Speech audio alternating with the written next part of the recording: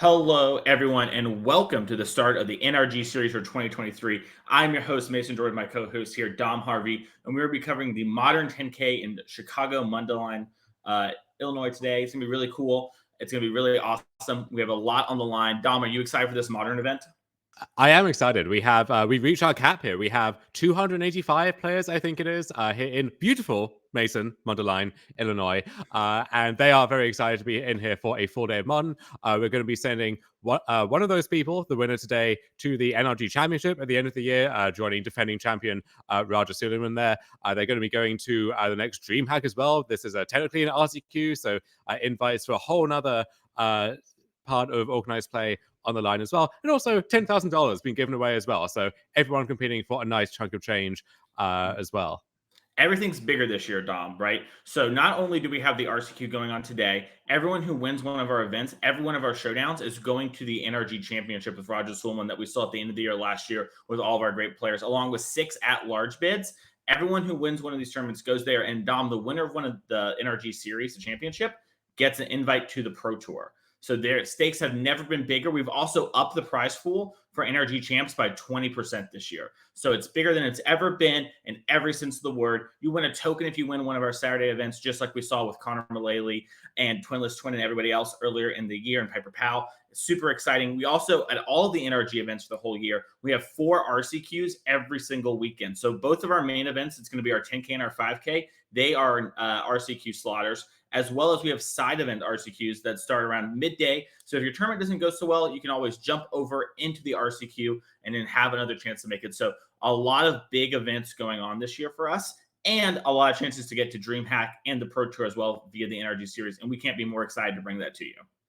Yeah, and both of us have had the honor of being immortalized on some of those Inkling custom tokens. She does amazing work, and those tokens are fantastic. So that's one of the real prizes. One could argue, Mason, the ultimate prize here is clout. You win one of these events, you can go on Twitter, watch those likes roll in, get that dopamine rush, and also, walk away with a few $1,000s and your invites and so on and so forth. Nothing is more valuable than clout. It stays forever and it never goes away. Everyone who has it knows it. That's how it works. But yeah, it's super exciting. And we have more events coming up this year too. If you weren't able to make it out to this weekend, we have the Minneapolis event in May, and then we have a June event back here in Mundelein in Chicago. We'll talk about those events more later on in the weekend, but don't worry if you missed this weekend. It doesn't mean you've missed out on all the magic for the rest of the year. We're going to be having lots of tour stops, lots of chances to get to the Pro Tour and our NRG champs. It's going to be exciting. And one of the things that's really exciting is, we are going to be able to sort of follow a big year event. Don, one of the cool things about the NRG series is consistent results are rewarded, right? If you are playing these events through the whole year, we have 6 people who, if you do well throughout the course of the year, maybe you don't ever win one of these, but you consistently top 8, top 16, get a couple good top 32s, you can make champs as well. So you don't have to just spike an event to make it. Consistent, proven results really shows off and really rewards you in a way that the Pro Tour doesn't even do right now. Yeah, if you know you're going to be at most or all of these, then yeah, you can try and display that consistency over the course of the year, get your invite that way. But also, if you can only make it out to 1 or 2 of these, well, if you win the whole thing, you can punch your ticket, mark your calendar, and have the championship to look forward to. We saw for last year's championship, Ross Merriam, the very last tournament of the year, thinking, okay, this is my one shot to make it in. If I win this tournament, I get there. And we saw him lose that heartbreaker to Derek Davis, who went on to qualify himself. So that kind of drama and storyline is going to play out over every one of these Saturdays over the course of these events. And then also we have the 5Ks on Sundays, which will also be streamed, mixing that up, bringing some new formats to you too. So we got a full house here today for Modern, going to be bringing you some Pioneer tomorrow, and then we're working some Legacy into the mix over the course of the next few months as well. So a lot of magic to look forward to, and couldn't be more excited to bring it to everyone with you and with everyone else there.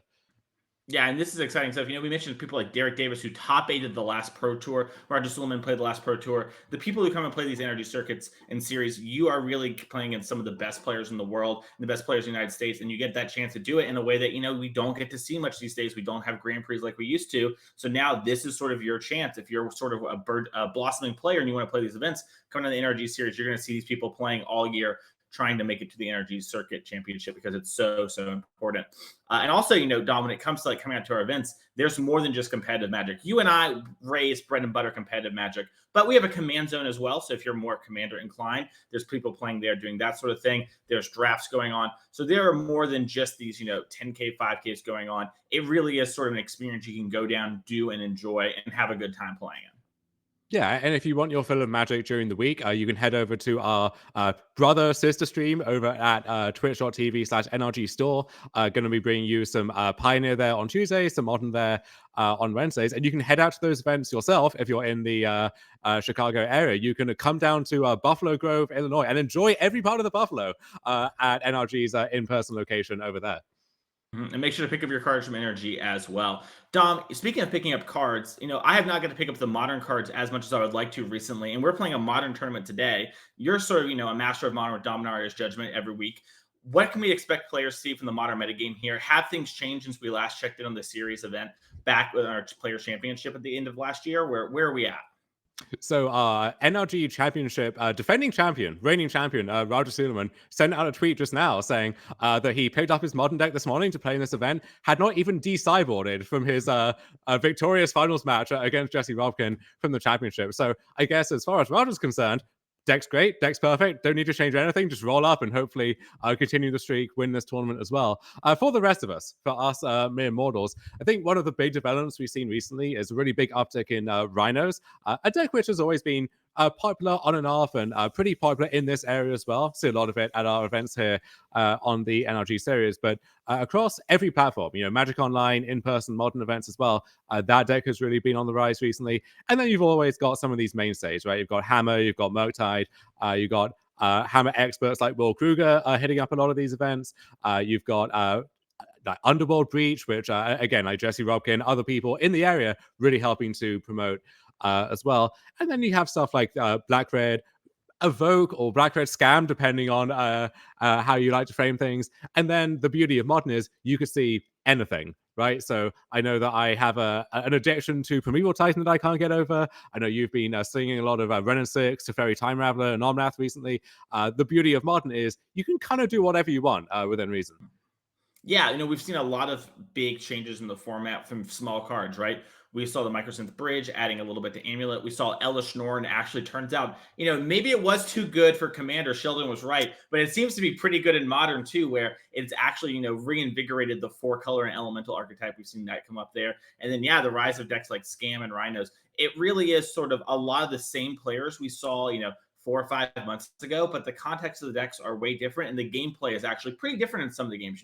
Before a deck like Primeval Titan, I play against Dom and he just beat me every time. Well, now Elish Norn, you have a chance to play that card and just lights out the Amulet player. So the dynamic is way different. So while a lot of classic things you're going to see and know, they're sort of got a new breath to them, which is really exciting. And I personally can't wait to see sort of how players are adapting. Cards like Elish Norn have made the Breach players, I know Jesse Robkin was talking about it, want to play cards like potentially Path to Exile as a way to answer Elish Norn because they actually just deck doesn't function underneath an Elish Norn. So it's going to be really exciting to see sort of what happens in the change and developments that come on this weekend.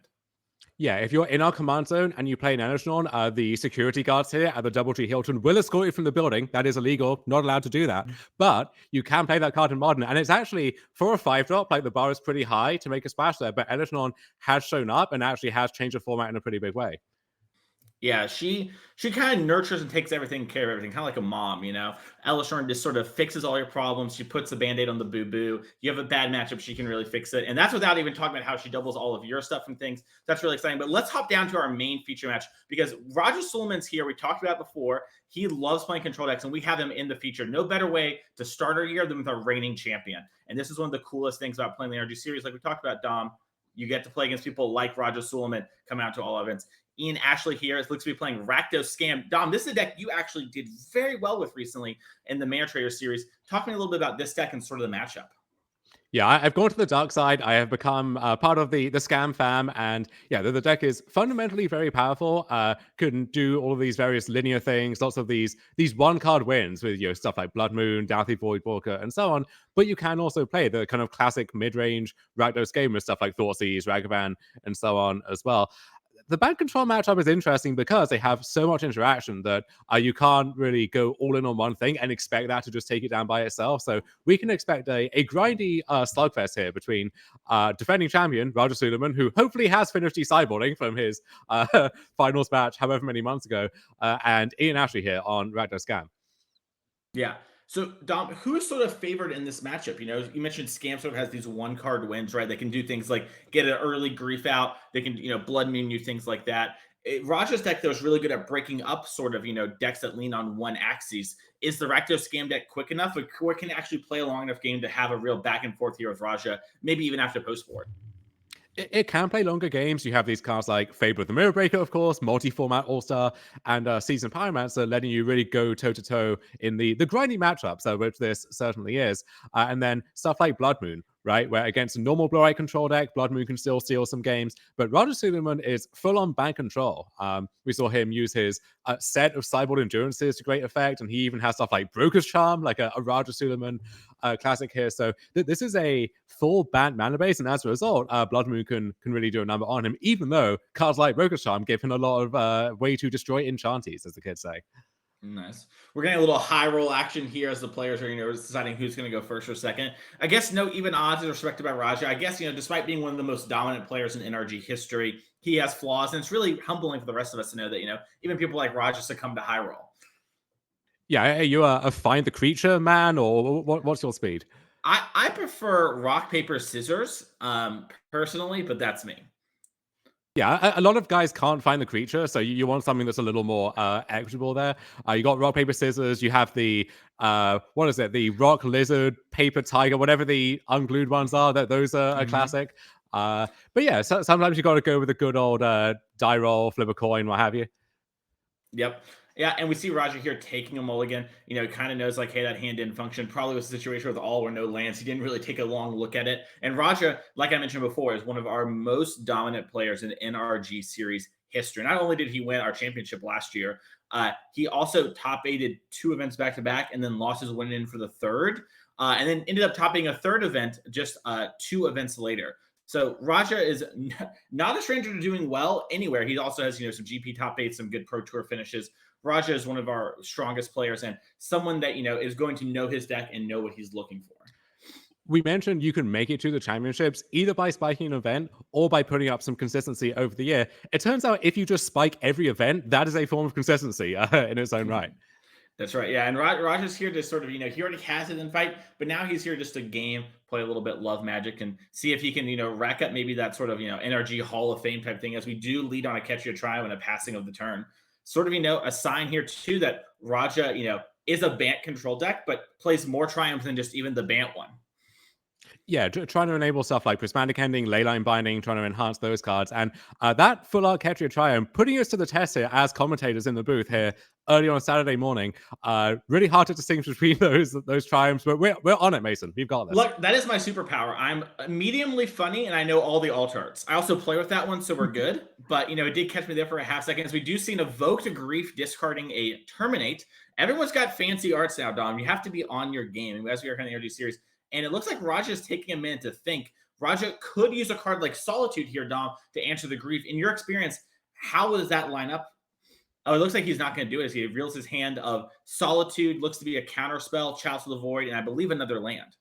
It's a tough decision because if you Solitude the Grief, you're still losing another card after that. So you're down 3 cards effectively. But then if you don't do that, you know that there's a window for the Solitude to get taken, and then for a Feigned Death or Undying Malice style effect on the Grief to bring it back, let them get another card from your hand, and keep the Grief around as well. So you're losing a lot of cards either way here, but it's a tough choice as to what you want to do. And yeah, so we see Solitude get taken in response to that effect there. So already it is turn 1, and both players have 2 cards left in their hands at this point.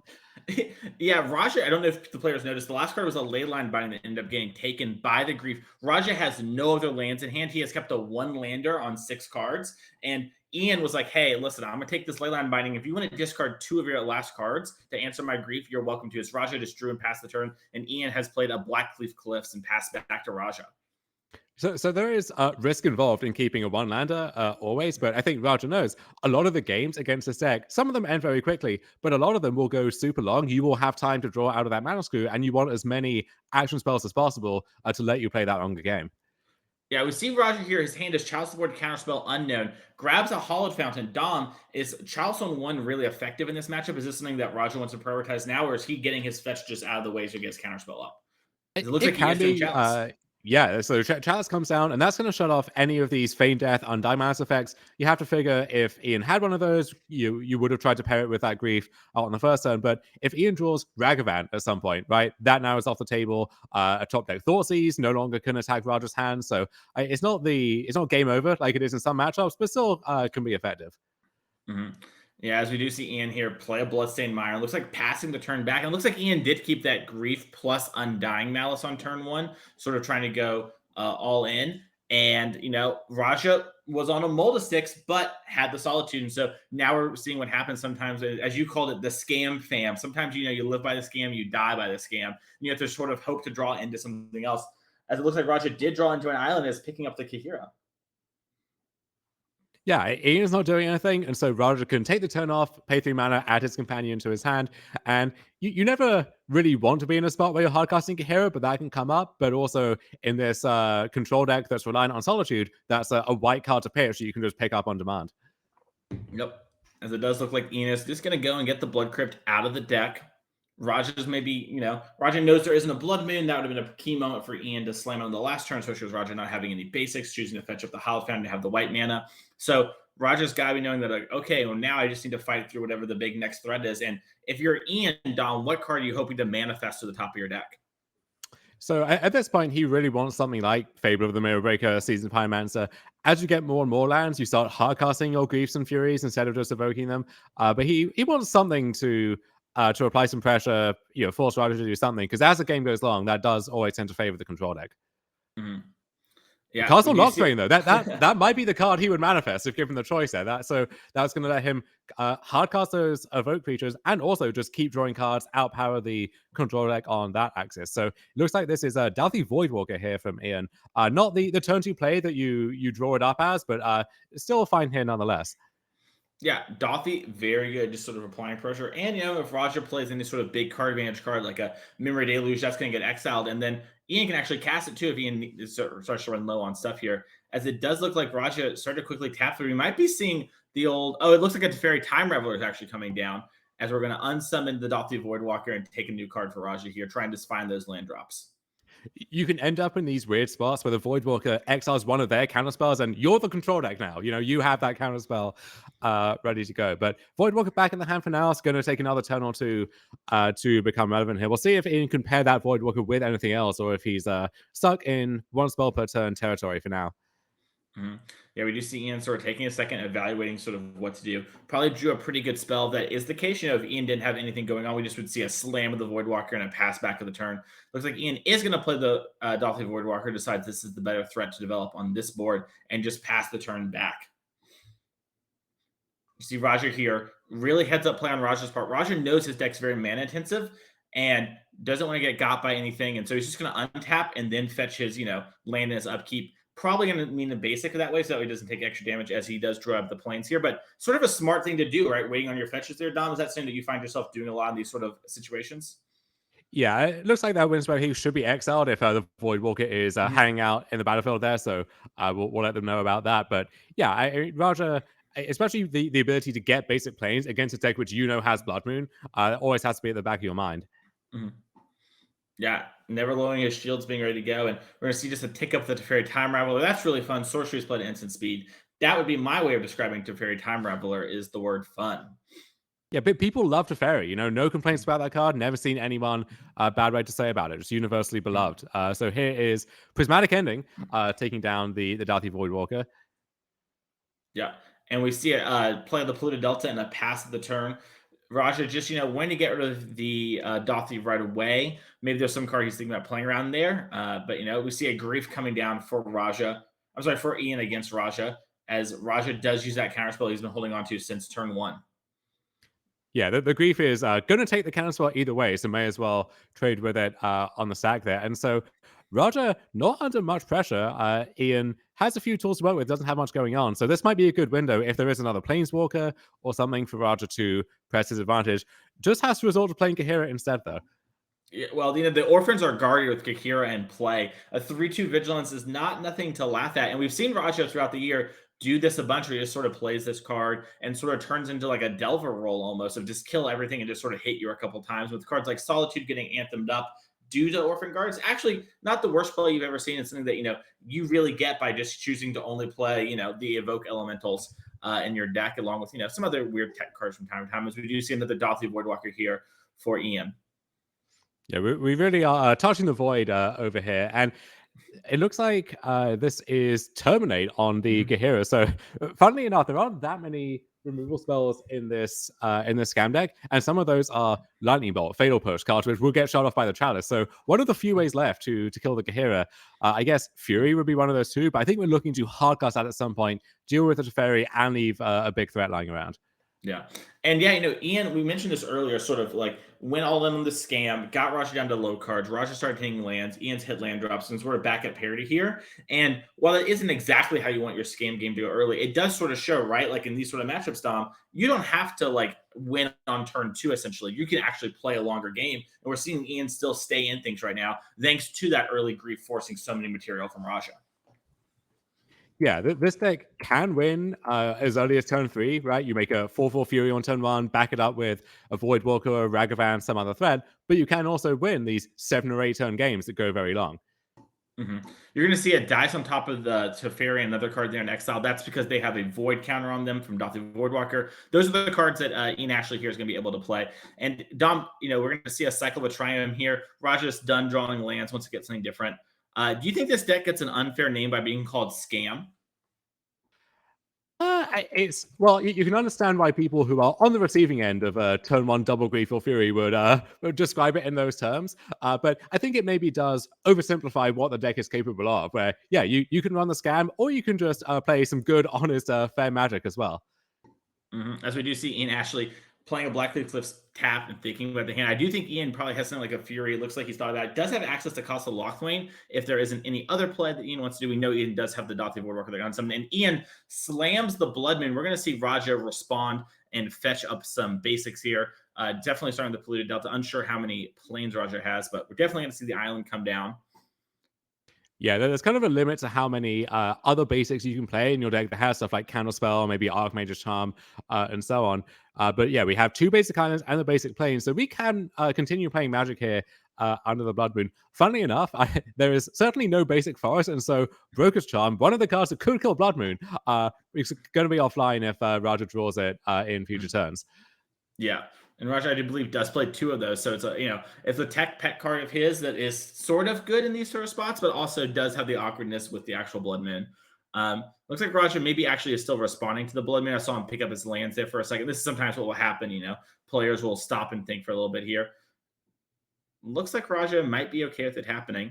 Dom, while we're waiting for Raja's going to flash an address down here and get a little redraw action. Do you know why the deck was originally called Scam? I'm not sure. The whole history of the deck is a little hard to piece together. Do you know the origin there more than I do? I do. I've heard it. And so now you can pass this on for your podcast. I've been waiting for you to mention this. I felt like anyone besides me would know it's you. So Scam, the original deck was a black-white deck, Dom. So it was Stoneforge Card Advantage Mystic, because the deck would play all the same cards, but they had the Stoneforge Mystic. And that is why the Scam name started, the moniker. Is it bad if I think that's kind of underwhelming compared to what it could have been? Yeah, it's very bad and it's very awful as a joke / true story. And now you have to live with that knowledge like I do.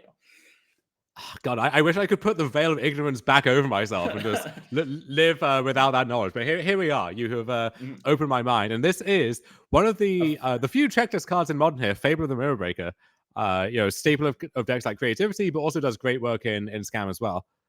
Staple of Magic these days, right? Seeing play in every single one of the formats. Powerhouse and Standard, Powerhouse and Pioneer, Powerhouse here, great role player in Legacy. This card, Dom, if red does it, then it's on Fable the Mirror Breaker. We got treasures, we got looting, we got copying, we got attacking. It matters. And right here, this card is actually going to unlock Ian's hand of the double black cards with the treasures if Raja doesn't have an answer for the Goblin. And you have to think that most things that can answer the Goblin in Raja's deck also answer the Blood Moon. So Ian's going to be able to cast cards like Dothie that did get locked out by that Blood Moon now that this card's resolved.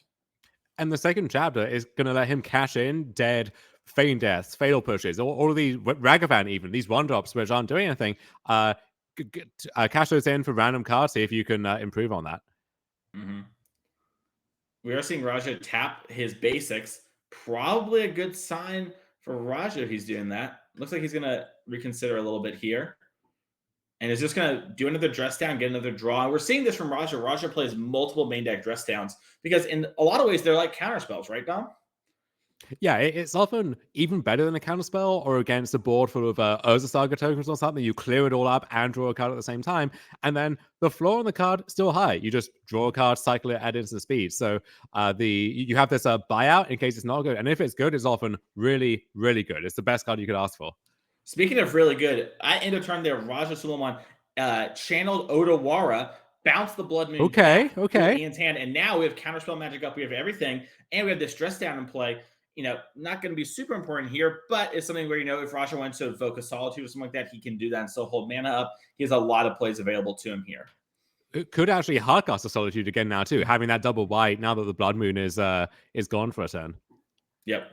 We're seeing Raja just sort of tank here. Looks like he's doing the classic sort of planning out, like, okay, I know the Blood Moon's probably going to come back down. Is there anything I want to do before the Blood Moon comes? Or do I just want to, be reactive and see maybe, Ian might also, it's going to get that rummage off the Fabled Mirror Breaker, might draw a card that's more tempting than Blood Moon, and maybe Raja can, get a little cheeky and get another turn with full uses of mana. As we do see Raja tapping his basic islands, probably a good sign that he has some answer for Blood Moon as he casts Archmage's Charm to draw 2 cards. And Archmage's Charm is so flexible that you never know if you're happy if the opponent is spending it drawing 2 cards instead of just countering on next spell. It's a sign of weakness and a sign of strength at the same time. I think the ultimate sign of strength here is Raja Archmage's Charms takes the Goblin. That way he can make treasures and play under the Blood Moon. Doesn't even counter the Blood Moon. that is also, I say, a hidden mode of Archmage's Charm. A pretty tempting mode in this spot as well. Yeah, it's definitely aligned. I'm sure, that might be what Raja was thinking about. All 3 modes on Archmage's Charm were surprisingly live there, as we do see an Undying Evil discarded to the Fabled Mirror Breaker Chapter 2 in order to rummage some new cards.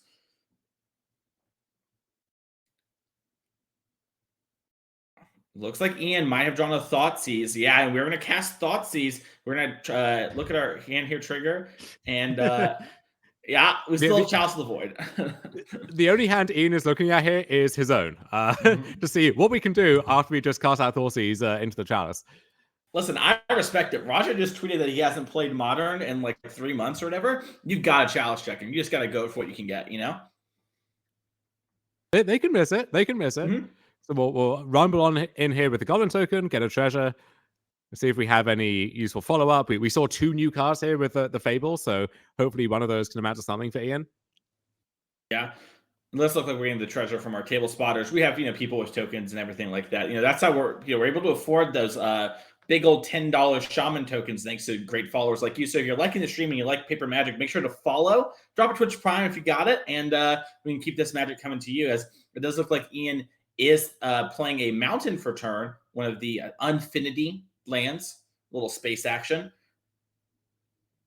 as it does look like Blood Moon might be getting cast here in a second. Blood Moon is back, baby. It's good again. Yeah, and this is a big sign, right? Like last turn, Raja used a counter spell in order to draw 2 cards. So Raja might have an answer to this Blood Moon or something, but he is not so worried about that, someone of his caliber is not just going to throw away the counterspell and forget that the Blood Moon he just unsummoned. And crucially, with Basic Island and Basic Plains, we have 3 different colors, 4 prismatic ending under the Blood Moon, if that's going to be our solution to it. But it looks like nothing of that sort forthcoming just yet. Mm-hmm. We do have a Haviva in the chat saying that the feature match players keep nabbing the Goblin Shamans. Some real petty theft going on there. And if you're going to be wandering away with any tokens, Goblin Shamans are good ones to take because, we got some soldiers, we got insects, got whatever. Those are 20 cents. The dealers will just hand those out to you like candy. Goblin Shamans, those are a pretty penny. Those tokens are some of the most valuable cards in the set. So got to make sure we keep track of all of those. 100%. Dom, I pulled up Ian's deck here to look over some stuff, just to see things. And Ian actually only has 2 Thoughtseize in the main deck. Actually doesn't have as many one drops, I think, as normal. He still has, the 6 Undying effects and everything, but really sort of got, a big top end where we have Crocs on the main deck too. So, Ian's got a lot of action going on. So we are going to see Prismatic ending here. Looks like it's going to target the Blood Moon. Oh, we're maybe not. I'm a little And Fable unsure. does transform into Reflection of Geeky Jiki here. So, final chapter of that enabled. And if Fable survives through this turn, then any future incarnation or season Pyromancer or anything like that, we're going to double up on that real quick. 100%, yeah. What is this telling you, Dom, about, Raja decided on all the cards on board to go after the Dathi Voidwalker? What does that signal to you? Hey, there are just so many threats that have to be dealt with here, and this is one of the strengths of the Scam deck, is you can present several threats at the same time, attack from all these different angles, and if the opponent's just trading one for one, it can be hard to keep up with all of that sometimes. 100%. As we do see Fury get hard casted here, we still have a black mana up, and along with our 2 treasures. And Raja draws and then picks up his cards. Raja Sulaiman defeated, fought hard, got out of the scam there for a second, but ultimately was succumbed to all of the threats that Ian was able to present. So that's going to be Raja on the draw there for game number 2. And wow, what a game 1. Yeah, we saw that game potentially swing on the first turn where Ian had the grief, had the choice of what to take, maybe made things a little harder for himself by not taking the solitude, but the game went on and you saw the flexibility of the Scam deck where the Scam deck won a game that went, I don't even know how many turns, but probably double digits from both sides. Yeah, that had to be at least 8, 9 turns and closing on 10. Let's go look at some deck lists, though, see what the sideboard, see what the players have. Let's see who we're going to be looking at first here. If we have maybe Ian. Here's Ian's deck. So Dom, sort of looking over Ian's deck here in the sideboard, we have a couple cards. We have like 3 Engineered Explosives, 2 Thoughtseize, 2 Enlicensors, 2 Torok, a Kolaghan's Command, a Necromentia, a Magus of the Moon, a Hidetsu who consumes all, a Fatal Push, and the ever trusty old Lightning Bolt here in the sideboard. Dom, you're a Rakdos Scam lover. What are you going to bring in this matchup?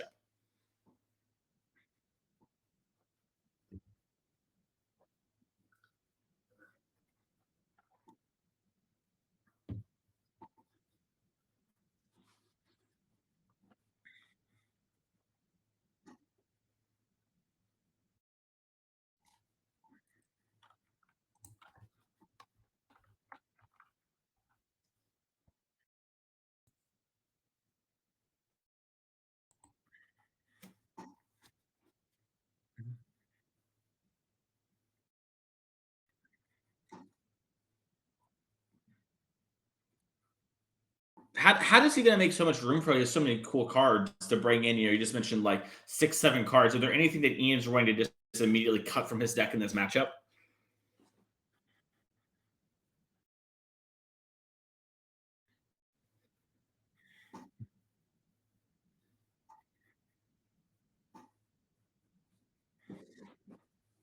Awesome, great. Well, let's see if we can check out Raja's deck. I have a feeling, just called a gut from the old Twitter, that this might be the same deck we saw that win our championship here.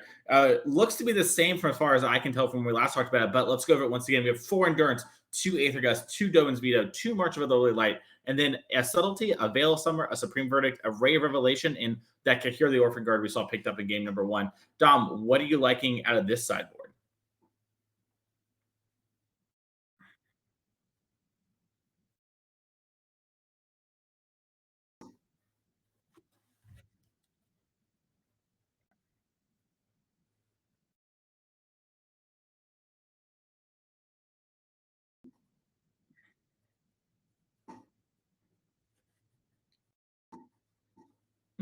Yeah, those sort of cards are really good, like you mentioned. Ray Revelation's also like a pretty powerful card for answering Blood Moon and Fable the Mirror Breaker. So you're gonna have a lot there, like you mentioned. Just in case chat didn't hear Dom, if chat wants to let us know, we're trying to fix the Dom problem there. But yeah, Veil Summer, Ray Revelation, those sort of cards jump out immediately.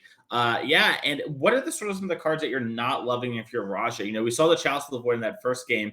It stopped the Thoughtseize, but like, what are you thinking? Like, is that card a card that he wants to lean on in games number 2 and 3? Where are your head sort of at, Dom? Half their hand. Sometimes it's going to do literally nothing, but depending on how much stuff you want to bring in, maybe you have to leave that card in the deck, and maybe you think that Gambler's worth it, even if there's other stuff that could switch in instead. Nice. Well, we're going to have players shuffling up here. as for game number 2, Ian Ashley is up a game over our reigning players champion, Raja Sulaiman. Shuffle on up. It's going to be exciting. And is this a matchup where Ian's going to want, you think, to sort of aggressively mulligan now that he knows he's playing against Raja's deck for the early grief stuff? Or is he like really happy with a hand that's something like, a Thoughtseize, a Fable, and a bunch of lands? Yeah, I think you would happily take that second hand. And this isn't a matchup where you want to be aggressively mulliganing, going all in on one particular angle. As we mentioned in game one, Roger's deck has so much removal, so many counter spells and so on, that you can't just rely on one thing. And you'd rather have a 7-card hand that can just trade 1-for-1 and kind of go toe to toe in a fair game. Nice. Dom, what's your sort of pick for the strongest deck in Modern? Because I know, you've been playing this deck a little bit. I know you play Amulet. I know that you're not one to normally just gravitate towards the strongest deck and play it all the time, but I am curious about your perspective here. Well, Dom, I would call you as you're an innovator. I feel like you're always sort of looking for the angle to attack things. And I think it gives you a really good eye on what's the best because you succeed often doing that. And so you're sort of able to see the weakness in the armor and pierce it. So if you're telling people what you're sort of trying to attack, I think that's really informative. And also, I would argue, often quite right. I'm open-minded, Mason. I reach out to the decks that are unloved and that no one else is thinking about, and I make them know that they're valued and wanted. But I mean, I semi-seriously say that I think the 2 best decks in Modern are Scam and Amulet, or Scamulet, if you will, and that Scam beats Amulet. So Scam is the best deck in Modern. QED, you heard it here first. But yeah, I mean, I think if I was one of the 285 people in the room for this tournament, I think I'd be slinging up Grief and Fury the way that Ian is. What's so appealing about this sort of deck to you? Because we talked a little bit last game about how some players think it's a scam, actually, right? And the deck's gimmicky, but you're someone who's succeeded at the Pro Tour level. We've seen you dominate circuits like the SCG. You've done really well on Mana Traders as well and on Magic Online. What about this deck is having a player of your caliber sort of draw to it? Because clearly it's not just a cheese deck, right? You're not just sort of all in gambling. Someone like you isn't going to do that. What is the appeal? I've been known to gamble in my time, and this deck can do that. And it's one of the biggest draws to a deck, in my view, that you have these nut draws that can just steal games by themselves. You don't get extra credit for winning a tough game instead of an easy one. Give me all the easy games I can get. And this deck has a lot of easy games. You have the double Grief, double Fury games. You have the turn 1 Ragavan that just runs away with the game. But if Voidwalker's good, then sometimes Voidwalker wins the game by itself. You got Blood Moon. This entire deck is just a stock full of pennies that can just bludgeon certain opponents. But then, as we saw game 1, you can play the longer games. You can play interactive games. You have tough decisions with your Thoughtseizes, with your Grief. So you have a lot of agency, which is the thing a lot of people like. But you also have a lot of free wins as well. Speaking of agency, we are seeing Raja turn 1, Polluted Delta turn 2. We have a Bloodstained Mire from Ian. Evoking the Grief, getting rid of Thoughtseizes. That's got to be a sign if you're Raja that something's up over there. And we're going to see Raja actually evoke back Subtlety, Storm Count 2. And we're going to see Ian double check the Subtlety. This thing with on the board. Can I interact with this at all? And that is going to actually put the Grief either on top or bottom of Ian's deck. Up to Ian there. And Ian does have another Grief in hand. So we could see Ian go a lot of different ways here.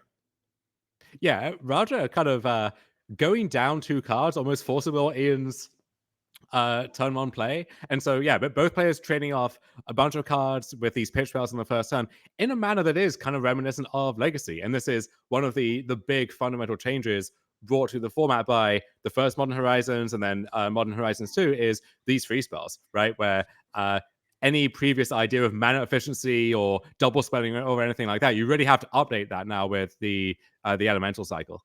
100%. And we're seeing Ian here fetch it in response to the Subtlety. That way, if Ian wants to put the card back on top of the deck, Ian for sure has the land lined up at the land that Ian wants. Looks like Ian's wanting a swamp here. And yeah, like you said here, the free spells really change the dynamic of Modern and Magic in general, and we're seeing just how much these sort of games happen. And it leads to more grindy games when we're trading cards in order to prevent each other from doing stuff. As it looks like we might be getting a Thoughtseize. Wow, Ian had a lot of discard. I believe one of the last cards in Ian's hand is a Grief as well. As Raja is not going to escape the discard this game, as Archmage's Charm, Counterspell, Prismatic Ending, and Flooded Strand are revealed. Yeah, and this hand goes back to what we were saying, right? Just 3 interactive spells. So tough to know exactly which one to take. If you think you can sneak something under the counter spells, then you take the Prismatic Ending maybe and just ride that threat. If you think you're going to be playing a longer game, maybe you take either Counterspell, that's the efficient answer, or Archmage's Charm, the hyper-flexible answer that can do basically anything. Yeah, and Dom, I think I don't want to be too predictive here, but I'm pretty sure Ian's last 2 cards are Grief and an Undying Effect. And then his top card's definitely a Grief. So Raja might be on nothing at the start of turn 3 here. Yeah, Ian's going to be on basically nothing too, but one of the things about Scam is you break that symmetry, your nothing is a 4-3 Grief, or it's a 4-4 Fury. Like, you have the biggest thing left on the board when that dust settles. Yeah, Raja there, end of turn, fetch to Rafine's Tower. You're not going to trick me, Raja, with the ult arts, and then plays a Scalding Tarn and passes the turn. Yeah, that is...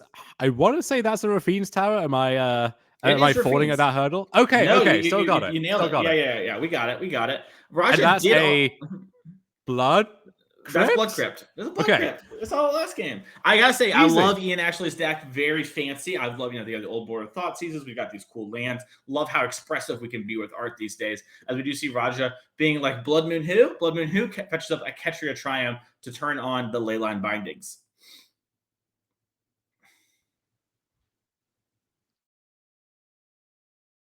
Flooded Strand passes the turn back for Raja. So Archmage's Charm at the ready to do something. At least 3 modes on that card, and we'll see if Raja can unlock a 4th.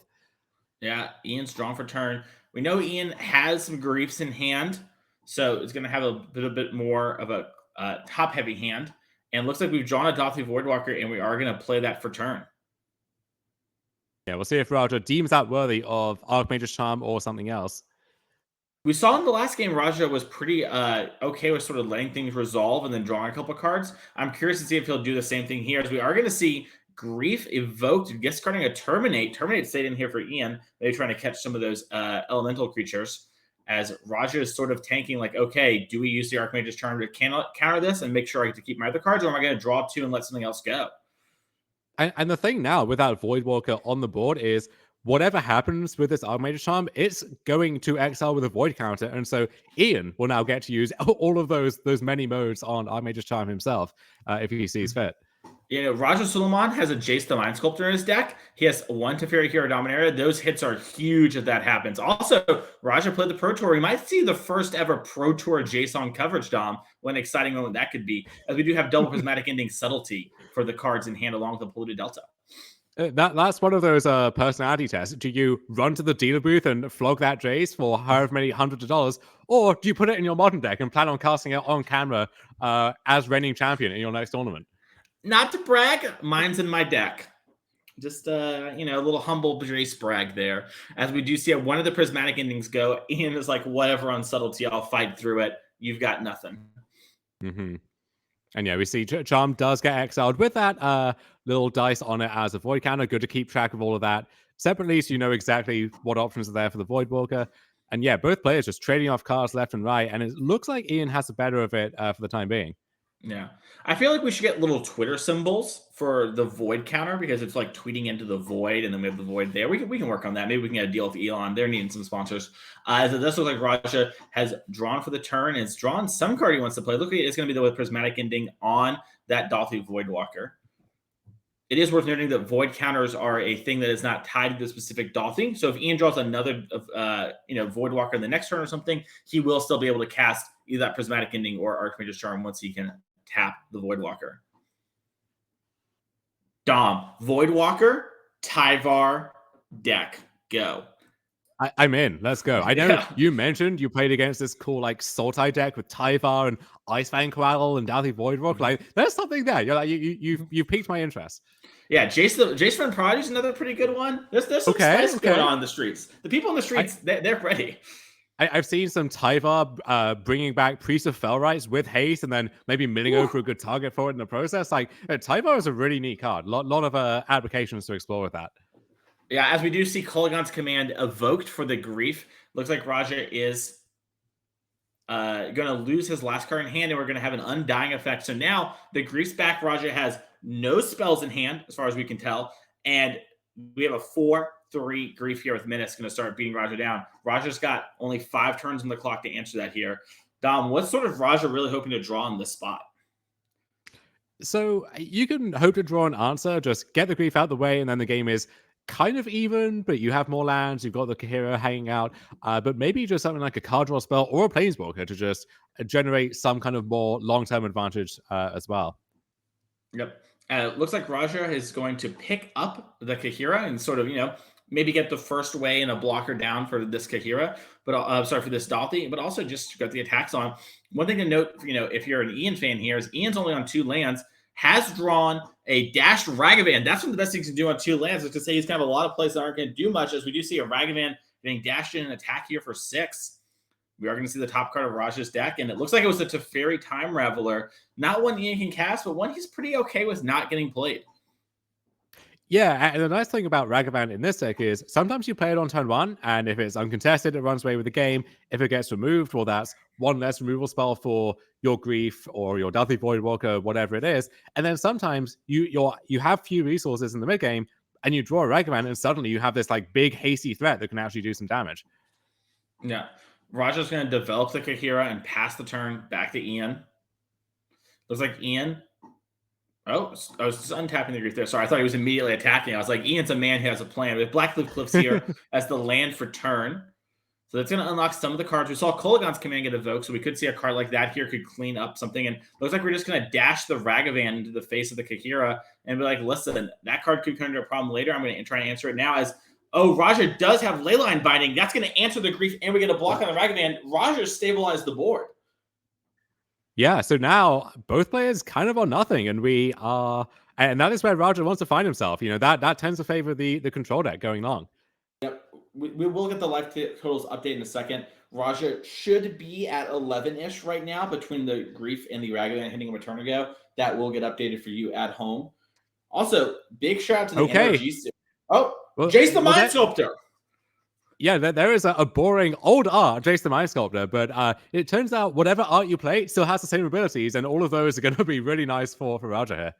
Yeah, Raja immediately gets the Brains from draw 3, put 2 back, plays another fetch land, ready to fetch around not only a Blood Moon, but to clear the top of his deck if it's a card he doesn't want. We've seen this interaction dominate Legacy for a long time, and in these sort of New Age Modern, it's still very good, as Bolt's going to come down and target this Jason. Let's see, did Raja pick up a counterspell off his draw 3? It's looking like if he did, he doesn't want to use it, as he's going to let the Jace die. Sort of an important part of playing these counterspell decks too, right? Dom, is making sure that you're not posturing all the time you have a counterspell, but doing it in moments where it actually makes sense, where you could be doing something. It becomes tough when you're under time pressure. We saw game 1 go pretty long, and if it goes to 3 games, maybe that's an issue. So don't want to be wasting valuable seconds pretending that you have a counterspell, which maybe the opponent just sees right through. But yeah, you want to balance your range in that sense. And Bolt taking down Jace is a little surprising, maybe, because that's a card which there aren't that many copies in the Scam deck. This isn't a 4 Bolt deck like most of them are. And also, you don't know if those bolts are even staying in the deck post-sideboard, depending on how many tools there are. So I'm sure Bolt is on Raja's radar, but it's not front and center as a looming threat. So there's a choice of, do you immediately brainstorm with the Jace? Do you try and tick up the Jace to get it out of range of the Bolt? Or maybe a Fury would be a likely card as well. Raja goes for the brainstorm and gets punished by Ian having that Bolt. Yeah. And Ian sort of taking a moment here. It looks like Ian's drawn a Thoughtseize. He's going to cast that. Raja looks to be casting something. Broker's Charm? Yeah, it looks like Broker's Charm. Hello. Broker's Charm getting cast on camera, not just being used for Solitude there. Nice little divination mode. Can't see the cards he looks at him behind his lands. But Broker's Charm is one of the SNC charms that we've seen here before. It's got a couple weird modes. It can make you sack an enchantment. Destroy target enchantment, draw 2 cards, but also target creature gets a +1/+0 until end of turn, and then deals its damage equal to its power to something, sort of a punch effect, as we colloquially call them, as it does look like a dress down was taken from Ian here off the Thoughtseize. Yeah, usually those last 2 modes are going to be your defaults there, but you can do cool things like evoke a Solitude, and then with the evoke trigger on the stack, Broker's Charm to have it fight something else. So you can get tricksy with that one as well. A lot of modes on that charm too. Yeah, we do see Castle Lockland. If you're going to draw a land as Ian, that's got to be one of the best ones in the deck here against a deck like Blue-White or Bant Control. Absolutely. And this is just hardcast Solitude. No creature to exile, but Raja realizing, especially in the face of that castle, got to get something on the board, got to pressure Ian's life total, and maybe replenish my own as well. Oh, Castle Mattress is on screen. Let's see if we got a Castle Loft Dom. We'll see what happens. But yeah, I love the end of turn Solitude there from Raja. Raja knows, hey, I want to win this tournament. Winning this tournament means I cannot get a draw, especially in round 1. So I'm going to get my Solitude in here and start my 5-turn clock. And, maybe this Castle Vantress will help us out here as Ian is activating a Castle Lockthwain. Looks like Ian's going to have, I think, 3 cards in hand after that. So he's going to take another 3 down to 9. And that's going to put Ian in a pretty precarious position because, every time he activates this castle, he's not spending his mana answering the Solitude and taking a turn off the Solitude potentially being answered. Wrenching him. Solitude, I think being red here, not switching sides. That one's not getting mind controlled or anything like that. Blue Sun Zenith, standard pilled. We got that Blue treasure Sun's link. Twilight Mason. Blue Sun's Twilight. Oh, Come on now. Oh no. It's so embarrassing. I can see the stupid old hearts and know them, and I can't remember the card name. That sun is on its way out. That's the whole lore behind the Phyrexian takeover, Mason. Come on. That is true. As we do see a Hardcast Fury here off of one of the treasures. I'm not even sure. Oh, the Ragavan made the treasure. I forgot about the Ragavan. I was like, I'm not even sure how the treasure got made. That's how awesome this game is. As we do see a Skullduggeon card and fetch happen probably before the activation of Castle Vantress here. Castle Vantress, a card that's sort of contested by everyone who doesn't play blue-white for being a card in the deck, myself included there. But all the blue-white players all show up with at least one Castle Vantress. Raja Sulaiman, no exception here, has exactly one in his deck. People love Castle Vantress, and people love to hate Castle Vantress too. You gotta pick a side there. Yeah. What was your side, Dom? I love it, although I love to hate it if I'm staring down at a control player, just activating it turn by turn, not doing anything, but just, dragging the game out. And they're going to win, but it's going to take another 15 minutes of my life. And those are 15 minutes I can't afford to lose at this point, Mason. I'm over the hump. Yeah. Are you also, I just turned 30 the other day. So, I'm feeling you there. Oh, I've been there for months at this point. Right? I can feel my back starting to just, the joints aching. And yeah, I'm over the hump.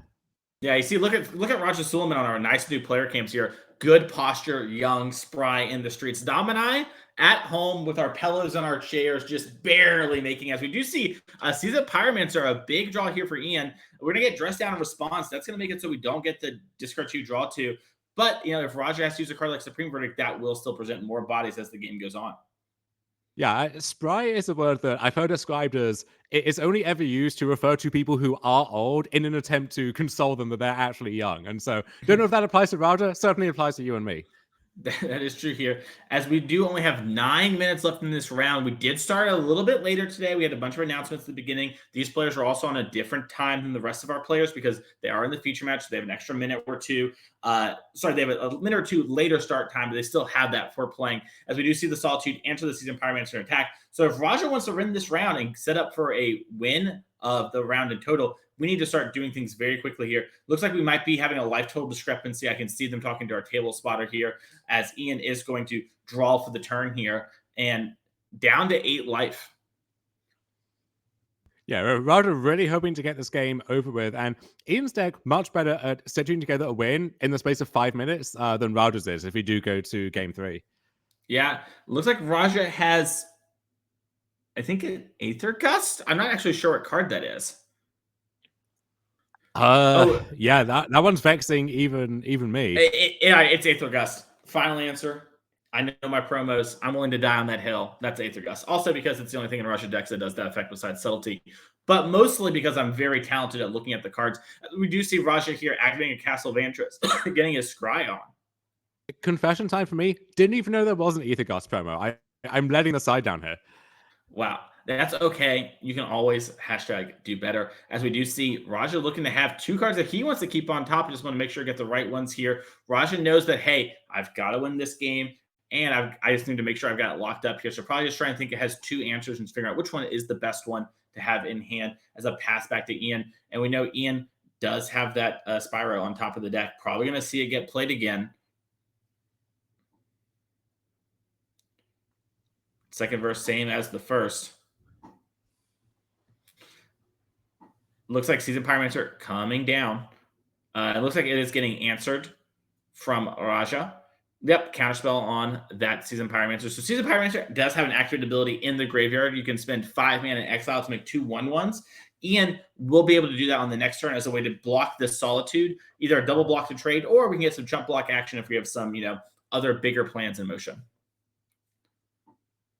Teferi going up to 5 here, bouncing the Solitude. This is a pretty common line where you'll see control players you're with Teferi or with Jason Mind Sculptor too, getting the Solitude back in hand, really limiting the opponent's ability to deploy anything and keep it around. And so, yeah, Raja finally able to lock up game 2, going to send this to a game 3. You see both players rapidly speaking out their cards. We got to get this over with. Neither player wants to pick up a draw. Raja's deck just inherently much more at danger of that. Yeah, like Dom mentioned at the start of our show too, and you're going to see in the bottom left-hand corner of the screen here, this is round 1 of 9, Dom. We have a maxed out tournament. This is a big event. If you want to top 8 this tournament, maybe in the very last round we can shake some hands if we're undefeated. But for the most part, we need to get our W's in. It is always better when you're playing a tournament to get the wins than it is to get the draws outside of those locked up situations. So you never want to get the draw if you're playing with your opponent. You know, it's in both of your best interests to play quickly and make sure the match comes to a natural conclusion. And we can see these players here both showing up quickly. They know that. They don't want to have that happen to them at the start of the NRG series for the 2023 year. Yeah, Raja is hoping he gets to play 9 very long matches over the course of the day. Not much time between rounds, maybe a little time to run to the restroom, grab a snack, whatever. But he is going to play a lot of Magic today if things go according to plan. Not many free wins with a control deck like this. Yep. As we do see, Ian's presented. Raja's getting a couple more riffles there. His deck was all sort of clumped up. And Dom, you mentioned before, Ian is someone who can win sort of in this like 6-ish minutes that we have left in this round. What does winning look like for Raja sort of in this as we've now hit the 5-minute mark left in the round? It's doing basically the same things that we saw in game 2 and doing them at warp speed to get us to that point. Awesome. All right. Well, with warp speeds engaged, we will do our best to keep you up play by play here. But just know that these players are going to play a little fast and loose, and you might see some shortcutting and stuff like that. That is something that's going to happen a lot in competitive Magic, especially with timing short. Because short players are going to pass the turn while still resolving a fetch and that sort of thing. And don't worry, Twitch chat, we are on top of it. We do have a judge spotting the table right now as well, as it looks like Raja is thinking of keeping an Ian has kept and just has turn 1 Polluted Delta past the turn. No grief situation here the first time for Ian. Does look like he has a Torok in his hand though, so that's pretty exciting. Yeah, you want to have something a little earlier in the game to kind of apply some pressure, maybe bait the counterspell out. And usually that's going to be a big turn 1 play. Ragavan, Thoughtseize, Grief Plus, and Dying Manners. Nothing like that here. So I'm wondering what Ian has in the rest of his hand. Maybe a Voidwalker, maybe working towards a Blood Moon. Yeah, it's hard to know for sure. Yeah, I think he maybe kept on the back of his Torok in his hand, and so it's just keyword unkillable. That might be the situation that Ian's going for here. It's a little hard to know. With our new setup of cameras, it's really sweet for the coverage of seeing the players. I love seeing the emotions and everything going on, the people in the background. Does make it a little harder to see the players' hands for our end. These players also keeping close to the chest here, as we do see a Black Loop Cliffs and starts to cast the Torok. Now is the chance. Raja just has Rafine's Tower in play. Torok hits the battlefield, Dread Cantor. This is one of the powerful cards from MH2. It has some extra abilities with Kicker, but notably in this part of the game, it is protection from white, which means none of Raja's spot removal is actually going to be able to answer this card. Yeah, Torok can be this game-breaking mid-game threat, or it can be 2-1 for 1. You can't remove this. Let's get to work. Let's go. Yeah, as we do see, Raja played a Windswept Heath, pass back in, played a Swamp, attacks for 2, and then looks to be passing the turn back as Raja is fetching with the Windswept Heath here. Gonna see, will Raja respect Blood Moon? Maybe not. Gonna grab the Tryon here and have that Leyline Binding back on, just like we saw so pivotally in game number 2 there, was able to answer those big threats. Can't answer the Torok, though. Yeah, and this is where I wonder if Raja does have those endurances in the deck, where that is a card which can actually jump in front of Torok and trade with it, or even here, gobble it up in combat. Yeah, and it makes sense too, right? Like you mentioned, Endurance can block Toroks. Raja knows that's a card. It's very popular and also stops the Undying effects here. As we do see Kroxa cash from Ian, this is one of the Titans, Uro's little brother. And this card, can grind through a lot. So, we probably won't be able to see this card shine as much as it normally would in this matchup, but definitely really strong here, forcing Raja sort of to interact. And if Raja discards a land, it's going to take more damage. It's going to be hard to stabilize. Yeah, Kroxa are great in any kind of grindy matchup. Less so against a deck like this, where so much of the white removal does exile, and so when Kroxa does come back, can be answered more cleanly. That being said, if Kroxa's trading for, 2 cards with its triggers, and then also a removal spell, that's fine. You don't need to ask for any more than that. Mm-hmm. Call that Ancestral Recall where I come from, Dom. That's a 3-for-1. Yeah, before my time, I'm afraid. I'm not that old. Well, since you're older than me, so now it's getting awkward. We see the Broker's Charm, a little Divination, a classic from Raja. Yeah, if you get to Divination with your Broker's Charm, that means you don't need to Divination with your Archmage's Charm. So a little Splinter Twin situation emerging there. I love Splitter Twin situations. We do see a Polluted Delta discard to the Crocs. That's going to put Raja down to 13. The Dread Cantor actually gets a counter because something was discarded. That puts the Dread Cantor up to a 3-2 attack for 3 down to 10. Raja's under the gun as we have 2 minutes left in this round. Both players are playing very quickly. It's better to play quickie and make sure you come to a natural conclusion than it is to, play perfectly and lose to the round timer. As Ian has drawn for turn here and is double checking some stuff and just seems to be attacking for 3 again, putting Raja down to 7. Ian, like you mentioned, Dom, can actually win this game in the time allotted. And speaking of Splinter Twin situations, Croxa, but also stuff like Thoughtseize and Grief, boosting the Torak to let it get through for even more damage. And looks like a really heads-up choice by Ian to have played that Torak on turn 2, where it's cracked in for upwards of 10 damage at this stage. And it's so tempting to hold that to try and get the maximum value out of it. Sometimes you gotta just play that as a 2-1 for 2. Yeah, we are going to see Raja here is actually playing the Teferi and ticking up to 5. Now he's going to be able to play his sorceries at instant speed here. And looks like he's a passing of the turn back to Ian. This might be Raja trying to set up for an instant speed Supreme Verdict. That is one of the ways to actually stop a Torak Dread Cantor. Protection from White does not stop Wrath effects. But we're going to have to see what Raja is setting up here as he does pass to Ian. Clearly wasn't down to just trade his Teferi for a redraw. So got to have some plan. So Ian has 2 mana tapped, untapped. We'll see what he has to work with. Does look like he has a Fury in hand. He's going to dash a Ragavan, though. Okay, that is finally a target for whatever removal spells are left in Raja's hand. Yeah, and you see Raja tanking. He maybe has a counter spell and a removal spell. I was trying to think about which is the best way to sort of sequence them here. If Raja can slam a Solitude, it can't actually answer Torak, but it does have lifelink, so it essentially invalidates Torak from attacking, and will force Torak to be back on defense.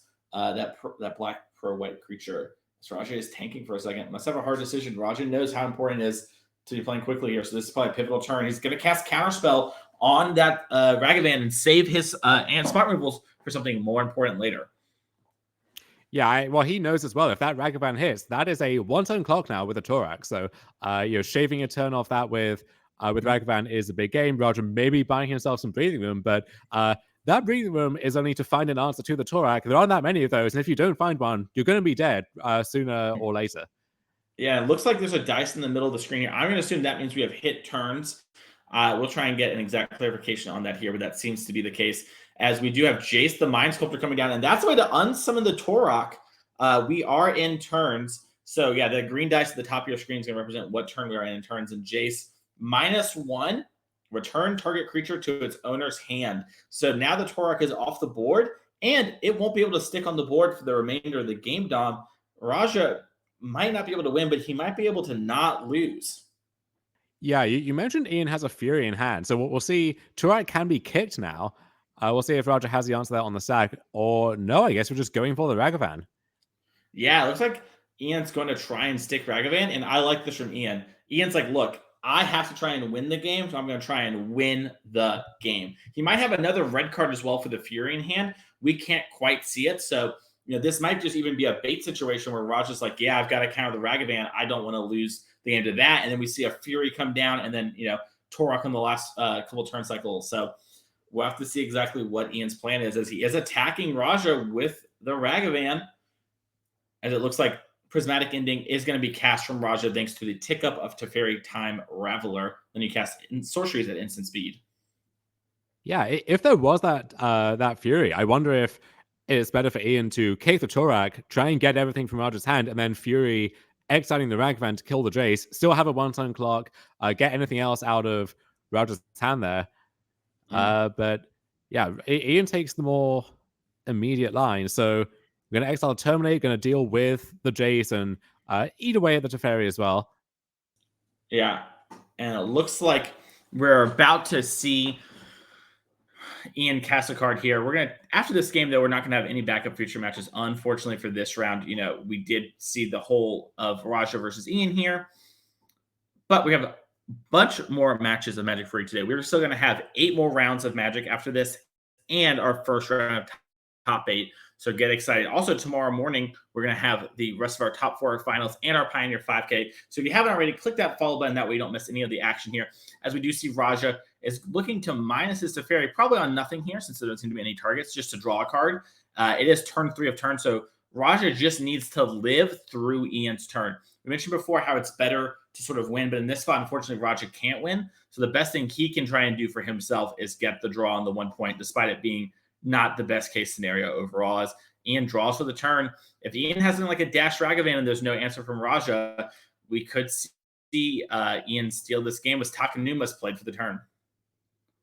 Yeah, it seems like if we had gone for the kick Torak play last turn, then we potentially would be in a position to just attack with the Torak, win the game here and now. Ian opted for the line that let him deploy more spells from his hand, but it looks like it may come back to bite him here.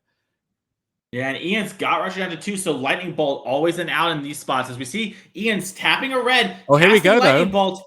And Raja, looking at his hand, I have to think if he had a counter spell, maybe he has 2 and you think about what to do. Raja's tanking. That eyebrow went up. I love the player cam. I get to see what's going on in their faces there as Raja's in the tank. And once again, Dom, if it's only 1 counter spell, it's a forced play. He knows it. Raja's had plenty of camera time. There's no way he's jealous on that. And he's leaning forward. Yeah. I think it might have been gotten here by Ian. There's no choice. If you have a counter spell, you got to use it. So now is there a way I can magically conjure up some answer to this? And it looks like I think Ian has just snatched victory from the jaws of defeat here. Yeah, and maybe Raja has a dress down, and that's what Raja is thinking about, dress down. It might be Dom, he has a dress down and a Broker's Charm in hand. He's trying to figure out what's the best thing to do to find the best counterspell, right? 1 lets you do Archmage's Charm, 1 let you do counterspell. Oh, there is? And it is counterspell. All right. Okay, so we just had it, so. Is this a Kolaghan's command? Oh, it's another kick Torak. Okay. But this is going to get us to turn 5 of turns, it looks like. So agonizingly close, but maybe just short. We'll see if both these players do know each other. You see the RIW hobby shirt, very well-known store in Michigan there for Raja. Ian from the same area, from the same store. So these guys know each other. They're friendly. We'll see if they think, okay, given 1 or 2 more turns, this is how the match would have concluded. That's how we want it to conclude. But of course, no obligation to do that. We'll see what the official outcome is there. Yeah, as we do see Raja tapping 3 mana, taking a look over there. And you got to wonder, too, if Ian had, gone for the kick Torak in the main phase, how things would be different on this turn as Raja draws 2 cards off Archmage's Charm. I wonder if... I have a curious question, Dom. We put the dice on 1, but was that 1 or was that 0 because we just don't have a dice with 0? Do you know what I mean? Like, does Ian have another turn here? Because I think that maybe what's happened is we're representing turn 0 as turn 1, because Raja isn't someone who would just play this turn out for no reason.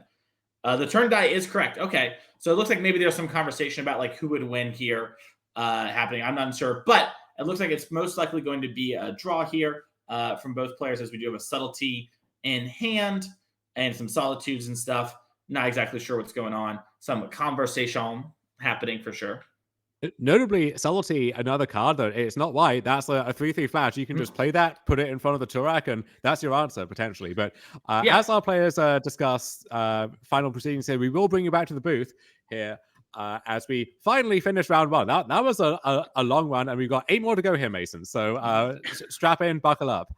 I can't wait. Modern's my favorite format. I love watching it. We see so many cool decks. We're going to see so many cool decks today. And the format is still being figured out. It's still adapting. It's still evolving. We see classics like Bant Control. We see new classics like Rakdos Scam. Like you mentioned, Rhinos is on the uptick. I can't wait to see all these different decks. We are going to take a quick break real quick. We'll be back in just about 2 minutes. So go get some water. Come on back. Follow the channel if you haven't already. And we'll have more Magic ready for you in just a few minutes.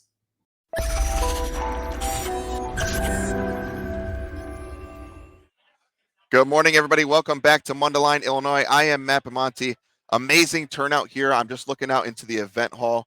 There are almost 300 players in the room. So thanks for that. Thanks for your continued support of the NRG series. Really gets me going. Let's talk about the players to watch here as we have completed one round of play. I'm gonna do something funny here. So you see Max Khan down there on the leaderboard at 1-0. Max was actually our backup feature match last round. Unfortunately, not able to get to him. We were able to get to Raja Sulaiman, who ended up his opponent ended up conceding the match. So Raja gets to 1-0 alongside Joseph Bernal, Jesse Robkin, Oliver Tomajko, Connor Mullally also checking in at 1-0. 0-1 start for Piper Powell and John Ryan Hamilton. And we're going to actually watch Connor is going to battle on the other side of the table. Is going to be his opponent looks like in the restroom right now, but Jesse's down in the feature match also. So a lot of our NRG series regulars, of course, have come out for our second event or our first event of the year. What I wanted to talk about, what gets me really excited for these events, as we've taken a brief break here, is the new structure kind of for our tournament series. So we're going to bring up a slide here to show you just kind of what that looks like. So again, 16 players, $25,000 in the prize pool. So we're increasing that this year. And you can see down there the big thing, winner of every Saturday showdown qualifies for the championship event.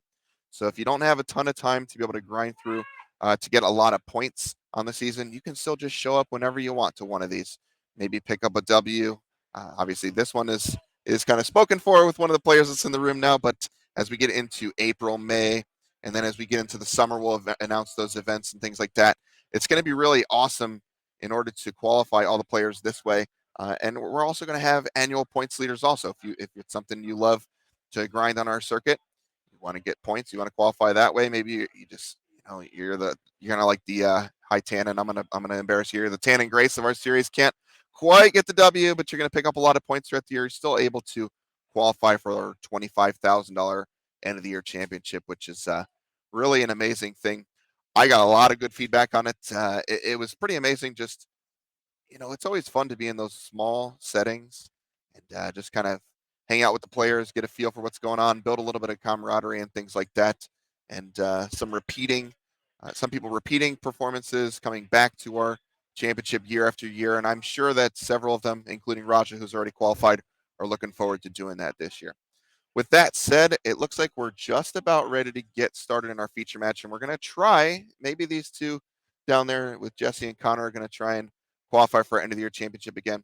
With that, I'm going to send you back to Mason and Dom for round number 2 here in Mundelein.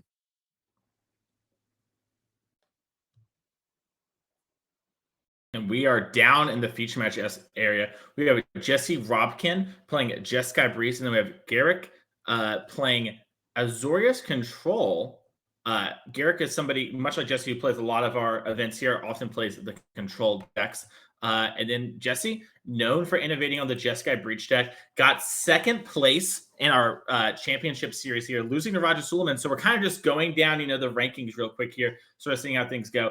Looks like maybe there's some small problem. Looks like Gerrick maybe didn't de-sideboard between the last round and is now drawn an opening hand with sideboard cards. So we're going to get a judge involved with that. The common fix these days, Dom, I don't know how much you've been experienced. I know you've been crushing the Mana Trader series. Is typically these things are called, we'll double check to make sure. Then they will put those cards back into your sideboard and they'll make you redo. So should be a really easy fix here. So it does look like, a Supreme Verdict and Rest in Peace. Those would be 2 cards to be pretty good to be in Gerrick's opening hand in this matchup. A much easier fix if it's caught now as opposed to 5 turns in when, at that point, it becomes a lot more complicated. But I believe the fix at this stage is, the judge will come over, will actually fix the deck. We saw Raja say that he hadn't de-sideboarded from his match against Jesse to finish the last time around. So I don't know if this is just a control player issue or what's going on here, but we will get that resolved real quick. In the meantime, we can talk about this Jeskai breach deck or Jesse breach. About is that anything? Can we work on that? No, we can call it Jeskai Breach.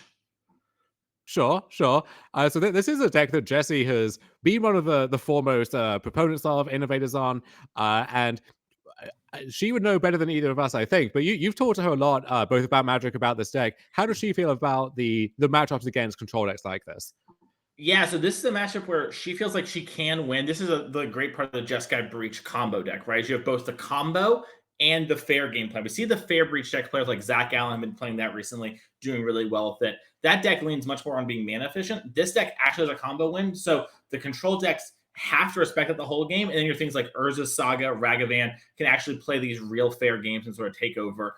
So Jesse feels pretty good about it. They do have some draws where, they sort of answer everything. They play a Chalice. You can't really get your fair cards going. Maybe they Spreading Seas of Saga. But for the most part, Jesse feels pretty good about this matchup. Not one she would pick the play against every round, but one that she's definitely not that annoyed by. We actually, for our Players' Championship, Jesse expected a bunch of control players and actively chose to play Temur Breach because it was a little better than Jeskai in that sort of field. But one where she was ultimately like, well, if I get it wrong, like if I'm playing Jeskai Breach, it can't be that wrong, right? So...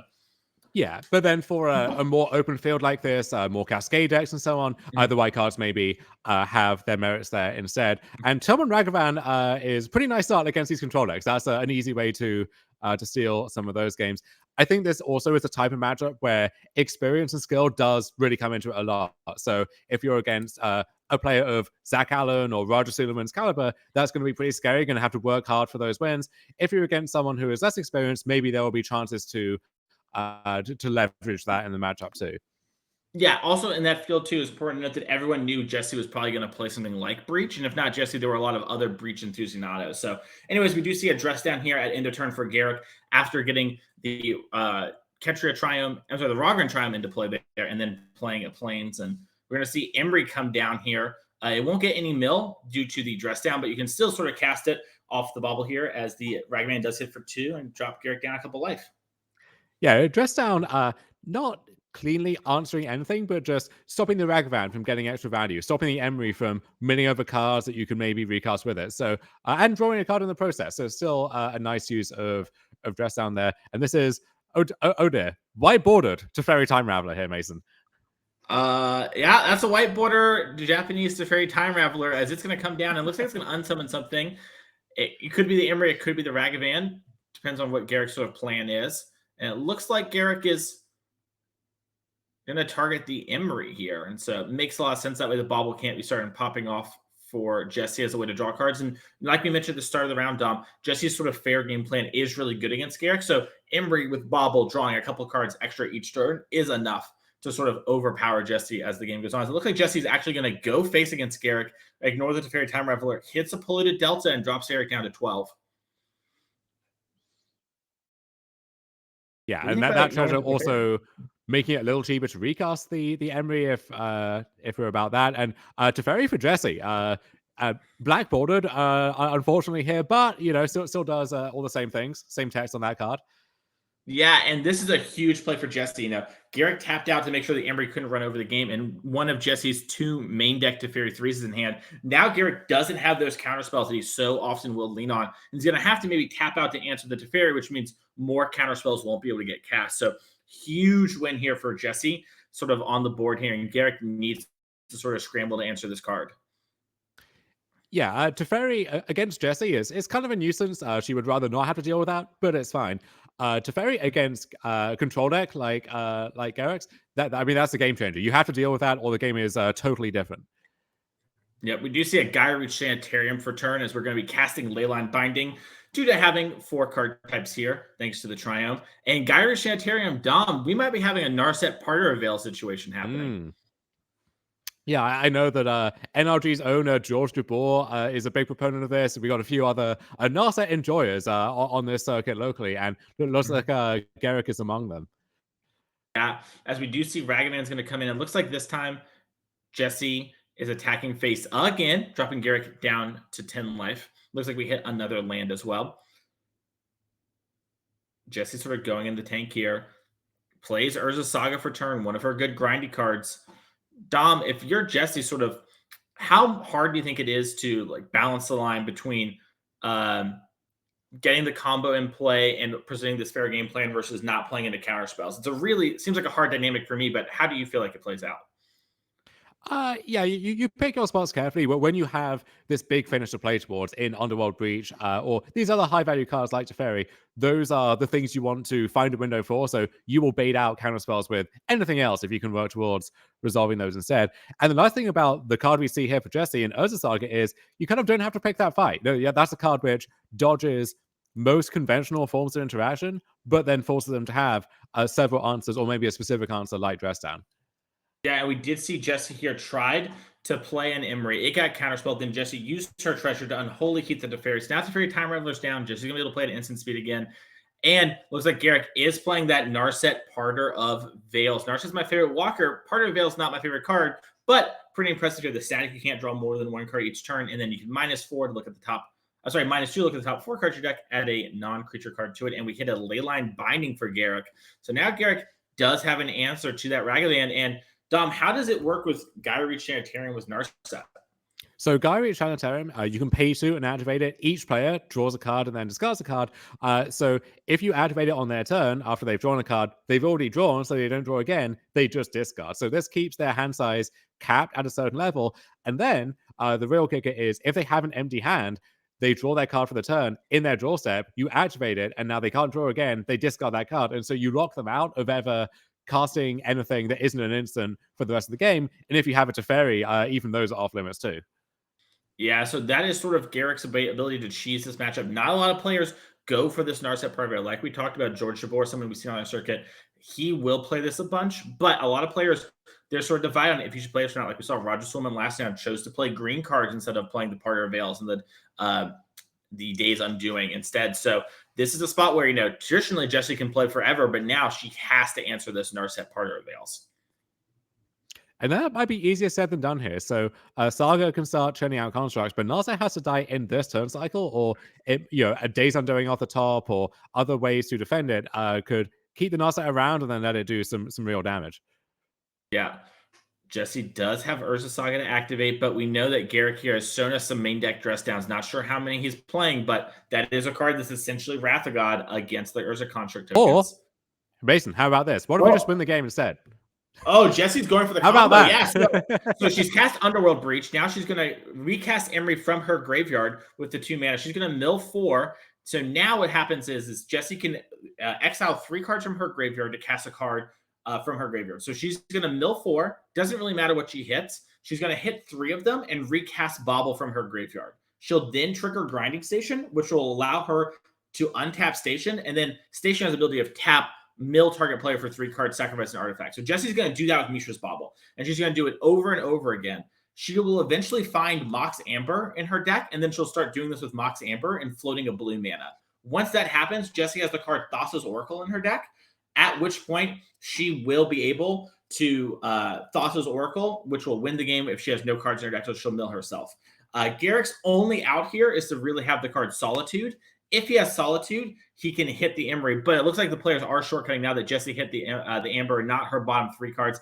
And Gerrick is going to concede. He looked through his deck, saw Jessie Robkin had Thassa's Oracle, and that is why you play Grinding Station. If you're on social media, you saw Jessie sort of talking some, smack talk about people won't put a Grinding Station in their deck. This is the reason to play this card. She won on the spot that looked to be almost unwinnable just from hand and got to play, only 1 or 2 cards that you're not super happy to register in exchange for having this amazing combo, and won a game that by all accounts she probably loses if she doesn't have that card in her deck.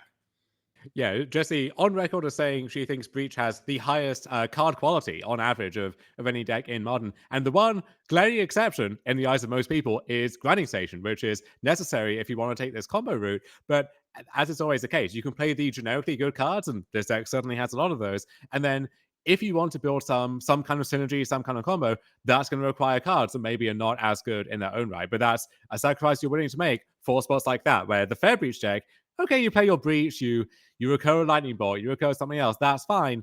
Not going to get you out of this overwhelming losing ball position, but sometimes you just flip the switch, you combo off, and you steal a game that looks unwinnable otherwise. 100%. Let's check out Gerrick's sideboard and see what he could have ready for Jessie Robkin here in game number 2. Take a look at Gerrick's sideboard. We have 3 Veil of Summers, 2 Dovin's Veto, 2 Dress Down, 2 Aether Gust, the Kahira, Rest in Peace, Supreme Verdict, Force Negation, Subtlety, and Chalice of the Void. Yes, so Rest in Peace, definitely I think it's going to come in, shutting off the combo, and also diminishing cards like Unholy Heat as well. Dress Down, a great answer to Urza Saga, and there's a solid card on the whole as well. And then there's some debate over stuff like Chalice of the Void, where it can be good on 0, can also be good on 1, depending on the game state. And then Supreme Verdict can be good, so can Force Negation, Domin's Veto, which kind of answers to the opposite situations. So a few cards which you want for sure, and then a few which you might add into to make up the numbers. Yeah, and this is sort of one of the strengths of the Jeskai Breach deck, right? Sideboarding against it, everything is kind of good against Breach, right? Artifact hate good, enchantment hates good, graveyard hates good, creature hates good. But you can't have a cohesive deck and fight over all those cards quite often. So Gerrick needs to pick the right battles. Also, I want to move to Jesse's deck. I just want to point out, I'd argue Gerrick is a Bant control deck. He's playing 3 Veil of Summers. Anyways, on to Jeskai Breach here. Can't stop me now. Jesse's sideboard, she has 2 Aether Gust, 2 Engineered Explosive, 2 Prismatic Ending, 2 Spell Pierce, a Fury, a Path, a Pithing Needle, a Shadow Spear, a Teferi, Time Reveler, Tormund Script, and 1 Wear Tear. Dom, what do you like from Jesse's sideboard here? So like the Spell Pierces, like the Teferi, those seem like obvious ones to me. Nothing else really jumps out, and it's unclear what you would cut for those.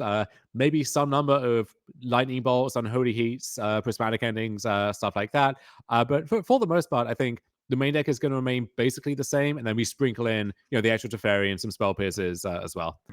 Yeah, maybe we'll see Jessie Jitsi Leyline Binding. Maybe she knows that Gerrick here has Chalice of the Void in the sideboard, so we might see Wear Tear as a card that sometimes comes in. Yep. Typically a card you only see when they have those cards, so we might see Jessie forego it. She is up a game. She maybe doesn't want to lose having dead cards stuck in her hand. So it's going to be interesting to see how she wants to approach that. Jessie, a known avid sideboarder, loves to bring in the cards. So Jessie here is taking a little tanky as Gerrick is going to be on the play.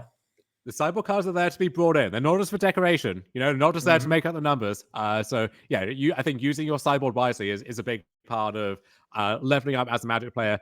And Jessie has leveled up a lot over the past year or so. Came from relative obscurity to now be one of the biggest names on this circuit, and came so close to winning the NRG Championship last time around. I know we'll be very keen to get back there this year.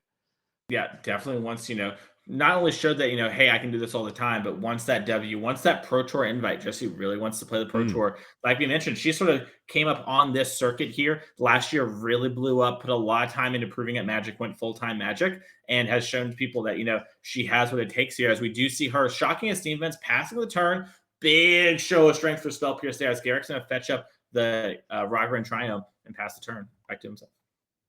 Yeah, none of this. Oh, I'm actually a Death Shadow deck. No, if you're paying life here, that's either a sacrifice or a sign of something. And this is a matchup where you could actually run that kind of bluff, right? You could just shock Steam Rents in untapped and force Gerrick to think about it.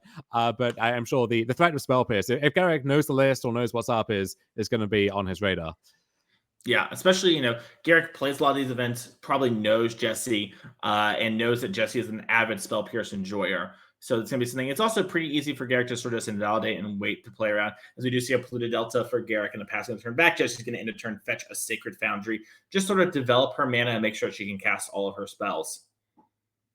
Yeah, slow starts for both players here. Wonder what Jessie is working towards on turn 3. Maybe something like Teferi, maybe Urza Saga. You don't want to commit to sinking your mana into that ahead of time if you have other stuff to be doing. So we'll see what Jessie has going on. Yep. As we do see Gerrick here, getting a little cut. And if you're Jessie, is this a turn where, how do you sort of play around the counter spells here? Are you going to jam your Teferi sooner than later? You want to play other things? What's sort of your thought process? So I think if you have several threats, you just start jamming. You make Gerrick have it. And the counterspell problem doesn't really get better, right? If he has counterspell on turn 2, he's going to have it on turn 6, and is in fact more likely to have it once he's been drawing a bunch of cards. So I think if you have a threat, you put him to the test, make him have it. If you have a way to defend it, like a Spell Pierce or something, maybe you wait. But for the meantime, I think you make him have it, depending on what it is. Yeah, Gerrick here, untaps with the Zagoth Triumph we just fetched. It's got the Zagoth, the Rogren, and a Hollowed Fountain, and passes the turn back here after playing Breeding Pool. Yeah, we got the whole roster of Return to Ravnica block Shocklands there from Jesse Robkin. Really sticking to a theme. Love those. Second best set of Shocklands. It's my hot take. That is the Fairy Time Raveler. Yeah, and we're going to see Force Negation hard cast here. And it looks like Jessie, she's like, hey, I wasn't bluffing the Spell Pierce. I'm going to Spell Pierce. Gets the Teferi down. Minuses immediately. Gets that value just in case there's a Leyline Binding. Knows Gerrick, probably doesn't have anything like a Shark Typhoon right away, as we do see a hard cast Solitude. And this is the power of Teferi Time Raveler. Yeah, there's nothing that you need to save that -3 ability for, and Teferi could get removed. So yeah, cash it in right now, draw that card right away, get maximum value from it. And Expressive Iteration, one of the best card draw spells, still legal in Modern. It's banned in Pioneer, it's banned in Legacy on the other side, but in between, Modern is still the safe home for that card. Yeah. Speaking of safe homes for a card, Expressive Iteration recently banned in Legacy, gone in Pioneer. One of the best cards here in Modern is it's going to find a Bolt for Jessie. That's going to answer the Solitude, and now Jessie just gets more time to make her land drops and work towards both her combo and her fair finish. Yeah, Jessie almost playing like this weird Jeskai control deck in this game, right? No combo pieces in sight, none of these threats to speak of, but that's perfectly fine. I mean, Jessie's happy to play at this rhythm. Yeah, it looks like Gerrick is going to play Leyline Binding. That is for 1 mana, since we have both the Zagoth and the Rogran Triumph. That means we have full domain access. And it looks like Jessie, with the trigger on the stack for Leyline Binding, does have the Wear Tear we talked about. That's going to blow up the Leyline Binding. It won't actually exile the Teferi, so there's no chance for Gerrick to answer it. And Gerrick's going to pick up the Kahira, the Orphan Guard, and just try to find a way to kill this Teferi in multiple turns. Yeah, ideally, if Jessie had her druthers, she would want to let it get exiled, then destroy it, get it back with more loyalty, but that would give Gerrick the window to defend it. So I think, yeah, playing it safe, making sure you can destroy the binding, get it back is the way to go. And another expensive iteration from Jessie. She is iterating so expensively here, Mason. I can't even believe it. Yeah, she just really loves to express herself, artist. What are you going to do, right? As she does find Ragavan here and ticks up the Teferi Time Reveler and then dashes the Ragavan. Everyone always wonders, can you dash Ragavan or evoke a Fury from Exile? You can. That's alternate casting cost. You can't do it with a Underworld Breach because that is an escape cost, is what you're doing. Just a little fun fact for those at home is Jessie hits a Plains, and then I think that's the Secret Lair Plains for Tokyo, and Yes. gets a treasure. Love facts and love fun facts in particular. And it's really nice to get to pair Ragavan with Teferi, knowing that there's no chance it's going to get ambushed by something or run into removal. You know that thing is connecting and going to get a card from that deck. Yeah, Jessie plays Emery, and of note, hit a Mox Amber. So now Jessie's got, one more of the combo piece. And if she finds the card Grinding Station or Underworld Breach, both of those cards, she will win the game. And from this position, the graveyard is so stacked that even a fair Underworld Breach is still going to do a lot of damage. Yeah, I mean, honestly, Jessie probably has enough cards and the mana that she can deal 12 damage with Bolt. And so that means she's really close to actually just beating Gerrick here. That's one way to lock it up. Or you could just Bolt the Solitude, cast 2 expensive iterations, and then, and this is a joy of Teferi, bounce your Underworld Breach back to go again next turn. Yeah, and those sort of lines are like, why this deck can be so powerful. We are going to see Gerrick fetch immediately here. Unsure what he's going to do with the Teferi under there. Maybe he's got some sort of channel land. Maybe there's like a Ganjo situation going on. Looks like he is just going to take the land out of his deck. He wants to make sure to have the Hallowed Fountain. Probably some card Gerrick's playing towards there. And I'm curious. I've had a lot of times where I just don't fetch, and then the exact land I was going to fetch gets hit by Ragavan, and then I'm kicking myself. So good to get the sequencing right there.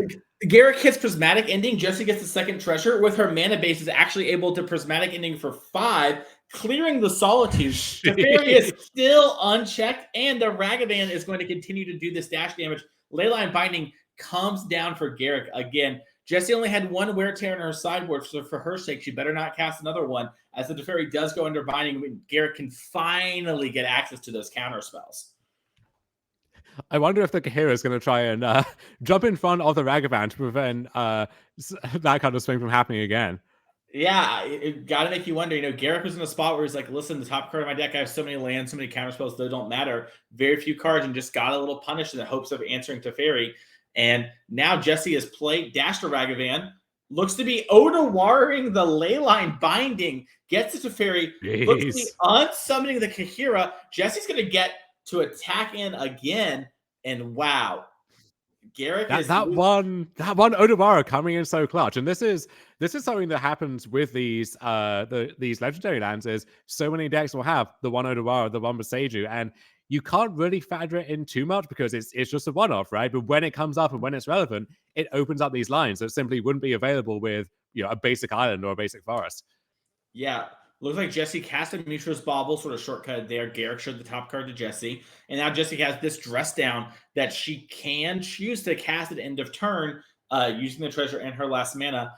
It looks like she is going to let the Ragavan return to her hand and then end of turn dress down. That way, if Gerrick has any sort of weird ETB creature Jessie can't think of, she won't allow that to happen, and she gets to draw a card as well for her troubles. There is some rules wonkiness around dress down versus dash, and whether that actually works on Magic Online as intended and so on. But so one of the long list of tricky things where dress down is involved. Yeah, and Gerrick's life total, down to 12 here from all the dashing of Ragavan and the fetching. Really in some trouble when it comes to the life total pressure, and has to answer this Teferi, and then has the Leyline Binding at least to cover that part of the game. But then things like Breach, like we talked about before, can just fair bolt you out of the game from this point. So a lot of pressure from Gerrick from this turn moving forward. There's the Sanitarium. Yeah. Teferi gets bound, and here is Kahira back again, ready for more. Yep. Jessie's going to give back the dress down to Gerrick. Thank you for your free card draw. She got her bubble draw too. So she's got a fresh new hand, but still has this Ragavan she can dash if she wants to. And looks like she's going to start with Ledger Shredder. Now Gerrick wants to counter the Ragavan. Jessie's going to at least get some connive. And it looks like Jessie's immediately going for Underworld Breach, tapping some of her red mana. It looks like she's not wanting to maybe double bolt this turn, but is going to get the connive. Discards, it looks like maybe an excess Ragavan from her hand. We're going to see a counterspell on the Underworld Breach. That's going to allow Jessie to dash another Ragavan if she wants, or play a bobble. Jessie gets to look at the top card. I wonder if Jessie has another Breach left in the tank here, or if that was meant to be the big finish, and Gerrick had the timely counterspell. Yeah, I wonder. Jessie saw some card last turn. I wonder if it was Gyrie Sanitarium, because we knew the other two cards from the Odawara, and then also the Teferi bounce. So it might have been the counterspell was the only thing Jessie didn't know, and she thought she sort of could start running the clock up here, as it were. And she is in this interesting position if she wants to, dash a Ragavan or anything like that. It looks like she doesn't. She's just going to take her draw off Mishra's Bauble and have 2 mana up. And she has cards like Spell Pierce. Gerrick is pretty mana heavy right now, but has Gyrie Sanitarium, so can maybe sort of fix his draw a little bit and find something to do something. Rest in peace, Dom. Oh, okay. Well, Underworld Breach. Almost don't want Jessie to have one of those now if you're a Jessie Robkin fan. Yeah, and we got Urza Saga is a good draw, but yeah, like we mentioned before, that's sort of all right. We've done all these chip shots. Now our breaches are lethal with either bolts or the combo. No longer the case here, as we do see Jessie looks to be hard casting Underworld Breach.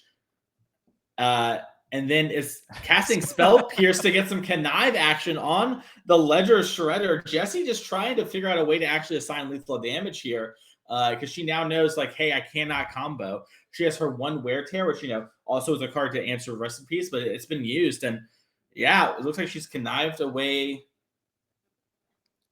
something. I think it was maybe an extra Spell Pierce. It's hard to exactly see here. Players are playing pretty quickly. You do what you got to do, and sometimes what you got to do is play a dead Underworld Breach and play a dead counterspell on it, just to loot once. Oh, and Gerrick has drawn Narset Parter of Veils with the Gyrie Sanitarium in hand. This is going to be a big minus. If he finds a removal spell here, Gerrick is going to be able to start stabilizing against Jessie, as I think he did find Prismatic Ending. And it's worth noting, Narset excellent against Ledger Shredder. The connive there is not optional. So on Jessie's turn, after she's drawn her card, if she plays 2 spells, she will have to connive, won't draw the extra card, but will have to discard something. So can easily whittle down her hand that way, get her into the position where that Sanitarium can officially lock up the game. Yeah, and also right now, the Prismatic Ending is the second spell due to Narset being cast. Jessie just actually has to lose the bird, lose the card in hand, and now Gyrie Sanitarium can start activating and just run Jessie out of cards. And it looks like Jessie's going to play another Ledger Shredder and pass the turn, as we are going to see an activation of Gyrie, which is going to make Jessie discard a card. And like you mentioned here, if Gerrick can double spell, Jessie will probably be out of cards for the remainder of the game unless an Urza Saga token can actually answer this Narset Parter of Veils.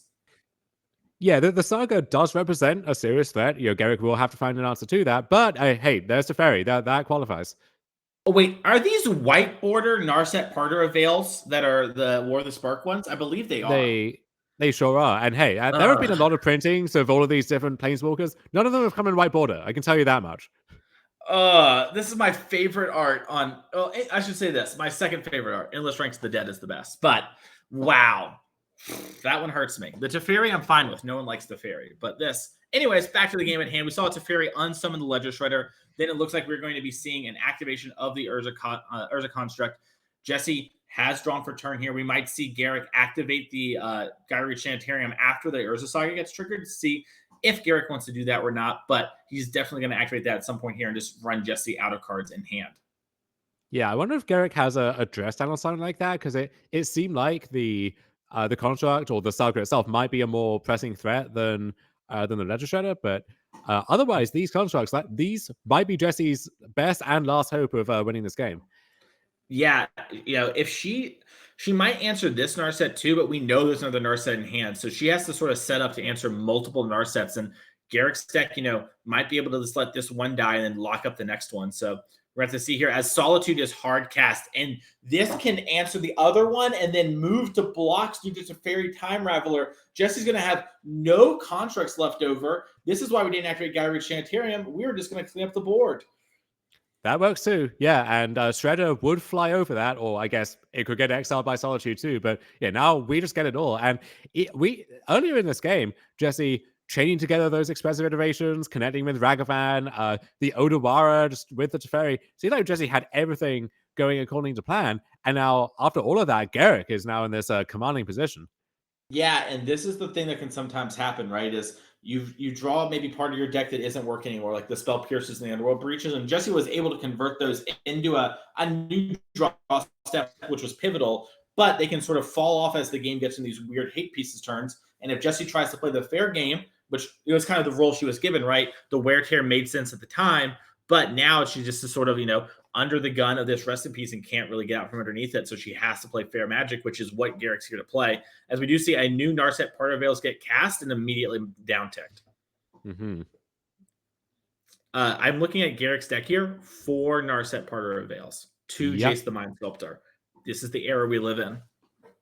Yeah, this is by no means a stock build of Blue Eye Control, but this approach certainly has its fans. That we see George DeBoer advocating for this deck a lot, and when it goes off, when you get to do the thing, it looks very impressive and very appealing. Watching this, I want to be a control gamer now. Yeah, agreed. As we do, Gerrick finds Aether Gust. Jesse did play an Urza Saga last turn. That is going to be big. That is something that can actually allow her to fight through. We just saw how much work it took to answer those 2 constructs. It was 1 card, but we're going to need another card like that, as Ledger Shredder is going to move to combat and attack, and it looks like Gerrick maybe has an answer spell for the Ledger Shredder. Surprised that we didn't. Oh, it looks like we're activate Gyri Sanitarium. Jesse just has to discard. Gerrick does get to loot. Looks like Gerrick is discarding the Aether Gust, since Underworld Breach, not really a card he's going to be worried about anymore. And it looks like Leyline Binding is the move here. So now the Teferi keeps its loyalty, as does the Narset. As Jesse does cast a Ragavan. And you see, I love the player camps. We can sort of see what's going on with the non-verbal here. Jesse, we saw her lean over. She knows she needs to win the match if she wants to top 8 this tournament. The time is a factor, and she knows she can get locked out very quickly. So we're probably going to see Jesse, if these last 3 creatures, the 2 construct tokens and this Ragavan, get answered before the Narset Part of Veil does, we might see Jesse just concede for the sake of, I got to win game 3. And this is one of those frustrating positions against the control deck where you're maybe single-digit percentage in terms of being able to win this game, but you kind of got to stick it out and try and realize that equity. So Jesse bravely soldiering on probably doesn't feel too optimistic, although, again, if you get the 2 constructs, you get the full value from the saga, maybe, like if Gerrick just has nothing, but it's going to be an uphill battle. Yeah, it is. Jesse's Mishra's Baubles also, this has been a pretty heads up for her. We didn't mention it before. It's a way for her to draw a card on Gerrick's turn to try and have a chance of having some semblance of a hand against the Narset Part of Veils and Gyri Sanitarium block. So that's why Jesse keeps grabbing the Mishra's Bauble. She's sort of buffing up her constructs and then also having one more turn before she gets fluid locked out of the game. And that is what winning typically means, is we see Jesse actually gets to keep her card in hand. Gerrick didn't want to respond, so now Grinding Station hits the board. That means we have more power. And it looks like sometimes Grinding Station is the combo piece that lets you go off on turn 3, and sometimes it's +1/+1 to my constructs. How about it? And what more can you ask?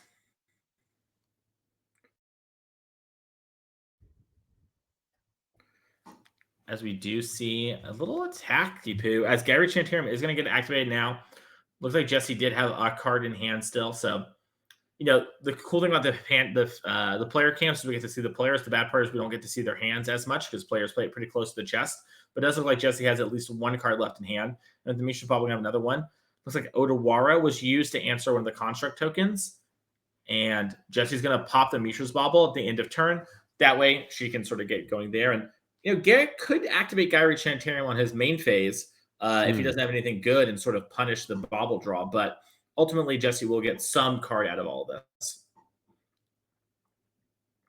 Looks like, is that... Okay, just bouncing, using the Teferi activation to eat the final construct. Jesse going to sacrifice that to the grinding station, fizzling the ability, so Gerrick won't draw a card from that. But at this point, priority is just cleaning that up. I think Gerrick will be happy to have all of that dealt with. Yeah, it looks like Gerrick casting Days Undoing. That is a oldie but a goodie. That is 3 mana, shuffle your hand and graveyard into your deck, draw 7 new cards, end the turn. With Narset Parter Avails, that is going to be a situation where Jesse will not get to draw extra cards here. We'll sometimes see players do this on the upkeep. I'm sorry, in the draw step of another player's turn. That way they draw 0 cards. They draw for turn, and then thanks to Teferi, you can cast it then. Looks like Garrick's going to have his mana up just in case Jesse has some weird card in hand that, maybe channel or do something. Gerrick just wants to be ready to go. And it looks like Jesse's taking a peek at what Gerrick's exile is. Might be a situation where Jesse's getting ready to concede if the draw step isn't good and just wants to see, okay, did I see anything that changes the way I want to sideboard for game 3? And now this is the hard lock, thanks to Narset, Gyrich Sanitarium, Days Undoing, going to empty Jesse's hand. And so, yeah, we are in garbage time, as some people say. Oh, okay. So I realized what happened. I think Gerrick passed the turn and then said in the draw step Days Undoing. And since Jesse there was a Teferi in play, Jesse just picked her card up real quick and this didn't matter, and so they resolved it. So that's what happened. Gerrick did seem to do that instant speed. A little bit sometimes hard for us to follow the non-verbal shortcuts that can happen, especially like we mentioned with control decks before, both players want to win the round. So sometimes they'll say things like, I'm going to cast this in your draw step. And since it's a Teferi in play, Jesse knows there's nothing that she can do to stop it. So it's just, sort of a nicety and a way to speed things up. Yeah, Jace is a win condition. Going to take a while to get there, but at this point, you can get through those turns very swiftly, take up Jace, and then doing the math, so 3 to 5 to 7, you get up to 12, or get up to 13, you get to minus 12, and then finally, after that, the game will be officially locked up here. Yeah, and Jesse's sort of forcing Gerrick to do it here. Looks like Jesse maybe thinks she has some cards now. Maybe she thinks Garrick's missed some Gyrich Sanitariums or might. Unsure. She might also just think hey, I want to see more of Garrick's deck here. I don't know. This is such a unique deck, Like we talked about, Narset Parter Avails, not a commonly played card in Modern. So Jesse might just be wanting to see the connives and see okay, right there, Gerrick discarded Chalice of the Void. Now Jesse knows Chalice of the Void is in Garrick's deck. That's a card she can play around, even if she could maybe assume such. The board they're getting very cluttered for Gerrick between Leyline Bindings and the cards under the Leyline Binding and 3 different Planeswalkers, and we've got whatever that token is on the left. There's a lot going on. That's the companion token. You see, that's where you put your companion. Oh, okay. 8 minutes in round. Jesse seems to have somehow gotten a draw step. I guess Gerrick missed an activation of the Sanitarium, but had a counter spell. So Jesse's going to pack it up here, and you got to turn everyone's permanents to everybody in 8 minutes in the round. This is a heavy favorite for Jesse Robkin, where her deck can actually win in time. But we're going to come back to the booth here real quick. But worth noting, Dom, like we talked about, Gerrick's deck does have the ability to actually steal a win, right? If Gerrick can slam something like a Narset into a Days Undoing, he can get into the position we just saw very quickly. And Jesse, even though she might be the favorite at winning in 8 minutes, might not actually have the time to win or the materials to win. We might see Solitude attacking, getting into the red zone very quickly for 6 turns in a row, or whatever it takes to finally close out the game. So yeah, we go into a game 3, both players under a time crunch of sorts. Again, Jesse's deck able to win on turn 3 at the earliest, can also win a fair game with Ragavans and Shredders and so on, as the Saga tokens as well. A little harder for Gerrick. We've seen control decks in the past that have just some big creature, right, that they can board in as a win condition. Nothing quite like that here. You do have to work for it a little harder, but I am sure Gerrick will give it his best shot. Yeah, and if you're excited by these decks and you're enjoying these matches, make sure to click the follow button right now. That way you don't miss any more of the matches this weekend or the rest of the year. We're doing this series all year long. So get excited for more awesome matchups there. Also, if you want to pick up some of these cards like we talked about, you can go to nerdragegaming.com. We have all the cards that you're going to need there, and you can play these decks. If you're loving this Jeskai Breach deck from Jesse, or you want to be the monster and lock people out, like Gerrick is doing, you can do that as well. Pick up the cards there. We also have more events coming, as it looks like we're going to actually come down to feature match here. The players that got done quickly sideboarding. No more shilling from me, as it looks like Jesse has a hand of lands and spells, but doesn't look like just what she wanted. So she's just going to quickly mulligan. Knows that time is important. 9 rounds a day, plenty of time for shilling throughout the rest of the tournament here. But for now, we got some magic to get to. Or maybe we got some little shilling we can fit in as Jesse goes down to 6. That's right. Well, Dom, if you enjoy this and you're going to play the next one, the next one's going to be in Minneapolis. That's going to be in May. So that's the same place that the Pro Tour is going to be. We're going to be there doing one of our events. Yep, Minneapolis, May 20th through the 21st. We have a Pioneer 10K. That's the one that's going to get you straight to their championship. And then a 5K Modern Trial as well. So that's super exciting. And then in June, we're back here in Mundelein, Illinois for our next event, which will be pulled up here. I believe this is our Legacy one, which is pretty exciting. So we have the Modern 10K and then Legacy 5K, Dom. That is hype. Yeah, a lot of Legacy fans out there, very vocal community, very passionate community, and I'm sure they will be thrilled to have a 5K in their neck of the woods if you're around the Chicago area. Very easy to get to, and yeah, I'm sure that one is going to be very competitive. Yep. Legacy players always come out for their events. There's so few big events for Legacy in paper. It looks like Jesse's bowling down to 5 here. If you're a Jesse Robkin fan, don't worry. Jesse can very easily win off 4 cards. I actually played a team tournament with her once where, she mulliganed to 4 multiple times, including our round 1, and just won the game on turn 3. It is sort of the power of this Jeskai Breach deck. So Jesse knows that these mulligans are A, her best way to win, right? She needs to actually have hands of function, and B, her deck can win on these mold of 4s, on these mold of 5s. So, I don't think she's one of the mold of 3 yet, but there's always a first time for everything. Mm-hmm.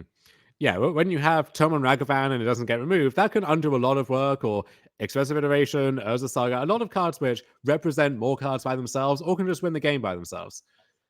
Yeah. We do see Jesse here leaning back in her chair. Makes me wonder, is this a moment where she's got an awkward 5 and she's going to keep, or is she thinking, do I need to have a 4 to actually beat Gerrick here? As it does look like she's going to put back 2 and keep the hand she was dealt. With a Arid Mesa and a passing the turn, with the Scalding Tarn passing back, the players are going to play quickly. Probably about 6-ish minutes left on the clock here. It looks like it's actually 4 minutes. I was wrong, because Team Vince tapped and a passing of the turn to Gerrick. Gerrick's going to fetch, probably picking up a Triumph. Who really knows, though? Yeah, there it is. Mm-hmm. The Ralgon Triumph you would expect from a Azorius / Jeskai control deck. None of this Rafine's Tower into Ketrio Triumph nonsense. Just keeping it simple here. Mm-hmm. Yeah, exactly. And we're going to see a Floodstrand passing back here. Gerrick knows that a lot of Jesse's most powerful plays against him cost about 3 mana. So if he wants to stop her, he is going to need to, hold up his counterspell this turn and maybe buy some time for Jesse to have to either double spell or, run into the counterspell when she's low on resources.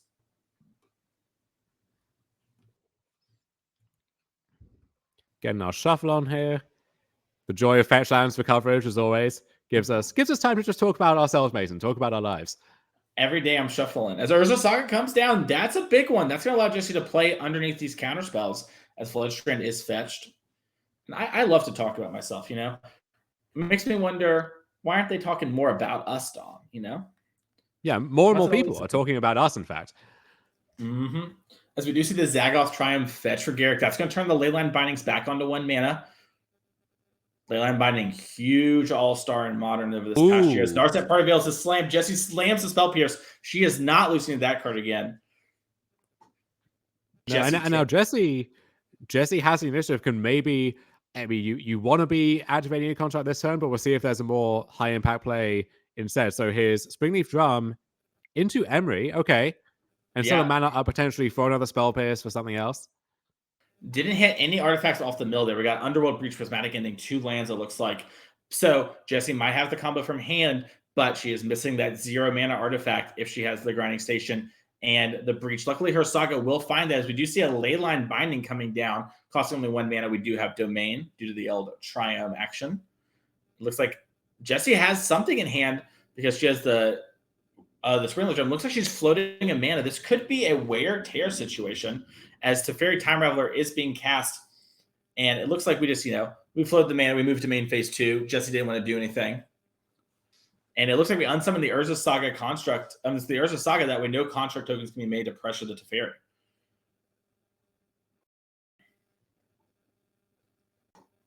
So what can Jessie do? Is the Saga going to get replayed? That's an easy one to start with. Although I guess iteration first. Maybe if we hit a different land drop off there, that will change the calculation. Yeah, she might just hit an Urza Saga there and want to make those constructs instead. Pretty reasonable spot to be. It looks like she has a Ledger Shredder as one of the cards and a land, it looks like to me, as the back card. Can't figure out the middle card. I'm going to guess Prismatic Ending. Oh, his Grinding Station was one of the cards. Okay, that's one of Jessie's combo cards, and we know it's important to her for winning. So if she's exiling it and she doesn't have the mana to cast it, it makes you wonder what's in her hand.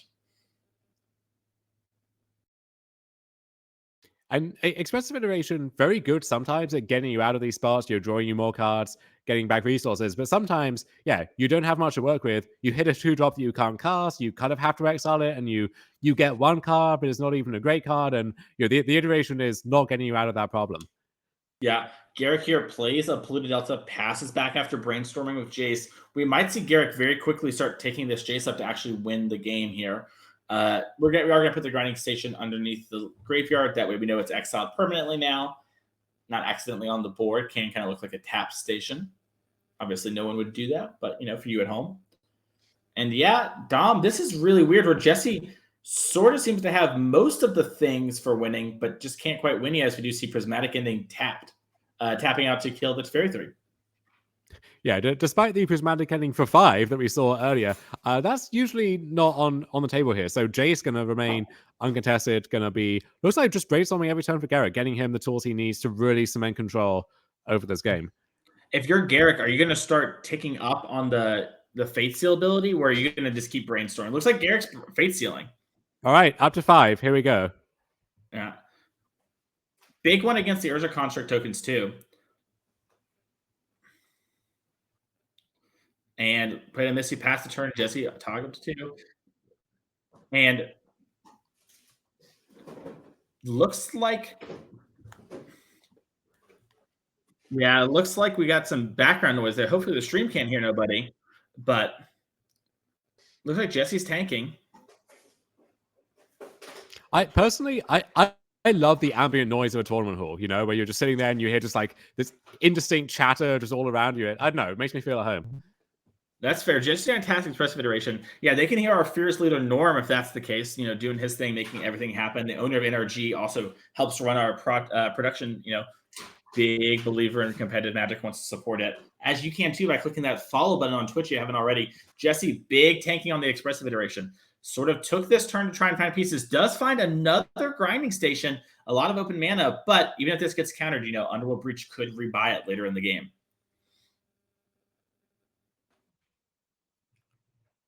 So the station is in. The best card in the deck, Mason. Yes. Yeah, Grinding Station. It looks like... Okay, so we've been informed there was a judge call at the beginning, like we saw with the Rest in Peace. We thought we had updated that. We were wrong in the life total. So while we are low on time, we have about 7 minutes left in this game. So that is kind of why the players are playing maybe a little slower than you would expect. If there was 2 to 3 minutes left, like we said before, that's our bad there. Gerrick at the beginning of the game did accidentally have their sideboard card in his hand, but it's all been fixed, and we are playing the game out from here, as Jace the Mind Sculptor did tick up, left a card on top, and Jessie just fetched away like, well, if you want me to have it, I don't want to have it. So Jace on 7, pretty imposing there. And it's like, well, if Jace is ticking up, that's a bad sign. Is getting ever closer to winning the game. Also suggests Gerrick feels kind of has all he needs. Doesn't need any more stuff. Doesn't need to brainstorm towards anything. Has it locked up on paper, if not in practice just yet. Yeah, and this is sort of like we said before, a big sign of dominance. And answer the Grinding Station. Jessie can sort of win from the graveyard with Underworld Breach. That Urza Saga popping here will allow her to grab a 0, which could potentially start the chain. But like you just said, Dom, if Gerrick's not brainstorming and there is more time, like we had talked about, that means he probably feels pretty comfortable against the breach. So Jesse's got to figure out some way to work through this problem presented to her. Out of Unholy Heat range now, if that card is even still on the deck. So yeah, it's going to be difficult to get that Jace off the board, but I don't know if going around it, trying to ignore it is a viable plan either. Yeah, it's really hard too when Gerrick's also controlling your draw steps, right? Like if the plus was just doing something innocuous, it doesn't matter, then fine. But Jessie just knows her draw steps are going to be worse than her average ones due to things like this Jace the Mind Sculptor. And now Jessie's having to tank. Am I going to fight with constructs, or am I sort of going to forego this value in exchange for having more mana this turn? That's a big part of this breach deck. You know, when you're playing this deck, sometimes it might be tempting to always get your contract value, but other times you just have to know when you can't get that value and you can't play those games.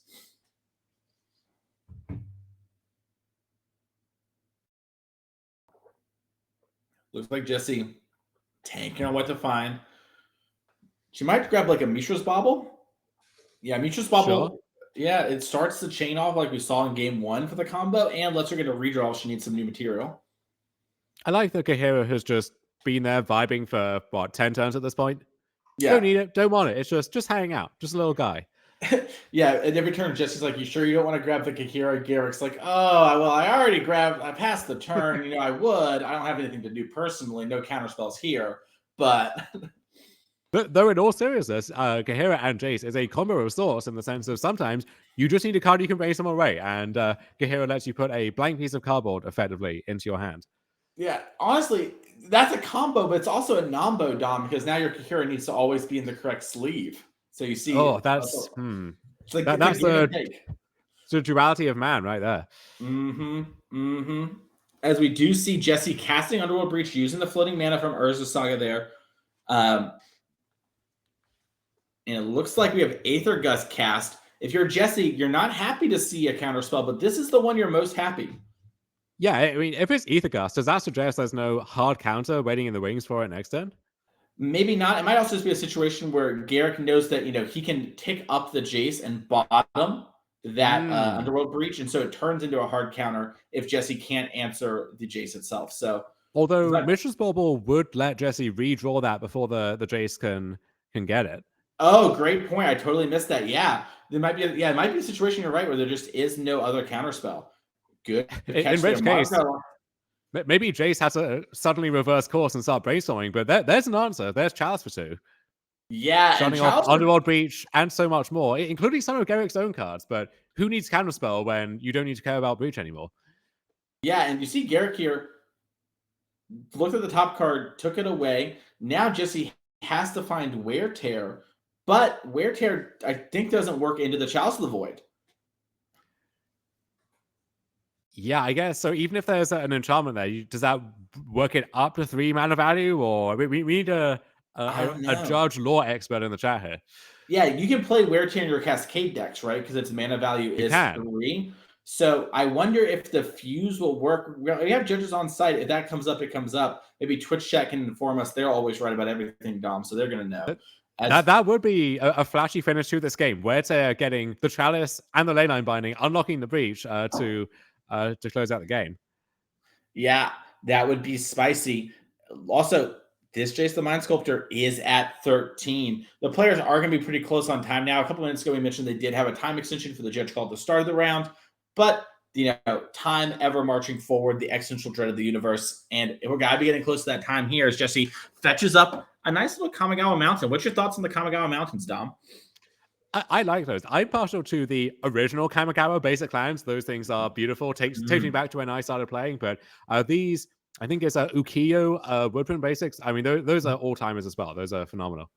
Yeah. I bought a bunch of the Snowy Mountain. That was my favorite. It reminded me of a calm little village. Very anti-red, you know? Force of Negation here, getting pitching a dress down, holding up mana. Definitely a bad sign if you're Jessie. If he's pitching there, you're in a bad spot. As we do see the Jace the Mind Sculptor Ultimate, Jessie has 3 cards in hand. Those 3 cards need to be good enough. Jessie does have an Underworld Breach, I think, in those 3 cards, but it could be a situation where she's maybe was waiting on a Wear Tear to go through. I'm not sure, but we'll have to see what she can do here. Yeah, as long as that Chalice is there, I think most of the obvious routes to win the game are off limits. So We mentioned Chalice for 0 and Chalice for 1 as two pretty good options. Send out Chalice for 2, maybe the coup de grace in this game. Yeah, I think it's going to be. Even if you chalice check, what's the odds that, Gerrick misses both modes of it? Also, with the deck exile, we might just not have the ability to go the distance. And it looks like Gerrick remembers the chalice trigger. And congratulations to Gerrick Alford winning round number 2, starting 2-0, defeating Jesse Robkin, one of our players who made it to the finals of our championship last year and dominant player on our circuit. So congratulations to Gerrick here. Not someone who is unfamiliar with our events, definitely here a bunch and making some pretty deep runs, playing the Azorius control decks and other control decks like that. But what a fun round, Dom. Yeah, Gerrick, maybe enough time for just one celebratory swig of water or granola bar or something before we move swiftly on to round 3 here. Round 3, I mean, maybe we'll just get another control deck in here for the full 50 minutes. Maybe we'll get a backup match. I'm hoping we get at least one of those today. Yeah, we do have backup matches ready, so don't worry. Eventually, we're going to have something that isn't control. We've just been running into this so far, and hey, we have some more exciting modern decks coming to you. Speaking of grabbing some water granola bar, Dom, I think we should do that. Let's take a quick commercial break, and we'll be right back for some more Magic in just 2 minutes.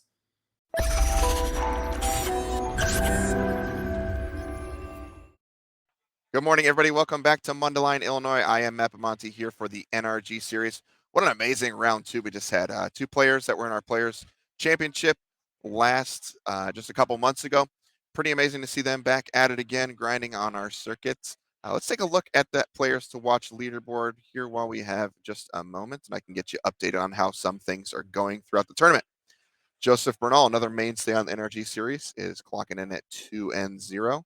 Jesse Robkin, you saw last round there, picks up a loss, so she's down to 1-1 on the day. Still alive for that top 8 berth, however. At 2-0 with strong starts today, Oliver Tomajko, Connor Mullally, Max Khan, 2-0. Let's go. Well, Max Khan, you're doing well so far. Raza Sulaiman at 2-0. John Ryan Hamilton, you can see at 1-1, and then unfortunate start there for Piper Pell at 0-2. So they probably over there, but going to probably battle back for some points and things like that.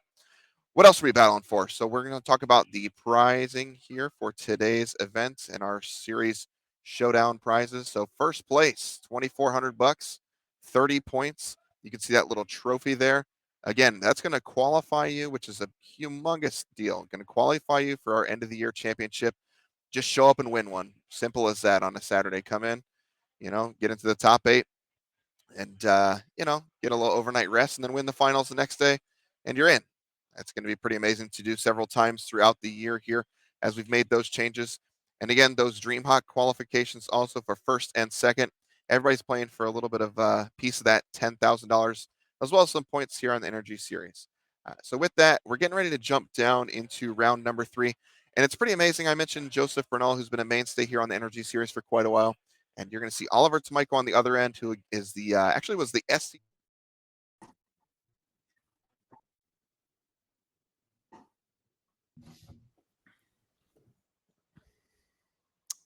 All right, and we are here in the feature match here. Joseph Bernal on your left playing 5-color creativity, one of the dominant decks of modern. Then we have Jack Erdahl on the right here on the play, playing the Rakdos scam deck that we saw in round number 1, a deck you're a big fan of, Dom. And it looks like we were shocking in a Blood Crypt, and we're going to be casting a Grief of Voege, getting rid of one of our Undying effects. Looks like Bernal's laying the hand out here saying no responses. And we have a Spell Pierce, a Fable the Mirror Breaker, and then a Leyline Binding along with 3 lands for Bernal. Yeah, easy to poke a hole in this hand. You can take the Binding that would remove the Grief, can take the Fable that would tie the room together, improve the draw, maybe dig towards the namesake creativity that lets the deck go off. So assuming Jack has the Fainteth effect, and I untap Blood Crypt strongly suggests that he does, 2 of these cards are going to disappear, assuming it's going to be the Binding and the Fable.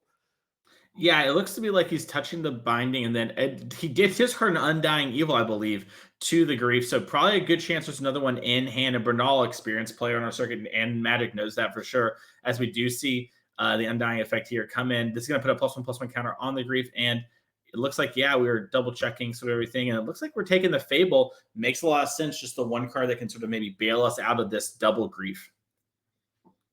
Yeah, this matchup is very swingy. One thing about the creativity deck is you have a lot of different things, but not that much redundancy on those things. So you have your creativities and the transmogrifies, but only 4 to 6 copies of those. You've got your lane 9 bindings, got your removal, but not a ton of removal. You've got Fable, but they only let you play 4 Fable, thankfully. So if you have this double grief start, you can often poke a hole in the hand, deprive them of access to one type of effect, and then push that angle very hard. As we do see a fetch of, I believe, Xander's Lounge here.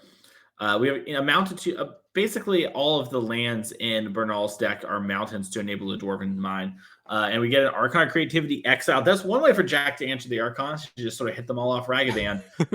X's 4 on Creativity is no longer a play for Bernal. I'm going to keep that one in mind. Oh, well, sometimes the scam deck gets to play Doughty Voidwalker and then get Archon exiled and just cast it itself. They get to be the Archon deck now. Not in the cards just yet, but something to keep in mind maybe for the other games. Yeah, Bernal plays a Jetmir's Garden and passes the turn back to Jack. Triumphs. I love triumphs. They don't bother me at all. Dash a Ragavan. We all love triumphs, and yeah, Ragavan joining the grief, connecting for 6 here, unless, barring any removal spells. So Bernal already down to 7. We're going to get another card, exile, just a Bloodstained Mire, so not going to get anything further out of that. 2 treasure tokens there from Jack. Maybe you can put those to good use double spelling this turn. Yeah, see, Jack is considering doing something. Yeah, there we go. Yeah, Dauthi Voidwalker on the board. That's going to really add to this clock, and that's lethal on the next turn if unanswered, right? It sure is. That's 7 power right there, and then Ragavan can make up the difference. Bernal's drawn for turn. We know he has Spell Pierce and a couple lands in hand for sure, but did he get 2 new draw steps? A lot of cards that this deck has. Things like Teferi Time Reveler could be used to unsummon the grief and buy you a turn. We're have to see what Bernal is going to choose to do here, as he is going to fetch and exile that card with a little dice on it for the Dauthi Voidwalker. Bernal is down to 6, though. Already, this is so much quicker than our other rounds and so much quicker than the last scam deck. Last time we saw the scam deck kind of get broken up in those early turns, but this shows why it can be so strong early. As Bernal does play the Teferi Time Reveler, it looks to be unsummoning the grief from the board. Yeah, so Grief goes back, but Bernal down to 6 from the fetch land. Voidwalker plus Ragavan, that's 5. So that would get Joseph down to 1, shutting off any future fetch lands, and then also, well, okay, that's why deal 5 when you can deal 6? So very quick game 1, very convincing victory going to Jack Erdahl there. So I guess we can already hear kind of refreshing after those long, drawn-out control games. Within 3 or 4 minutes here, we can take a look at sideboards and come back to the booth. Yeah, Jack there just showing, Bolt plus still good enough. Bolt plus creatures, you can kill your opponent, and sort of showed how powerful this game can be. In round 1, we saw we were scamming our opponent, but we still played this long drawn out game, but we played a real game and we were able to do that despite this. Jack's like, listen, here's what the deck can really do. Here's how it can line up so well. Let's actually jump on over to the sideboard and see sort of what Jack or Bernal is packing for this matchup and see how they might sideboard for together. Let's start with Bernal here. Bernal's sideboard is 3 Fluster Storms, 3 Nature's Claim, 3 Leyline of Sanctity, an Alpine Moon, a Veil of Summer, a Celestial Purge, a Wear Tear, a Boseiju Who Endures, and the basic Plains. Dom, what do you like if you're Bernal? So I think Bernal came with this matchup in mind. Leyline of Sanctity could come in as an answer to Grief and Thoughtseize, potentially stuff like Necromancer effects as well. And then we have a smattering of good runoffs. So the Veil of Summer is nice, the Wear Tear, and then lots of different forms of Boseiju, of Blood Moon Insurance. We have the Boseiju, we have the Celestial Purge, we have the basic Plains that lets you cast the Purge or the Binding and so on, even under Blood Moon. So I imagine a lot of that stuff is coming in, and maybe we're going to lose stuff like the Spell Pierces, which are pretty hit or miss. Maybe these Ramans keep the core of the deck intact. Yeah, those sort of cards can be really good against a lot of the counterspell heavy decks in the field, but this deck's got a lot of creatures and a lot of cheap spells you're not even going to be able to spell pierce. You don't need to protect your combo in that sort of way. Let's see what Jack's doing for his game plan. And it looks like Jack's sideboard is going to have 2 Surgical Extraction, 2 Hidetsu Consumes All, 2 Engineer Explosive, 2 Unlicensed Hearts, 2 Orval the All Formed, 2 Obnixilis the Adversary, a Collective Brutality, a Brotherhood's End, and a Fatal Push. What do you like from Jack here? Well, you see that touch of blue in the sideboard there for Orval the All Form. We're not casting that thing. We are discarding it to the opponent's Archon of Cruelty trigger, copying that Archon, throwing that right back at them, making it much harder to go off with creativity. And sometimes you see creativity decks with some other creature in the sideboard, something like an Emrakul, an Iona, an Atraxa, primarily with Orvar in mind, because that card is so hard to beat otherwise. Nothing like that for Joe. So if Joe goes for a creativity, we may get a Rude Awakening. And Orvar, because it's effectively free in that context, you can play it here in your Rakdos deck, you can play it anywhere. Not actually that common as a sideboard card in the Scam deck. And so I don't know if, Orvar is a card that is always on your radar. Don't know if it will be in this matchup. So we might see that really take the game by surprise. Other than that, I think you can make a case for Endronid Explosives, just sweeping up tokens at instant speed. It's a little inefficient at doing that, and you have to expose it in advance, so not actually that good there. So I imagine we'll keep the deck mostly the same, but those Orvars, those are coming in, and we are hoping to draw those. All right, Dom, you're the scam expert. I'm the dreamer. Here's my dream I'm pitching you. Surgical Extraction, we hit the Archon, we take it. We hit the creativities, we take it. Is it good enough? Is it finally a fair matchup where I can bring in Surgical, or is it just too much of a scam? I mean, the whole deck is a scam, right? I don't hate Surgical. I think you can bring those in. And yeah, sometimes it's going to be hit or miss, right? Sometimes it does nothing. You're going to toss that away to a Grief or to a Fable or something. Other times, it is going to be a really high impact card. So yeah, I actually do like the idea of bringing those in, hoping to spike. If you don't, could probably find a use for the card anyway. Nice, I like it. I really like this deck, Dom. I'm not gonna lie. I really enjoyed y'all's episode of Dominatory Judgment talking about this deck. If you want to listen more about this deck, that's a free podcast you can listen to. They went all over this deck. Great episode. This deck is really exciting to see, and I think it's the real deal. I don't know. I think we mentioned this earlier in the day. I think players just give it a bad rap for having the scam name. So I'm really excited to see how it lines up against one of our strongest players on the tour, Joseph Bernal here, an all-star of the NRG series since the beginning, and someone who's an all-star in Magic, someone you definitely going to know if you've gone to these events, in any event, really. Yeah, a mainstay of the Midwest Magic scene, a lot of success on the SCG circuit, the GP circuit back in the day, and then here on the NRG series as well. Mm-hmm.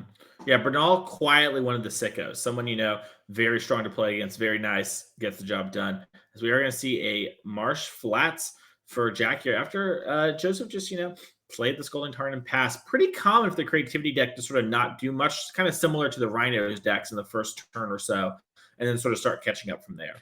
Yeah, the creativity deck is a little clunky. You don't have a ton of cards you can play in the early turns, and part of that is just the mana base, right? You have a bunch of Dwarven Mines and a bunch of Triomes to fix your colors while still having mountains to set up your Dwarven Mines, and so yeah, you're not double spelling or even single spelling in the early turns as often as some of these other decks.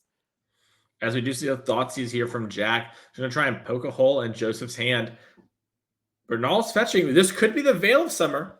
The one Veil. We'll see what color this landed. That's a Storming Ground. There it is. It's untapped. I believe they call this Cryptic Command in the business, Dom. And Jack knows exactly what this means.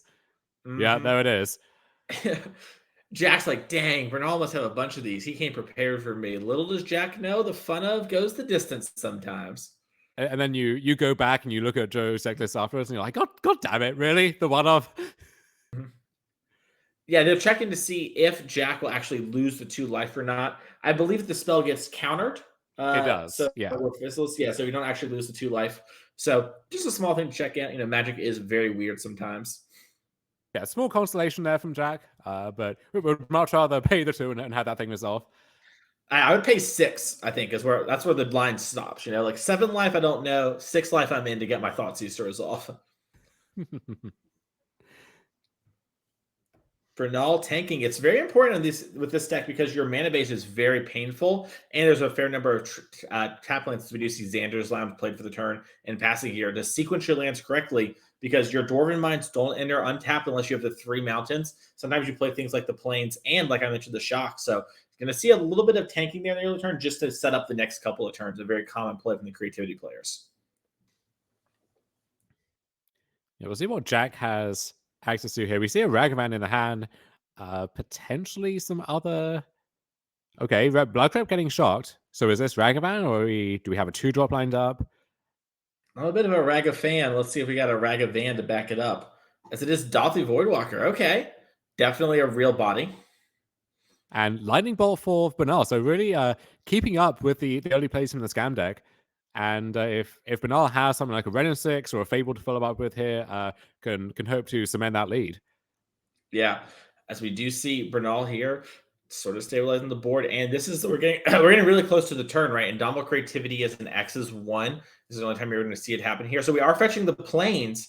Going to respect the Blood Moon now. That means we're not going to be able to creativity at least until turn 5, most likely without having something like Fable the Mirror Breaker. But we are going to be really strong against the card Blood Moon now. As the Fairy Time Rover comes down and ticks on up, another way to answer Blood Moon if Jack's all in on that card.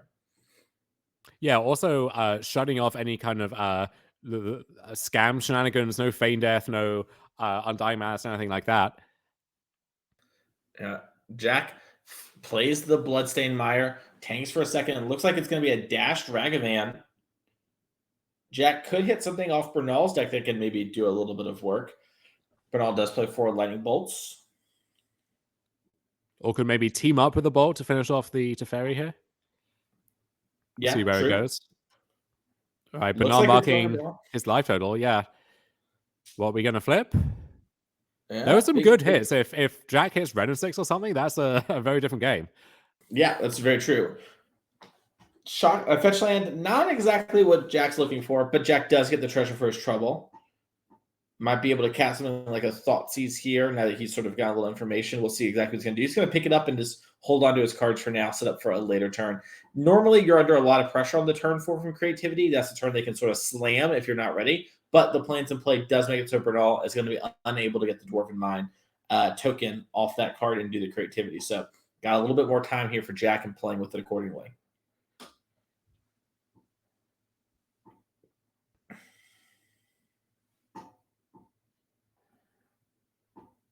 Yeah, so Jack didn't start fast out of the gates. We had the Thoughtseize, that got veiled. Voidwalker got bolted, and now we're facing down to Teferi, which is really going to hamper our ability to make any progress here. Bernal not doing that much in his own right, but he doesn't need to at this point. He has all the time in the world. Yep, big agreed. He is big chilling now, right? Like, if there's no pressure on him, why does he need to do anything? His creativity can get more and more and more Archon just by waiting and getting more fetch lands in the play and hanging out. Did you see Jack sort of talking to Bernal, saying something? Maybe a little banter? You a big banterer at the table? Some table talk. I tend to try and match a vibe with my opponent. If they're chatty, I'll be chatty. If they're silent, I'll be silent. You know, I'm not going to try and chat someone's ear off if I'm just talking to a brick wall, you know? Sure. Yeah, definitely fair. I try to keep the mood pretty light for the most part, you know. But if my opponent doesn't want that, you know, I don't try and force it on them. I do get my cheeky jokes in. You know, you miss a trigger, I get a little oopsie poopsie on you. Terminates the draw for Jack. That's going to be able to answer an Archon in the future. But right now, doesn't answer the Teferi or the lack of pressure that we have against Bernal. And with Teferi, if Archon's coming down, it's likely to be in Jack's end step if Teferi's plussing, letting creativity effectively become an instance. So by the time you get to terminate that thing, the damage is certainly already done. Yeah, Bernal is getting... It looks like Bernal was the target from the Ragavan attack, and we're going to see a Leyline Binding on this Ragavan. Just get it out of the way. Thanks to Xander's Lounge being our triumph. It's only a single mana. Doing sort of the hard way there with the old Stomping Ground, Xanders, and Plains, but it does work. So a motley crew of lands over there in that mana base. Yeah. Jack, taking a moment here. It looks like a Doffy Voidwalker in hand, considering playing that using the treasure. Will be down the mana. It looks like it's going to hold up for now. Could be a situation of just doesn't want to expose into a main phase creativity there. Has bigger plans for the Doffy. It's tough too, right? Because you know if you play it, that's just getting bounced right back with Teferi, and you've wasted your treasure, and where did that really get you? So you might have to just slog through that at some point. You're not dealing with that Teferi otherwise, but yeah, Jack is in a tough spot here. Jetmir Garden seems to be the fetch from Bernal here. Dom, you've played this match. You've played this game deck a good bit. How do you feel about this matchup generally from a big macro sense? It's tougher than I expected it to be, because on paper, right, they're a combo deck, and you can pick their hand apart, and they don't have that much redundancy, so should be easier to do that. They don't have a ton of removal. Their mana base is pretty flimsy, and Blood Moon can really mess them up hard. In practice, though, a lot of times you do one thing and it turns out to be the wrong thing, and they answer it, and then they play a Ren and 6 that you can't deal with, or they have a Fable, or you strip their hand and then they just top deck the creativity and undo all that hard work. So it's a very swingy matchup. I think in terms of raw percentages, probably pretty close, but easy to feel in the moment when you're playing the games that it's massively lopsided one way or the other. Seems fair there. And while we were talking, Bernal here, minus on his Leyline binding, bounces to the hand, puts the Ragavan back in play for Jack, and then creativity off a Dwarven Mine to get Archon. That's going to answer the Ragavan. So now Bernal has that Leyline binding for a future threat and was able to not get hit by the Ragavan, and now has established the Archon of Cruelty. Jack does have a Terminate in hand. Looks like he's pointing to Teferi Time Raveler, sort of joking like my best friend Teferi over here, as Jack's going to have to discard a card, Bernal's going to go up a card. And, even if this Archon doesn't go the distance, it was essentially a 4-for-1, right? We turned our Dwarf into a card, we entered a Ragavan, we got a card, and the Terminate had to hit it, and we went up a card. Yeah, and the Teferi plus binding interaction is really nice here. So a lot of the time what you'll see is binding will hit a token of some kind, like a Fable token, something like that. Then Teferi will bounce the binding, and then nothing's going to come back, and you just have another binding effectively ready to go. Or sometimes they play a Ragavan, you binding it, they play another Ragavan, you can bounce your binding, they only get to keep one of those legends, and then you can just binding the other one. So a lot of fun interactions you can set up with that. 100%. As we do see a Terminate coming down on the Archon, we're going to sack our treasure. We're tapped out, and it looks to be Fable of the Mirror Breaker for Jack here. All-star in the format, but sort of maybe the beginning of finding the right cards we need to get out of this one. Yeah, that a nice turn from Jack. Still in the game, managed to double spell. Teferi can clean up the Fable token, but yeah, Bernal has a lot still left in the tank here, and drew a card from Archon, going to draw another one for his draw step, and then from Teferi. So I can probably find something else to put the ball back in Jack's court.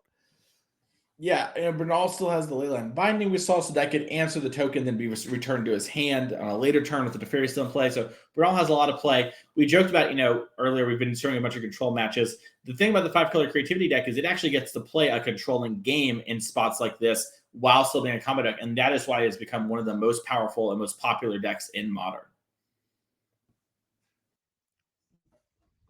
Brad Nelson once said combo control is always the best archetype when it is playable, and the 5-color creativity deck looking to make a real name for itself in that department.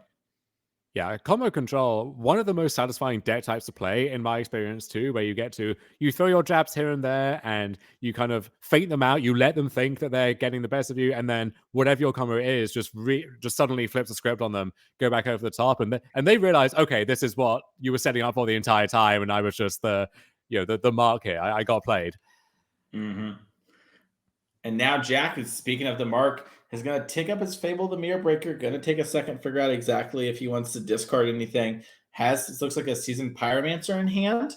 So that's when you can discard to get a little value. Also, you can play it to generate value. So a lot of different action options here for Jack as we are casting Seasoned Pyro. Yeah, kind of a tough question too for Bernal. Of do you binding the Fable, stop the rummaging, stop the reflection when it flips, or do you save that for something better? Not sure what the something better would be at this stage, and so I might have been inclined just to hit the Fable. I agree. Yeah, the only thing I can think of is maybe Blood Moon, and maybe Bernal is just going super conservatively. But yeah, I have to agree. I was a little surprised. I thought we were just going to see whatever, get rid of this Fable. My life's good, But we're going to see what comes down here as we did discard another Seasoned Pyromancer, and it looks like a Fury as well. So that's going to be 2 1/1 tokens for Jack here since we didn't discard any lands, and get 2 brand new cards for Jack. One thing about the creativity deck is you don't really have ways to clean up a board that's going wide. You can bolt one thing, you can binding another thing, but Pyromancer just putting 4 power into play across 3 bodies. You kind of have to deal with each part of that one by one.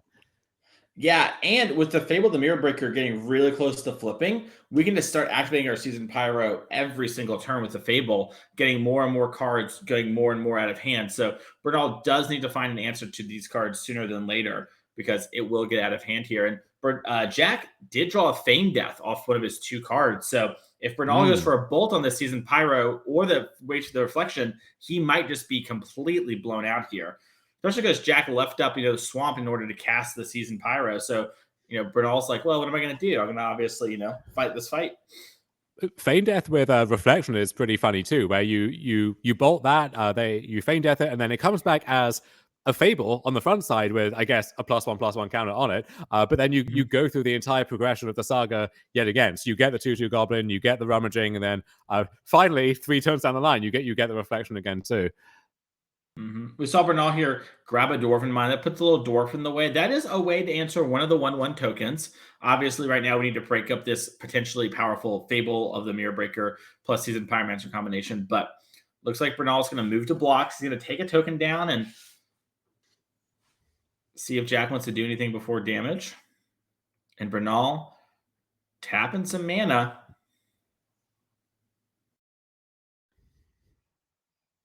What do we got here? So this is Celestial Purge. Purge. Okay. That gets around Feign Death.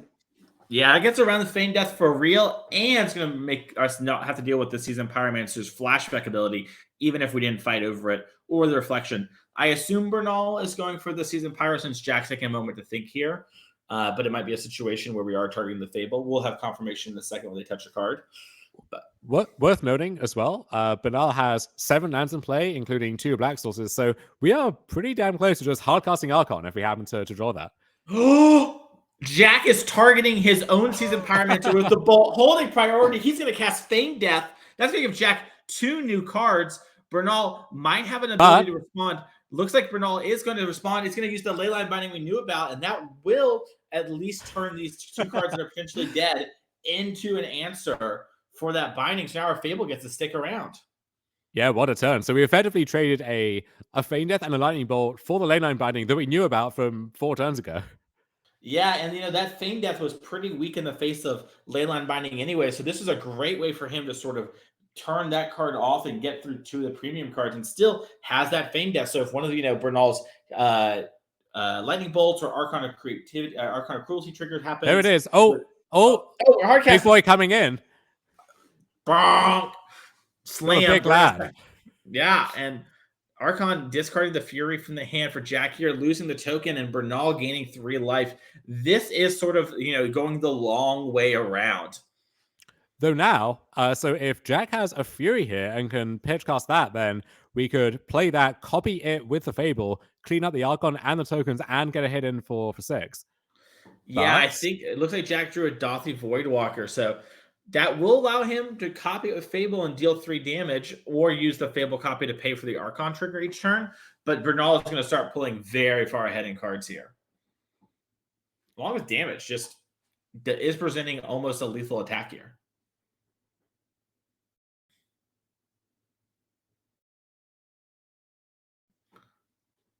Looks like Bernal is deciding, going to attack with both.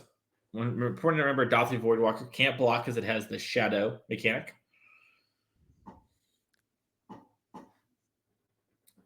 This is actually really heads up from Bernal. If Jack makes the token copy, he can't block the Archon.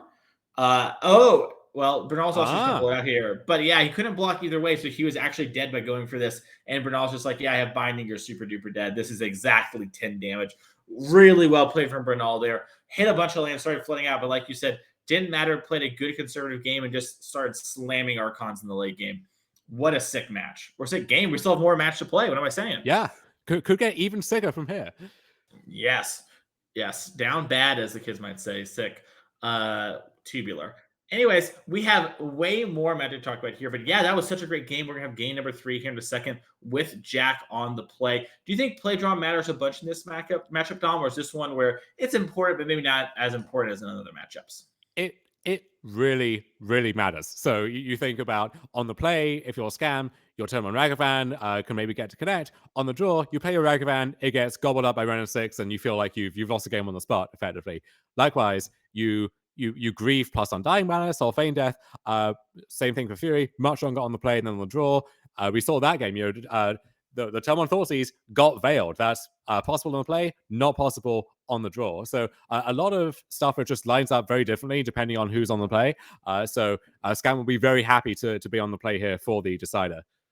Yeah, you need it too against someone like Joseph Bernal. Let's maybe pull back up the sideboard real quick here for our scam player. Did we see anything that really sort of changed anything about what's going on in those games? Is there any sort of new cards? Once again, we have the 2 Surgical, the 2 Detsu, the 2 EE, the 2 Unlicensed, the 2 Ovar, which didn't come up, the 2 up next list, the Brutality, the Brotherhood's End, and the Fatal Push. After seeing that game, Dom, did anything the way Bernal changed make you want to change up what you said before? We're still sort of all in on what you were in on.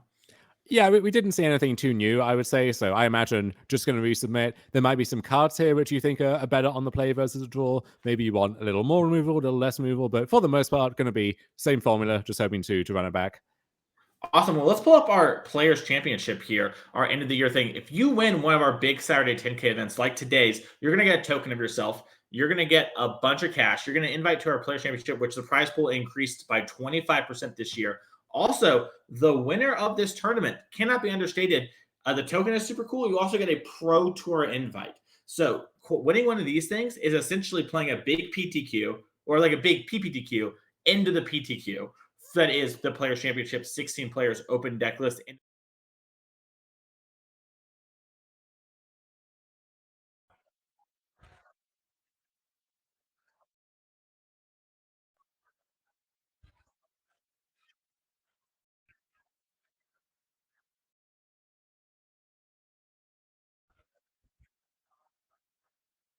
Locked in as the reigning champion. The winner today is going to go in that March one. We're going to have April, May, and then some of the summer trials with dates to be announced soon. We're going to have a team event where the whole team will make it. And then we have the annual leaderboard here. And on the annual leaderboard, 6 people who have been doing well consistently throughout the whole year when it comes to points, which you get from playing in our tournaments, are going to get invited to this. So even if you don't spike the tournament, if you just come out and consistently do well, you get a couple top 16s, you get a top 8, maybe, a couple heartbreaking finishes, you can sneak into that annual leaderboard. It happens every single year on these circuits, and it's super exciting. Let's get back to the games, though, as Jack has resolved a mulligan. And Joseph says, before we resolve the game, though, Ley Line of Sanctity. I have pre-game effects. I'm going to put Ley Line into play. Yes. And so, yeah, even though Jack is on the play, that turn 1, Thoughtseize, Grief Plus, Feign Death, that is all neutered effectively by, just 0 mana card being put into play before the game even starts. Yeah, and it looks like Jack had the Grief. Yeah, and Jack might just be evoking the Grief just to Feign Death it, just to get the 4/3. He's like, listen, my hand's all in on this 4/3 going the distance. And I wish, and pitched the Surgical, by the way. Wished I had it, but, instead I'm just going to go all in and hope you don't have something like Lightning Bolt here. I did not keep a hand that can beat the card Ley Line of Sanctity, so I'm not going to try to. Yeah, instead of losing his 2 best cards, Bernal lost 1 card, and it's Ley Line, which in other circumstances would not be the card you even care about. So, yeah, working out perfectly here for Bernal. You're seeing why Ley Line of Sanctity so effective against the scam deck. Oh, and Bernal had the Bolt too, which otherwise, without the Ley Line, the Bolt would have been seen, probably taken by one of those Grief triggers, and would not have had the answer there. Oh, goodness gracious. So we see Dauthi Voidwalker, top deck, and slammed here. Now we're getting a draw from Bernal. Yeah, it looks like 1 card left in hand for Jack, so really not much left in the tank. Yeah, we have Arid Mesa played here. One of the exciting things about this is we get to sort of pass back and forth here and see if Jack can actually get out of this game as Swamp has played. Voidwalker coming in for 3. Do we have some kind of follow-up here? I don't know, yeah. Just nursing that card, it looks like. Yeah. Looks like we're thinking about it. I think it's Seasoned Pyromancer was the card that was Jack's last card. So obviously the Swamp does not allow us to have that double red. And that could have been a card that can get us back in it, but the game isn't over yet. We can still draw it for turn. Bernal didn't crack the fetch, sort of a sign that maybe he doesn't have the lands he needs. Yeah, the scam mana base, you don't have that many lands, and you need to have a decent number of basic swamps. So this is something that can come up. That curve of Voidwalker into Pyromancer is not always trivial to put together. Yep. As we do see the Lightning Bolt on the Dauthi Voidwalker, that bolt is going to get exiled due to how things work with Dauthi and state-based actions. Mm-hmm. Notably, Bernal bolting, there we go, the Voidwalker on the upkeep, because if Jack has the Feign Death effect, something like that, you want it to come into play tapped and not be able to attack on this turn cycle. So heads up sequencing there from Bernal. Going to follow up now with Ren and 6, getting back to fetch lands. So really everything going Bernal's way in this game. Yeah, as we do see, we pick up the Widowfoot Hills here, and Ren and 6, sort of these all-star and these grindy games just guarantees you to play out the whole game the way you want, and then also provides you with a win condition now. So Bernal, would like the creativity and all that sort of jazz. But if Jack can't answer the Ren, he doesn't need to do anything else. He'll just win via bolts. So Jack's sideboard cards coming through in one sense. He apparently has at least one, and it looks like both of his Orvars in hand. So if Bernal thinks the coast is clear, goes for creativity, you might see both those Orvars coming to play, copying Archon, except that's going to be neutered in turn because those Archon triggers target, and so under a Leyline of Sanctity, those can't go in the stack, those can't happen. So you got your 6/6s, but that's all you've got. You don't get to get this barrage of triggers back in the other direction. 100%. As we do see a Dwarven Mine enter here, getting us a little dwarf beatdowns. Got to respect the beatdowns with the old dwarf tokens. It does look like Bernal. Yeah, it's the second. Now it's 2x2, just like Noah on the arc there, Dom. As we do see a cutting of the deck. Now, my understanding is the arc contained 2 of every creature, so that's a lot of different tokens that we gotta wrangle here. Got to get on that real quick if we want to do that before the flood season comes. Well, speaking of that, we have 2 creatures targeted with creativity here. That means we're going to get 2 Archons because Bernal's deck only has Archon as the thing to hit. And so that's going to be backbreaking. Even if Jack has an answer here, you're going to discard 2 cards. Bernal's going to draw 2 cards. You're going to take 6. Bernal's going to gain 6. So we're going to see the life total swap here. And it looks like Jack does have an answer for one of the Archons before the trigger resolves and he loses the card from his hand. And it looks like it's Ovar the All-Formed. Very important to sequence that one as the second Archon discard. If you can afford to, that way it sticks in play. We see the fingers pointing to the ley line, figuring out how that interaction works. If it weren't for that ley line, Bernal casting that creativity for 2, this massive over-the-top endgame play, he would lose this game on the spot because both those Orvars would throw those Archon triggers back in his face. As it stands, ley line just going to blank that, and Jack is going to be in a decent spot. Yeah, as we do see, Bernal's taking a second to read Orvar. So Jack, I believe, probably sacked this as his second trigger, so he'll at least get to keep the 6/6 if he did do it. If not, the second Archon trigger will answer the Orvar, as long as the last card from Jack's hand. But yeah, you're right. Leyline of Sanctity coming in clutch not only is just answering these, turn 1 double grief that could have been game ending, but this game ending Orvar. Sanctity is looking like a card you bring in more and more.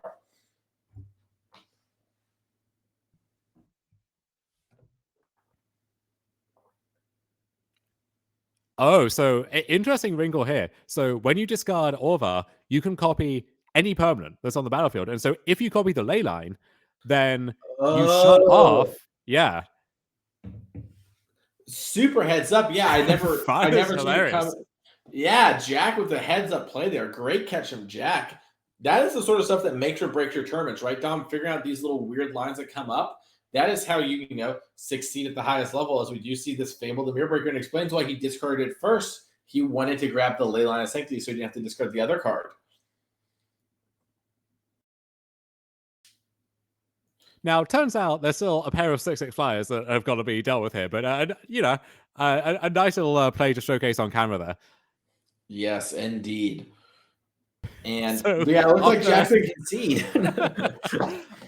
After a real hilarious final turn cycle, Bernal creativity for 2, still going to close out this game anyway. Bernal, one of the most decorated players in our tournament here, going to move up to 3-0. Still a long day of Magic ahead, but maybe the top 8 starting to get inside here. Or at least a nice 4 points. Yeah, Bernal is someone who plays all the events, got very close, I believe, last year. So got very in early on last year and just played a little bit for fun, but also someone who's, I think, played in almost all of the NRG Champ Series. So he is someone who's going to grind these events, even if he was dead for top 8. Obviously, not very skillfully at 3-0. We're going to actually jump down to our backup feature match, which I believe is Oliver Tomajko, the SCG Players Championship, the last year. And we have against Mason Fang, Mason on Burn and Oliver on Rhinos. So let's see how this one sort of goes. Now, young Oliver likes to chat, likes to brag a little, likes to throw down on Twitter. Oliver was saying, I broke modern. I did it. I'm going to unleash my broken deck at the NRG, going to win the whole thing, going to be easy. And then he had this real existential crisis over the course of the week. My deck isn't broken anymore. Don't know what I'm doing. It's all falling apart. And now shows up just registering stock net decked Team Rhinos instead. You hate to see it, Mason. Well, you do hate to see it, but at least there's a little bit of spice going on here for Oliver. It does have Murktide in the main deck, so sort of a newer thing for Rhinos. So if you haven't been keeping up with Modern, that might be something that throws you for a loop there. But yeah, Oliver's, like you mentioned, someone who sort of likes to play the heel role, to do some wrestling references. So definitely sort of going hard there on Twitter, reminding people like, hey, I was the Yu-Gi-Oh! Dragon Duels world champion. I can hang with the best of the card games. I'm doing the same thing here. So we're going to see what Mason's doing as, this is a time-shifted match, so it's going to be playing a little bit quicker, and it's burn anyway, so it's going to be going even quicker then. I remember back in the SEG days, I said on Twitter that Oliver is a heel, and that's a good thing. Every tour needs its heel. And young Oliver, even younger at the time, asked, what's a heel? And the lad has come so far. Now he knows what it is, and he has fully embraced the role. If he top aces this tournament and looking good so far, we'll see if he can reprise that. We will definitely hear about it if he does, not only from the booth, but everywhere in between. As the double Goblin Guy attack, we did hit a Mr. Rainforest, and then we had a Crushing Footfall on top. All of us going to take a second to go and fetch the the Ketria Triome here, and be ready to go on that one. As we do also get, the draw for the turn, as Mason here has the early creatures, which are really strong, as long as something like Fury doesn't completely blow him out.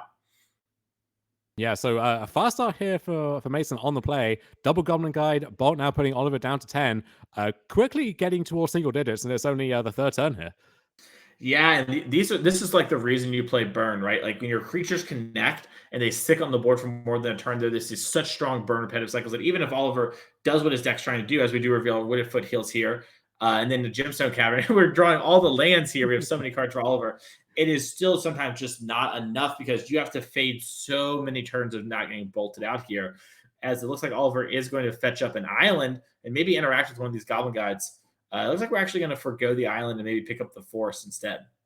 Yeah, I would assume a basic of some kind. Don't want to take any more damage on top of the many damage you're taking already this turn in the game here. So it looks like we have a Fire Ice lined up for one Goblin Guide, but down to 7, and that's in range of any combination of burn spells really, or Boros Charm in particular. That one often deals exactly for the final 4. So we'll see what Mason has left in the tank.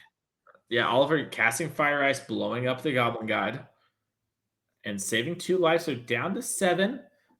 Boros Charm plus Bolt would be lethal here, but Mason not casting it on Oliver's turn, might be respecting the card Force Negation, might also not have it, not sure what he has in hand, but probably is going to have some burn spells, as we do see Oliver just play Gemstone Cavern and cast Shardless Agent.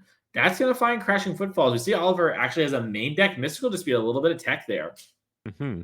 Yeah, so those Goblin Guys and any future creatures, they've done their job. They are now just cheering on from the sidelines as Mason hopes to stitch together enough burn spells to finish the job here.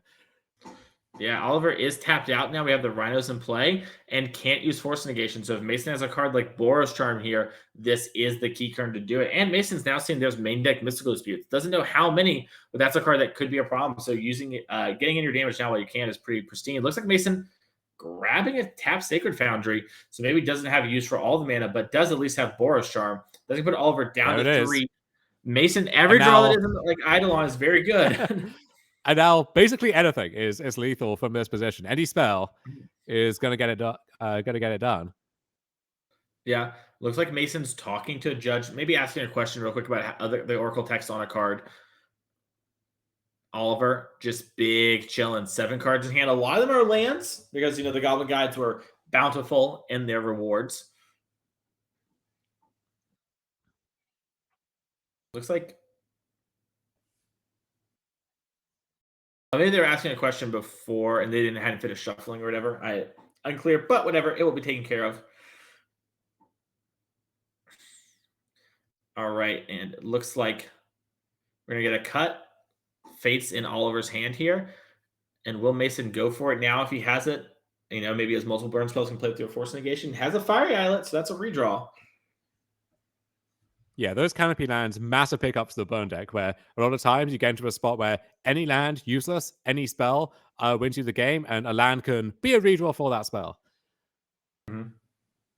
Okay, so Oliver, he cheated death on this turn, gets to untap at 3, gets to put a big attack in with at least 1 Rhino, maybe 2. Yeah, I was gonna say it gets a little awkward, right? Because these Monastery Whisperer and Goblin guys aren't very good now, but when your life total is so low, you might actually have issues attacking with the full force like you'd normally like to. Yeah, I think the crucial realization here is those creatures are attacking for only 2, and so you can take a hit for 2. You can go down to 1, and you really need to win the game with an attack over 2 turns. Getting both runners in lets you do that. Yeah, Mason takes a draw step here. Like you mentioned, can be afforded to hit by one of these Goblin guys. Here's another Goblin guy, though. That is going to Okay. force lethal. If Tomajko doesn't have something, Tomajko's top deck's a Crashing Footfall, so he knows there's nothing, no lands there or anything, no extra information. Decks like this normally play something like Brazen Bar or Prismari Command. These are pretty stock cards to have. We did see Oliver had a Mystical Dispute, so maybe that's where some of the cards went. But it looks like Oliver's taking a moment just to make sure that he's going to sequence his plays correctly. You don't become the world champion or an SCG player champ in this game without playing tight technical magic. It looks like he's going to eat the Swift Spear, realizing I just can't beat spells, and have a Fire Ice for the Goblin Guide. Yeah, so potentially surviving this turn at 1 and attacking back for lethal, winning on the tightest of margins possible. Yeah. Life totals are not going to be able to update it for y'all. This is a time shifted match, so it sort of happened in the moment. We can't do anything. And yeah, it looks like Oliver wins that game with the attack back. Crazy game there from Mason and Oliver. Mason did such a good job again, the sort of winning position. And let's quickly pull up the deck list here. Let's see what's going on here. We saw Oliver had Mystical Dispute in the main deck. So that's a pretty unique thing. We're going to start here with Mason, though. Mason playing a pretty stock burn deck. Not going to read off the whole sideboard here because of time, but Dom, are there any cards besides the Rolling Vortex that really jump out to you? Just the Rolling Vortex, and those are good. Those punish you for playing a spell without paying any mana. You get nugged for 5 if that happens, and the whole gimmick of the Cascade decks is you're playing your Cascade spell or your Suspend spell off Cascade for free. So going to shut that off, and then also the Cascade decks get to play a bunch of these free spells like Fury, Force Negation, and so on. So every time you do that, Vortex is going to punish you. So yeah, that card is phenomenal. Those are definitely coming in, and then I imagine we're going to look at stuff like Searing Blaze as a conditional burn spell that might come out, but not too much tinkering around the edges there. All right, let's look at Oliver's thing. These Rhino decks often shove their sideboards full of 4 and 3-ups because there isn't much room due to the Cascade thing. So Oliver has 4 Endurance, 4 Force of Vigor, 3 Blood Moon, 2 Fury, a Gemstone, and only 1 Mystical Dispute because as you'll see in the main deck, we have 3 Murktide and 3 Mystical Dispute. Dom, what do you want to do in the sideboard here? So I want that Gemstone Caverns, as I do every time I'm on the draw, and then I want the Furies just to clean up some of those early creatures. Beyond that, there's not a ton. You might actually want Mystical Dispute just to, pay 3 mana, kind of Borstrom or something in the mid game. Like you'll do whatever you have to do to avoid taking additional damage. But I'm not a sideboard that really came prepared for burn. I think the matchup is close enough, maybe positive enough for Rhinos as it is. So you don't need to do that necessarily. But yeah, I think this deck will be mostly the same as well. Awesome. Let's get down to the future match area and see what's going on. There is a case, I suppose, for Endurance, just as a creature that doesn't get bolted or blazed or anything like that, and then can also chew up a Goblin Guide or something in combat. Yeah, maybe get your attack on a little bit. Looks like both players did mulligan. As Mason goes Sunbake Canyon into something. It looks like we're suspending a Rift Bolt. And Tomajko Canyon, a sign that maybe a landlight hand for Mason, you don't really be taking unnecessary damage off that thing if you can avoid it. Yeah, we're going to see the Rift Bolt just hit Tomajko in the face down to 17. As we are going to see, looks like a Skewer the Critics being cast due to the spectacle cost of Tomajko taking damage. And Mason maybe kept a 1 lander on a mulligan with a bunch of burn spells. Oliver down to 13 after the fetch, but no real recursive damage from creatures. He is in a much better sort of spot than last game. Yeah, and Oliver has to love to see that. Yeah. Oliver taking a second to sort of think about what he wants to play.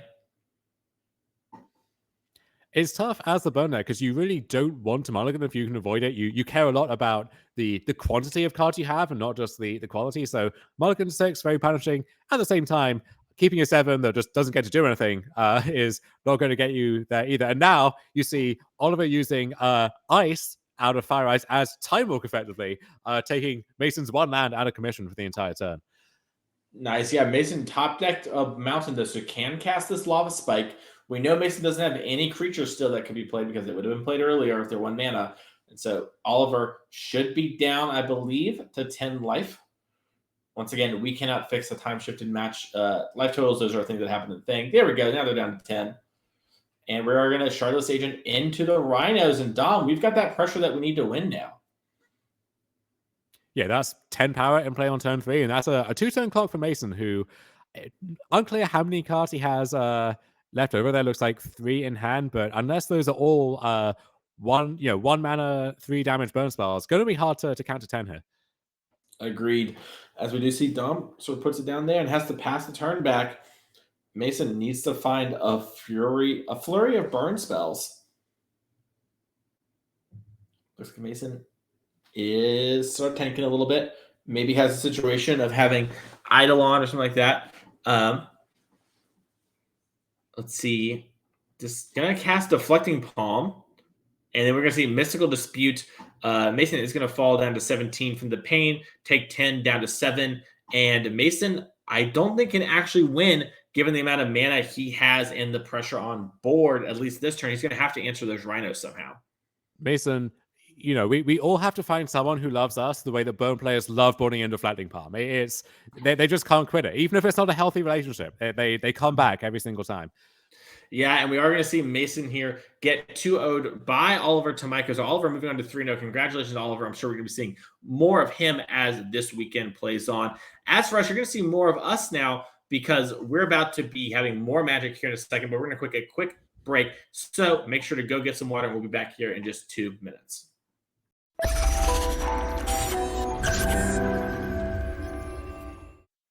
Good afternoon, everybody. Welcome back to Mundelein, Illinois. I am Mappamonte for the NRG Series.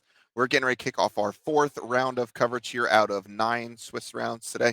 Let's take a peek at the players to watch leaderboard and see where we are for the day. You can see Joseph Bernal, you just watched, getting to 3-0. Oliver Tomajko also making quick work of his opponent, getting to 3-0. Raja Sulaiman, we saw earlier in the day, also 3-0. We're actually going to watch Zach Allen this round, who is also 3-0.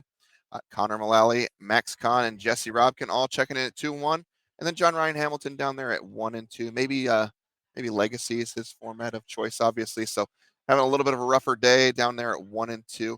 I wanted to just talk about, so Zach Allen, again, was in our Players' Championship, comes to tons of these NRG events. So really great to see him. On the opposite side, there is a feature match between Sean Gallagher, who made it to a ton of events, and then someone I haven't seen in a while. His name's Ryan Searby. He actually played in a lot of events pre-COVID. I spoke to him this morning, and he said, man, I haven't really played Paper Magic in quite a while. I kind of sit around and play Arena, but he got the itch. He watched the our Players Championship and got the itch to come back to an event. So good to see him in our backup feature match there. Looks like all of our players are sitting down and ready to battle here. So I did want to let everybody know kind of about our upcoming event schedule. So I'm going to let Dom and Mason handle that, and they'll talk about our next event and get you going in round number 4. Yes, and welcome back here. We are going to be talking a little bit about our future events because it is really cool. The NRG Series is going to Minneapolis here, May 20th to the 21st. So we have a Saturday 10K Pioneer Showdown, and we have a Sunday 5K Modern Trial. So those are going to be the 2 our next NRG events. If you're watching this one, you're excited, go to Minneapolis, same place as the Pro Tour. Actually, really exciting to see that super soon and have our event right afterwards. Pioneer's shaken up a lot since the last Pro Tour. Can't wait to see what happens with all the formats after that event as well. And then the event after that is actually we're going to be back in Mundelein, Illinois, just a little bit outside of Chicago there. That's where this event's being held, and that's going to be on June 24th to the 25th. Modern 10K Showdown, super exciting. Once again, if you win our Showdown event, aka all of our Saturday events, you make it to the Players' Championship. Winner of that makes it to the Pro Tour. Very exciting there. Also, our Sunday Legacy 5K Trial. That event also has points. Remember, there's at-large leaderboard points. So the 5K events on Sunday are still a great way to accumulate points to make the at-large bid. Absolutely. We got a lot of Pioneer and Modern on the docket for fans of those formats. We have sold out today's Martin 10K, 285 players in the room, so we love to see that. A lot of people turning out for Martin, but also a lot of people like to turn out for Legacy too. So if you're one of those people, not a ton of big Legacy events, especially in paper, that is the one for you. But we have our match kicking off here between Zach Allen on Izzet Breach. This is the fair Breach deck that a lot of people have picked up and advocated for, kind of all good cards. And then we have Jordan Lidsky with this is not all good card. I'm not quite sure exactly what this is, Mason. Yeah, so this is Bant Prison. So this seems to be a Jordan Lidsky special. I've seen stuff like this before. Basically, the big thing to note is that this is an Amiria the Sky Ruin control deck. So you haven't seen that card before. It's in the same cycle as Valakut, but for plains. So instead of where Valakut needs, I believe, 5 other mountains, this one needs 7 or more plains. And if you control those, you can start returning permanent cards from your graveyard to the battlefield. So this deck is going to have a bunch of permanent-based cards that can give you a lot of advantage. So cards like Thraben Inspector, Ranger Captain of Eos, Squadron Hawk, Solitude, those cards are all staples. You're also going to see some weird ones like Call Me a False Hope, which is essentially a Fallout but on a creature, things like that. And then you also see Elesh Norn, the mother of machines, in this deck. That is a way to double up on all these sort of things and also lock out some decks. So this is more of a control deck, something that Zach Allen is used to playing with. But in this time he's going to be on the Izzet Breach deck, as we do see a Ragavan cast from him. And it looks like he just had a 1-lander and is going to get Teferi Time Raveler unsummon on that Ragavan. Yeah, this deck, it's not 60 cards. It's not 80 cards. I think you can guess exactly how many cards it is, Mason. Nice. 69 cards in the main deck from Jordan here. I hadn't even processed that, Dom. Look, Nothing gets past you. We got to find room for the one Eternal Wanderer that's in the deck. We got one Prismatic Ending, one Windstorm Abandon. We got an Ephemerate. We got a Brawlback. We got a whole lot of stuff in this deck. So a lot of synergies that we will be working towards in this game. And this one, maybe not as competitive as we hope to see in the feature match area. Zach Allen stuck on 1 land, Jordan Lidsky at 4 and counting. And I think there's more where that came from. Yeah, we've Ranger Captain, grabbed the Thraben Inspector, up a bunch of cards. Zach has some cards in hand, but stuck on lands like you mentioned.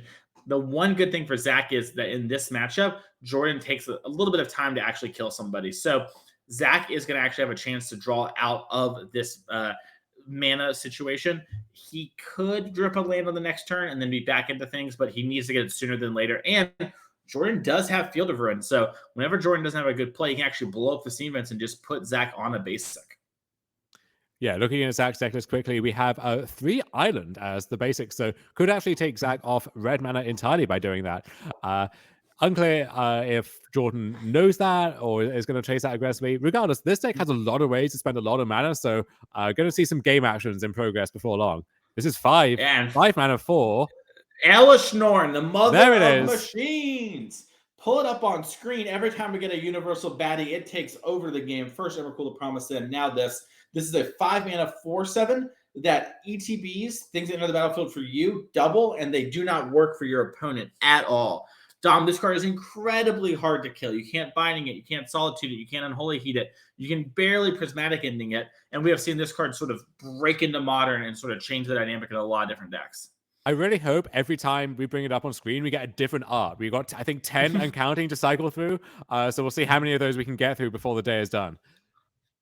A lot of respect for Mame here on the stream as we untap. And now all of our cards are going to double in their effectiveness. So Thraben Inspectors are going to make 2 tokens. We're going to get 2 searches off the Archons. Also, Elesh Norn has Vigilance, remember. So it's going to be really good at sort of attacking here. And, you know, Jordan's going to get to sacrifice this Ranger Captain. So now Zach can't cast spells on his 1 land. And Zach's just going to get chunked here for a little bit. And Jordan is in a prime position, even if Zach could, like, you know, magically got 3 lands into play suddenly. Jordan would be in a prime position to win this game. Yeah, now that lots of things you could attribute Jordan winning this game to, you know, having 5 lands to Zach's 1, getting to curve into Elesh Norn and so on. I'm going to give the credit here to Thraben Inspector. They're just a workhorse whose contribution really needs to be emphasized. What is Thraben Inspector if not Ancestral Recall? You know, and this is another Ranger Captain doubling up on that ETB trigger with Erdahl. So we're going to find 2, count it, 2 1-drops from the deck here, and each of those will have their triggers double too, Mason. Yes, and you see Zach. I love the player camps. Zach put his hands behind his head and looked over at the clock, like, "Am I supposed to scoop? What's going on here? What's going on?" As we could find 2 Thraben Inspectors, and each of those make 2 clues. And with that's a whole lot of clues.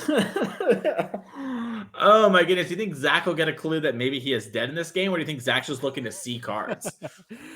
There's a lot of cards that we could see here. 69 of them, in fact. Mm-hmm. Yeah, and Jordan's really schmooving through his deck here as so many options here. Has a land for turn, gonna thin the deck even more. It's a Hollow Fountain. We're gonna get even more Thrave Inspectors, more clues. We can crack those clues to draw cards. Zach is probably too far gone now to really catch up in this game. It's important to remember Zach playing Izzet Breach. This is not like the combo deck we saw from Jesse Robkin in round 2. That deck could actually win this game still once Elishorn was answered. It can actually just combo through on a very low number of resources. But Zach's deck is much more like a traditional Izzet mid-range deck. And instead of playing a card like Murktide Regent to have a big flyer, you play a lot more cheap, efficient spells and then have the card Underworld Breach to sort of bolt your opponent out in the end game, or refill with Bobble, or just generally maybe cast a couple cards and, have this refuel card. Yeah, Zach, he's not Murktide pilled. He is all in on Underworld Breach instead. Yes, indeed. As we do see Jordan sort of lining up attacks here. And Zach did get the Steam Vents now, so he's down to 10. Winning for Zach probably involves the card Expressive Iteration, I would guess. I think winning for Zach involves going to game 2 and seeing if that one can go any better. All right. Well, congratulations to Jordan winning that game, but he's still got to win 2 more against Zach, and Zach's not going to always have these one-landers. So we're going to have to see what Zach's deck can do against Jordan Lidsky's pretty unique take on the Emiria the Sky Ruin control deck. Let's pull up one of these deck lists and go over there, because I imagine we have a lot of cards to talk about for Jordan, so plenty of things to cover in the sideboarding section. First, we're going to look at Zach's sideboard, though. Dom, Zach's got 2 Aether Gust, 2 Flusters, 2 Fable the Mirror Breaker, 2 Engineered Explosive, 2 Dress Down, 2 Unlicensed Hearse, that Giganta we saw, a Braid, and Mystical Dispute. What do you think Zach's going to want to do? The dress downs here look pretty good to me. Maybe the Fables, if you expect these really drawn out games. That I think that's gonna do it. So once we go over to Jordan's deck, I'm excited to see if this one can even fit on the graphic. There's we've got let's see, 15 columns, 16, 17, carry the one. It might be tight here. Let's see. Yeah, it's gonna be tight. Let's check out what Jordan is doing, because Zach does sort of just have a couple cards and hope to get there. Jordan's deck does cut off a little bit, just like the old Yorion days, but that's okay. We know what the sideboard is. We have 2 Sanctifier and Vec, 2 Dress Down, 1 Haywire Mite, 1 Meddling Mage, 1 Burnt Fortuner, 1 Winds of Abandon, 1 Hallowed Moonlight, 1 Lavinia, 1 Drans Magistrate, 1 Seal of Cleansing, 1 Prismatic Ending, 1 Overfar They All Formed, and 1 Elodomer's Call. I'm going to catch my breath while you tell us what we're going to do here. So, Mason, I think what we're going to do here... Yeah, I mean, Dom, you're the modern expert. You do the modern podcast. Don't you know what we're going to have? Okay, all right. Simplifying. Zach is a red deck. Sanctifiers in. Barton Fortender in. Boom. Easy. Elodamer's Call. Find you those cards. Find you 15 different other creatures that are in the deck as well. Seems like an easy call. Not sure why we have 3 calls in the main deck, 1 in the sideboard. Feels like we could go up to 70 cards. Simplify that a bit. Doesn't matter. Not my remit. But we're here. This is what we're working with. Draneth Magistrate. Good against the Cold Underworld Breach. Not sure if that by itself is enough to justify it. We'll see. Lavinia, kind of same deal. Sure, that's it. Back to you. All right, we'll work together. Yeah, I think Meddling Mage could be a card I could see. This is one of those things too, and this happens a bunch. I play the 4-color control deck a bunch in Modern, have some results with that one, and I always have some weirder cards compared to people. And sometimes I go back and watch the feature match, and they're like, "What's going on here?" Sometimes with these decks, you sort of have plans, and Jordan knows what all these cards are for, right? Jordan knows why we have those cards. We as commentators, we have to sort of figure this out on the fly. I know that Abiding Grace is an all-time banger. We can pull that card maybe up on screen, and that's really good with Burrington Forge Tender. So that's something that we might be seeing as an important aspect of this game. But yeah, I think we're just going to see Jordan try and throw cards at Zach, make sure to keep the life total kind of high, and just try to lock out the card Underworld Breach from bolting him out. And if he does that, he probably has a pretty good game. The only thing his deck doesn't have going for him is just the mana inefficiency compared to Zach Allen's. Yeah, if you know just how many different enchantments Zach has in his deck, so we've got Underworld Breach, Blood Moon, and also the sideboard Fables, at that point, maybe you want both Haywire Mites. Maybe you want the Seal of Cleansing, stuff like that as well. Mm-hmm. Yeah.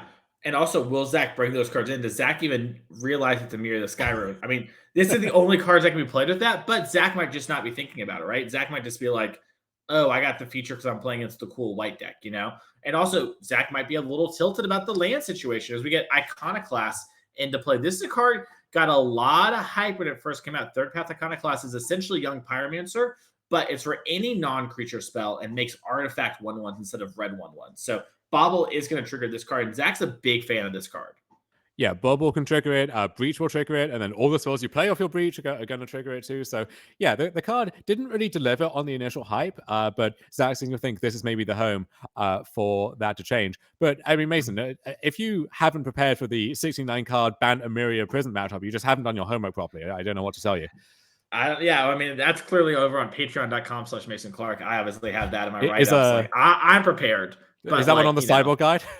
That one is on the sideboard guide now. I'm typing. I mean, Jordan's 3-0 and he's up a game. If Jordan makes a top 8, maybe this is something you actually are going to run into more often. No, it's true. And also, I joke about this deck a little bit because it is funny. Also, I think we broke his sleeve, and that's what's happening right now, Jordan. But I've seen this deck before, believe it or not, Dom. I think some people call it the Hawks deck, colloquially, because you have all these Squadron Hawks and you have a lot of ATB value or whatever. And also calling the deck Hawks is really kind of cute. So this is the thing I've seen, and I have played against something like this before. They had a little bit more creatures than this deck does. Not like the ephemerates and stuff like that. But yeah, this is not like, completely unheard of. So it's possible Zach knows what's going on. But I think the exact one of bullets is where Zach's going to have a struggle figuring that out exactly. And there's the Hawk. And Mason, if you have 69 cards, you're less likely to draw the second Hawk and you can fetch it from your deck. That's just good deck building. Now, is 4 out of 69 the golden ratio that you're looking for? Unclear, but just something to consider. Yeah, someone at Frank Carson on Twitter with a clip of this. Thank you so much for doing that for me. And Dom, these Hawks are really important because they actually block Ragavan really well, and they do. You get a bunch. They are so good against Ragavan, and also they have keyword stinky. Like, you're not going to want to use a bolt on a Squadron Hawk. There's no ways that. Looking at what's going on in this game, I want to put the chocolate in my peanut butter. I want to cast Squadron Hawk on 2, get 3 more in my hand, and then play Fable on 3 and discard 2 of those to my Fable. We're innovating live on stream. As Zach Allen does play Fable the Mirror Breaker here after getting his third class Iconoclast answered. We're going to see a Squadron Hawk smack in there for 1. And, we joke about this, but the Squadron Hawk, Sacred Fire and Vec, big card here. That's going to make it really hard for Underworld Breach to actually get a lot of value and win with the bolts. Also, just an impossible to answer creature for Zach Allen's deck outside of the colorless tokens from Iconoclast. But there's a lot of incidental value. Things like Martyr of Sands is in this deck. So having just a card that gets more cards is something Zach might not be able to beat if like a Biding Grace Martyr of Sands loop gets presented.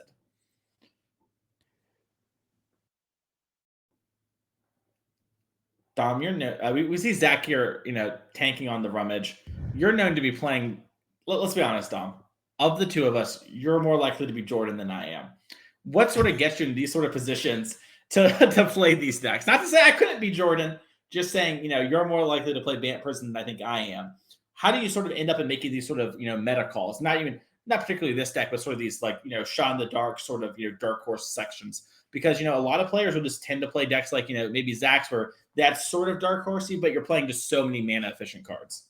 You just got to be wired a certain way. I don't know what to tell you. You got to work yourself into that mindset. I actually have had a run-in with Jordan Lidsky before. He's someone who is well known for these crazy brews, because when I was playing some of my first tournaments here in Canada and the US, I was playing KCI, but kind of an off-the-wall KCI deck with Dr. Foundry Sword of the Meek. And it turns out that one of Jordan's locals was like, oh, did you just copy Jordan's deck? And Jordan was apparently just playing the exact same idea over at his tournaments as well. So someone who has this pedigree for just doing all this off-the-wall stuff knows if anyone's going to be turning up with 69 card Bant Amiria, then Jordan would be high on that list. Yeah, we did see Zach Allen cast an expressive iteration, find a bauble, put a card in hand, no land drop for the turn, as we're going to see Jordan fetch. Dom, this does open up the door to the other thing. So Yorion sort of cracked the seal on like 80 cards is playable. We can do that. 80 cards sort of was subsidized by Yorion being a free card. It sort of worked out. It was the best deck for a while. Since then, though, players have not been willing to go back into the box of 60 and sort of opened up. Do you think that we were wrong on their wisdom for a long time, or has card design just changed, / are we just all lost in the sauce right now? Well, I respect the people who, when Yorion was banned, were thinking, okay, look, I've got this double sleeve 80 card deck. A lot of hassle to figure out what to cut and then shrink it down. Gonna unsleeve my on.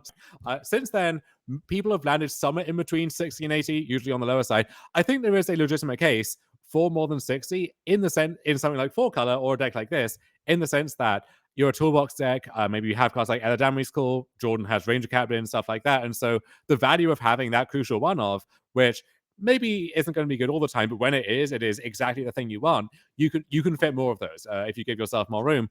That being said, in a deck like 4-color, you want to draw your Renaissance more often, right? You want to draw your Teferi, you want to draw Onmath, you want the cards which you know are good basically all the time. And so at that point, going over 60 is a little harder to justify. That makes sense. As we do see Burning Fortune come to play after an attack for 3 there. Wow, Dom, perfect way to wrap it up right when Jordan was done doing the sort of fiddly stuff. As we do see an Unholy Heat get cast on the Thraben Inspector. Turns out Jordan didn't want to sack the Burning Fortune to save Thraben Inspector. We'll see if it costs him as the game goes on. That card's just solely unkillable for Zach Allen. Who knows what will happen? Zach has flipped the Fable of the Mirrorbreaker now. And that card, if we can untap with it, could lead to some wild stuff happening, maybe with third path Iconoclast. I mean, now I'm thinking, okay, if I turn to Squadron Hawk, I can turn 3 Seasoned Pyromans. I can't get this idea out of my head, Mason. It's taking over. I know. We got to calm down. We'll get a group chat going after this, But yeah, that's a lot of value.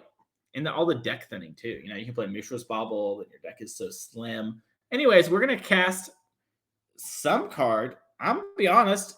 Oh, it's EE on 2. Okay, the light was sort of throwing me off there. That's the way to answer Sanctifier and Vec. That can answer as many Squadron Hawks as there are. 4+, however many. You're good. Yeah, as we do also see a treasure here made by the Goblin Shaman token there. You might notice that looks like a weirdish Goblin Shaman token. That's because that's our team trial winner from last year, actually, which, the showdown winner today will get a token just like this given out at NRG events and given to you. So someone else is going to join them on a token.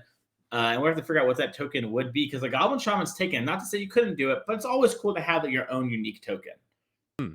One of the best feelings in Magic is winning a tournament with your friends as a team.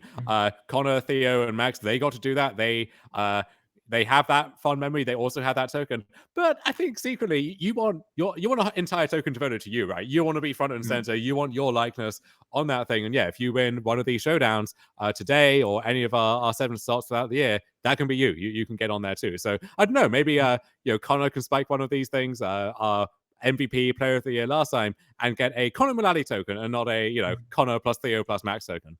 We are seeing a Sanctifier and Vet cast there for Jordan after a little bit of tanking. And yeah, I do think Connor got the best end of the deal. His face is so big on it, our Player of the Year. So it does sort of look like a Connor token a lot of times. But Max and Theo are definitely there, and definitely strong players who are happy to have that memory. Zach Allen, not someone, who is unused to these sort of weird situations, has been handling this sort of matchup in stride so far. We've been joking about how bad this is, how many awful cards there are that awful in the sense of Zach can't answer them, not in the sense that they are bad, of course, for Zach here, but he is just sort of plugging away, trying to make his best of this. And this is how you end up in these player championships like Zach Allen was this last year for NRG Champs and for the SCG, going out as their top player in the 2020 season before COVID hit. Yeah, Zach, at that 2019 SCG Players Championship, came oh so close, got through to the top 4, fell at that hurdle, and he really wanted to come back and avenge himself and right that ship. Never got the chance, thanks to COVID. Ground out this entirely new series last year, and I'm sure we'll be having the 2023 NRG Championship squarely in his sights here as well. Yeah, and we are seeing a thing about Jordan's deck. So Jordan passes the turn here, it seems like. End of turn, we're going to activate Fable of the Mirrorbreaker, make a token copy, I believe, of the Goblin Shaman token. That we can maybe get some more treasures.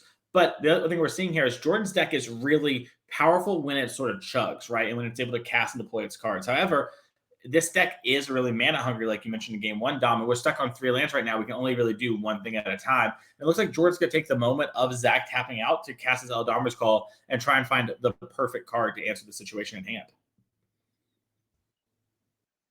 There's Solitude. Okay, so looking at a 2-for-1 of sorts, although if Jordan's not making land drops, he's probably got a bunch of spells in hand that he can't cast yet. So we'll happily pitch one of those to deal with this situation.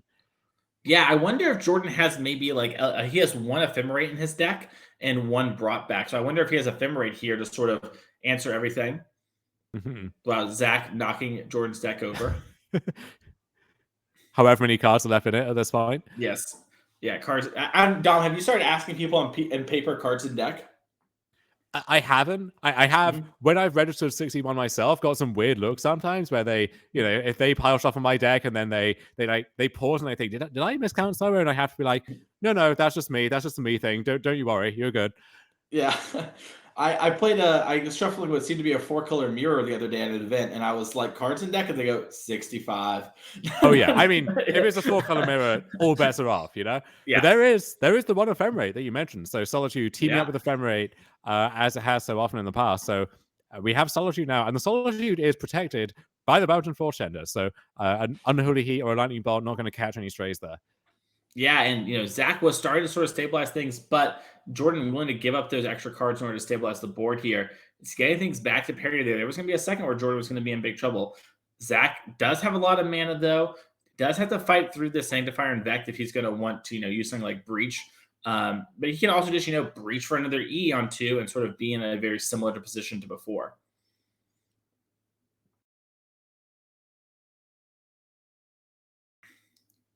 We're seeing Zach tap 2 mana. Maybe it'll be an expressive iteration. Who knows what it could be? It's another. He just has the natural E. Another explosives. Okay, so Sanctifier down.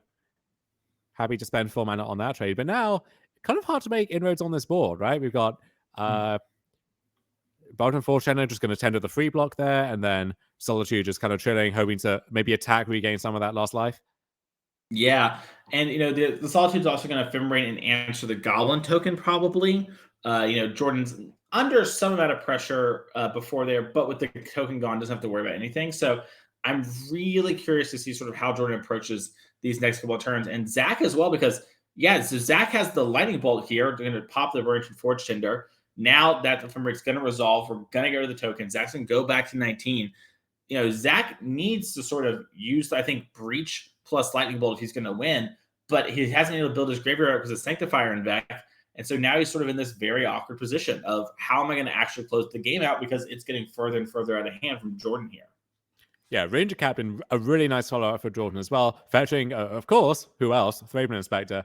Just adding some material to the board. And then the Ranger Captain itself, one of the hyped cards from the first Modern Horizons. Haven't seen it too much recently, but against specifically the card Underworld Breach, or really any spell-heavy controller combat deck, that card can do some really good work.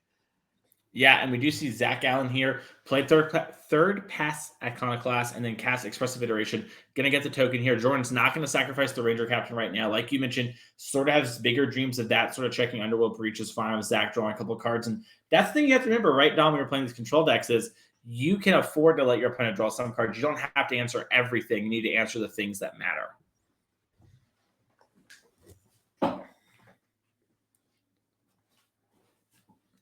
Do get another concert token here for Zach for playing the old Mishra's Bauble. So we're starting to build up a little bit of a force.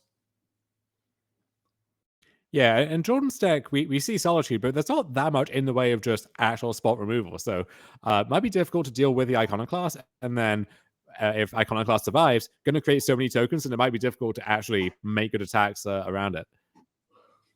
Yep. We also see that we're having 2 piles of tokens right now. That's probably to help differentiate on the following turns which ones are attacking, which ones aren't. So there are 3 tokens right now. That isn't a token with a +2/+2 counters on it. As Jordan does draw for turn, finds the 5th land, and cards like, Elish Norn can be pretty big to play here. Also, double spelling sort of unlocks Sarah's Paragons at his availability. Jordan has a lot of different powerful cards available to him now. Sun Titan? I really want to see Sun Titan do its thing here. Yeah, Sun Titan would be back-breaking in this matchup. Just going to crack the clue first, though. Maybe we can follow up with a 3-drop of some kind. Yeah, Haywire might gives him a good protection against Zach doing Breach. Even if Zach has some piece of interaction for one of either the Captain or the Haywire, the other one will probably answer it there. So sort of, a nice little slowly working on the chokehold of this game. And that's why, Jordan labeled his deck as Prison, because it is sort of a mixture between a lockout deck and a control deck. The line gets a little blurred here, as we are going to, when Zach fetches, we're going to respond with Eldarmry's Call just to make sure Zach doesn't have Counterspell. Obviously, with Giganta revealed, not actually Counterspell, but some of these players do play Remand in their Izzet Breach decks. They have a Counterspell that lets you work with Giganta. So, yeah, there it is, Mason, the Sun Titan. Oh, the daddy is big in. tights. And as you mentioned, with Gigantha revealed, the card counterspell out of play, and also philosophically, this breach deck, you don't want that many reactive cards. And so from Jordan's side, he can be pretty confident that whatever big thing he goes for is pretty likely to resolve. 100% here. Yeah, and the Sun Titan, we can start locking out with things like Ranger Captain, right? Where we sack that Alan can't cast any sorceries or whatever, and then we just rebuy it when we attack, and then, get more cards, get more searching. The value train never stops. As we do see on the Holy Heat on the Ranger Captain, we're going to sack the Ranger Captain in response. And, now, okay, we're just going to move over to 1 token for now, just to make it a little bit more clear. So we have 4 little 1/1 friends that can start attacking. But weirdly, a 1/2 is really good against all these 1/1s. Yeah, that's the thing, is going wide the way that Iconoclast wants you to do has its virtues in a lot of spots, but against just a 1/2 blocker even. Like, you actually need a decent amount of tokens before you can attack and make any real inroads there. Mm-hmm. As we do see Zach here tapping 2 mana. He's sort of looking at his graveyard. I wonder if this is the Breach turn. Breach in this deck, very different than Jesse Robkin's deck we saw in round 2. You're going to see a lot of just casting Considers and then doing whatever you can and then playing a bunch of baubles just to generate a bunch of these tokens. Okay, here we go. Here is Underworld Breach. So without Mana for the Haywire Might, without Ranger Captain of Eos, Zach has free reign to just cast as many spells as he can from a pretty stocked graveyard at this point. Yeah, actually, Zach, if he has a land in hand, he has enough mana currently to bolt Jordan out with 1 more land drop, assuming he has the number of requisite cards in his graveyard. So we might see Zach just bolt Jordan a couple times, maybe bolt down these creatures and then just try to kill Jordan. Yeah, bolt down the Solitude as a lifelinker, go wide. Yeah, there's Unholy Heat. Yeah. And this is why you'll see so many of these fair breach decks, right? Imagine if a DRC was in play. You can just surveil basically whatever's on top, and you essentially draw it or pay 1/3 of the cost towards the next one, right? And with a card like Mishra's Bauble, you find another DRC, you find Bauble, suddenly you're drawing 6, 7, 8 cards in a turn, getting all these tokens. This is one of the coolest and most powerful fair decks in Modern. Very different than the Murktide deck as well, despite playing a lot of very similar cards here. As we see, Jordan sort of hand in hand realizing wow, this one's sort of slipping away from me here with the Underworld Breach because, he went for the Eldarmry's Call to get the Titan and doesn't now have the answer for the Breach, as we're seeing exiling 3 cards in order to cast. It looks like that was Consider, I think, pulled to the front there. Yeah, it is Consider. And Consider is nice because you can bend basically anything, and that might give you another spell to play or another Mishra's Bauble. Yeah, so going for a little bit of everything with this breach. We're cleaning up the board a little bit, drawing some more cards, just taking a lot of game actions, getting a lot of triggers. I think that's, you see that stack on the left there. I think that's 4 additional ones from this turn, and there's more to come for sure. Yeah, and this is a really big, not only turn, but showing from Zach on hey, I can win this matchup. There are bad things going on, but it is something I can maneuver through. And yeah, it looks like Zach was just a little short on actually bolting out when it came to cards in the graveyard. We actually needed that Consider to sort of be in this spot, it looks like. So Zach unable to sort of bolt out, but in exchange did get to Consider and sort of keep binning some cards and work through his deck, because we do see Zach bin the Remand in his deck. That's sort of the soft counterspell he has. And Zach can play some card. He can bobble again, get another token, and be in a really good spot. Zach just drew a lightning bolt. Wow, yeah. So notably, unlike a card like Counterspell or something more reactive, Remand can actually pair well with your own Breach, with your own Iconoclast, just playing a bauble, let's say, remanding it, getting it back in the hand, playing it again, and just keeping the cycle going. Yeah, it's a way to sort of churn through your deck there. It's a great point to mention. And now Zach has 11 counters. Yeah, and Jordan's going to pick up his cards. That game sort of got away from him there. Oh, no, sorry, he's not picking up his cards. Sorry, he was just trading his plants. I thought he was picking up his stuff there. But yeah, Zach Allen here has a grand total of 11 1/1 contract tokens. There is a Sun Titan coming down that's going to sort of stabilize. This makes a lot of sense here. I thought it was a little weird Jordan's picking his cards up, but who am I to judge as we get Ranger Captain coming into play? We're going to search up something. Maybe this is the time for the Comet of the False Hope. It's unsure to me what's going to happen here. I was wondering if we were going to see the Eternal Wanderer, shrinking Zach down to just one construct token. But there's Sun Titan, so that's 2 bodies, and if Jordan has another land, so is that Martyr Sands, it looks like? Yeah, that was Martyr Sands picked up. Maybe Jordan just didn't have the Kami. I think if Jordan had the Kami, he maybe even would have played it this turn, just made some land drops. But we're going to see a Dash Ragavan. That is going to be exactly lethal. And yeah, Jordan is now for sure picking up the cards, as we had exactly 11 damage. A very impressive game there from Zach Allen. Wow, what a game. If you think about it, Underworld Breach is kind of like a Sun Titan, right? If you tilt your head, right angle, it just costs 2 instead of 6 and does a whole lot more besides. So you can call this fair Breach. I don't know if any deck with Breach can really be called fair, because that card is pretty ridiculous, but fair-ish. You see what he's going for. Yeah, it's important to remember Underworld Breach is in the same set as Uro, Titan of Nature's Wrath, and cards like that. There's a couple of really messed up cards in that set, and the Breach card has survived so far in the modern format, but I'm curious to see sort of how this card airs with time. As players get better and better at building these fair decks, I've worried that, eventually maybe every DRC Bobble deck just plays one Breach because you have access to, that sort of absurd draw, right? And that's what you just get to do. And so far, we haven't seen that happen with Murktide, but who's to say that there won't be another card that comes out that changes that dynamic, or that we're just wrong, So often in Magic, decks are around that just don't get made, right? Like Death Shadow, the deck that was one of the best decks in Modern for a while, just was all in Modern for a year before players realized it. Same with KCI, about a year and a half, where it was just in the format and players didn't realize. So it's really interesting to see sort of the history of Modern and the history of Magic when it comes to that. And Shadow is one of those shells where you saw some people say, hey, why don't we put Breach in our Shadow deck and try that out? 2 mixed reviews, I think, but that shows you how tempting the card is. That even a deck which, on the surface, doesn't seem like it would want it, can still find room for it, and it's worth making that sacrifice. 100%, yeah. By the way, speaking of a sacrifice, you don't have to sacrifice any of the fun of Magic. If you're having fun right now watching this, make sure to click the follow button and get ready for our next event in Minneapolis. That's going to be in May, right after the Pro Tour. It's going to be the 14th and the 15th, I believe. And that's going to be a Pioneer 10K and then a Modern 5K. So that 10K is going to be the one that's a big event. Sorry, it's May 20th and 21st. My mistake there on the dates in my head. But yeah, we have Shieldred bringing us in here, and this is going to be a really exciting event. We're going to be having a bunch of events like this year. This one's going to win your own token, win a bunch of money, get you the Players Championship, and I cannot understate the winner of the Players Championship gets a Pro Tour invite. It is so exciting. Our next event after this one's going to be in June. That's going to be, back here in Mundelein, Illinois, about 20 minutes outside of Chicago, in case you're curious where that was. We're going to have a 10K Modern event, and then, like we mentioned so much, a Legacy 5K trial. Expect to see a lot of big names come out for that. Players who play Legacy love to play in these sort of paper events, and we always see great turnout those weekends. So hoping to see the Brian Kovals of the world, etc. And that's going to be June 24th to the 25th. So pretty exciting. And Legacy is a format that's kind of in flux right now. You had Delver versus Initiative versus 2 top dogs. Both of those got cut down to size in a pretty big way with the recent bans. And so we now are figuring out, is Delver just the best deck again anyway, like it usually is, or has it finally been dethroned for now? What other stuff maybe has more room to breathe now that those 2 decks are not what they used to be?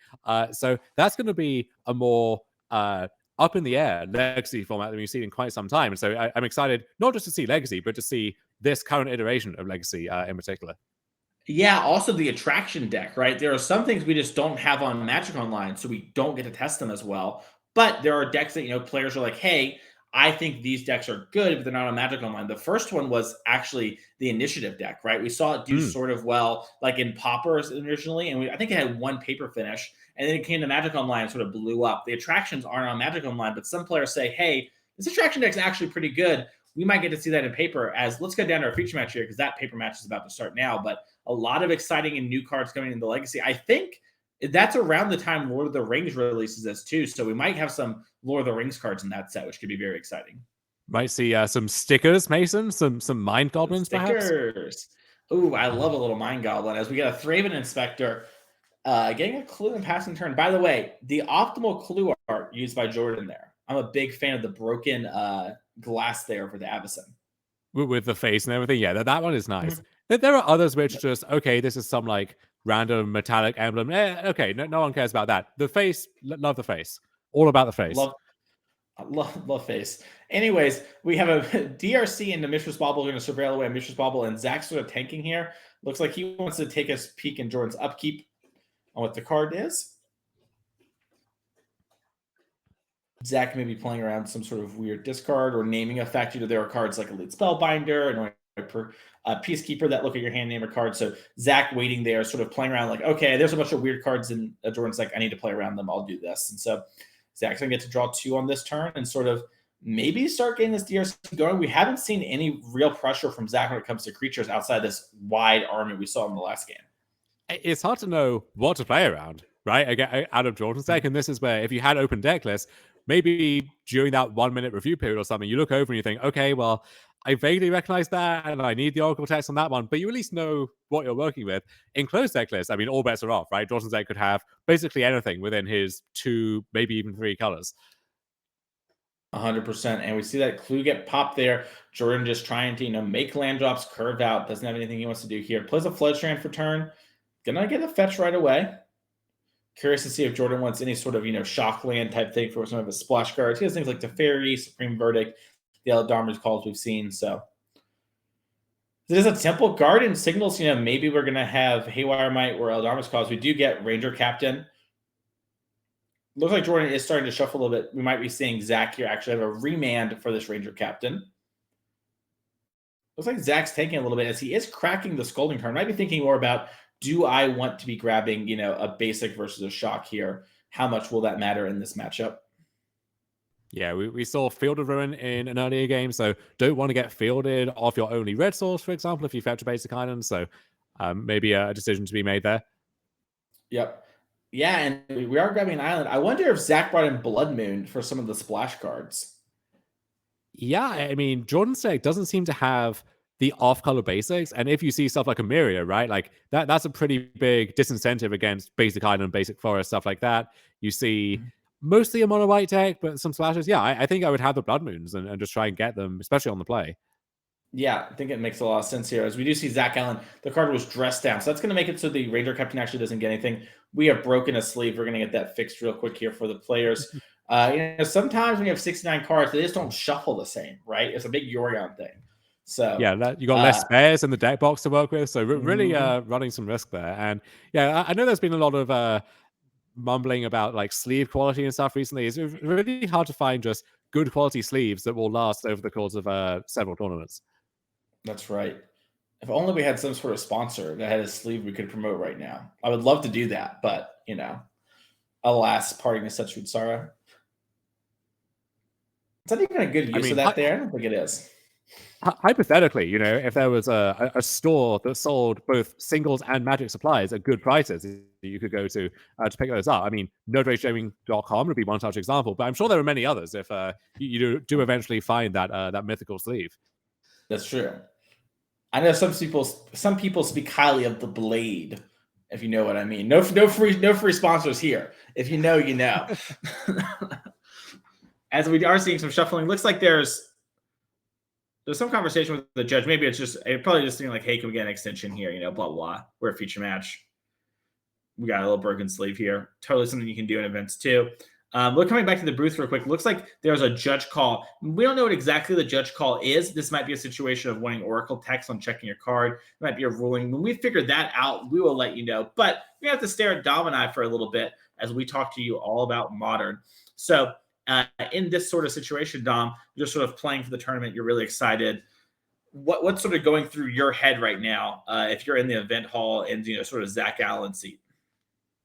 One thing that's going through my head is, 9 rounds is a lot of rounds. And I know as Paper Magic slowly was phased back in, this was one thing that we really had to get accustomed back to was, I mean, we're all older and not necessarily wiser, get fatigued more easily, but also it's been so long since we just played an entire day full of Magic, and 9 rounds is a lot. So it's tough to get through all of that without your awareness and your tightness of play starting to slip a little bit. Just finding a good routine that works for you to kind of stay engaged during the tournament, I think is really important. And just even if you suffer a frustrating loss and maybe in a spot like this, fall to 3-1, now your back is up against the wall, can't suffer a second loss, being able to rebound from that, getting your head back in the game, I think is really important.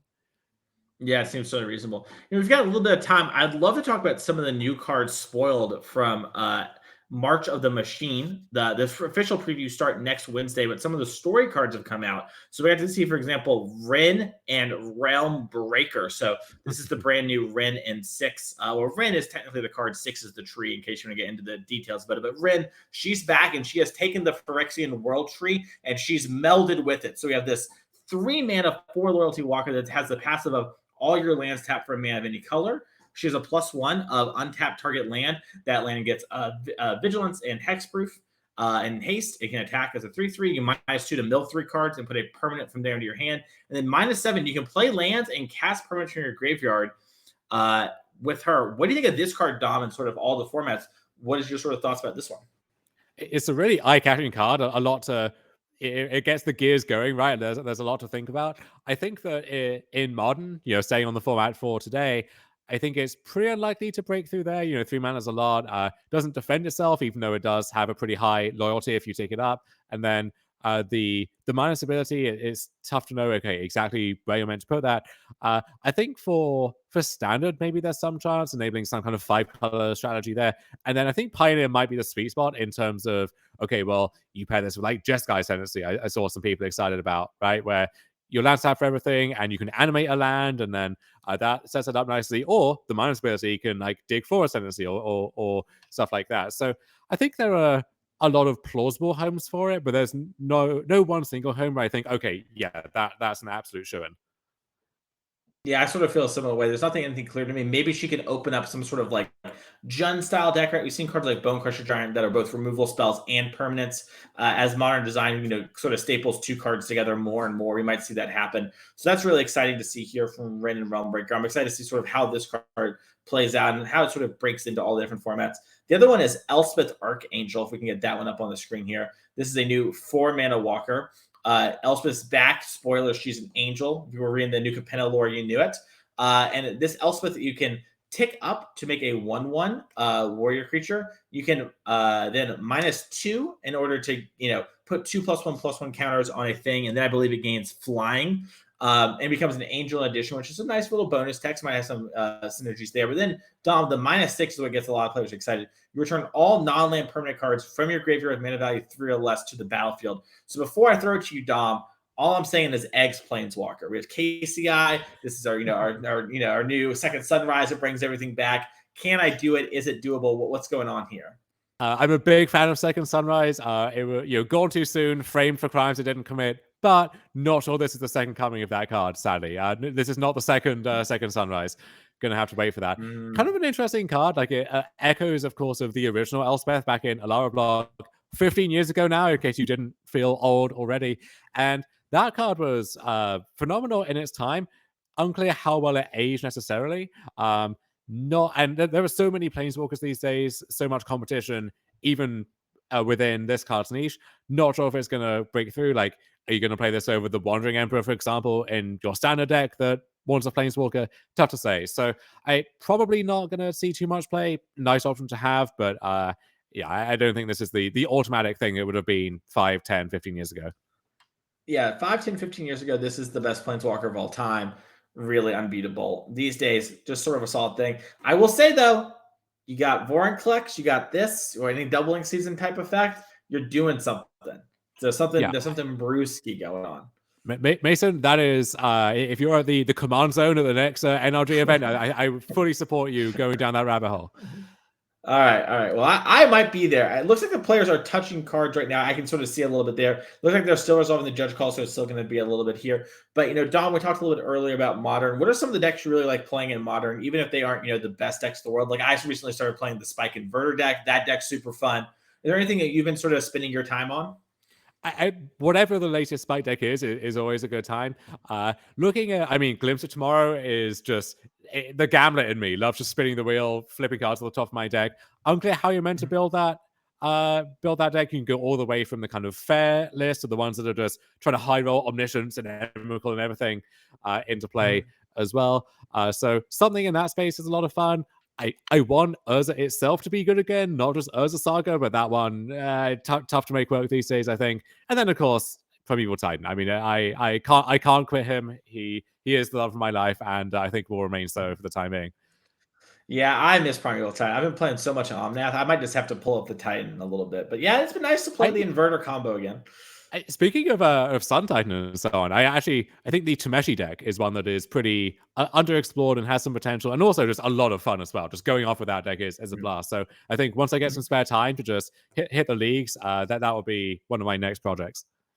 Yeah, the Tameshi deck is really cool. My only problem is it's weak against creature hate, artifact hate, enchantment hate, and graveyard hate. But if you get over that hump... Hey, as I recall, a certain Underworld Breach deck had a lot of the same criticisms leveled at it. And now this is supposedly the best deck in the history of Modern. So who knows? The sky may be the limit. I will say, one deck plays Grinding Station, the other plays Cultivator Colossus and Arboreal Grazer, which are strong cards in their own right, but a little interesting in that deck. So, the hater in me just likes to get a little bit of jokes in here and there. But yeah, there is a lot of really strong cards and aspects to that deck. Lotus Bloom is a really messed up and strong card. Dom, we're sort of hitting the part where one deck plays Dragavan, one deck plays Arboreal Grazer. Pretty obvious, I think, which monkey is better. Just saying.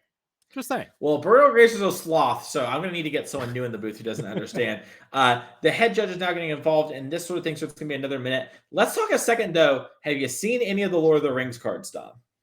I have. Are there any in particular that caught your eye? I think we have to talk about the One Ring. Regardless of how good you think it is, we got to pull up the One Ring. We got to talk about this card. So this is a 4-mana artifact that you can tap and put a burden counter on it, and then you draw a card. And then for every burden counter on it in your upkeep, you lose a life. And then you also have protection from everything until the next turn. Okay, so here's the thing, right? We're a big fan of combinations, of Splinter Twin situations, if you will. I don't know if we have the ability to pull up cards on request, but if we do, let's get some Chronotog totems up in here, if we can, please. Because I don't know if it's going to be Spike or someone else, but you're going to be seeing someone trying this at a Modern tournament near you before too long. Yeah, let's see if Norm can get Chronotog. That is the card's name. It's 1 in a blue. Chrono, CHRONATOG. It's one word, chrono, like time, and the word tog. That is and then the word totem. Okay, so turns out... Wait, it doesn't have the word totem in it. Wait, what's happening? Is this a different card? Or do you have 2 cards that work with this card? Well, now this is the thing about Time Spiral Block, right? You have all of these iconic cards from back. Oh, there we go. You love to see it. Okay, so here's the thing. You gain protection from everything until your next turn. If you never take a turn ever again, you have protection until the turn that you never take ever again. And so if you just vibe, you just chill, you let them take every single turn for the rest of the game. You can't be touched. You can't touch this. And so eventually they just deck out and don't do anything after however many cards in their deck have expired. Well, luckily we're back in the feature match area. We're unsure what's happened, but the game's resolved. Now go to nrggaming.com, get your Chronotog totems. It's going to be a broken. Here's your bubble. Wait, hold on. Chat is saying my combination does not work, and they're just breaking my heart over here. Wait, no, you can't just skip forever. With actual Chronotog, you can, because Chronotog is just activate to skip your next turn, gets +3/+3. Use this ability only once each turn. It just won't let you have any fun these days. This is my magic is going down the drain, Mason. They just won't let you have some nice, good-hearted fun like this. Fire Design is yet again taking away the fun of Chronotog, the original design cards. I'm going to need a masterpiece of disaster on Chronotog if someone can clip it and ship it and tag Andrew Brown on Twitter. But anyways, we're back in the game here. Looks like we are just resolved the bobble. Check the top card here. These players are going to have an extension. That was a little bit of a lengthy judge call there as a Field of Ruin comes down for Jordan. We have hit that all-important 5-mana. Mommy's online with Elish Norn. We also have double spelling available to us, but it looks like you're just passing the turn. Could this be like a Solitude or something? Maybe. This might be the classic pass the turn, rest my hand on my fist, not even touch my cards, go. Nothing going on over here. Don't ask any questions. Yeah, as we do see, looks like Zach is resolving a expressive iteration. Got DRC Bobble and some unknown in the hand. I can't get a view on it, but for sure going to at least get the Bobble. Looks like we hit a Steam Vents there as the card. That's going to be really great for allowing Zach to sort of build up mana. And that's the cool thing about this Breach deck, right, Dom, is it plays all these hyper-efficient cards. It actually wants to hit its land drops. So hitting the land drops due to a card like Underworld Breach actually isn't the end of the world, like it might be for a deck like Murktide. Yeah, Zach doing a lot of stuff. It's unclear what this is working towards at this point. Yeah, it looks. I mean, I was talking to Zach at the last event we were both at together, and Zach was talking about how so often I just sort of chip shot them and then I just bolt them a bunch, and so it looks like the Solitude's going to prevent this DRC from chip shotting him. But Zach is very close to actually having just a bunch of lethal bolts if he can find the card Underworld Breach. Yeah, and Solitude lines up really well against the card Remand, where if you pay 5 to cast it, they remand it. Okay, well, you lost that mana, but you can probably just pitch cast it again in an emergency and get the effect regardless. It's like Zach is drawn from the bauble. I hate bauble, by the way. I'm just going to take a second. We're not going to talk about it. I hate bauble. I think the novelty on that one has worn off at this point. Yeah. That's so true. As we do see a commanding attack here. Looks like we were maybe throwing some tokens in the front of Solitude there. Like, excuse me, you're going to chip shot me? Excuse you, I'm going to chip shot you. Like, that Thraben Inspector is being sent. Yeah, Zach going to fall down to 17. Jordan up to 13 off the lifelink. And now Jordan, knows Reman's a card. And when having these bigger spells, that could be a card that sort of, gets him there. But it looks like he's going to Field of Ruin the Steam Vents. Zach Allen, I believe, has 3 islands, like we said earlier. So he will be able to actually do something. It looks like Zach is floating a mana in response. Cast something like Consider or whatever. Does have a land here, the last island. So Jordan might be thinking like, okay, how many more of these can Zach actually be playing? And the next Field of Ruin will, as we know, be starting blowing up lands permanently and not just turning off the red source of them, which is a big part, right? Like the red source is what allows Zach to actually bolt out with the Breach plus Bolt combo.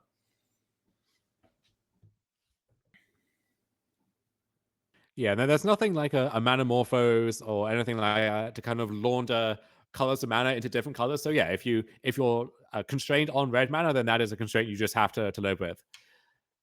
Is it brought back? Brought back. Oh, pull that one for the people at home. You can return 2 per a spell standard counter. All right, brought back would have brought back 2 things that left the battlefield this turn. Yeah, boo. Everyone hated it.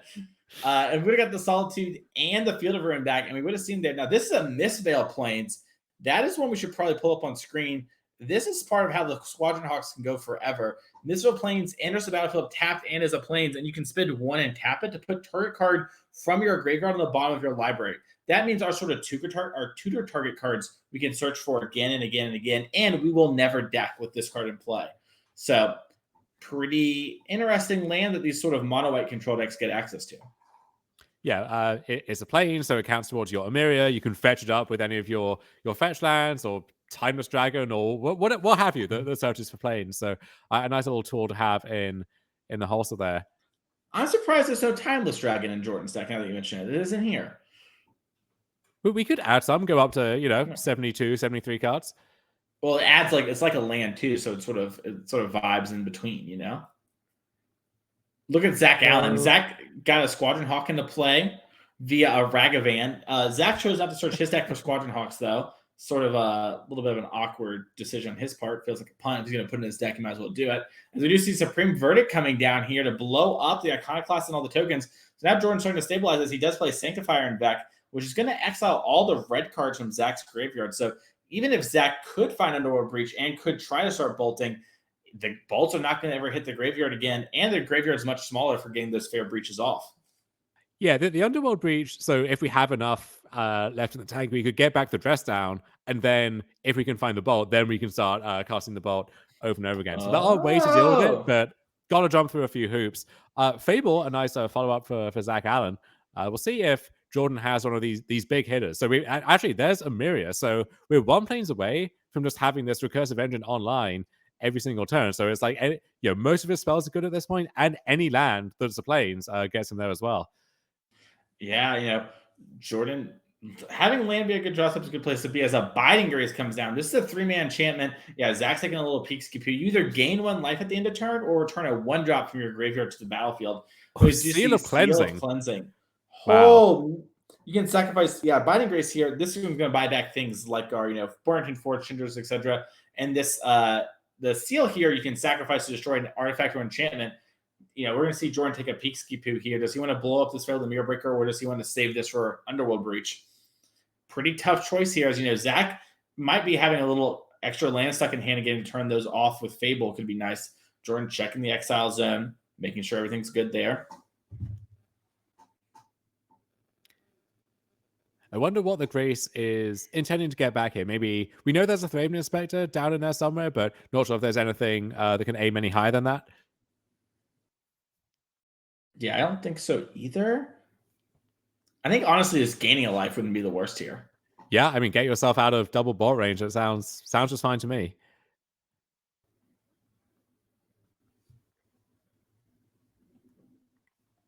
Seal of Cleansing does take down the Fable, deprive Zach of those redraws. But if Zach just had a breach left in the tank, which maybe he would have found an earlier chance to cast, so Jordan's gambling on him not having that. But if he does have a breach, we might be off to the races again, even with Sanctifier messing up some of those, some of that recursion.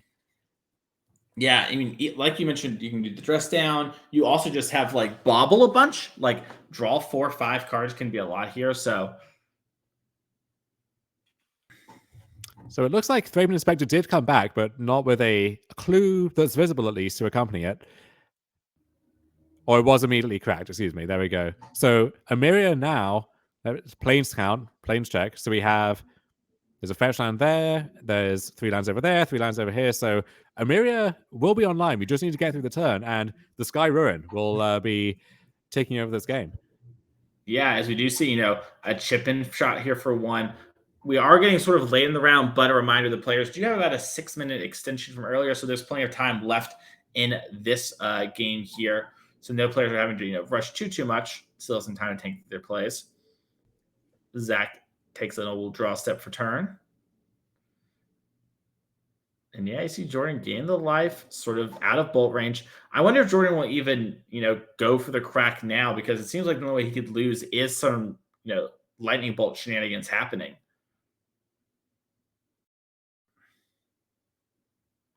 So we do see Unholy Heat hit the Thraben Inspector. Then Unholy Heat is exiled, but those should be fine. We are going to see the Goblin Shaman token and the Ragavan attack hit. That is going to, put Jordan down to 5. And I wonder if we have double bolt, we can seal this game. We're going to hardcast a Ragavan for Zach here. It looks like he's just trying to get some chip shots in to set up for that lethal bolt. Do we know that he has the first one for sure? I'm not positive. I saw something right in hand. It maybe could have been Ragavan. It's a little bit hard to see the hands fully. We have sort of a bigger table set up this weekend, trying some new stuff out. But yeah. It's often hard to tell what Zach has in hand, because in the past, he is well known for playing these all foiled out, fully expeditioned control decks. Has come over to a different philosophy as of late. So we see just normal Spire Bluff canals. We've got some unhinged islands. Those are nice and everything. But this is a surprisingly unflashy deck in every sense of the word, given Zach's pedigree. Oh, okay. So I was mistaken, chat. Even with the time extension, time is called, and we are in turn 0 on Jordan's turn here. So Zach and Jordan have entered the end game, as it were, and we are going to be playing it out from here. And it looks like we drew Burrington Forge Tinder. That's a huge pickup for Jordan. Now, was Emiria triggered? Did it bring anything back? I'm not sure, to be honest. The Emiria trigger maybe got missed. I thought Emiria triggered in the upkeep. Maybe it triggers in the end step, and we're just... No, it's at the beginning of your upkeep. If you control 7 or more planes, 1, 2, 3, 4, 5, 6, 7. I believe Mistral Planes is a planes. Solitude has entered the fray here. So yeah, that a free Solitude, but not in the way that you usually expect. And now here is Harkar Sun Titan grabbing Ranger Captain Evios, which in turn is going to grab. Let's see here, maybe Haywire Might. Maybe. You can see in the background of our player cam, we can catch a spot of Raja Sulaiman, friend of Zach, who we saw earlier in our current champion, hanging out, watching. And Belton Forge Tender offering a form of insurance against a lethal lightning bolt coming off the top of the deck to seal the game. Yeah. And here's Haywire Might. So the question now is, can Jordan close out this game within turns? That's a pretty formidable board, and it's only going to get bigger as Emiria triggers and Sun Titan triggers and Abiding Grace even triggers as well. But we'll see if Zach can muster enough defense to gum up the ground. Yeah, and it is turn 0 on Jordan's turn here. So we're still going to have 2 more turns of attacking here. And Zach Allen, in sort of a bit of a pickle, is going to need something like Iconoclast and Expressive Iteration if he's going to want to live through this, because those Burning Forge Cinders and things are everywhere. So we see Ragavan cast.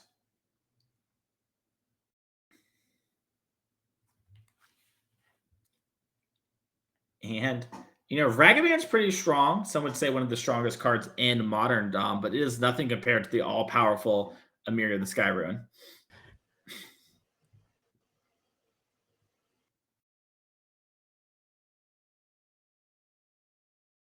See more mana being tapped. This is to Fairy Time Raveler. Getting a blocker out of the way. Yeah, and forever doing some quick math. So if Ragavan can jump in front of Sun Titan, that's still an awful lot. I don't know if it's lethal quite yet, but it certainly will be within a turn. And Jordan will get turn 4. Yeah, he's gonna have one more turn. Sorry. Remember, the Sun Titan does have Vigilance, so in attacking, we see it get back the Squadron Hawk here. The Squadron Hawks are going into hand. Zach Allen, hands in his head. His head in his hands. Maybe even is a better way to say it. Who knows, though? Probably up to debate, to be honest.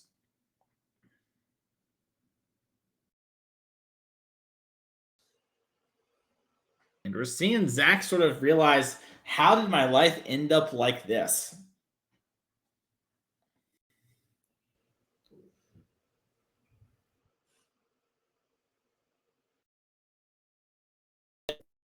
I believe this guy, Zach's down to 3. I was going to say it had to be a lowish number. Imagine stepping away for a second, then coming back to just this board state and trying to pass exactly what's going on here. I cannot imagine. I'm trying to figure out. So Jordan gained 3 from the Sawtooth, goes to 5, goes to 6 off the Emiria, also the Grace. Then, any upkeep that gets popped, so you can't cast any spells. Then if you try to cast a bolt, Haywire Might can blow up, right? Oh, you can't target your own stuff. Okay, so you have that going for you. But you still need 3 bolts and a Burning Forge Cinders in the way. So, it looks like Zach is going to cast Thought Scour and see what happens in his opponent's upkeep here with it. It was probably in response to the Mirror of the Skyrune trigger. Maybe Zach can find Cyclonic Rift. And doesn't. It's going to go to Jordan Lidsky here. A crazy round number 4 here at the NRG Series in Chicago, Illinois. But what a round that was. That was a crazy, crazy, crazy, crazy one. I've not seen many rounds like that. And so, if you want to keep seeing more Magic like that, click that follow button right now. That way you don't miss any more of this. We have all our VODs also uploaded to YouTube. You're going to go back and watch that wild one. That was one of the ones of all time. It sure was. And if you want to see Magic that is not like that in the slightest, also hit the follow button. Stick around. We're going to have some matches, with some more mainstream decks that might end a little faster as well. So, going to try and give you a little bit of everything.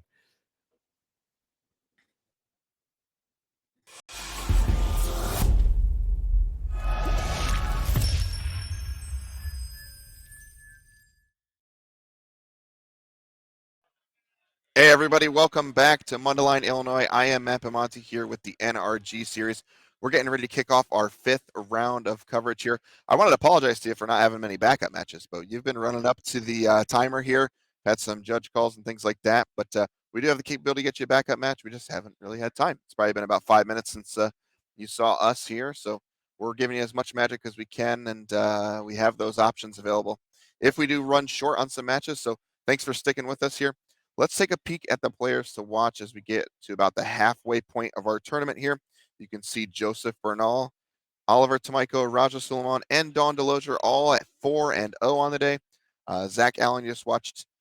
He took a loss that round to get to 3-1. Jesse Robkin battling back to 3-1. And then you can see down there at 2-2, Connor Mullally and Max Khan. They're probably not going to be able to get into our top 8, but stranger things have happened, so you never quite know how we're going. I did want to mention we do have Dawn on our main feature match here, and she had a really good run last year on our series. Was pretty close to making the champs, had several top 8s, I believe, and really, really awesome player to watch. So with that, it looks like we're going to hop down to our feature match area.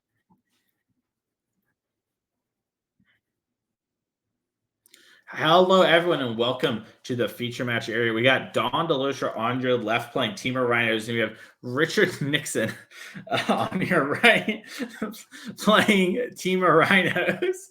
It didn't occur to me the name until I said it for Richard here. But this is going to be Mason. I promise you, he's heard it all before. Okay, there's no I'm not making track any we jokes. can make. There's no deep throat. I have no jokes here. This is a good, clean election and game going on here. But no, jokes aside, Rhinos, one of the decks they know has been picking up at Steam, and Dawn DeLozier is somebody who we've seen her do really well on our circuit, but often, Adam, she is always playing Murktide, sort of a Murktide master. And we saw her in Legacy actually make the finals of it open playing the Murktide deck in Legacy earlier this last year. But she switched over to Rhinos. Is this the same thing to you? Do you think the era of Murktide is over? I'm actually surprised. I don't think we've seen a single Murktide deck on camera just yet. It usually is the most popular deck in any given modern tournament. And I don't know if today's gigantic 10K is an exception to that rule, but if even Dawn is defecting to Rhinos, then yeah, maybe this really is a sea change. Yeah, and we also see both players just suspend the Rhinos on turn 1. So it's going to be one of those games where, this is not an open deck list tournament. The players do not know what they're playing. Watch the Pro Tour coverage a few weeks ago. Everyone knew what ones everyone's on. So these players kept just reasonable-ish hands that just had turn 1 suspend Rhinos. So we might be in for a bit of a slugfest here as Richard Nixon plays the Fiery Islet. I just wonder if he's related to Richard Nixon, if it's like a family name. Just like Richard Nixon the third or something like that. Yeah, like maybe it's just like maybe that's his great grandpa. I don't know. It begs the question as we do see Dawn play a Catch Your Triumph passing the turn back. This is the fun part of the Rhinos deck because you don't really do anything the first couple turns of the game. Makes it nice for us here over on coverage, as I believe just an island is the play here for Nixon.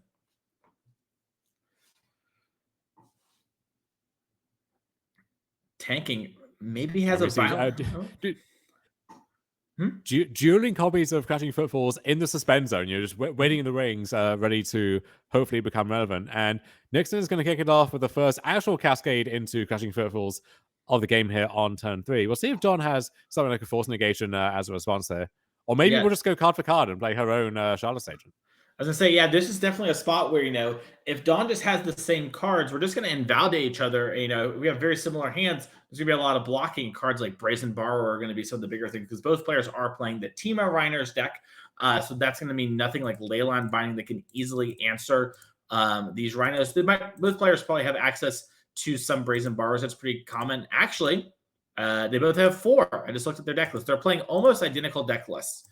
So that's pretty interesting here. Dawn DeLozier does have 3 for Trusted Murktide, as does Richard Nixon. So a pretty new stock innovation. And we mentioned that Dawn used to be a Murktide main, still gets to read some of that 3 copies of Murktide region in her main deck and those main deck mystical disputes that we saw for Oliver Tomajko as well. So this is a list popularized by Izzet Bullwinkle, among others, and this approach to Rhinos has become a pretty popular one. Yes, I agree. And we do see Charlotte's Agent here for Dawn. So we're going to have, looks Dawn very quickly found the other Rhino, the other Footfalls. So we don't have to worry about that. But yeah, so, now the board's sort of clogged up and we sort of just, the best kill spell for all these Rhinos is to have your own Rhinos that can block. Yeah, really putting our team on the floor to the test here, seeing if we have enough Rhino tokens to, to get the full crash for both players. Yeah, I was going to say, we can have the upwards of, 32 Rhino tokens in play at one time? Or 16 Rhinos. We have 16 Rhinos at one time, because no one's even playing the flashback card anymore. That's a lot of Rhinos. I imagine if that happens, some of those are going to be locking horns and trading off, and we're not going to get quite that high, but I hope so. Yeah, we'll have to see here. As Nixon takes a big think. So what sort of matters in this mirror match? Because mirror matches can be really tricky, right? Like you're playing all the same cards. These players, I think, are playing only 2 cards different from one another. So what is sort of the like things that matter in these matchups? So as you say, there's a lot of just trading off, trying to have the last big thing left on the board, and both of these decks, they're threats and their interaction, and it's a lot of interaction, and so uh, stuff like, yeah, as you mentioned, petty theft, bouncing one Rhino token, and then given enough time, the 3/1 can become a threat. Fury can eat a token, threaten to trade with another one, and then like the flippant answer is draw more cascade spells, resolve more crashing footfalls, I suppose. But beyond that, I guess finding ways to trade with your opponent's copies and just lining up your interaction effectively. Yeah, it's gonna be interesting to see. I guess like Dead Gone lets you answer half a Rhino, so that sort of thing can maybe come up. But yeah, it's gonna be curious to see sort of how this matchup plays out. I don't think we've actually seen this one much here on the NRG circuit, the old crashing footfalls mirror. Surprising considering how popular the deck is too. Yeah, it's interesting to think about if you wanted to specifically prepare for the mirror, how would you do it? And there's no one easy silver bullet, and part of that is you're operating under this cascade restriction, right? So that really limits the cards that you can play. But you have tools which are good, but nothing which, okay, if you draw it, there's no lay down of the void or any equivalent like that that really is just going to define the game by itself. You still have to play Magic. 100%. And we're going to see a violent outburst here from Dawn. Looks like we're just going to get our Rhinos into play. And remember, each player only has 4 copies of Crushing Footfalls. Both players have actually suspended 1, which means both players only have 2 more Rhinos left after these Footfalls resolve, assuming the Footfalls do resolve. And so once both players have Rhinos, the question then becomes, well, how do you go bigger than that? And this is where Murktide Regent kind of comes in. And this is one reason why I think historically the Murktide matchup against Rhinos has been pretty good. It's just the card Murktide Regent both flies over Rhinos and is so big that the Rhinos can't really attack into them effectively. Yep. And we're seeing here too, like drawing the right Cascader matters because Shardless Agent might get eaten by the Rhinos in combat, but might also just stick around, and the Rhinos are going to get forced to trade off here. So your drawing Violent Outburst has its perks in the matchup, but for right now, just means Dawn's a little bit behind on board in this matchup where the board is what matters the most. Both players have 2 Furies, by the way, in case you're curious about that card. So we're getting pretty close to that card mattering. You see Richard Nixon here played land for the turn, land number 4. Dawn already has 4 lands in play. So if Dawn has a card like Fury, she's going to get to drop down the next turn. And that could be a way to sort of start swinging the matchup a little bit.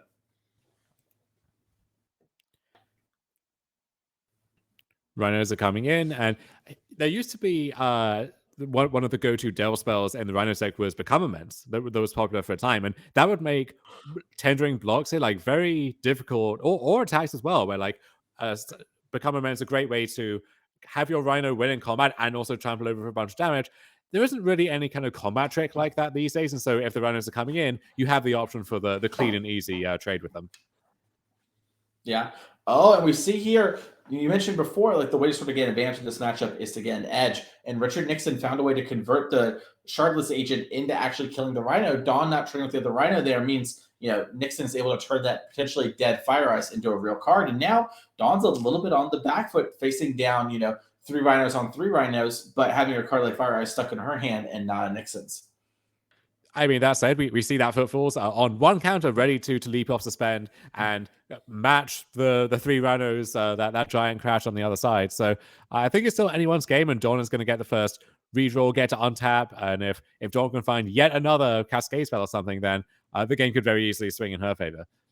Yeah, it's going to be interesting to see how she navigates this. We see her fetch there. She put a bunch of Murktide Regents on the bottom of her deck off that last Crashing Footfalls Cascade. So now they're sort of back in game here, and Dawn is able to, sort of be like, okay, look, I have a lot of good draws. I can try to find one of these things and stabilize the board, just win in the air.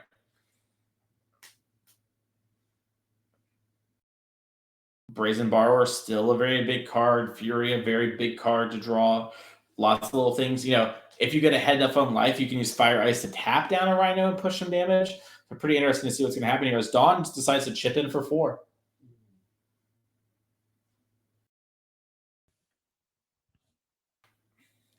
And it's tough to know, okay, do you just trade off Rhinos at any opportunity? Is there a reason to keep them around? And then if Dawn is offering the trade, what does that suggest about her hand? And do you have enough hidden information that actually you think you should deny that trade instead or accept it? You get into this weird leveling war. Yeah, it's really weird. And it also matters a lot the cards in your hand, right? If you have Brazen Borrowers in hand, you might want to let this attack hit, then bounce one of the Rhinos and be winning the race. Whereas now, you're making this trade, you're not able to present a lethal attack if you could clear those 2 Rhinos, and Dawn sort of knows that now.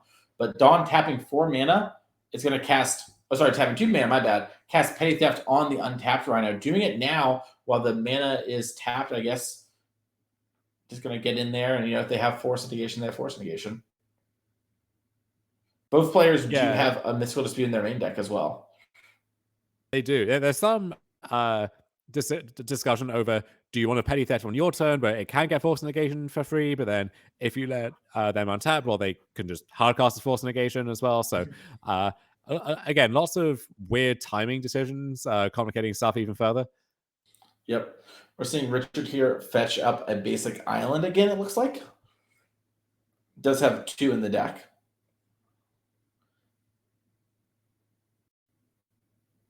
Yeah.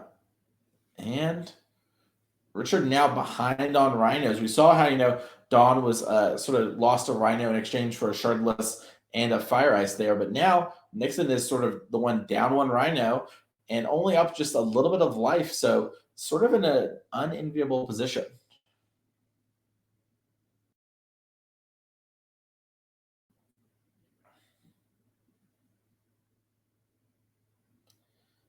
As we do see an attack for 4 here, Nixon sort of taking the aggressive role.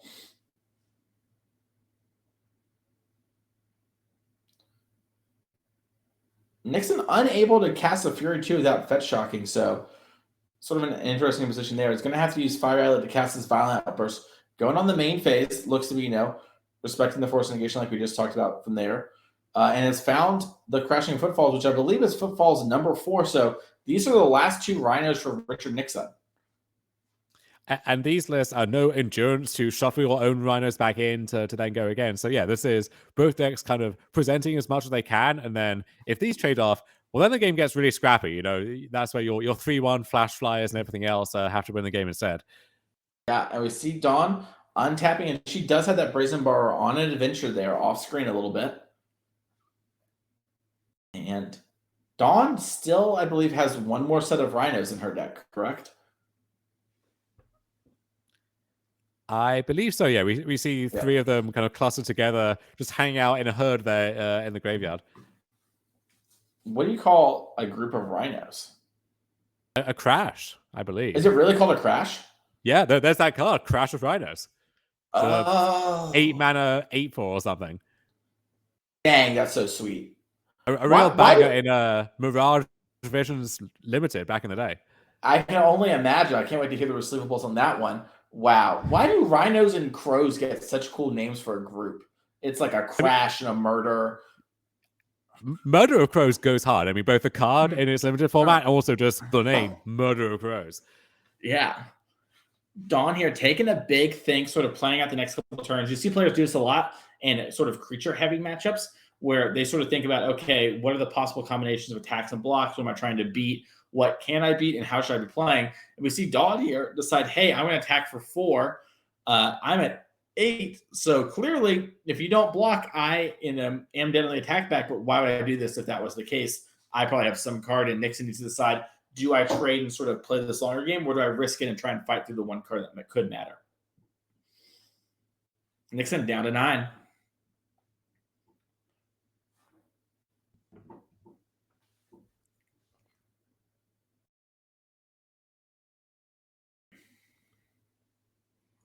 Dawn fetches up the Forest. Seems to be at 6 from what we've got right now.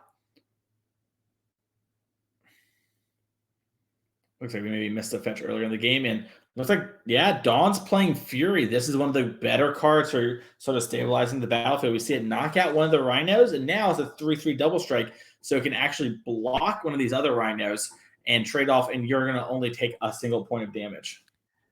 Fury also a little difficult to deal with, right? Like you don't want to petty theft that thing unless you're about to close out the game before it can come back down. Can't force a negation it. I guess you can point some removal spells at it, but then you're even further behind. So yeah, Fury, one of the best ways to gain an edge in the Rhino's mirror.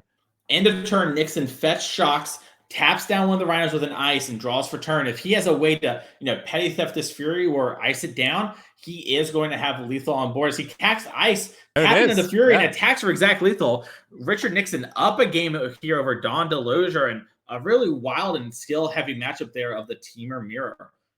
Oof, that was a crazy one. Yeah, that was wild, and that's the kind of just drawn out slugfest back and forth that you get in the mirror, where all the cards are so powerful, but then a lot of the cards just trade off with each other, and I think we might be in for at least one, maybe two more games of that, because as we said, there's no game-breaking sideboard card that's going to define these games. You just have to like fight through everything.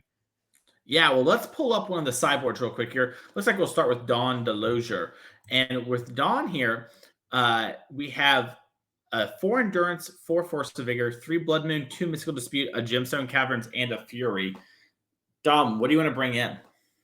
So I want the Gemstone Caverns if I'm on the draw, which Dawn is going to be. I definitely want that Fury. And then the Mystical Disputes as well. There's a lot of both blue interaction, so I want to fight over my spells, can counter theirs in the pinch, and then also with Murktide Region being such a game-breaking threat, want to be able to fight over that one as well. And then I imagine we're going to lose stuff like the Dead Gaunt. You can pay 3 mana to kill a Rhino, but you're not going to feel happy about it, and that's about as good as it gets for that card.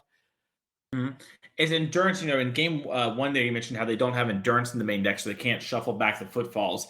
Do we think that these players might have that card also as a way to potentially answer a Murktide Regent, or is that just a little too cute? It's not a great answer to Murktide Region. It just delays it for a little bit, and it lines up so poorly against, a 4/4 Rhino, let alone 2 of them, right? So I think the stats don't really matter. The effect doesn't matter, and so what part of the card are we excited about? Tough to justify that if there's anything else that's appealing. All right, well, Blinky, you might miss it. We're going to pull up Richard Nixon's sideboard real quick. And Richard, very similar sideboard to Dawn, has 4 Endurance, 4 Force of Vigor, 3 Blood Moon, 2 Mystical Dispute, 1 Fury, 1 Cavern. I believe basically the exact same sideboard.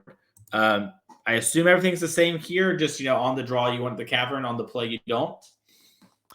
That's essentially it. Yeah, I mean, you could make an argument for you just want the Caverns as an extra land or something over a bad spell, but I think it's going to be basically the same list, sideboarding the same way, and the only difference is play versus draw, and then that affects Gemstone Caverns. Well, that's pretty awesome. Let's check out some of our future events, though, because if you're having fun watching this event, we have some more events coming up. We have the Madison Pioneer 10K Showdown. That's going to be May 20th and 21st. And then Sunday, you have the Modern 5K Trial. If you win the Showdown, you do make it our Players' Championship. It's really exciting. Then we also have another event back in Mundelein. That's going to be on June 20th. 4th and 25th, it's going to be the Modern 10K Showdown. And then Legacy Lovers, you have a 5K Legacy Trial. Make sure to bring it out to one of those events. You can pick up all the cards you want from those from nerdragegaming.com for all the cards you're going to need from Magic the Gathering. We also want to pull up the prize support real quick, just to give you an idea of exactly what the prize pad is. We have 10K on the line.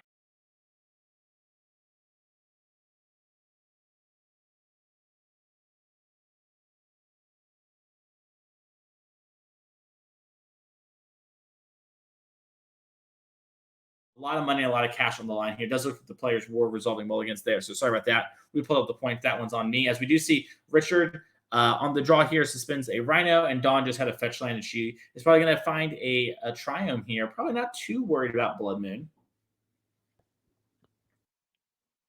Yeah, it's weird that this is a Blood Moon deck that can sometimes be weirdly weak to opposing Blood Moons if it comes down to that. So not a card you leave in because those situations are few and far between. But against other Blood Moon decks like Scam, like Murktide, that can come up sometimes. Dawn here doesn't have a Footfalls, and like we mentioned before, needing whoever has the most Rhinos sort of is going to be in the lead because Rhinos are sort of the biggest threats. Dawn, unless she has more Cascaders or draws into them, could actually be in trouble if she can't get on the board early with this Rhino, with this Footfalls coming later to stabilize her Rhinos.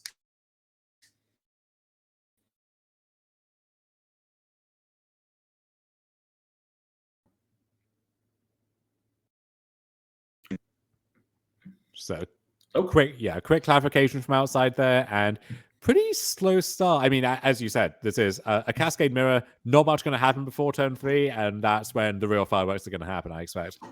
Yeah, this is a lot like, your old kitchen table Magic. No attack first 5 turns. We're going to develop our cards and do our thing. Except for here, it's the first 2 turns. We're going to maybe suspend a Footfalls. Maybe we won't. We'll sort of call it a day from there. But all the rest of our cards that we want are going to be much better if we wait to play them. So it's like a nice friendly game of Commander, and just nothing much happening, playing some tap lands, developing our mana, getting a drink, and then maybe 20 turns later, 20 minutes later, something's going to happen here. Yes, 100%. Let's see what happens here on this turn.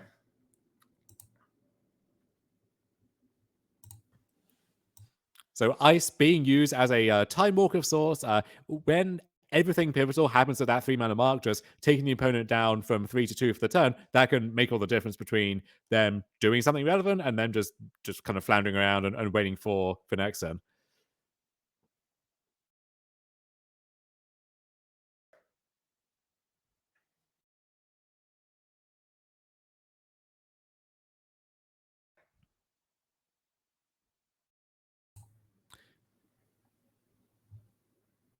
Capture Triome being fetched over there from Nixon.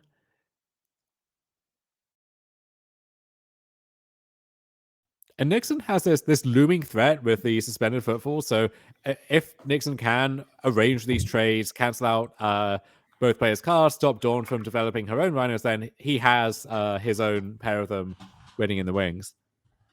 Yes.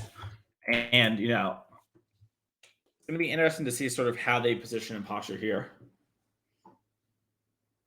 I wonder how much you fear force negation versus maybe you can make Violent Outburst matter because Nixon won't have the ability to do it on upkeep.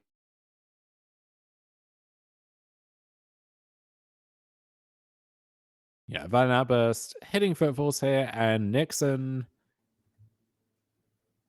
Yeah, if you can outburst on their upkeep when they only have 2 mana open, well, they can't force negation for free. They can't hardcast force negation yet, and Mystical Dispute is offline because there's no blue spell involved, and so that's a perfect window if you just want to make sure that footfalls resolves.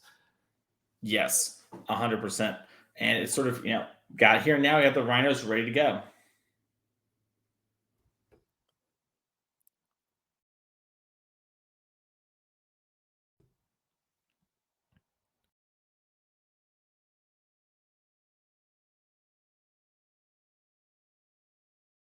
All right, Odawara played for Nixon as a 3rd land. Maybe a sign that he's a little land light. Usually you want to hold the Odawara to bounce, let's say, a Rhino or maybe a Murktide or something else. But either way, going to take this opportunity to go for Violent Outburst into Footfalls himself. We'll see if Dawn has any response lined up. Is going to hardcast Force Negation. So Dawn will get the first big attack in, and the beauty of this Rhino deck is it only takes 3, sometimes even 2 attacks to close out a game once you have successfully cascaded. And looks like Nixon, okay, fighting back with Force Negation, and this is where you get to break the symmetry on Force Negation, where if you fight on the opponent's turn, they have to hardcast their own Force, and you get to cast yours for free. So we see Nixon get to double spell, win the fight, and now the board is effectively symmetrical with Nixon's own suspended footfalls, promising Rhino supremacy in a turn or 2. Yes, and we see here, a lot of positioning about the Rhinos.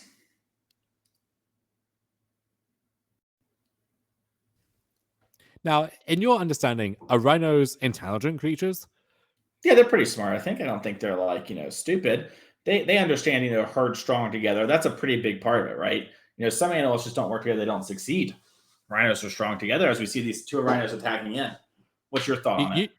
You would want them to be smart, because if they're just lumbering around with their 2,000-pound bodies, just jabbing everything with their horns, that's not great. There's some danger involved there. That being said, you don't want them to be smart in a malicious way, because that's a lot of carnage that they could get up to. They got the tools, they got the weight to do that. So I think having them be kind of pleasant himbos is maybe a happy medium. Well, we saw this on New Capenna, right? The Rhinos, they got smart, created a mafia. They got conniving. And so, oh damn, yeah, you're right. didn't think about that. You got to pay attention to the lore. They let us in on some secrets there, Dom. As Nixon did not block with his Rhinos going down to 11. Looks like Dawn's checking this graveyard, seeing what cards have been played. But yeah, no, Capenna had the gangster Rhinos, the mafioso.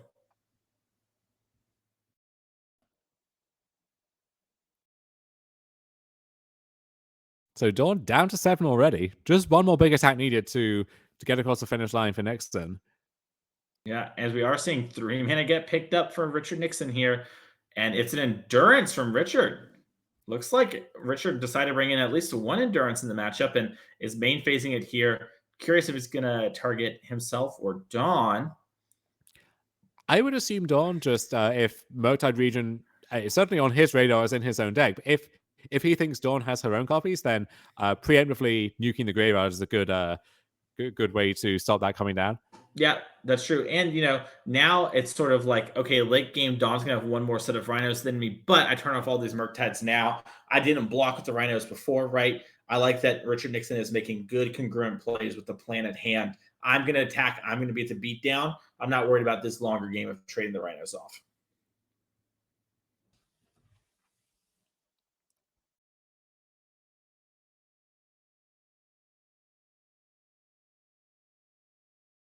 It looks like there is some thinking happening from Dawn here, figuring out how she's going to stabilize and win this game. She is sort of behind the 8 ball here in the Rhinos matchup, and with more Rhinos coming down from Richard Nixon on the next turn, he can sort of attack with impunity, push through some damage, and then Dawn's going to have to stabilize. So if she doesn't have something here, this might be lights out for her. So let's see what she can do to pull it back.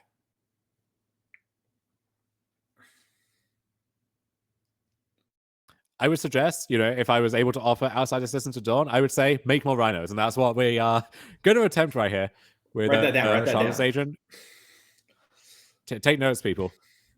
Yeah, as we do find the crashing footfalls very quickly. Thank goodness for our life equity here. My least favorite part of the Cascade decks is that you have to sit there and flip over each card 1 at a time. Well, and the fact that after you reveal 20 cards from your deck, you are obliged to say to your opponent, hey, do you want to take another look at these? And the answer is always no. The answer has never been yes a single time in human history. But just in case this is the first time, you got to make sure. So I played like a 10K, Dom, and my opponent went turn 3 Living End and hit 7 Cascaders in their attempt to find Living End. And so I was like, wait, can I check your thing? And I saw that they had all 7 other Cascaders there. And so I counted the first Living End, and I was like, great, this matters. The first time ever it matters, they can't Cascade me again. So checkmate. That's what I'm saying.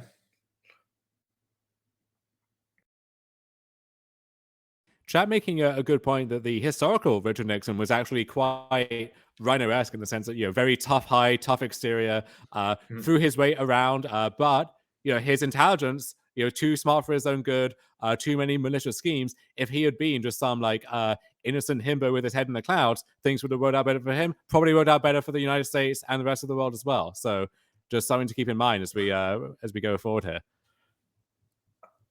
That's so true, Twitch chat. What a great point. Does look like, we got the Force Negation there. I'm unsure if Dawn actually can attack, right? Like, she definitely can, and she can put Richard down to 7.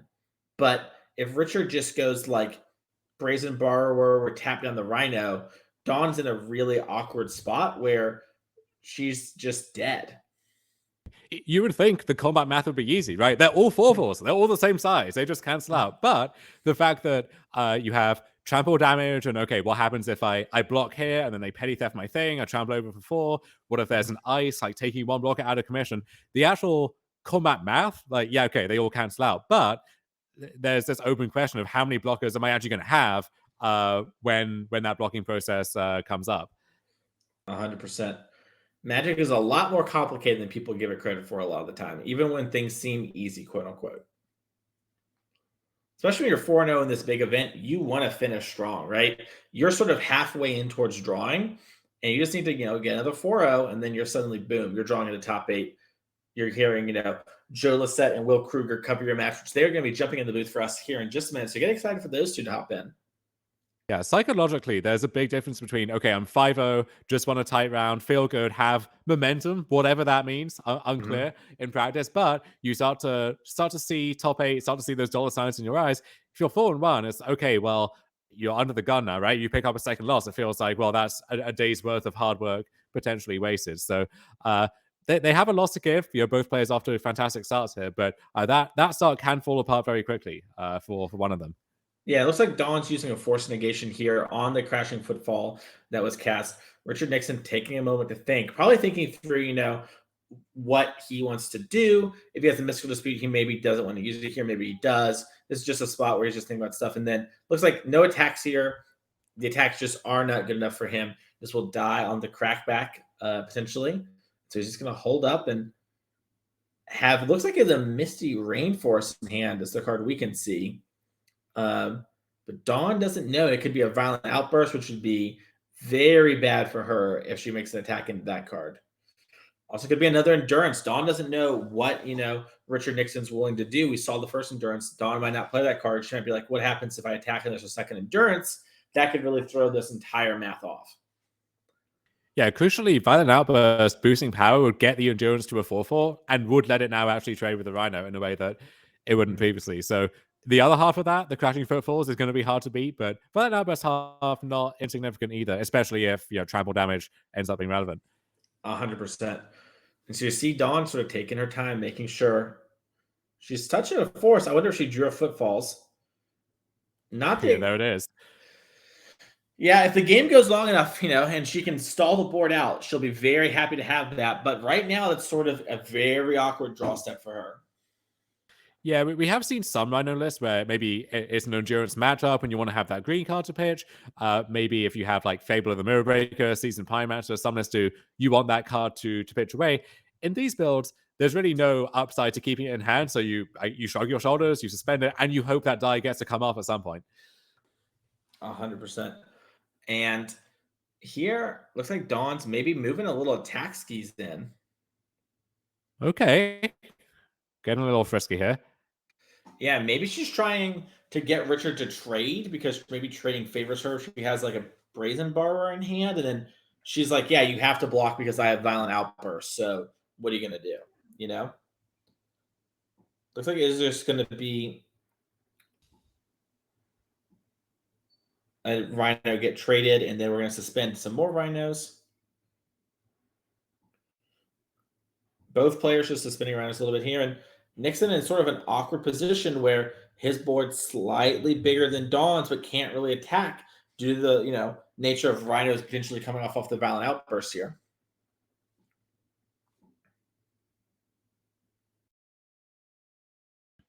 If we go to a game 3, I'm just going to have visions of Rhinos crashing into each other for the rest of the day. It's going to be impossible to get out of my head.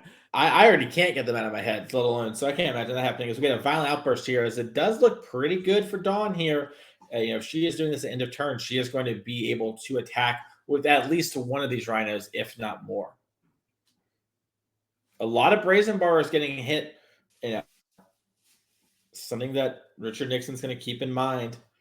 These are cards he doesn't have to worry about for a few turns out of Dawn's deck. So we do finally find another Footfalls.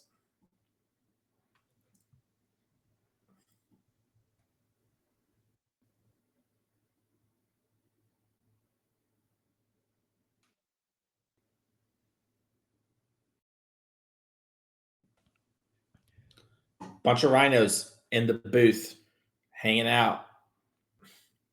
Eventually you kind of run out of things to say about that. Like, yeah, those sure are some Rhinos that are down there. Mm-hmm. Way to keep it a buck with the people, Dom. Sometimes you just have Rhinos. This is where, Patrick and Cedric, they would just start talking. That's what I remember they used to do. They'd talk about, I don't know, some NBA player or some just borderline criminal activity from back in the day. I mean, they would feel, there would be some raconteur going on. Here, we're just talking about Rhinos, we're just trying to keep it real. Yeah, we're just trying to keep it real on the Rhinos as we get some more tanking about attacks and blocks and what we can do. Dom, do you watch Formula One? I'm gonna take a page from their book. Oh, I don't, but tell me more. Well, I watched this Drive to Survive series on Netflix. It's pretty good. It's like a docu-series. It's basically just like people competing, and I really like watching egoists go at it and people's egos max and clash with each other. And I don't know. We're just looking to sort of talk about it. Max Verstappen, just keeps winning everything. No spoilers in chat. If you watch Formula One week in, week out, you probably know actual stuff. I see it all a year later. So I have to stay away from it on Twitter. So I can't even talk to people about it, because if I do, then it would ruin the show for me, Anyways, we got some attacks in here. I don't know what the etiquette is on Formula One Twitter, if there's some like grace period before you're allowed to tweet out results of, I don't know, what do they call it? Matches, races, whatever Grand it is. Prix. The Grand Prix. Oh, well, yeah, wish we had those, but it's the world we live in. Anyway. Okay, so it looks like Dawn. We got a game 3, people. Violent Outburst came in. That made not only with the trades happening, but also 10 damage pushed through with the Rhinos. So that is great there for Dawn and Richard. Those players are going to go into their sideboards really quick. Each of them have a Gemstone Cavern, so they're probably going to take the Gemstone Cavern out and put it in, or put it in if it was out. And that's going to be probably the significance of their sideboarding. We did see that Richard Nixon brought in Endurance. We weren't sure if that card was going to matter a lot. Dawn might double check her Endurances and be a situation of like, all right, I don't know if I had these cards or not, but should I? Was that good enough? What's going on here? Yeah, I expect nothing much to change in either direction. Kind of interesting to see those Endurances in Nixon's deck. It might just be lack of better options, honestly, like that versus another Dead Gone or something is pretty marginal either way. But even the threat of Endurance kind of can keep them honest sometimes. If passing the turn up with Mana Now maybe represents Violent Outburst, could represent other things at the same time. 100%. Yes, it's been really interesting. Let's pull up a slide here. I want to talk about the prizes, because we got to talk about it a little bit. I sort of had to quickly rush through it because the players are starting, and I want to go over it a little bit because, this is exciting. And this is sort of what a lot of people that chase the prestige and stuff like that. But money is cold hard cash is good too. $2,400 for first place, 30 points. That's going to help you for a player of the year race situation. You can get that dream hack invite to the RC, because remember, we've been talking about the Players Championship and stuff like that for our events, but all of our events today and tomorrow and every Saturday, Sunday event is an RCQ. Also, we run one RCQ on Saturday and one on Sunday around this time. So if you start off 02, 03, you're not really in the leaderboard race. This is your only hometown event. Well, luckily for you, there's another RCQ going on right over there, and you can go and play in that event. So that's very exciting for the players there at these events. They have a chance to, continue to play and compete in competitive Magic there. Booth. But we're going to come back to the booth here real quick. But yeah, this is sort of where we're at in the year, and it's really exciting. This is the start of our 2023 series, Dom. Yeah, we got 7 events dotted across the year, so delayed things a little bit to get everything in order, but very excited to kick the year off and not slowing down anytime soon. Lots of Magic, lots of high stakes Magic being played, and we are halfway through day 1 of our 2 days of coverage here. I'll be back in the booth tomorrow with Joe Lissette in the latter half of the day. So it's been a long day so far, and that's the way we like it. A lot of Magic to watch, a lot of Magic to play. Yeah, we want to have these really long rounds for y'all. We'd love to get both matches in, but just getting some good high-level Magic is always super exciting to watch. And yeah, it's been really fun doing this with you, Dom. After we're done here at this round, there's still going to be 4 more rounds and the first round top 8 going on tonight. So you want to make sure and stick around for that. We have Will Kruger, one of our players of the year, and a real monster when it comes to the NRG circuit. He's going to be joined by Joe Lissette in the booth right after this. So we're going to be doing that real quick. One of our players has gone and taken a bathroom break real quick, so we're going to have a little bit of time to kill here. But yeah, you're going to want to make sure to follow the channel, and that way you don't miss any sort of action. I'll be back in the morning actually with streamer Doomwake. We're going to be covering the top 4, the top 8, the first 4 rounds of Pioneer, setting you up for old Dom and Joe to take you home tomorrow. So that's going to be exciting. So make sure to click that follow button. That way you don't miss any of that. And if you have a Twitch Prime, you haven't used it, consider subscribing with Prime. It's free. You got to use it on somebody. I don't care who you use it on. Just make sure you use it on somebody. Get Bezos's money. I would like to talk about something we can use it on, though, Dom, and that is the other events coming up this year. Real quick, in case you're just joining us, we know that, with these events, we want to make sure everyone knows that's coming up with them. So our next event is in Minneapolis. That's going to be May 20th and 21st. I've got it down. I've said enough times now. We have a Pioneer 10K going on that one. Once again, that showdown is going to be a big RCQ. It's going to get you the DreamHack invite. It's going to get you the Players Championship invite. It's going to get you a token for us. And if you win our Players Championship, that is a PTQ that will get you straight to the Pro Tour. We're really happy to work with Wizards of the Coast and get that secured for our players. This is a culmination of a big year of events. You're going to want to play all the events because we do have 6 at-large spots. So our next event is in Mundelein. Obviously, the best time to start playing the NRG series was this weekend. The second best time is here at these events in Minneapolis and Chicagolandia. June 24th to 25th, 10K Modern Showdown on Saturday, and then Legacy 5K Sunday event. If you play Murktide in Modern, you got yourself really close to a Legacy deck there. The Delver deck in Legacy looks a lot like the Modern Murktide deck these days. So you're actually probably a lot closer than you look, and you can get by with a couple Steam events and stuff like that. So make sure to come on down to those events. You don't want to miss any of those. We still have the Command Zone. We have those RCQs going on the side events. We have everything in between. We got a lot of big cards being given away today for side events. Take it, Waldom.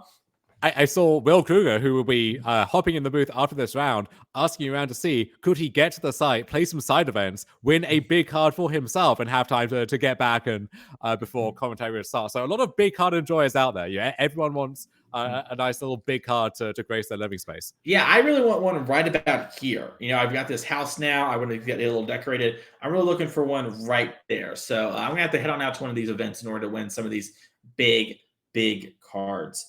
Maybe we can take a second here and sorry, Dom?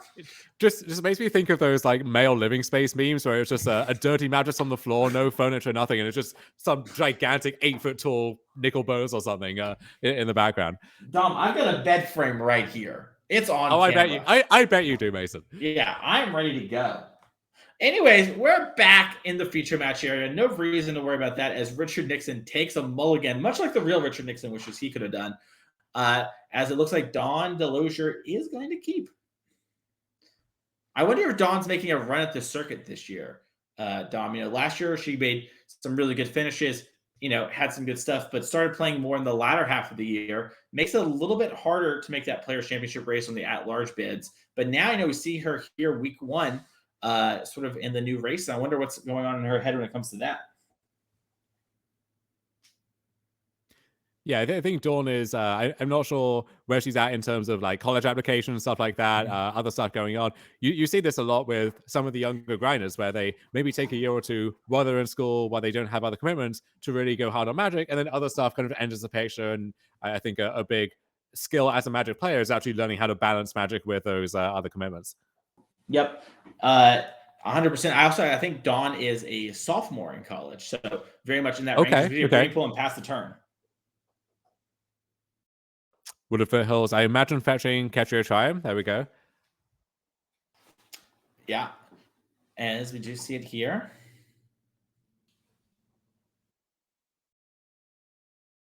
Nixon going to pass the turn. Sorry, going to go to his turn after passing and grabbing the Catch Your Triumph. Does it bother you at all that a creature that comes off suspend has haste, whereas if your Crashing Footfalls comes off suspend, those runners don't have haste? Not really. I think that's a moment of it's a little stinky, but for gameplay purposes, you just have to do it. You just can't let those Rhinos have haste. They either can have haste and be a little smaller, or they can have trample and be bigger. You know what I mean? I think it's cooler to have bigger Rhinos than have, that sort of thing. As we do see a Fire Ice in the upkeep, tapping down the Triumph. This is going to prevent Richard Nixon from cascading. Mm-hmm. Yeah, Crashing Footfalls enters Modern via the first Modern Horizons because the green member of the original cycle in Hypergenesis was pre-banned in Modern. We've actually never got to experience competitive Modern with that card in it, and so they felt for the sake of completeness, may as well make that up, and actually the green member of that cycle in Footfalls has become a staple of Modern at this point. Yeah, players were really thinking when Charlotte's Agent was coming back that Ancestral Visions might be the thing, but that's not the way Magic is played as much these days. And just getting 2 4/4s into play is worth more than the 3 cards a lot of the time in these sort of Cascade decks. Mm-hmm. Dawn here, got a fetch land in play. Has the ability to Violent Outburst. We're seeing her not doing a response to this. No real need to get on her part. She can, if she has an outburst, she can always play around Force Negation with the old upkeep outburst.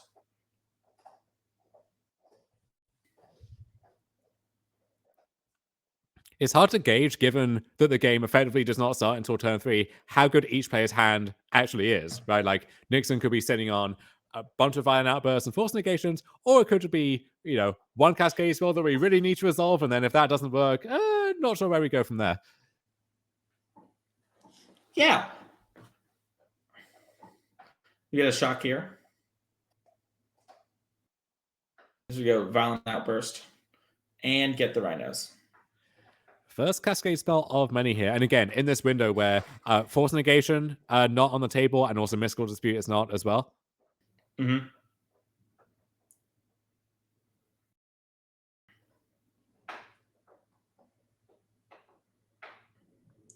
We do see 2 Rhinos. We still got 2 at the top of the screen. We got a lot of Rhino tokens on the table here, ready to go. And Richard Nixon taking a minute to think about what he's going to do. We are getting sort of deep in the round. These players do have a small extension, as one did go to the bathroom. But, as the most of our games today, it's been a grind fest here in the modern format. Really changed since the Modern Horizons era. And Richard Nixon doesn't have a land and is passing the turn back to Dawn, but upkeep Brazen Borrower to hit one of the Rhinos. And let's see if Dawn has an answer to this Brazen Borrower.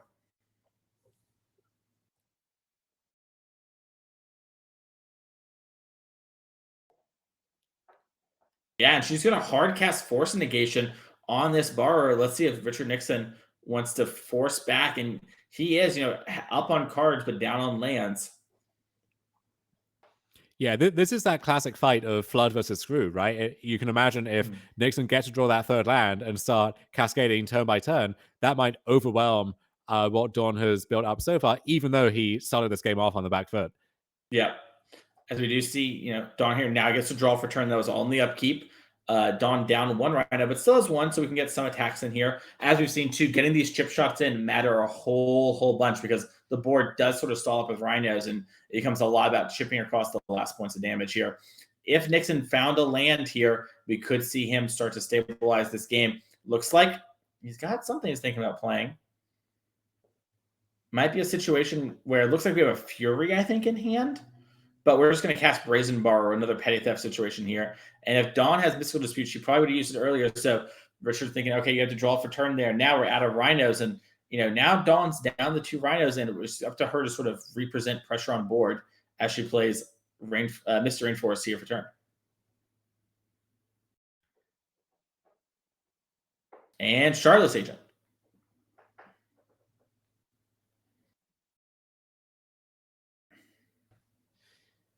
As you refer to, the real Richard Nixon are very prone to both violent outbursts and also petty theft.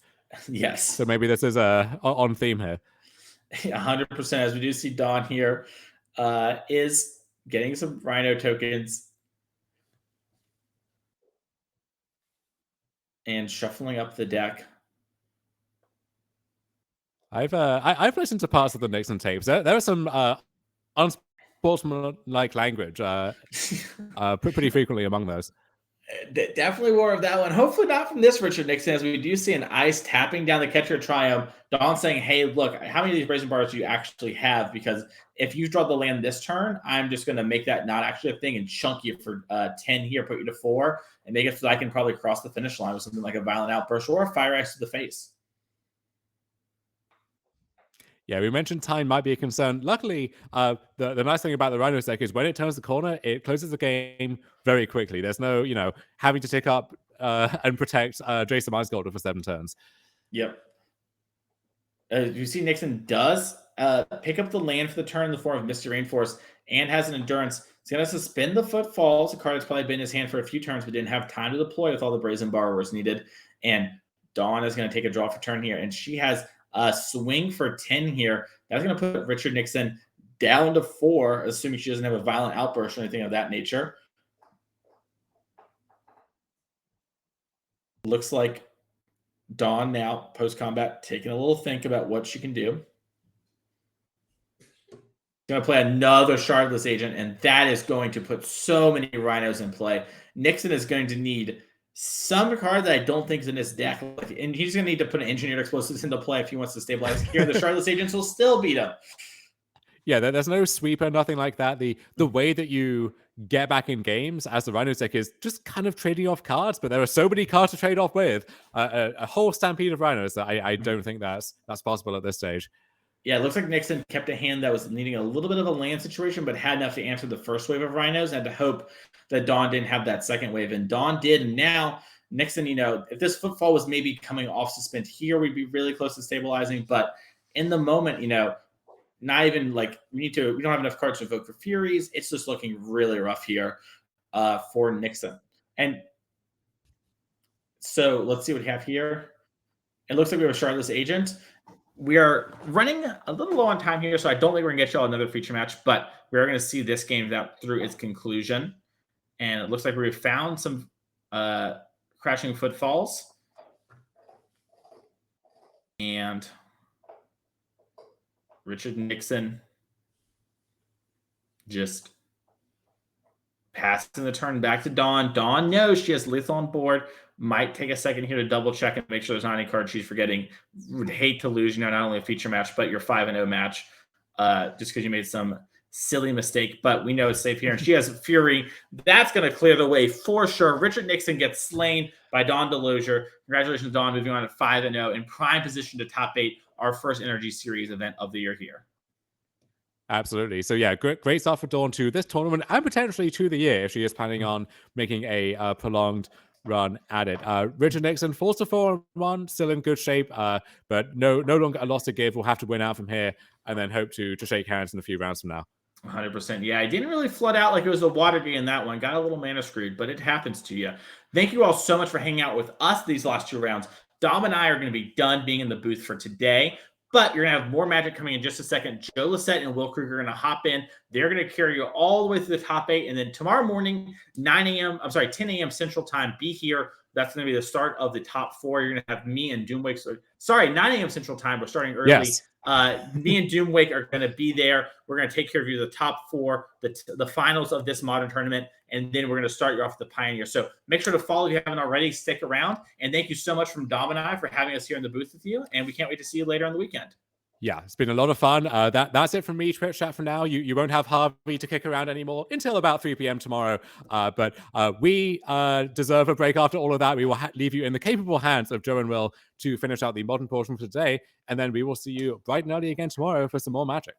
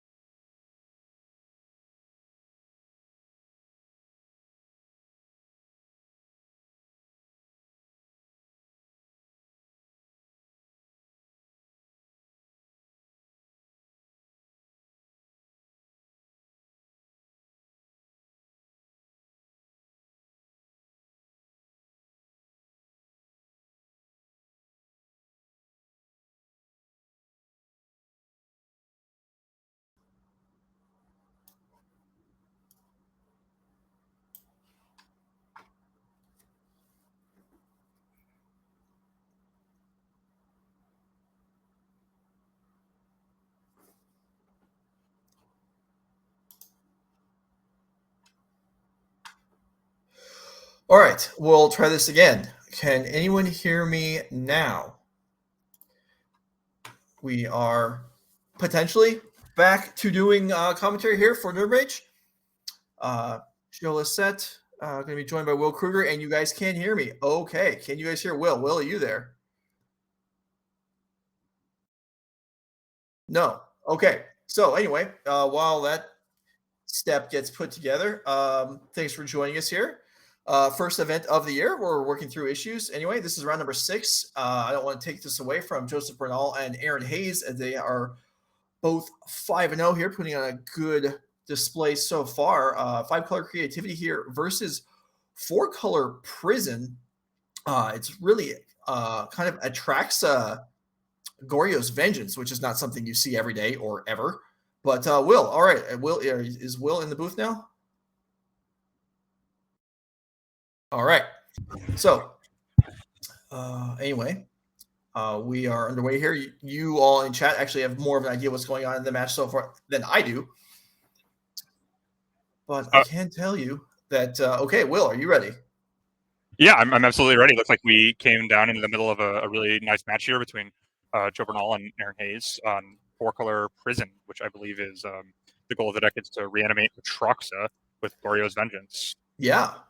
That's a pretty interesting strategy, Joe. Have you seen much of this round? Because I'm certainly not super familiar with it. But well, so I haven't seen much of this round because we had our little disruptions there. But I can tell you, I worked on Goryo's Vengeance decks about 6 months ago for a while, and I couldn't really make it work. I was working on Goryo's Vengeance Plus through the breach, and Aaron is just running Goryo's Vengeance, and obviously has found a way to make this work at 5-0 so far. Yeah, I mean, that's off to a really good start in the tournament. Not quite there yet, but looks like he's doing pretty well. And yeah, he definitely seems like he's posturing and, presenting himself like he knows exactly what his plan is in the matchup, and he knows how his deck works, and it's paying off.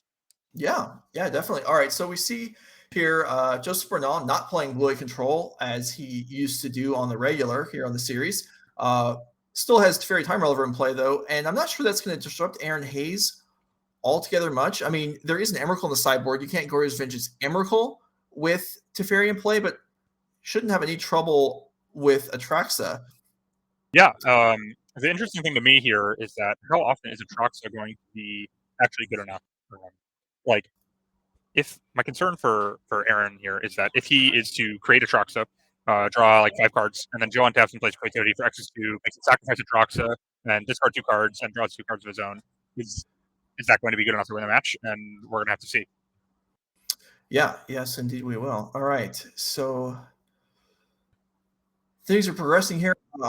Bernal with Creativity, I mean, it's not unlike, Creativity is a somewhat established part of the metagame here, and some of those lists have an Atraxa, but if you're Joseph Bernal and you're coming into the event, you didn't expect to play against the Goryo's Vengeance deck. That's just not really something we see anymore. No, this is definitely out of left field. I don't really think I'm not sure exactly if Joe knows what's going on, but I think there's no Atraxa in the graveyard. He sees the pitch elementals with Ephemerate. He sees Tainted Indulgence, Faithful Mending. So I think that a player of Joe's caliber would have pieced together sort of what's going on at this point.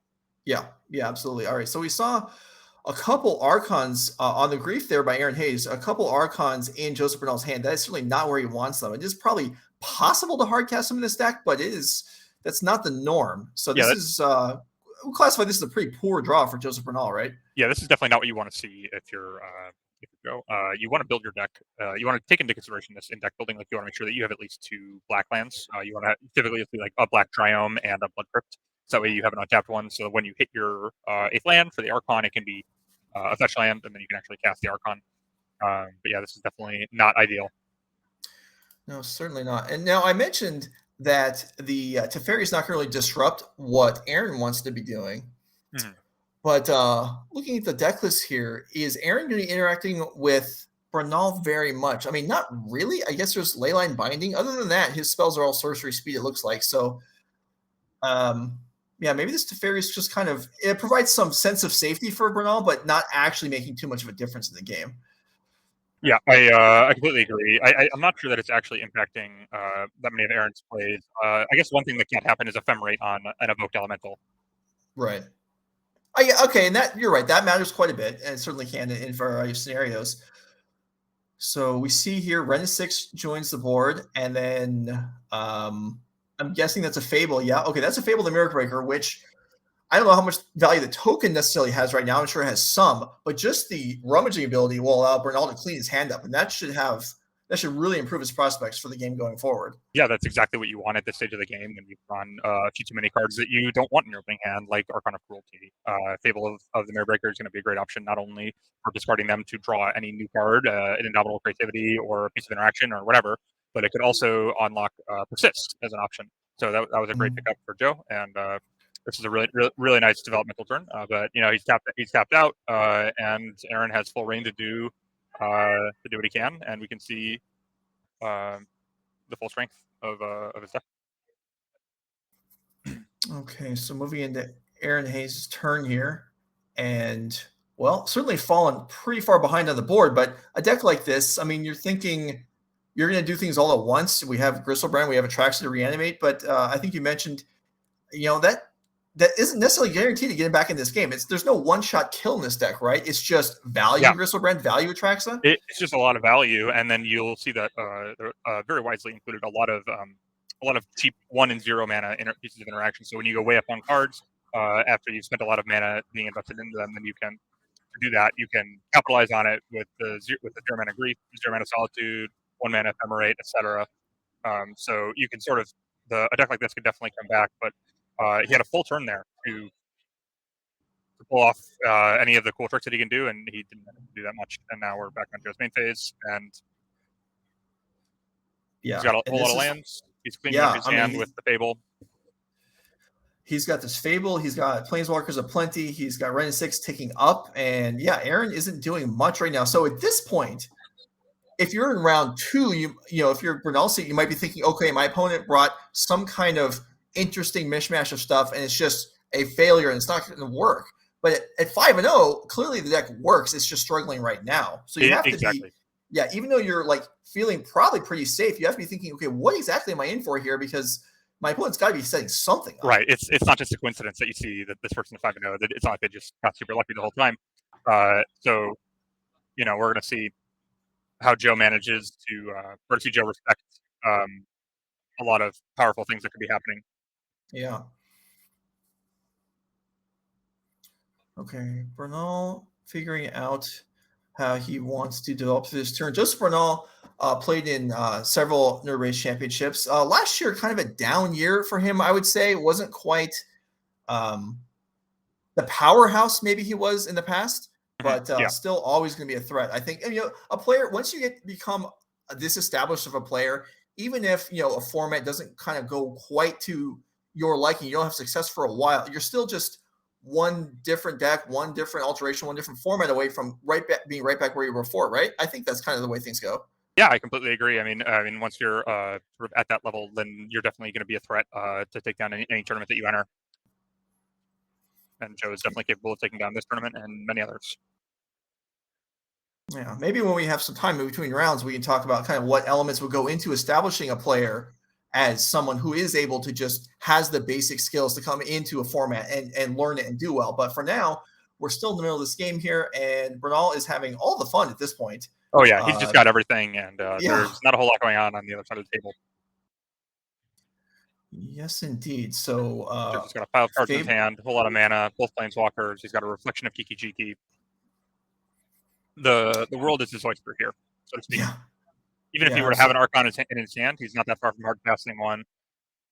Mm-hmm. Yeah, with Teferi in play. So creativity can dump a lot of Archons into play, although unclear how many Archons are even in Joseph's deck at this point. So that's potentially an issue. Yeah, it looks like he's gone for the full 4 copies of Archon of Cruelty. And so I believe I see 2 in the graveyard. So I'd say that there are 2 more, I imagine. That's, I'm not a math major, but. I mean, there could be 2. There's 2 left in between the hand and the deck. I don't have a good view of the hand. So there could be some stuck in hand as well. True. There's another Teferi drawing. And yeah, it's just a matter now of just finding out what's an efficient, safe way to finish out a game, because Aaron is certainly not putting up much of a fight at this point. We're sort of just drawing and passing the turn, which is not really where you want to be. Mm-hmm. Really, with any, I mean, unless you're hitting a land drop and you're playing bullet control, but when you're playing like a combo deck, especially when you're playing a very time raveler in play, you're not threatening to do anything. It's just a sign of a non-functional draw. Right. And then, although, I mean, we talk about Aaron's deck not being kind of like a combo deck, it being a value deck, Joseph has put himself down to 8. So yeah, I mean, we're it's not that far off of one hit from one of the, Yeah. the legendary creatures, whether it's a Atraxa or Grizzlebrand, both have Right. 7 power. there is some permission in Joseph's deck. He has a couple Spell Pierce, actually a set of Spell Pierce and a couple Remands, as Yeah, well so as his own he's Leyline got, Binding. So he quite a has few ways to interact. defenses. Yeah, absolutely. Like if Aaron could do something, then it could definitely be blown up. But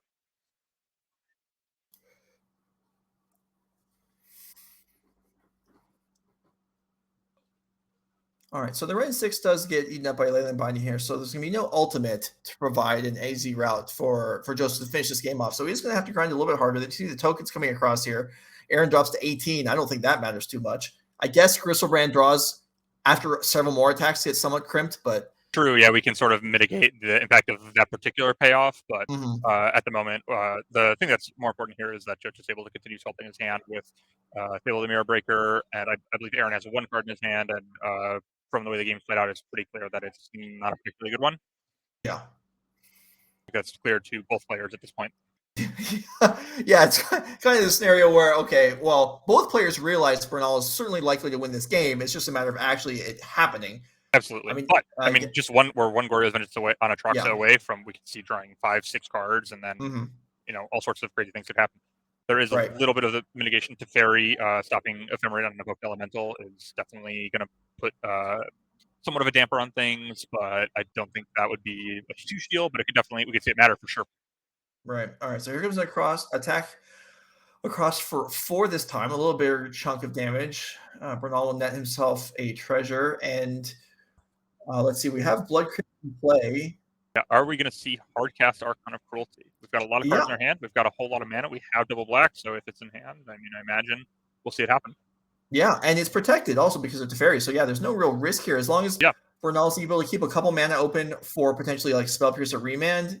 Remand probably being more fitting at this point with Aaron having 5 land in play. Looks like Bernal.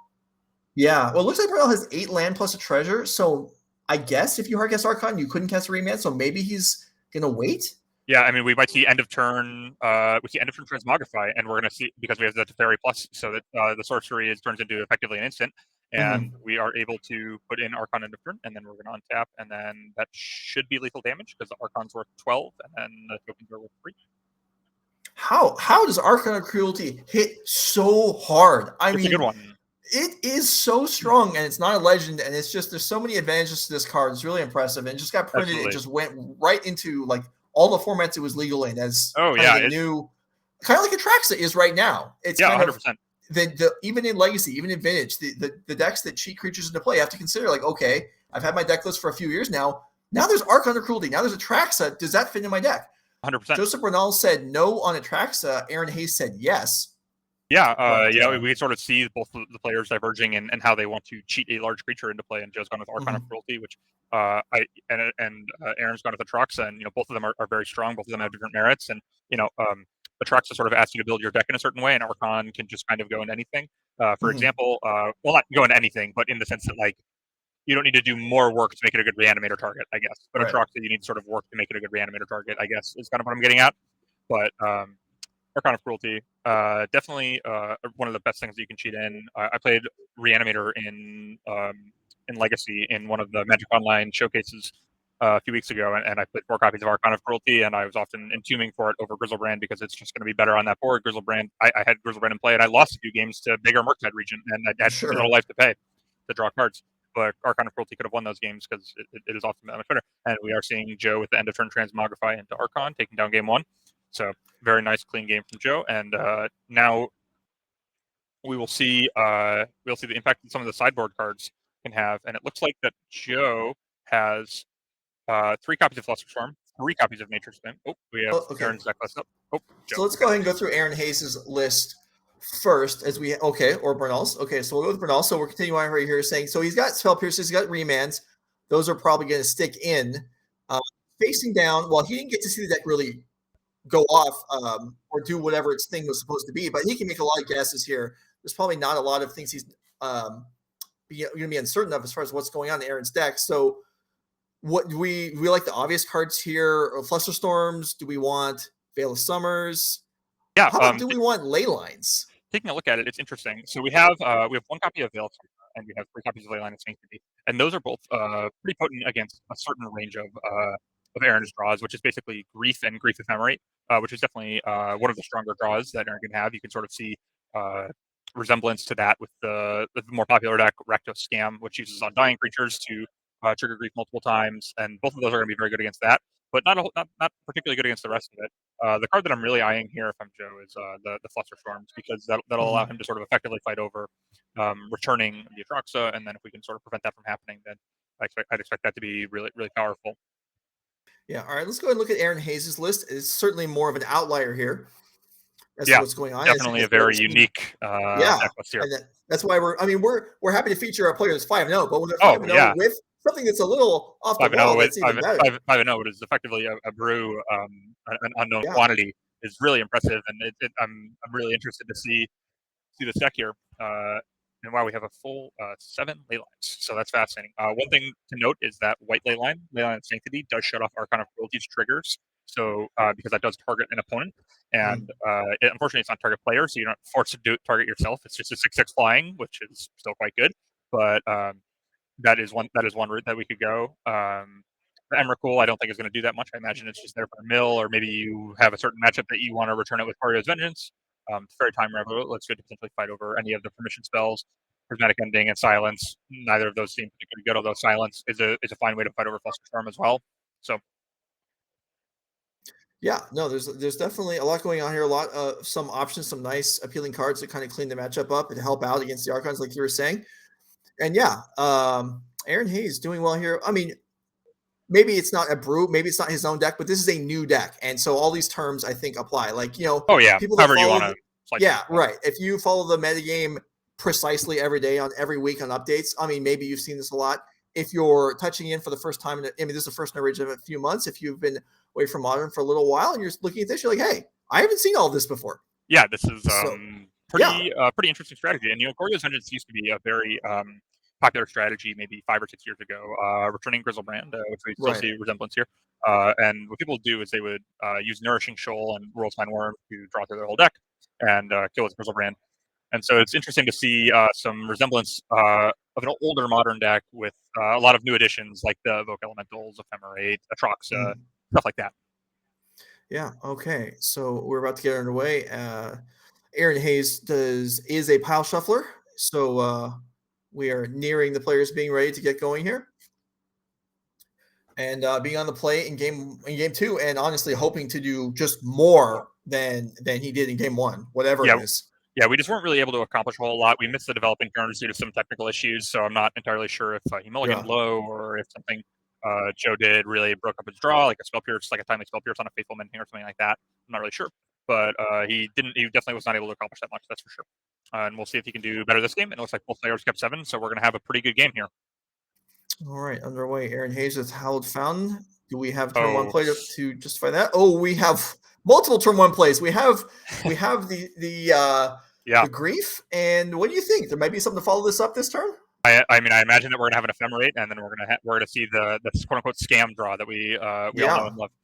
Joe has a really good hand here with 2 copies of two lands, a run in 6 to represent more lands, the namesake card and creativity, and a few ways to interact. So even though Aaron does have one of the better draws here with Grief, Ephemerate, black card, white source on turn 1, Joe's hand is perfectly well equipped to be able to fight over that, and so we'll see how it plays out. And he's going to leave him with the Ren, which makes sense because Ren will take up to 4 on the turn it comes down. Grief is going to be able to attack it for 3, actually. So it's actually not 4 like I was thinking it would be because I'm used to scam if it's a counter, but it actually does knock at the counter. Aaron does get to get the Ephemerate next turn to take another card. So that could take the Ren. Yeah. But Flusterstorm or Fierce could trade for the Ephemerate. So that's going to start for Aaron. Yeah, takes out the things that can disrupt the Ephemerate, and then here gets another card, and Bernal will show that he drew another copy of Leyline Binding, not something to be excited about, and now left with what looked like a great hand is now a 2-land hand with some cards that are somewhat uncastable. Yep. And if Aaron has any sort of follow-up at all here, he could be well on his way to recovering this game. And, a tap land, a Triumph, that's something. I mean, I guess we don't expect him to win the game on turn 2. He did have a pretty good start on game 1. That's probably enough for now. Yeah, turn 1 was definitely very powerful. But yeah, picking both of the cheap interaction spells makes total sense, just because Joe would have the option of fighting over them with fighting over the Ephemerate next turn, so you might as well get all 3 cards, as opposed to Anyway, Joe still got Leyline Binding, so he's not just going to die to Grief beatdowns. Leyline Binding is going to happen on the Grief before that, almost for sure. And then if Joe's going to be able to hit enough land drops, he'll be able to get Indomitable Creativity down, make some Archons. But so basically, Aaron's job here is to prevent that from happening, or whether it's by racing Joe, by putting Grizzlebrand into play and killing him, or if it's with cheap interaction of his own. And it looks like we've seen no land, no spell, and Joe actually drew a Triumph. Then he played that over the Arid Mesa that we all know about because it was revealed to the Grief.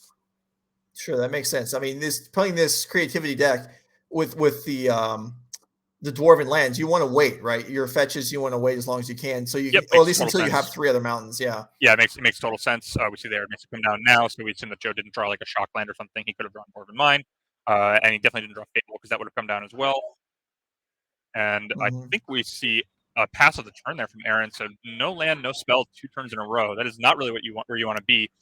We had that really powerful opening, but we're just sort of giving Joe time here. But yeah, I mean, there's certainly, the more explosive a deck is, it's often less consistent. And we saw here with a great opening, and then Aaron's going to keep a hand that has that, and it's correct to do so probably almost every time. Yeah. But then you're at the mercy of the top of your deck, and if it doesn't 100%. quite work out right, you can get stuck, and that's kind of what we're seeing here. Yeah, we're sort of seeing the cost of when you have a lot of moving parts like Ephemerates and Truxes and Grizzlebrands and Gorgeous Vengeances, and everything needs to be in a certain place at a certain time, then it's really easy for this to happen where it's like, well, my hand is in a Trux and a Gorgeous Vengeance, my graveyard is empty. What am I going to do? I haven't, know what I mean?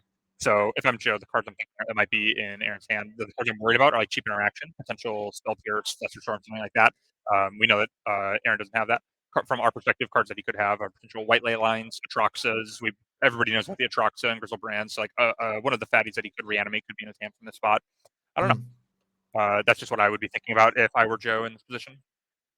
And Joe decides to not go for the creativity that we all know about, and just instead chooses to sit on his mana, make his 4th land drop, and force Aaron to sort of take some action. And then at that point, then we will go for the Archon, which is just a sign of a very practiced player, just able to know when it's time to go for the combo. It can be really tempting to go for Archon of Cruelty or something like that, but Aaron has 2 open mana, and we know that he has 5 spells in his hand because he's just been missing land drops. So. And we just heard the Gorya's Vengeance, so there's no longer fatties. We know that for sure. There's probably another copy of Gorya's Vengeance, or something like some way to reanimate a Troxo. Yeah, Tainted Indulgence is kind of a cool card enabler for this whole deck. And this Grief, it looks like the Grief is staying back this turn. Yeah, I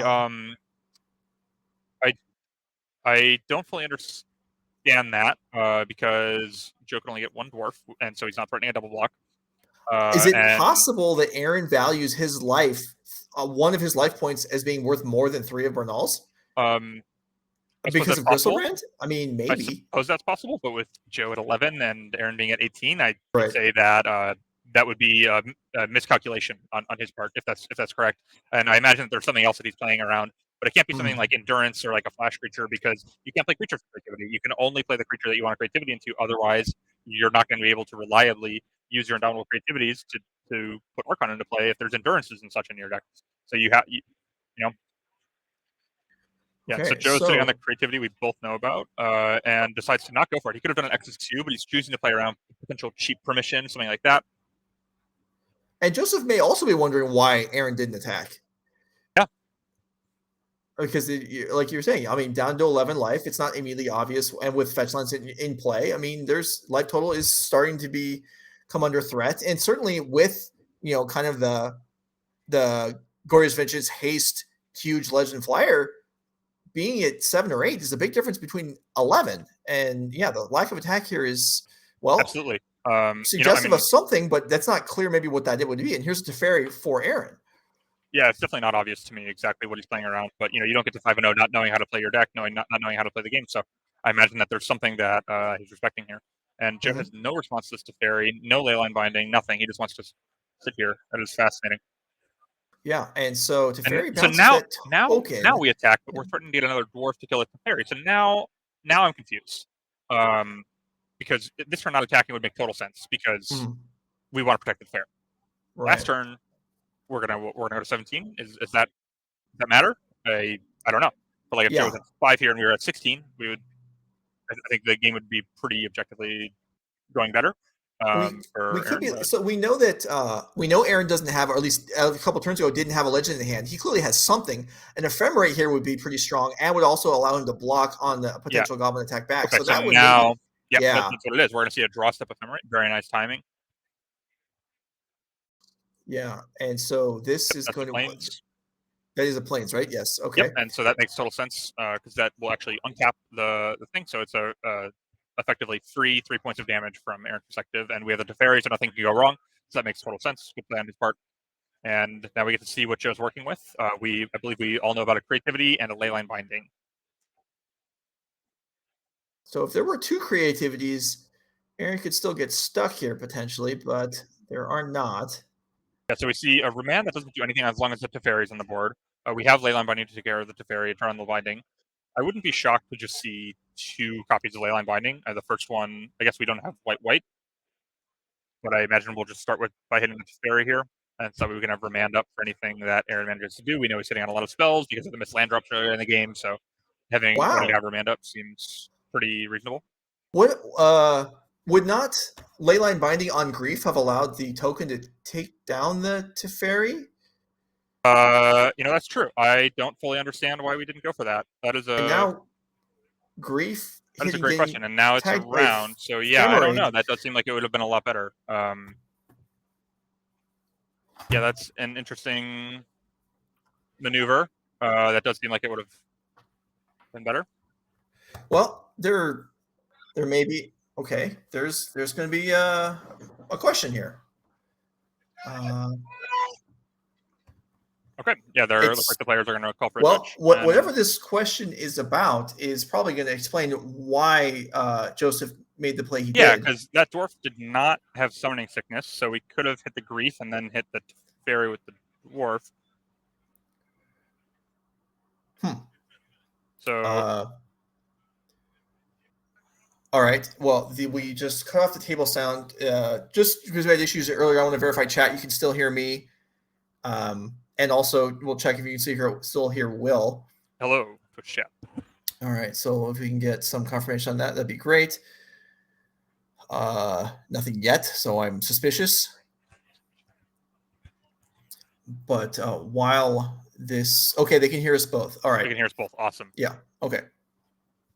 Cool. So yeah, I'm a little at a loss here. I mean, it is not uncommon for me as a commentator to not realize all the lines that are open to players, especially when we can't see their hands. But there's some mystery here as to. Yeah, I don't really fully understand either, because that dwarf could have attacked. We got it on the end of turn, and then. Okay, so chat has asked. Or chat has suggested that the question is what happens to the ephemerate if it gets remanded. That would be a reasonable thing to ask at this point. So maybe that's it. That's probably the question. That does not answer my question of why we didn't exile the grief and attack the fairy. Kind of unclear. Perhaps a misstep. I mean, we're late in the day. It's round 6. These players have been playing since 10 a.m. So 7 hours at this point. Yeah, and tournaments are exhausting. And it would still be a reasonable question, because even if a mistake was made, or maybe it wasn't, either way, Bernal has to play the game from the spot he's in now. Yeah, and so the looming issue is this ephemerate on the grief. Yeah, and so we don't want to remand this, because then that would be worth two copies of ephemerate effectively if we were to target the grief. So definitely makes total sense to just give him 1, and he's going to take the leyline binding. And we don't have white, so we couldn't hit the grief. I'm definitely still interested in why we didn't. Yeah, it's not worth harping on. Anyway, now Aaron has sort of seized control of this game. Let's Looks like he's got, I see a Leyline Binding and a Watery Grave in his hand. And we're going to see Leyline Binding on Leyline Binding to get Teferi back. It's a pretty good play. Oh, yeah, which can then dispatch the token. So that would be very strong. Now we're going to see the remand from Yeah, we're Joseph. just going to cycle the remand. It's not really doing anything else. It's just going to cost Aaron a mana here. It's not going to be a very good remand, but I mean, it's better than letting it rot in your hand with the Teferi in play, right? We need to draw another creativity basically right now, but soon. We're at 7. There's a 3/2 attacking us, and it's getting worse. So we need to find the creativity very, very soon. Yeah, a couple turns for Joseph to work this out, and going to need another token, so that's going to require another life point or a Fable probably. This Grief, I don't think can attack, can it? Can we? I believe this was ephemerate on we upkeep. ephemerate that. That's so that should. Okay, that's. I'll see if I can get a message over to the table. Real quick. Yeah, that is this out. Go ahead and cover definitely for a not second. a legal attack. All right, this match is certainly something. All right, so I sent the message to. We'll see if that gets caught in time. Interesting match. That's for sure. So, anyway, we are prismatic ending on a token.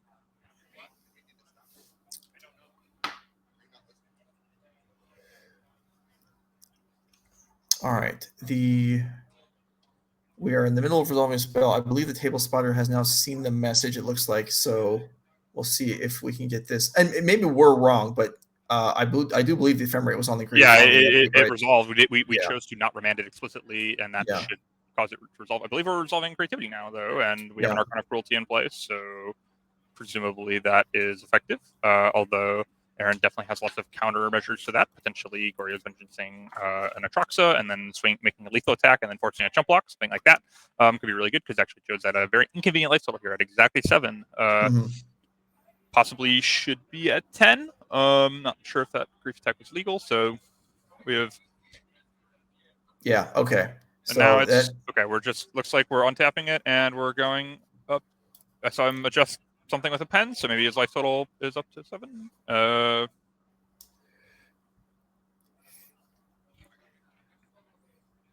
All right. Well, they may have to. Okay.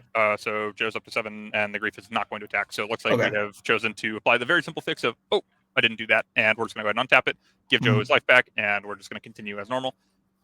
Hey, the system worked. Yep. All right. Awesome. And now that he chooses to keep the Teferi over the grief, which makes total sense because it'll be able to bounce the Archon. So that Archon is not long for this world. Although it does give Joe a card, it gives him a much needed life buffer, and it takes care of the imminent threat of the 3/2 menace on his dwindling life total. Yeah, and getting that, I mean, just for psychological value, I mean, that grief has taken 4 cards out of Joseph's hand. I'm sure he's happy to just have it in the graveyard finally. Yeah, that has been a very good grief. It's been used for a lot of damage and a lot of triggers. So definitely a very high value grief in this game. I mean, I guess they are either, I mean, once you get past the exile to cast for free, and they just build from there, and you at some point you're breaking even, and then in your head, and this one did a lot of work.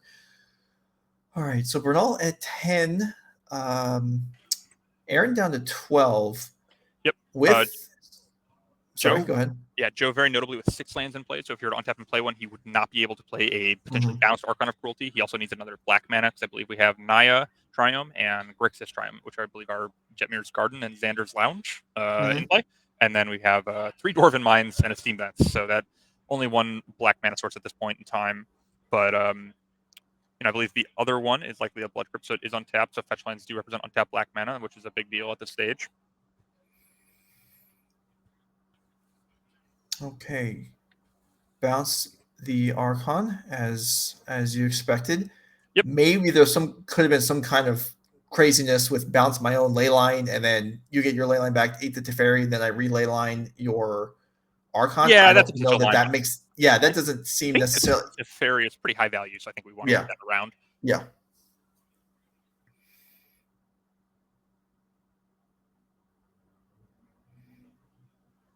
And the Archon being in his hand, like we said, he's multiple lands away from casting it, a black source away from casting it, and so this makes sense to me. Leave the Teferi in play, put the Archon in the hand, as opposed to exiling both. Okay, and Joe's a Teferi of his own, which is interesting. So now we can go Now that little absurdity of bouncing a ley line to reset the other ley line they just mentioned on Aaron's turn is now also available for Joseph. Not necessarily that he would want to do it either. Yeah, these sort of Teferi leyline binding battles where you're bouncing and Oblivion ringing each other are very interesting. Okay, that's a Faithful Mending, I think, for Aaron in response to the Teferi, but it does come into play. Yeah, and now we see that both players have managed to get a Teferi Time Raveler on the battlefield with a lot of lands in play. And Joe's definitely getting back into this game from which he started off very early, very behind, very early. But since then, he's managed to get it about to parity. There was a point where I think we both thought that Joe was ahead, actually. And then it swung back. So this is definitely a very good game. If you want to see more absolutely. good games of Magic, you can follow twitch.tv/NRG Series, the channel you're watching right now. They're here every month. Yeah, and there's been some good stuff today. I mean, Will and I have just checked in. We've only last year. Most months. A lot of months. Most months is right. The if you are just tuning in now, which Will and I effectively just did half an hour ago, there have been some highlight matches already on the day. There have been apparently multiple Jace ultimates I heard in one match. Wow. And you don't see that every day. Multiple. Yeah. There was a 69 card white based prison deck with a number of singletons and two loves in the deck that was 4-0 at one point. I don't know how it's doing now, but yeah, so there is certainly some interesting stuff to see here today, as now Aaron Hayes is going to bin an Atraxa, and it looks like going to mentions it. Yeah, and that will. It's going to be good enough a lot of the time, I would imagine. That's kind of the reason we're playing today. I think that might be a reason that Aaron is 5-0 because he is interesting Atraxa. That's just a crazy idea I had. I know. Yeah. So Atraxa showing up in a variety of formats, being cheated in by a variety of different 2-mana spells, and then even hardcast, I guess, in standard. All kinds of things going on. So here you see Will and I for the first time on the day. Hope you all enjoying yourselves, doing well. We're in the middle of round 6 right now. We're going through the end of the Swiss today, plus the quarterfinals. Semifinals and finals will play out in the morning. But we're certainly in the thick of it in this match. I wouldn't want to pick a favorite here. Both decks capable of very strong plays. And is there a more important card than Teferi to kind of like what should we keying in on aside from that, or is that just the both decks are named after cards. Right. We have the Glorious Dungeons deck and we have the Indomitable Creativity deck, and we're going to see Indomitable Creativity making maybe 1, maybe 2, maybe 3, maybe 4 Archon of Cruelties. That's going to be basically Joe's best thing that he can do. That's really the peak of what his deck can accomplish, is turning the dwarves from Dwarven Mine or treasures from Fable or the Goblin from Fable, any of those things into big 6/6 flyers. And by the same token, the main thing that Aaron can do is try to return Atraxa, and then he's going to try to ephemerate the Atraxa potentially, or he can get some of the Modern Horizons 2 elementals with Solitude, Grief, and then we're going to try to ephemerate those and just sort of get a lot of value that way. And then, but again, we have to stress, neither of these decks really has like a combo kill. Like what they do is they just put in a big creature and they say, can you beat this? And normally the answer is no. There's no, I'm going to Grizzlebrand, I'm going to draw my whole deck, I'm going to play some Lotus Petal, Dark Ritual, I'm going to reanimate, and I'm going to kill you with Thassa's Oracle or whatever. Nothing like that. It's just a lot of throwing haymakers at each other, and it's going to be pretty exciting to watch. You can see those games were kind of interesting where one player got to do the thing and the other player didn't. And now, hopefully, we'll see a game where both players can do the thing and, sort of throw giant creatures at each other, and it'll be pretty interesting. Yeah. All right. So game 3 sitting up here, I believe Aaron might be on the Multi 6 here. Yes, he is. Yep. Puts the card back. And all right, we're underway. So, chat, why don't you let us know if one of these players has a choice, what even is the best big creature to put in play here? And there are actually 3 choices. It could be Archon, it could be Atraxa, or it could be Gristlebrand. All three are. There's so many options. And do you like to reanimate them, or do you like to turn your dwarves into them? Yeah, sure. However you want to go about doing it. What has the biggest impact on the board? And I'm not sure entirely what the answer is. I guess Archon beats the other ones if it's second. Yeah, that is definitely interesting. Where like if you put the first Archon down, then you might not be able to get value out of the trigger. But like if there's an Atraxa in play, although Atraxa isn't going to be in play for that long due to the Glorious Dungeons clause of exiling the creature afterwards, but Ephemerate does manage to mitigate that, so maybe there will be games where Atraxa does stay in play. And Joe with the turn 2 run in 6, definitely one of the better cards in his deck. This is a matchup where it is pretty good, but it's not stellar. There's matchups like against Blade Control. Red and 6 on turn 2 is everything because it means that you get to hit every land drop, you get to play all your mana, and you get to cast 2, 3, 4 spells in the same turn, and you can really punish like a control player or something, or like anybody playing like a more fair style of game. But that is not really what Aaron's up to. He's here to ephemerate his grief. He's here to Goryo's Vengeance his Atroxo or his Crystal Brand. He's here to draw 14 cards in the same turn. And, the marginal value of getting an extra land. And here we're going to see main phase fetching and Dothatry. I imagine that indicates a Leyline Binding on our Ren 6, if I had to guess. And that looks correct, although we have some glare, but that looks to be a Leyline Binding. And back to Joe. And, even there, we traded for a Leyline Binding and it got a land. That's a very positive exchange, and that's about the floor of that card. And you can really see the power of the Modern Horizons cycles and the impact that they have on the format. Yeah, so we'll await Joseph's turn 3 play here. It's going to be a binding on a binding. Get back Ren 6. Yeah, get back my Ren. And so how much worse are now the printing of Unholy Heat was definitely, a bit of a check on Planeswalkers in 100%. Modern. Is Leyline Binding going to have a similar effect, or has it had a similar effect where again Planeswalkers are just no matter how high loyalty they get, the old days like we heard Jace Ultimates today, but Jace Mind Sculptor Ultimate is not a thing that happens all that often in Modern anymore. No, it's been a long, long time since I've seen that, especially in Modern. Yeah, and the ease of dealing with it with like Unholy Heat and like Lightning Bolt, for example. Okay, yeah, sure, that's just not effective at burning down a Planeswalker, but Unholy Heat and Leyline Binding are great at stopping them, and so maybe that's just a big part of it. There's definitely something to be said, though, in my opinion, that Leyline Binding has its own weaknesses, right? Like it's weak to Beseiju, which pairs well with Ren 6, so you can sort of see that kind of situation. Urza Saga, also good with Ren 6, and Urza Saga represents Haywire Might. And so there's lots of natural checks on Leyline Binding, so it's kind of interesting. And you can see Joe fetching main phase here, making sure to very intentionally leave up a blue Swords there, I believe. And so that way he's able to potentially fight over anything that Aaron might be able to do. So, potentially a Spell Pierce, Fluster Storm, lots of copies of those. So if I'm Aaron in this spot, I've got alarm bells ringing. Why did he fetch that Dwarf in my main phase to leave up the blue Source? And there we see a Spell Pierce Untainted Indulgence, which is very smart. Just making sure that Aaron could be able to play around Spell Pierce later. Maybe he can't afford to right now. And so we can sort of just prevent the Atroxus from going to the graveyard and coming back this turn. Yeah, all right, here is Faithful Many. And this is something that, I think in any format where you're playing against a Reanimator type deck, which I think we could, even though it's just Goryo's Vengeance, it still is a reanimation deck. Do you try and fight over the reanimation effect, or you try and fight over the ability to put the creatures in the graveyard? And that's a choice you have to make. Bernal piercing this Indulgence here, and it seems reasonable. I mean, Indulgence is just whatever Aaron's. If there are any hiccups in the hand, Indulgence is going to help clean them up. And Bernal, and I think even in more powerful formats, also the prevailing wisdom is you go after the enablers, not the reanimation itself, right? Yeah, absolutely. Generally speaking, there's like more reanimation effects than there are Entombs. I mean, there's only one Entomb in the game, and otherwise you usually have to draw and discard effects like Faithless Looting, Faithful Mending, Tainted Indulgence, stuff like that. Faithless Looting, notoriously banned in Modern, so we're making do with some worse alternatives in the Esper colors here. Worse? We're gaining life. I mean, instant life gain is great, right? I mean, that is true. We do get 2 life, 4 life, even if you were to flash it back. So that's 4 more life than Faithless Looting has ever given anybody.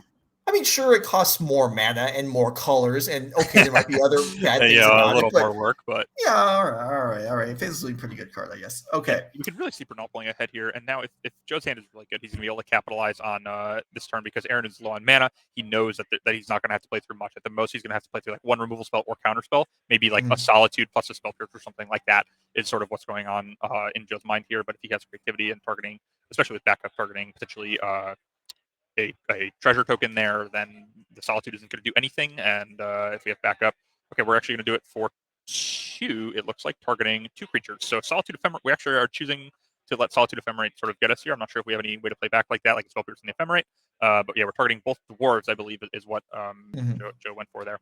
Right. I mean, not targeting the treasure. So based on what you're saying there, not targeting the treasure would imply there probably is some kind of spell-based interaction, 100%. right? Yeah, 100%. Because if you were to target, if you had nothing, then you would almost certainly target the treasure, so that way Solitude plus Ephemerate doesn't get both your creatures, stop you from arcaning. So here I would imagine that Joe has something, whether it's Fluster Storm, Spell Pierce, some way to just guarantee that this creativity is going to give him at least 1 Archon of Cruelty, and then his plan is to hope that that's good enough. And, right now it's looking like it. Yeah, it very well could be. Yeah. Okay, we have here. Is that a binding first? So just to pick off a token. So this will be okay. Whenever the judge call, Joseph has a question. But either way, leading with the binding, I guess this doesn't necessarily mean, it probably means there's no ephemerate to go with potential solitude. It doesn't mean there's not an actual solitude. So Joseph's supposed to think this through. And I imagine here the question is, if the leyline binding comes into play and targets and it gets removed in response, does the token stay in play?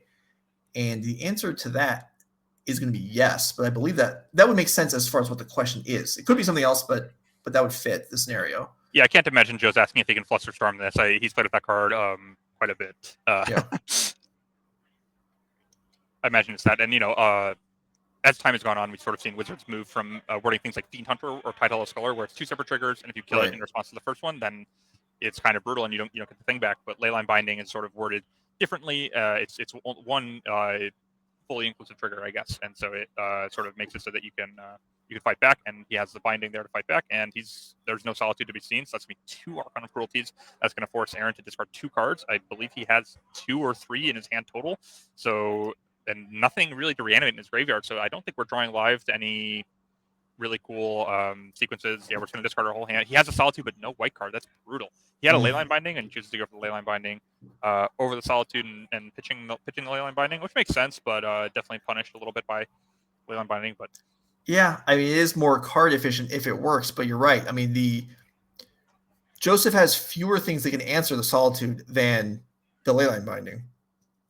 So yeah, now Joe has 2 Archons versus an empty-handed opponent with no Atrox in his graveyard. If he were to draw he has another card. He has 2 more cards. Okay, those were just off to the side. Fair enough.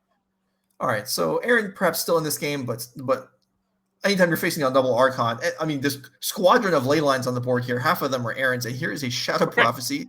I love this card, but this is asking a lot here. Well, it's asking a lot, but this is sort of how Aaron does actually get back into this game, because it's one card that can put Gorgeous Entrance into his hand and put a Atrox in the graveyard at the same time. And it can also even put a land in his hand. But it looks like he's got nothing, and that's going to be game and match for Joseph Bernal, moving on to 6-0 here in our 9-round tournament. One more win, he can probably get an intentional draw into the top 8. And Joe has quite a few top 8s already at this point, and so I'm sure he wouldn't mind adding another one to his resume. Yeah, and I'm sure he wouldn't mind an invite to the end of the year championship, because that is a change this year. In the NRG Series, all of these Saturday main events are no showdowns. So direct invite, in addition to prize money and points and RC invites, the winner receives an invite to the championship at the end of the year. And that is a big deal. That is something that, I mean, once it's in your pocket, you can just kind of 100% stress a little bit less about everything else. There's so much to play for at these events. I had the privilege of playing the last one, and it really was just such an incredible event. I mean, there was a lot of money at stake. There was the title, which was ultimately taken by Raja, who's here today. I believe he was doing well. He was 4 or 5-0 last I saw. The money, the title, there's all sorts of, and it's really just a great, really special environment. And there's just not many tournaments that are 16 players for that high of stakes, and people who are familiar with each other because they play on the series and stuff. And Joe's played a bunch of them. I think he's played maybe 3-4 of the previous ones, and I'm sure he wouldn't mind playing this one. And even if you qualify for this one, the 16-player tournament, the winner of that gets to play a Pro Tour. You get to qualify for the first Pro Tour of 2024, and you can't really ask for much more than that. A 16-player PTQ with $25,000 in the prize pool, very exclusive event, going to always be a very high level of competition. And if you're a competitive Magic player, that's what you want to do. You want to compete against people who are out there trying their hardest, just like you. And that is the perfect kind of event for somebody who is a highly competitive person and they choose Magic as their outlet to compete. I mean, when you put it like that, it sounds great.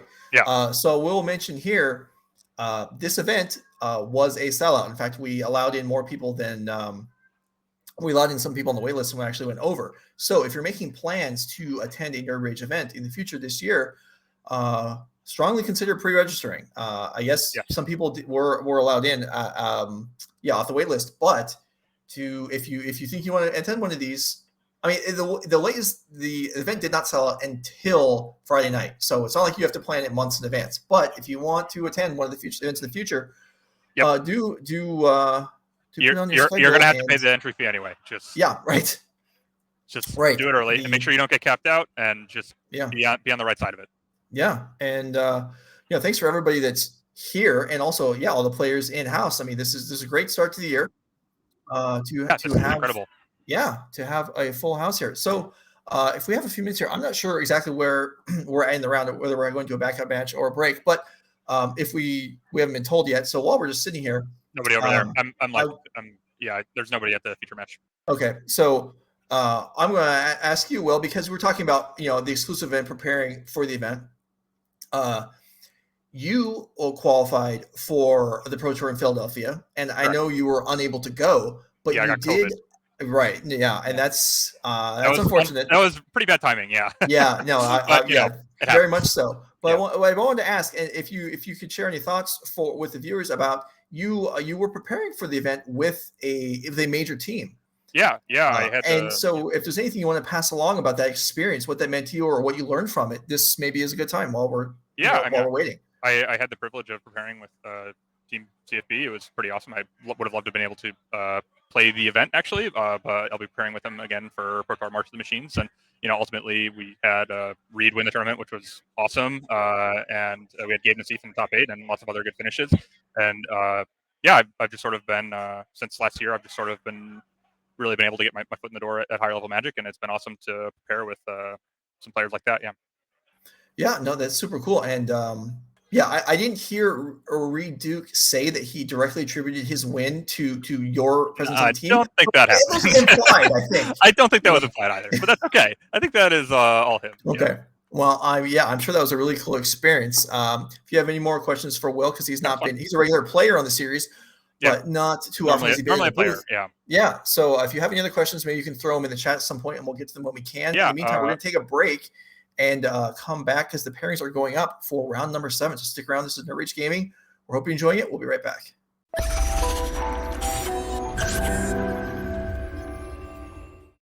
Good evening, everybody. Welcome back to Mundelein, Illinois. I am Matt Monty here for the NRG Series.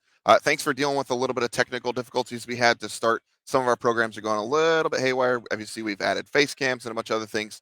Every time we add something new, something else kind of, doesn't like the software, whatever it is. So thanks for hanging out with us, hitting that follow button. If you're feeling extra generous, hitting that subscribe button. We're getting ready to kick off round number 7 here in Mundelein. I'm going to take you down to the players to watch leaderboard so you can see where we're at with just a few rounds left here. You can see Joseph Bernal doing an awesome job at 6-0. Raja Sulaiman 5-1. Don DeLozier 5-1. Oliver Tomajko also at 5-1. Then down there at 4-2, still battling Zach Allen, Jesse Robkin, and Connor Mullally. And unfortunately, my champion Max Khan is down at 3-3. So tough end to the day. Really proud of him for showing up and hanging out and getting some games in, though.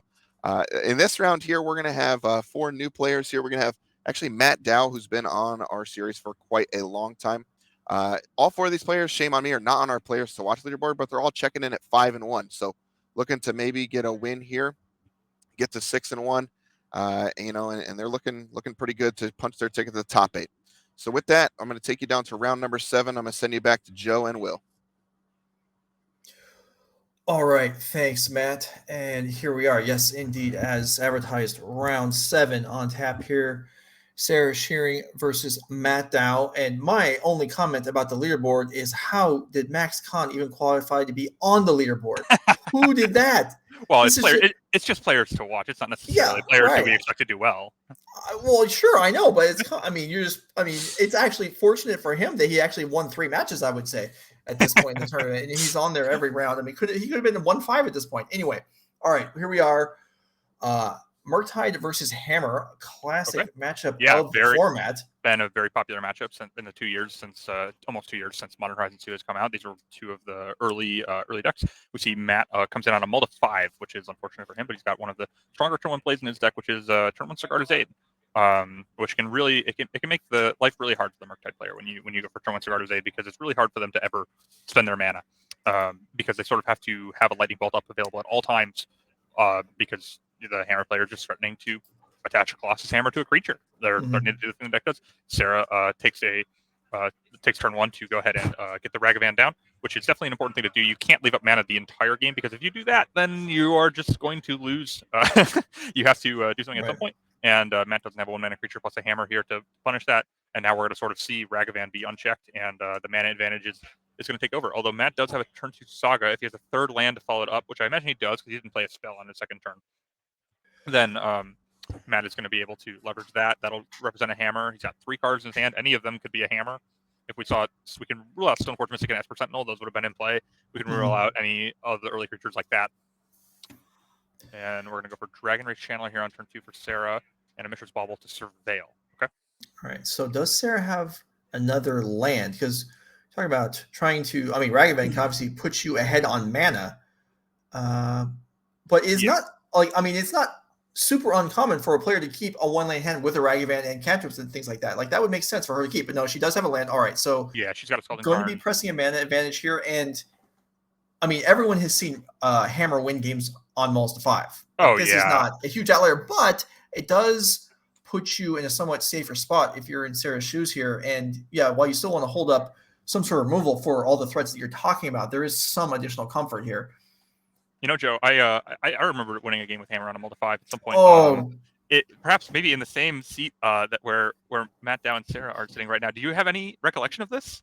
well, I think I think what you're referring to is the fact that I only played one modern Nerd Rage event last year, and I top 8'd the event. That is the end of my memory of that event.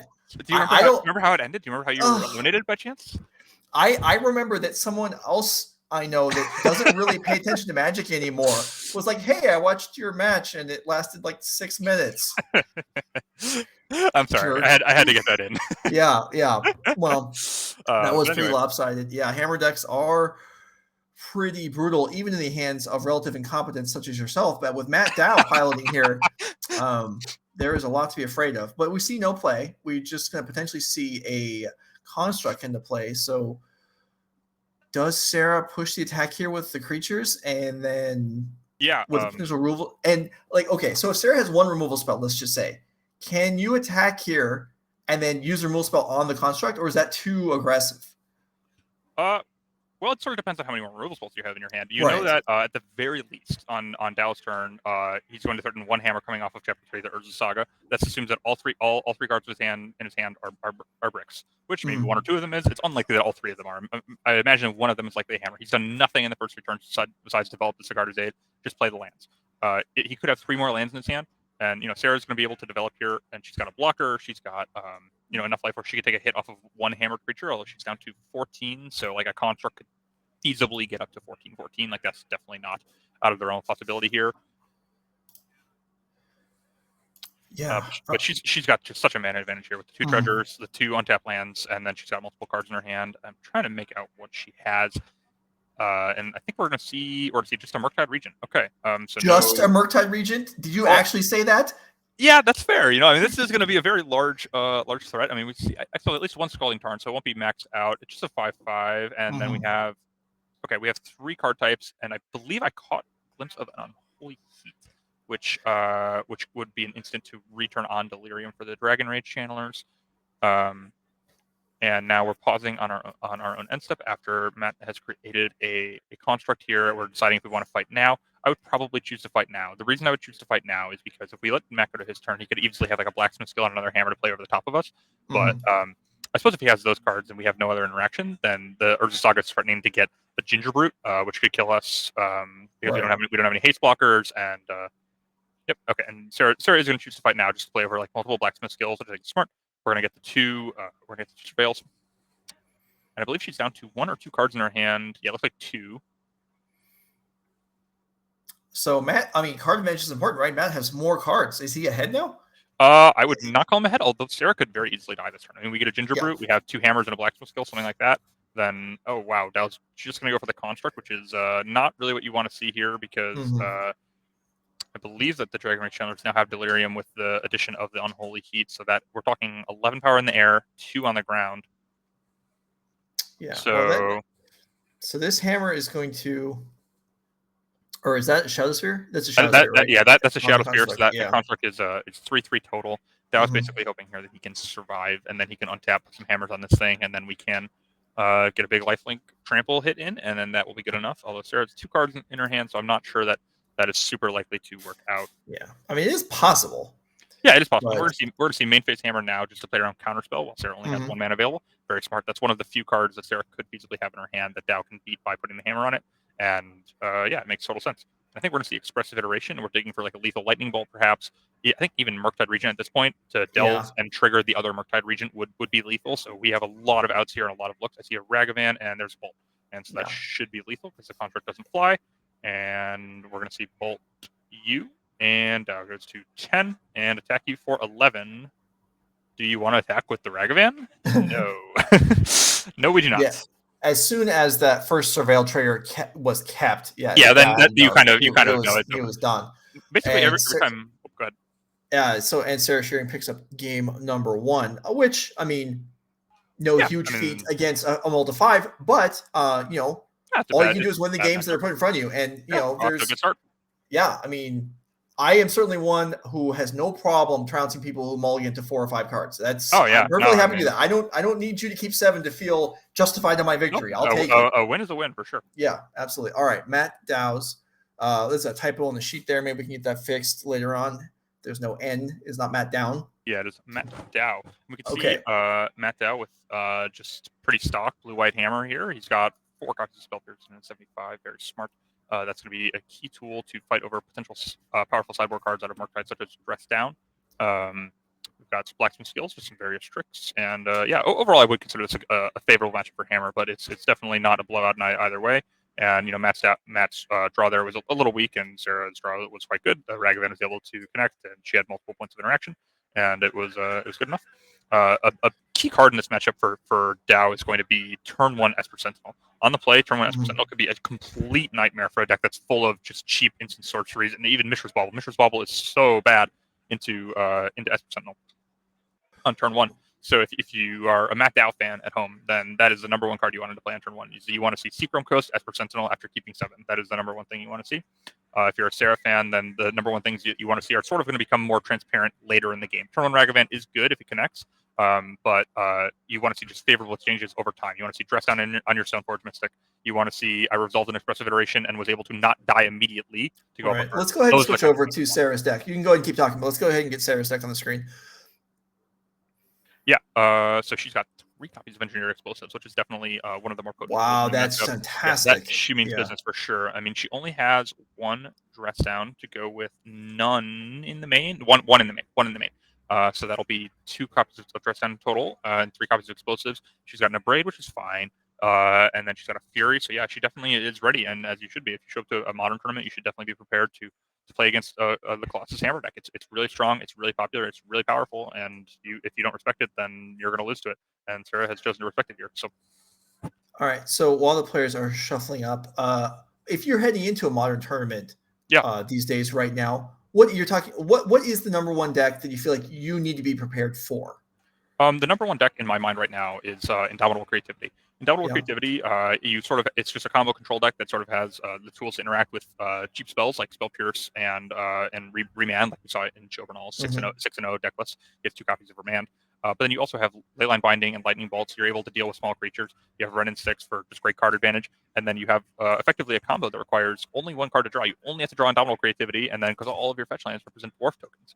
And if that's true, all you need to do is accumulate a few dwarfs, a few treasures over the course of the game. Fable of the Mirror Breaker, huge add for that deck. It's not only is it multiple things that you can target with your Indomitable Creativity, but it allows you to get the Archons out of your hand, and it's the perfect color, red, because you already want to be playing with Dwarven Mind, so you want to have your mana base of all mountains anyway.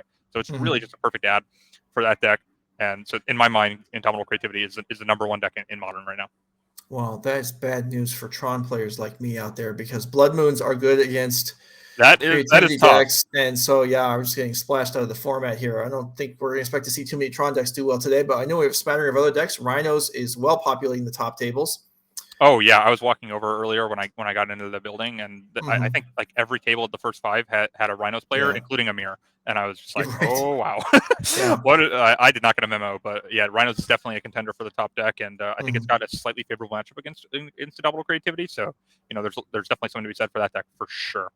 All right, open your hands up being drawn. Let's go back to the table to carry on through round number 7. Yep, we're going to see Matt Dow, amount of comeback here. These players are 5-1, 9 rounds today. So a win here, it's not putting anyone into the top 8. but a loss Not quite. probably means you're playing for top 16. So yeah, a loss certainly- is definitely eliminated, but a win you get to keep playing, and potentially you have a win and draw in next round. A win, which means if you win this round, you need to win another one, and then you can ideally shake hands and get an intentional draw, Mhm. and that should be good for top 8. So these players need to win this match and then another match, basically.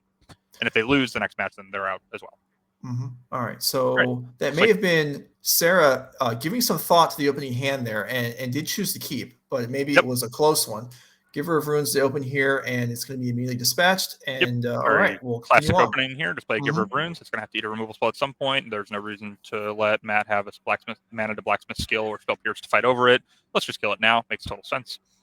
And Yeah. Dow has a 2-mana play, maybe a Stoneforge Mystic. Okay. So if he wants to, if he lets in Cauldron complete, he could get that and force another removal spell out of Sarah's hand. But instead, he's going to go for Nettlecyst, which would sort of indicate to me and likely to Sarah that he does not have an equipper in his hand. And if he does, then he has enough hammers that he needs already, and he's sort of bottlenecked on creatures, and he wants the germ token off of the Nettlecyst. All right. Well, so we did not have the ideal opening of Esper Sentinel from Matt. Conceivably, Sarah could have had a Ragavan, but prioritized bolting the Giver of Runes anyway. And we're Yeah. going to see here as a follow-up another removal spell. Okay, so Stoneforge to get out of here. Yeah, that's why I'm sort of an advocate for porting out Cauldron Complete against decks like this, is just because people will often bolt main phase Right. anyway, and it's very hard to actually go for that kind of play. All right, so Mr. Dow, we can see in our new hand camera or face cameras here, contemplating his hand here, a little bit of an eyebrow raise, saying, "What is this mess? How do I proceed through this turn? What shall we do?" And the answer is leading on a Pithing Needle, which And we are going to presumably fetch in response so we don't get stone raised. right. Oh, I mean, we're thinking about so not 100% of the time would Sarah maybe want, maybe for example, if there's an explosives in hand that she wants to play on one anyway, she can give up this land and then deploy it later and kind of get it back. I'm not saying that would be a good decision, but it's a possible decision. Yeah. It does. Okay. So, all right. Sarah decides not to fetch and clearly was not, this was not a case of someone not realizing their action because she thought about it and chose to leave it on the board. Yeah. A conscious decision. Yeah. She's Yeah. And it looks like Dow has chosen to say, I'm going to go ahead and name it Enter Explosives anyway. And basically what Dow can sort of infer from that is that Sarah likely has plenty of lands in her hand. And I think that's true. It looks like she's a little bit flooded. She got a bit of a mana heavy hand. I think she's got a dress down, a bolt, and some lands. And the Sanctuary Iron deck is going to be met by bolt plus dress down. And then Sarah, just resolved. It could be end of turn dress down, right? And then yeah, but you would want to leave the lightning bolts in your graveyard. So I would probably personally go for dress down in response, so it doesn't have the enters battlefield trigger. No, that won't work because remember the Delta. Oh, I'm sorry, Delta's live. No, you're right. Yeah. You're right. Delta is live, so you're right. That could have. Yes, I'm a little confused. Also, another thing that Dow could be figuring out here is that maybe Sarah has an Enter Explosives in her hand already. That could be. I mean, certainly there were having explosives in hand, having something in hand, or even just down the line that Sarah wants to protect from you that would explain a reason to not fetch a response here. So yeah, that might have been a small error, but that's Right. okay. I don't think she has a Murktide region in her hand or anything. Although if she draws one, then maybe that would be a little unfortunate. But Magic's very hard. We're in round 7 of 9. It's 5:30 p.m. here, and these players have been playing for 7.5 hours. Magic is a hard, exhausting game. And, it is. It is. Tournaments can be mentally taxing. It was considered. The question was asked. All right, here we have the dress down. Yeah, so you're right. So maybe just a bit of a hiccup there on losing a couple cards in the graveyard, but we are also going to see the Sanctifier dispatched here. Yeah, I might have been interested in second main phasing that, so we could dash a Ragavan if we wanted, but maybe she boarded out all of her Ragavans. Conceivably, I guess that's true. Ragavan certainly not at its best against a deck with a dozen 1-drops and even 0-drops. Yeah, I mean you're going second against a lot of cheap creatures, so it's definitely not unreasonable to have done that. Although I suppose if we were to have drawn Murktide Regent, which maybe those have also all been boarded out, then we wouldn't be able to have that enter with counters. Also Ledger Shredder. So I think I would have liked to see dress down, if not in response to the Sanctifier in the second main phase, but not a huge deal. And this Mishra's Wobble, yeah, I mean Dow missing it's her land drop. He doesn't have a Urza Saga, and so Sarah is able to just sort of develop spinning her wheels with Expressive Iteration. This is sort of the exact thing I was talking about prior to the game is that's the exact kind of exchange that you want to see for Sarah. Is just these little 1-for-1s like plus ones, I guess. She's able to resolve a preservation and not just immediately lose. And she's able to develop her mana, and Dao is being kind of stalled here. So I imagine that it is going to be a little tough to get back into this game unless we draw Saga. We draw an Arid Mesa. We know that Dao has all spells in his hand because he has missed a land drop 2 turns in a row. So we're definitely going to see some fireworks here. I'm not sure exactly what defenses Sarah has managed to pick up in the turn cycle since her hand was kind of weaker. I see a Heat, a Steam Vents, a Counter Spell. Is that a Fire Ice? No, it's Consider. Well, I think this looks like it was an announced Nettle Cyst, and yeah, Sarah will fire off the counter spell, get that out of here. That out. Makes total sense. That card is pretty threatening. Turns all of Dao's potential. Yes, the card I thought was a Fire Ice was a Consider. That makes sense. I mean, whatever Sarah is going on here, and obviously not with furious pressure here, but being at 16 life and Matt Dao having no creatures on the board heading into turn 5 or so, this is going to be great. Oh yeah, this is exactly what you want. I mean, Dao's all of his early threats have been able to be dealt with by some cheap removal. The Sanctifier on deck, Sarah had one of her handful of answers in 2 copies of Dress Down, plus a copy of Lightning Bolt to take it down. And it's just looking very good for Sarah. She just got more mana. She's got cards in her hand, and she's got plenty of ways to interact with Dao. And the way that Hammer's able to sort of capitalize on this matchup is sort of pinning the Murktide player's mana. Although Sarah could definitely flood out here. Does she have a Fury in her hand? That would be interesting, just sort of as a Necrotologist. As a 5 mana, deal 4 damage to target creature, and I'm left with the 3 double strike, because really what she needs is just a way to close the game. Otherwise, it's possible that Dao is able to draw Saga, and then things are going to get kind of awkward, because I'm not sure she currently has an answer to 2 constructs. She's still Pierce, Heat. Well, here's a different creature sourced from a land in Inkmoth Nexus that comes into play for Matt Dao. So that's something that's a threat. Not necessarily at the moment a one that is causing impending doom, but Sarah's going to have to keep an eye on that. It's something that she can't interact with except when Dao chooses to allow her to. Yeah. Do you think, does that look like an Otawara to you? Because that could be a potential way to interact that could play through a Spell Pierce from Dao, but potentially. Oh, that would be, I haven't spotted it myself, but that would be interesting card to have in hand. There obviously are burn spells. There is another land, a Seachrome Coast for Matt Dao with just absolutely nothing going on. And I think I did catch a glimpse of a Pure Steel Paladin. So when Dao does pick up enough Vines of Vastwood type effects like Blacksmith Skill, then he chooses to go for it, then he will be able to sort of build up this one big turn of fireworks. That'll happen eventually. Right now, we're just going to see a lot of sculpting, a lot of waiting for one player to decide that it's finally, the time is now. It is now getting worse for me as opposed to getting better for me. And at that point, then we will see a big fight, likely over that Inkmoth Nexus attacking for 11 poison. And, Sarah doesn't have. Oh, go ahead. I was going to say both as one consequence of the players just passing land drops back and forth here, as any tax encounters are going to go dead quickly. And I believe there is a Spell Pierce somewhere around. Both players have them in the deck, and this is just, I mean, Matt's 1-drops are getting worse because Esper Sentinel's not really meaningful anymore. Yeah. Oh, it looks like we're going to see. We're going to go for Stoneforge Mystic. Okay. All right.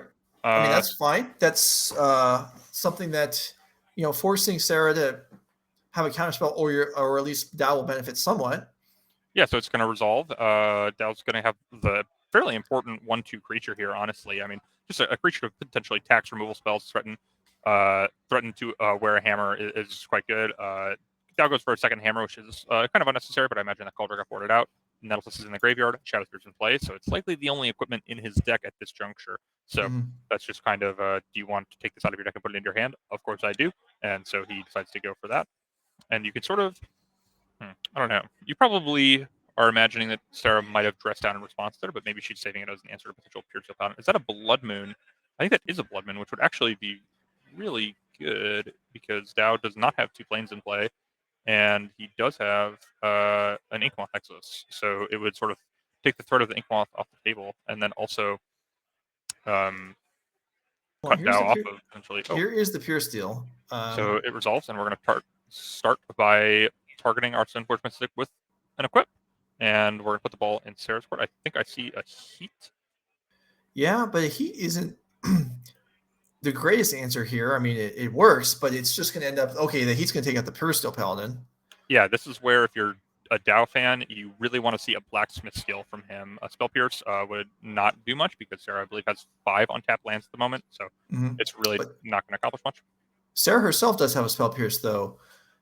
True. So if that's getting value here from a Spell Pierce on turn 8 or so would be tremendous, as he's probably dead in hand otherwise. Dow's going to pass, and then pass the interaction. Okay. And the equip's on there. Okay, Stoneforge is now. We're going to see that Otawara, I believe, and we're going to see that probably target the Colossus Hammer, so that way Stoneforge Mystic is not able to get another thing. Although if we take the creature off the board, there's certainly merit to that, because then it's going to be difficult for Dow to kill next turn, and we can assume that he's only getting more hammers, and it's not like he has a hammer in hand already, he has a hammer in play already, he's not really bottlenecked on that. But it looks like Sarah is going to go ahead and target the hammer over the Mystic. Fair enough. And then if she goes and slams Blood Moon here, it's going to get really, oh, that's a Fury. Okay, I think I missaw a Blood Moon for a Fury there. All right, so Fury backed up with a Spell Pierce. Yeah, gets rid of the Stoneforge Mystic down with another hammer, and also still no way to equip the hammers, even if he has another creature to put in play, unless there's another Pure Steel Paladin. Nexus is, live as an attacker, but for what advantage? I mean, it's attacking for 1 poison. Sarah's not going to care about that. It's not a whole lot, and Sarah's managed to navigate this game really well to a point where and we're just going to get in for 2 poison and 2 life, which is really not what you want to see. We're going to Sarah untap with 6 lands in play, multiple cards in her hand, and she's going to presumably have a way to stop a potential top deck Cardoza aid from Dow, which is what he needs at this point to put the hammer in his hand already onto the Inkmoth Nexus and make it 11 poison instead of just a measly 2. Expressive Iteration is the perfect draw. I mean, you really can't draw. I mean, if you could put 1 card on top of your deck, it would easily be Expressive Iteration. It looks like we're going to hit an Abrade, which we'll go ahead and Abrade and Ragavan. Yeah, that sounds pretty good. I think we might even keep the Consider just to really lock them out. We have a clock. We have 6 damage a turn. I'm not sure we need to speed it up. I think that we just want to look for a little more interaction. But really, either way would be fine here. Abrade is definitely going to hand, though. I think that's pretty decided. Sarah's consulting her mana, see how much she can really take advantage of here. But yeah, this Fury, like you're saying, this a pretty sizable clock. This Nexus with Shadowsphere is not going to hold up against that. And the Ragavan does end up as the card to be played. So either Consider or Abrade went to the bottom, and it is likely Consider, right? Not dashing is fascinating. Yeah, I assume Consider went to the bottom, and we have the. So so I imagine that the reason she wanted to keep the Ragavan is so now she has lethal in play. I haven't done the math, but it looks like there's 6, 8 plus 3 is 11, and then we're delving 4 or 5 things here. So yeah, I guess I don't really understand keeping the Ragavan because it's lethal, I believe, regardless of the Ragavan, because that would be 8 plus 6 is 14 to now it's 13. So I probably would have had to consider, but Sarah's passing with an Abrade up here. Dow really needs Sigarda's aid plus these just 2 Spell Pierces. Yeah, that's going to be game and match to Sarah Shearing, moving on to 6-1. 1 more win, and she should be able to draw into the top 8 of NRG Chicago, which would be a pretty big deal. I mean, if you manage to win this event, you get to play the championship, you get to play the 16-player, $25,000 tournament, and we're still a ways off of that, but 1 step at a time, right? And that starts by winning round 7. That's a big step right there. I mean, one. Just on the very base level, 6-1. I mean, that's pretty good. Awesome. And then you're like, okay, it's a 9-round event. I have to win the next one, and I can draw in. Yeah. If I lose, maybe I could still win the last round and get in. I mean, that's iffy, but certainly Dow a decent run today, but probably dreams of top 8 are over. But still, not bad. Got to round 7. But still in position to make some points, earn some money. But Sarah Shearing looking really good. Okay, now we have backup match. Let's get it going. Let's do it. All right, second match of round 7. We have Alex Brown on mono red mid range. All right, is this? So I know there was a red Eldrazi deck in the field. Is this perhaps what we're seeing here? That is a great question. I would be deck Interesting. list. That's a temple, right? Yeah, So that is. okay. We have 4 copies of my favorite card in the game, Matter Reshaper. Wow, yeah, this is just exactly the cards you'd expect. 4 Thought Next Year: 4 Bone Crusher, 4 Ragavan, 4 Reshaper, 4 Fury, 3 Smasher, 2 Obligator, 4 Chalice of the Voids. Chalice of the Void, definitely going to be one of the key cards in this matchup. Setting it on 0 is going to shut off Crashing Footfalls, which Benji's deck is built around. Then 4 Fables, and then 3 Dismembers, and then just a bunch of lands with a lot of action in there. We've got a Den, a Blast Zone, a Ghost Quarter, a Sokenzen, a Scavenger Grounds. Yeah, and then 4 Eldrazi Temple to sort of ramp out the Eldrazi early. So yeah, really really cool looking deck, and we'd love to see brews and just sort of interesting, less popular strategies doing well. And Alex Bryan is doing exactly that. He has 2 temples. Do we think that we're going to see the Fable turn 2 Thought-Knots here, Joe? Get out of here. I mean, you can't ask for one that. There it is. And huge deal. That's just a nightmarish start from years ago. Oh yeah, this was here. The nightmare draw in 2016 when when the Eldrazi went through. When Ivogin was not yet banned. And we see here Benji Solomon, despite having the correct artwork for Basic Island, is it's a great island. It's the one I use myself. Hand here, and okay, we have a couple Dead Gons, we have a Violent Outburst, a Crushing Footfalls, and a Brazen Borrower. So the answer was there if there was a Chalice, but now there's no Cascading left. And so Benji's actually going to go to not Brazen Borrower the Thought-Knots here. Interesting. Maybe he's planning on using 2 Dead Gons on it, but he doesn't have 2 red mana, so I'm kind of interested what's going on there. Well, what would be on Brazen Borrower on the Thought-Knots here? That doesn't, when you don't have a Cascade spell left in your hand. You don't really have a great way to punish. We don't want to do that, I don't think. Oh, so here's that. Okay. Well, that is not the ideal draw for Benji Solomon here, and maybe not the ideal matchup either. No, that is not what you want to see. You basically, when you're playing Crashing Footfalls, when you're playing Team of Rhinos, you'd never want to draw Crashing Footfalls.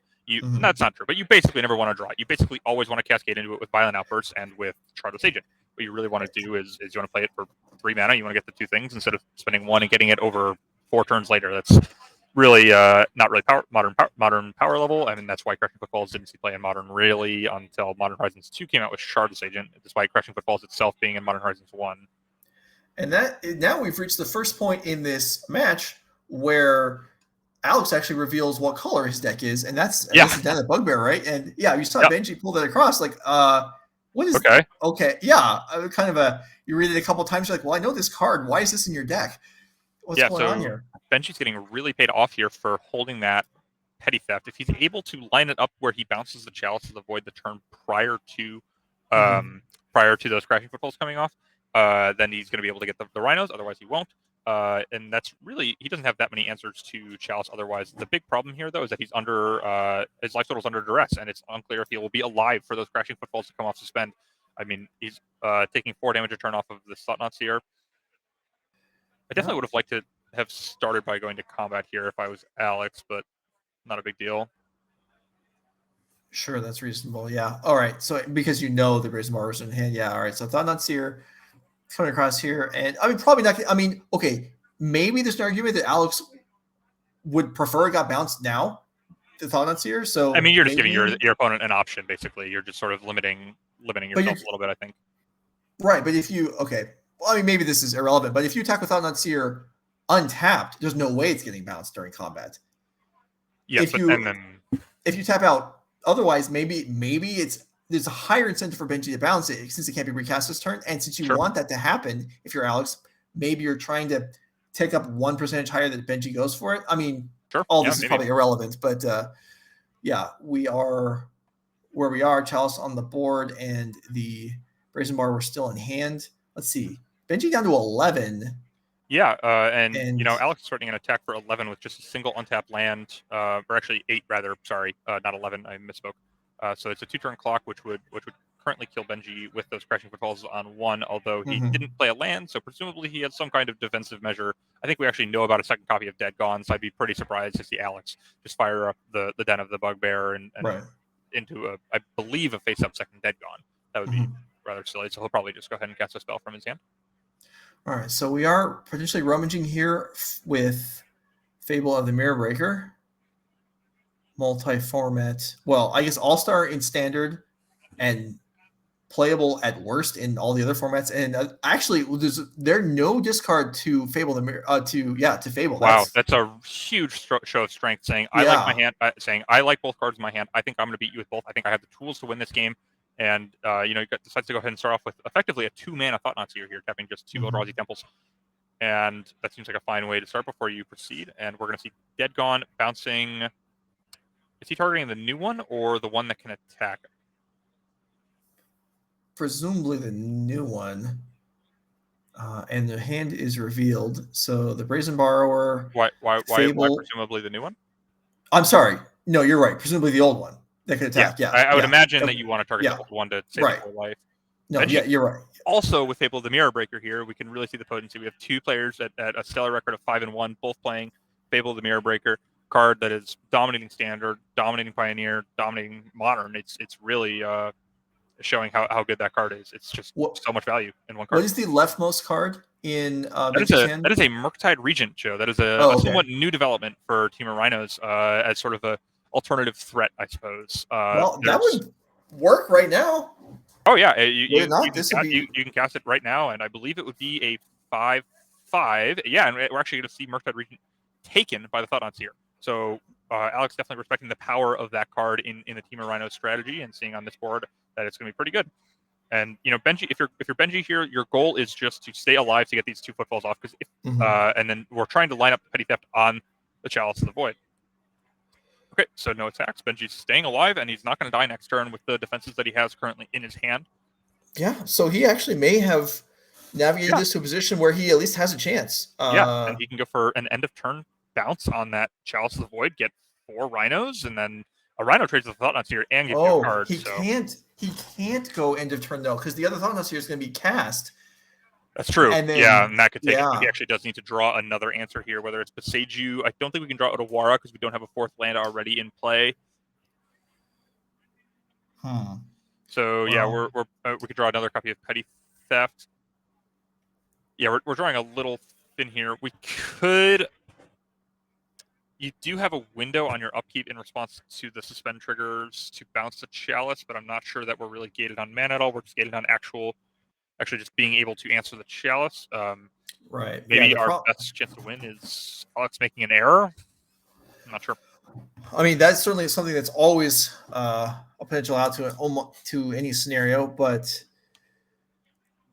yeah, Alex sitting here at 5-1. Are we going to see? I imagine we'll see what would cause him to not play the Thought-Knot Seer. No, there it is. Yeah, so it is coming down.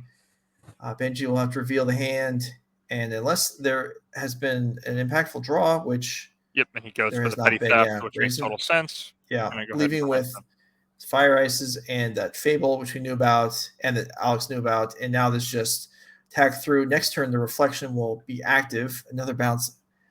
So, okay, Benji's at the cost of cards is stabilizing the life total, but this is just. Yeah, I mean, these two, we put 2 cards into these Crashing Footfalls. Neither of them are going to get any value at all. They're going to get countered by this Chalice of the Void. We have no way of bouncing it. We have no way of destroying it. And so it's just going to have to happen here. Let's see, even if there's an ice, there's not going to be a 1-mana answer to Chalice, right? So even on an ice. Yeah, he draw a card here. There's still no way. Yeah, he was thinking about potentially icing something on his upkeep to try to top deck, a Beseiju, but he doesn't have the mana to do that, so decides to not go for that play. We do have answers for this Reflection, so it's not going to take over the game. That is a pretty powerful interaction with Thought-Knot Seer. You can sort of lock them on their draw step, sort of reminiscent of Eldrazi Displacer in the blue-white Eldrazi deck that was sort of towards the end of the Eldrazi Winter, the more popular build, because it was powerful in the mirror. All right, 2 Temples and Scavenger Grounds for a Reality Smasher. Yeah, that okay. Is scary. I am not. How about 2 Reality Smashers? Yeah. Not fully sure why we let Alex on top of this Reflection, but I'm sure Benji has a good reason. And we're just going to go ahead and pick up and read Reality Smasher here. It is target of a spell, not spell or ability, and it's also, I believe, opponents. So Alex is free to go ahead and target it. Oh, okay, so we're going to go for this, but we have Chalice on 0, so that's not going to accomplish a whole lot. And that's game 1 going to Alex Brown. Well played there. And the main deck Chalice of the Void there are coming up clutch. there's a lot of Temur Rhinos at the top tables, Joe. And so if you're an Alex Brown fan, you've got to be really stoked to see 4 copies of Chalice of the Void in his main deck against against this field, against field. this matchup. I mean, again, field of Rhinos players, looking good. Okay, so Benji Solomon here with the Rhinos deck down a game. Answers to Chalice. We have Force of Negation in the main. We have 4 Brazen Borrowers. Let's see. What do we have? We have the Ottawara that you mentioned. And Bosechu. Okay, so a collection of things game 1 that can work, and then looking to board in. Okay, we have Force of Vigors. Can you justify boarding in Force of Vigor against a deck where, I mean, how many artifacts is Benji expecting to see? Or is Chalice good enough to board in Force for? We did see Fable of the Mirror Breakers. That's true. We could target. Looking at Alex's deck list, he has 3 copies of Blood Moon. I'm not sure if those are going to come in this matchup. We'll pop that up in a second. Yeah. But yeah, so you're right. There might be other targets, but okay. So barring the Force of Vigors, is there anything else here? Blood Moon kind of in Benji's deck. Blood Moon kind of works against Eldrazi Temple. True. It's not super, and your opponent's playing red, so that doesn't. Yeah, I'd be pretty inclined to stay away from Blood Moon if I were Benji. His sideboard is just very focused. 4 copies of Endurance, it's there for graveyard decks. 4 copies of Mystical Dispute, there for blue cards. Force of Vigor is the card that's sort of on the margins because there is a powerful artifact to destroy within Chalice of the Void, and you can kind of answer Fable of the Mirror Breaker. But not all the way. And then Blood Moon, None of this sideboard is designed to play against red Eldrazi, which isn't shocking. No, not at all. So let's go ahead and look at Alex Brown's deck list and see what there is to work with here. And as far as it's important to note this is a closed deck list event, so Benji does not know everything that Alex has. Aside from the Chalice of the Voids and the Eldrazi creatures. So I guess there's Fables. Now looking at Alex's deck list, if Benji had access to this, would the Force of Vigors come in? I'd be inclined to say no. I don't. Yeah. I would, but maybe Chalice of the Void is just so good that you have to board it in Force of Vigor, but you sort of are naturally insulated somewhat with the Boseiju, the Petty Theft, the Ottawara. You have a few answers already, and you can maybe just plan on fighting over it with Force of Negation. Those 2 copies of Engineer Explosives for Alex are going to be a huge deal because you can play it on 0, and then you can go ahead and answer the Rhinos pretty easily. One trick you could do here is if you have a Chalice on 0, you can go ahead and spend 1 mana off of a colorless land to get it down on 0 through your own Chalice because the convert mana cost would be 1, but 0 colors would be spent on it. So that way you could sort of maneuver around that way. I love explosives tricks that involve mana being different. That's just there's a whole variety. I mean, you can write a whole book on its interactions with Thalia, and I just love that stuff. Have you ever played around a Spellqueller by doing it for like 5 mana or for 5 mana? I have not, but that's a good one. Yeah, that is a nice one. It's a little Spellqueller, not super popular these days, especially in formats with Engineered Explosives, but it used to be, and that was a nice nice trick you could pull off. So Blood Moon's here bad on both sides. Generally, anytime. If both players have Blood Moons in their sideboard, then whoever brings them in probably made a mistake. Presumably. So I don't expect we'll see those here. Warping Whales, maybe. They do counter the most important spell. I would probably board in Warping Whale. I mean, you're able to fight over Footfalls. And we're back to the match. Awesome. And we see Benji lead on Mystery Rainforest. He does not have a Crashing Footfalls in his hand. He would have spent it on turn 1, although I suppose he might have chosen to save it for Force of Vigor if you do have it.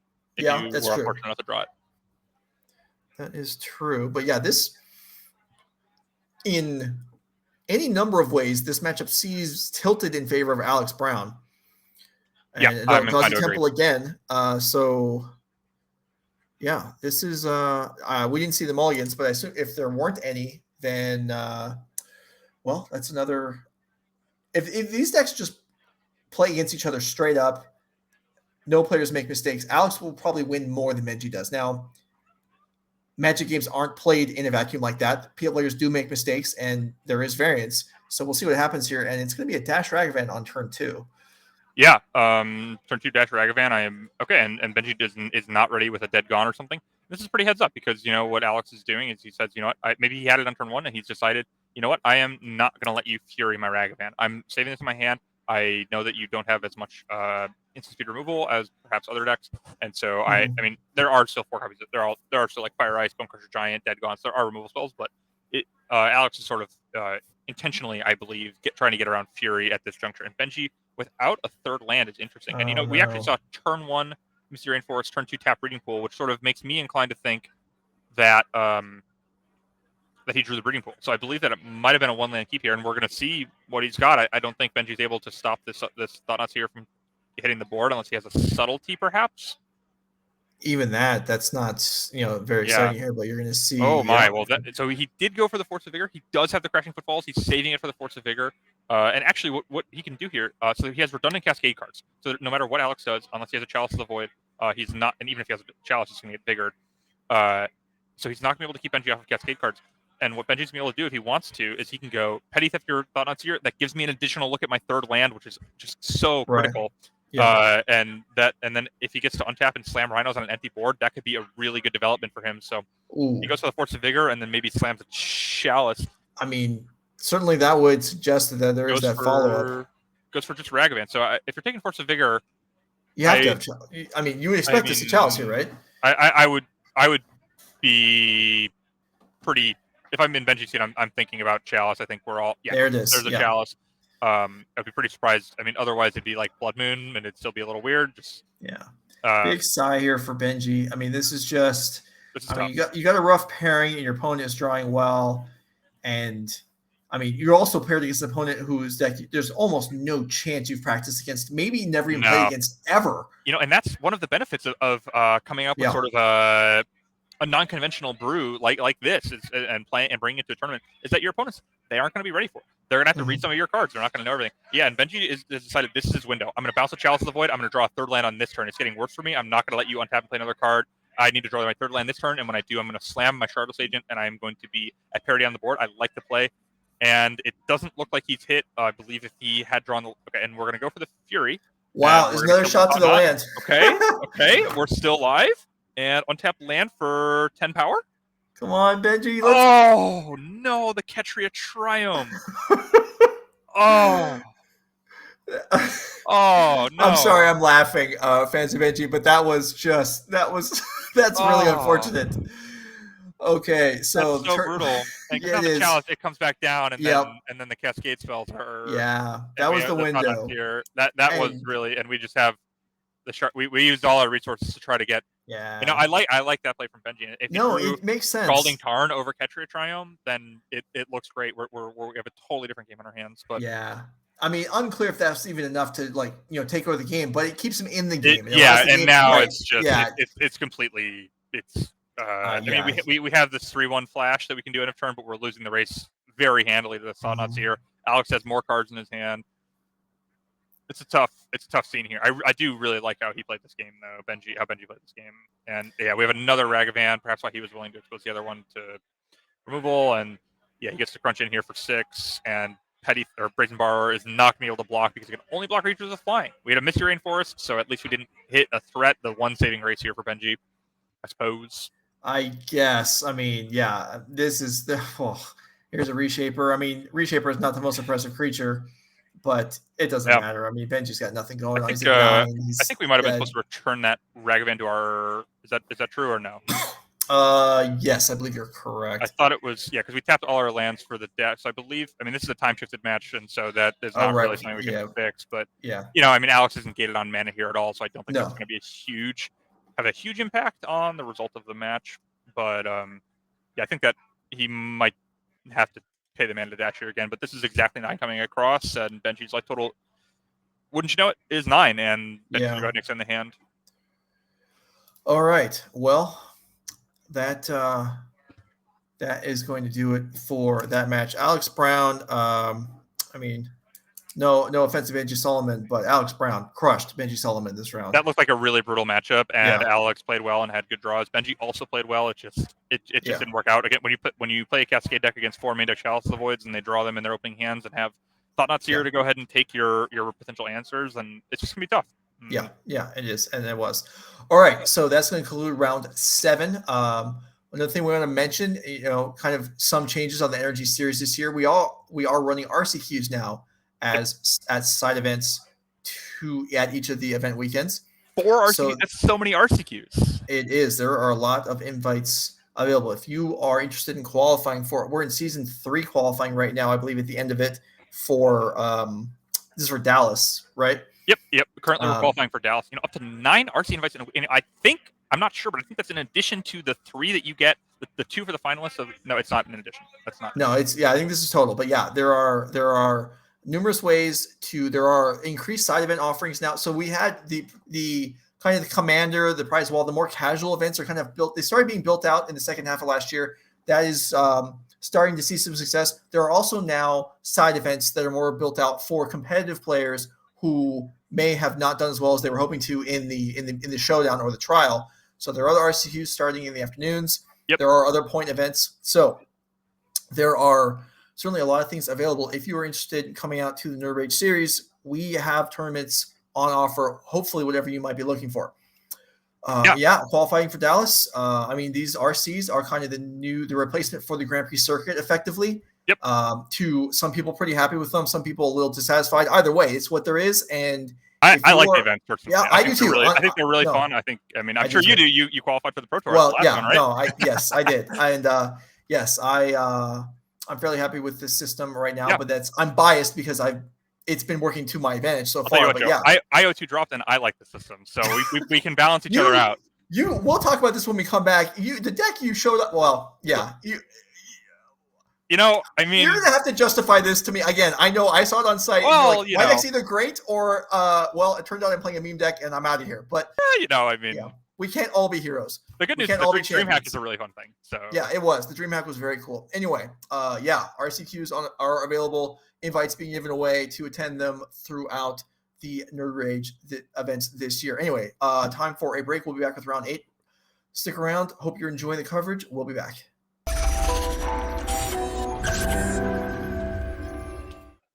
Hey everybody, welcome back to Mundelein, Illinois. I am Matt Bamonte here for the NRG Series.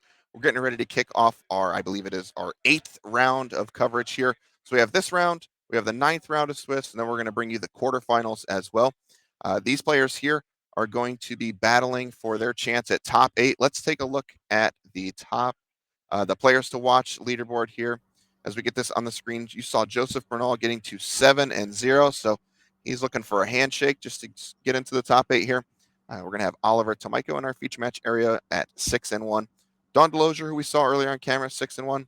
And then towards the middle of the pack, you got Sulaiman, Jesse Robkin, and Colin Mullally, all players that were in our championship last year at 5-2.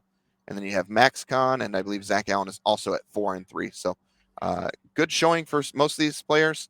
Getting ready to crown our top 8 basically here. We've got, I can tell you that I looked at the standings just a moment ago, and it is going from 6-1 or better all the way down to 16th. So still a little bit of a jam there. But after this round, should have a pretty good idea of who's going to be into the top 8. A few players looking for handshakes, maybe some trying to squeak in with a win. And with that, we're going to send you down to the feature match area here. Round number 8. Take it away, Joe and Will. All right, thanks, Matt. Happy to be back here again, both for round number 8 and for the year. First big Nerd Rage event of the year. We've got Mindt and Oliver Tomajko bring to light versus Temur Rhinos. And Oliver Tomajko, someone who, and we're starting to see some more of this. We started to see some more of it last year. Players actually traveling a decent distance to come play in the Nerd Rage events, which is just, that's just a positive thing overall for everybody. Oh, yeah, it's awesome. I'm not really sure where Oliver's from, but I know that he's not from the Chicagoland area. So I believe a flight was taken, and Oliver's a really strong player, very accomplished player, and so seeing players like that fly out because the tournaments are pretty great. So Mindt with a Grazer. Turn 1 our Bordeaux Grazer. If you're playing our Bordeaux Grazer, I imagine that you want to start with it on turn 1. Turn 1 on the play, basically time walk. I guess. Pretty much the same exact card. Don't think about it too much. It's well, okay. It's nice if it gets value as a card as well. So playing against Temur Rhinos, 0-3. Yeah, that 3 is not going to be great. Worth about 3 life, I would imagine. Yeah. No turn 2 to Fairy Time Raveler. That's something that could have been quite strong here because Fairy Time Raveler does actually shut off Cascading, which is what Oliver's deck is built around. Let's see, we also would have developed probably Dryad or Ren and 6 if we had that. So he's probably sitting on some combination of like Omnath, Bring to Light, might have played Expressive. Certainly, there's any number of things could be there. The Bring to Light deck is not looking to flood the board with stuff in the early turns that has value creatures, but really it's looking to set up, make land drops, and then just punt the opponent out of the match once it's really gets to payoff plays. Oliver, on the other hand, with the Rhinos deck, everyone knows how that works. Looking to put hordes of or pairs of 4/4s onto the board and just take charge, which it works a decent amount of the time. So we'll see. I mean, matchup wise, Aaron certainly has the capability of going over the top. Yeah, 100%.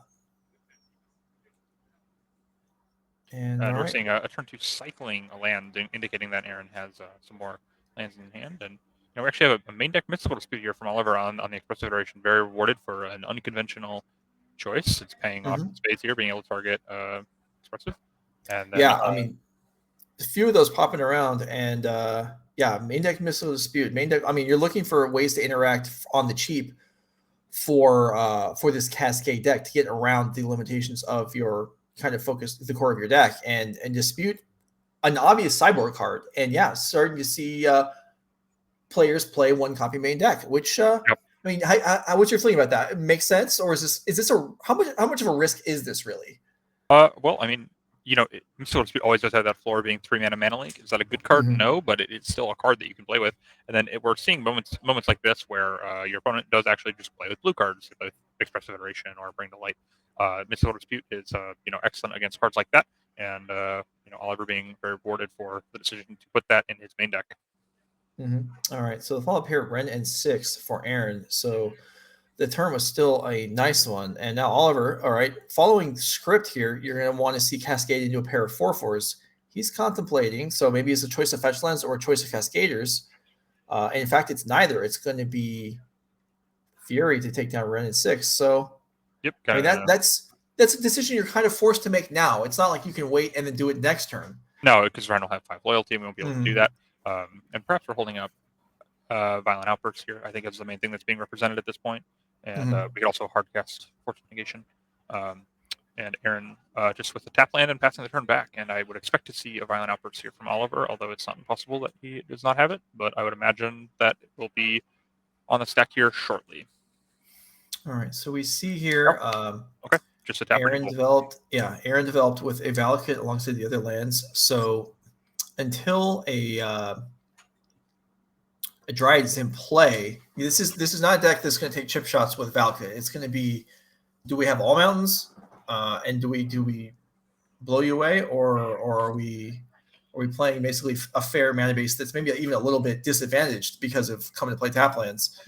It's pretty interesting to see an end of turn Fire Ice here as opposed to Upkeep. Upkeep has an advantage of potentially keeping Aaron off of a potential Bring to Light. Oliver doesn't know for sure that that's an Aaron's deck, but you sort of are thinking about it when these are the cards you've seen. And so to me, what that indicates is that Oliver was attempting to hardcast Force of Negation. And it looks like he may have cycled into, he would prefer to have that option available. So I would imagine that there's a Force of Negation in Oliver's hand here. But here it looks like Oliver did manage to pick up the Violent Outburst, or maybe he was waiting until he had backup for it or whatever. In any case, Crashing Footfalls is on the stack, and there are going to be some Rhinos in play here momentarily. Well, we will see. See if Aaron Mindt has anything to say about this. Oliver fetches post Cascade. Yep, and we have the Rhino tokens ready to go. You'd love to see it. Okay here. So now, I mean, Aaron is. We've kind of passed the first flashpoint of the deck. So if Aaron's not playing around anything here, he's just kind of not had much, just doesn't have the goods, whatever that may be. So here we're going to see Leyline Binding just to take out a Rhino. Not the best play ever, but I mean, what are you going to do? Just take 8? I don't really want to do that. So instead of falling behind, and notably the Rhino is a token. So if Oliver would pick up a copy of Beseiju later, then that would not be able to give him a token back. And another Shardless Agent is going to allow Oliver to continue just adding to the board. Now he has a total of 14 power. This Arboreal Grazer is not doing a whole lot. Aaron had a really nice start with an early Arboreal Grazer, and then on turn 3 he played an iteration, got it disputed, and followed up with a Ren and 6. And you got to like that opening, but Oliver has really managed to sort of take control of this game. And I see Force of Negation in his hand, which is really going to make things problematic here. Yeah, I was going to say earlier that Leyline Binding is nice on the Worm token or on the Rhino token because Aaron with Teferi Time Raveler in his deck could reset the Leyline Binding and then get the other Worm. But that's a lot less effective now that there was a second Crash cast. And now Aaron's out of here. Okay, so Oliver Tomajko smoothly picks up the first game on the way to the winner of this match, likely good for top 8. So let's go ahead and look at some deck lists here and see what Aaron has got to both in the main, if you're curious what's going on, or in the sideboard to interact with this matchup. So, okay, the Bring to Light engine, what are we looking for here? We've got Elvish Norm, we've got Scapeshift as powerful one-ofs, and then we also have Dryad, which is great to get when you have a Valakut in play. Yeah, Dryad is good. What do you think as far as like this kind of core build of a deck? How does this compare in power level to the Cascade Rhinos thing that Oliver's got going on? So basically, I think the best way to look at the Rhinos deck is sort of as a tempo deck. You play a lot of free cards, and you're sort of putting a lot of resources into your Rhinos, your Shard of Agent or your Violent Outburst, your 3 mana for 8 or 10 power. You're putting a lot of resources into just making sure that's good, and you're attacking 2, ideally 2, maybe 3 times, and then the game's over. And you're using a lot of pitch cards, and so this is sort of exactly what you want to see across from you if you're Oliver. I imagine that when you have a bunch of Force Negations, Fire Ices to keep them off of their expensive cards like Bring to Light. The one saving grace here is that at least game 1, Aaron has access to a couple copies of Teferi Time Raveler, which makes it pretty hard for Oliver to function. All right, so some sideboard cards here before we go to Oliver's deck. We have Chalice of the Void, which we know is going to come in against every Cascade deck. Unmoored Ego, I suppose you could bring in and to name Rhinos. That's possible. I don't know that that's a guarantee that would happen, but it's not unreasonable, I would say. That is an option. I mean, I would probably be inclined to go for it. It's not, especially on the play. It's not really going to work out too often when you've fallen behind on the board already. But it is somewhat difficult for the Rhinos deck to really capitalize on an advantage if their threats are just Furies and Brazen Borrowers and whatnot. I mean, if you can't Cascade, and then if they draw a Violent Outburst or some such, then all right. So let's go ahead and jump to Oliver's deck. Here we go. Temur Rhinos deck. These decks this deck has existed for a long time. Is there anything you can pick out here? Whoa. That's a lot. That's what I was just going to say. I was going to ask you to pick out like something here that might be a little bit of a deviation. And then I actually looked at it and it's not 1 dispute that Oliver drew. It's 3. Yeah, that is a whole lot. That is a big commitment to saying, I think a lot of the players in this room, they're playing with blue cards. And Mystical Dispute is one of the best. And Oliver actually with the turn 1 Gemstone Caverns. Yay, Gemstone Caverns. I love this card. Effectively stealing the play here with the turn 1 Gemstone or turn 0 Gemstone Caverns. Even exiling a Murktide region, which is good because that card is going to be useful to. This does not look like turn 2. It looks like turn 1. Both players play 2 land. Yeah, that is right. It turns out that getting ahead on mana is a powerful thing to do in Magic. Yeah. Both these players have identified it. Aaron with the turn 1 Arboreal Grazer, Oliver with the turn 0 Gemstone Caverns to go just get ahead on mana. Yeah. And they sort of are TV base. Imagine if one of them hadn't done that, then the other would just be very far ahead. Yes, indeed. And so they just basically balance each other out by having their ideal opening. Mm-hmm. And I've always been enamored with Gemstone Caverns. I've only managed to find opportunities to play with it a couple of times, and it's actually had, for me personally, had mixed results. But I do like the theory of the card. Yep. I like anything that allows a deck to have a discussion about, who's going, like, are you really going first? Can I steal going first? Like you said, he steal the play. And I think that's just such a powerful thing to potentially do. And anything that enables that. And Grazer would have been able to do that if not for the bouncing out. All right, so here we go. Fury takes our run 6. We saw that last game. I do not think we saw a land there. Yeah. Land, which is kind of skipping a land drop and then not having the third one kind of makes that progress. Now you have that Murktide back in your hand, and now things are. Yeah, that is not ideal, but no. I mean, we're here now, and that Fury on the Ren and 6 is really a disadvantage exchange disadvantageous exchange, I should say, because Ren already managed to pick up a land, and the Fury costs Oliver 2 cards. And so that was effectively a 3-for-1 for not much investment on Aaron's side. Although it looks like Oliver's managed to hit 3 mana, which is a huge point for this deck because now all of the Shardless Agents and Violent Outbursts in the world are unlocked as options. Yeah. And here we see Shardless Agent and a Cascade Trigger. Presumably we're going to reveal Crashing Footfalls, but we'll see. Yeah, if we don't, I'll be somewhat surprised. That would be a little surprising, yeah. I remember quite a few years ago, there were Cascade decks in Legacy that had the option. I remember to board in Yixit Jailer.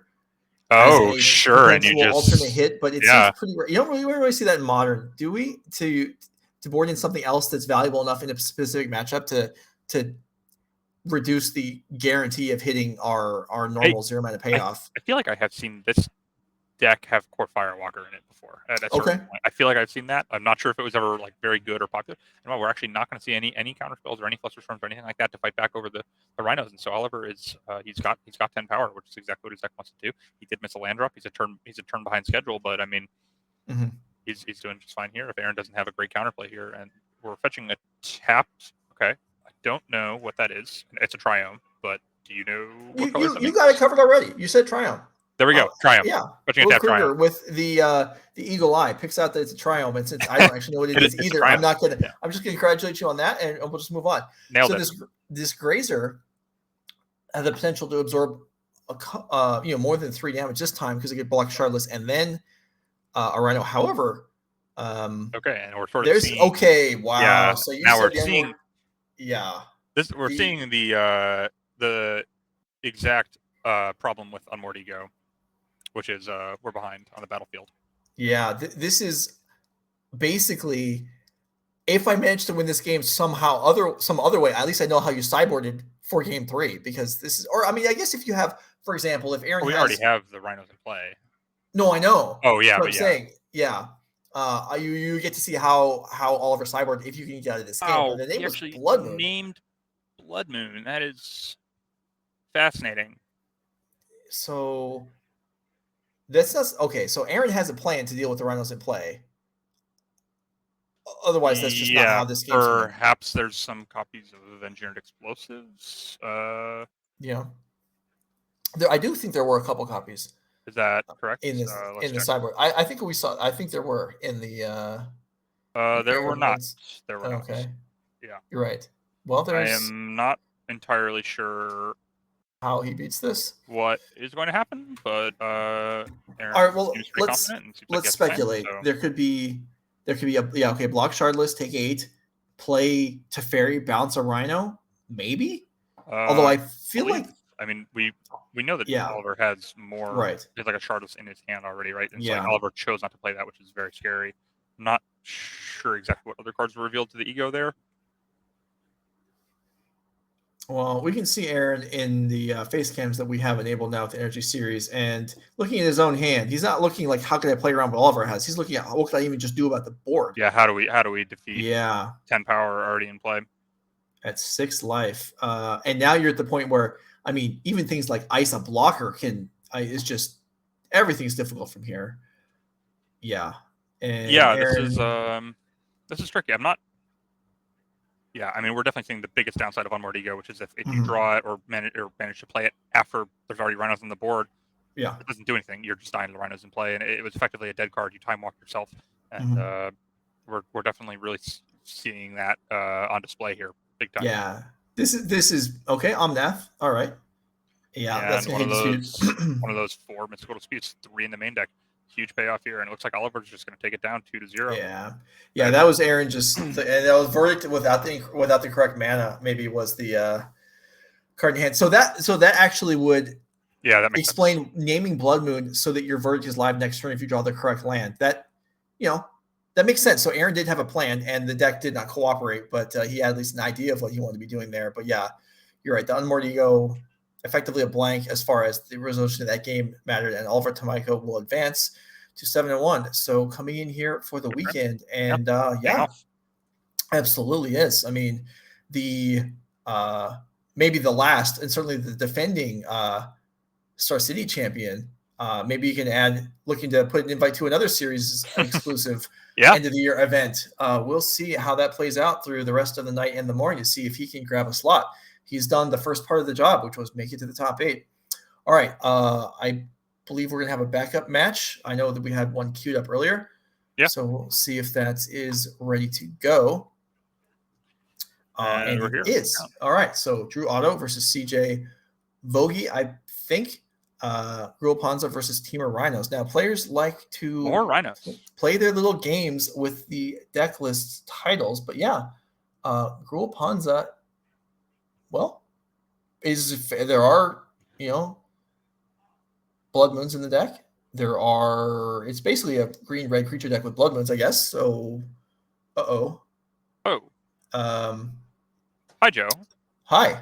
I don't know if we're still on air or not. So I'm going to assume that we are until otherwise. Okay. Maybe I actually was saying that so we'd be safe, not because I actually thought we were, but now we're back in the booth. So maybe we are. Yeah, we are in the booth. The back match is still going. I can see it. We'll wait for that to get straightened out, whatever's going on. So if chat, you had another question for Will Kruger on his tournament experiences or whatever, this would be the time for it. Yeah, or for myself also, but Will is, the one that's here less often. You've heard me talk before, so if you have something, throw it out there. I can't see Twitch chat right now, so you are my friend. You're my guide into the spirit world that is Twitch chat. Yeah. And if they don't come up with anything, I'm more than capable. So, all right, nothing yet. So let's talk about you. I have never had the misfortune of preparing for an event and then not being able to play in it. How did that? Yeah. How did that, obviously it's disappointing, but did that make you frustrated with the whole experience, or to make you more dedicated to the next time, or what came out of that? I mean, it's frustrating, obviously, but yeah.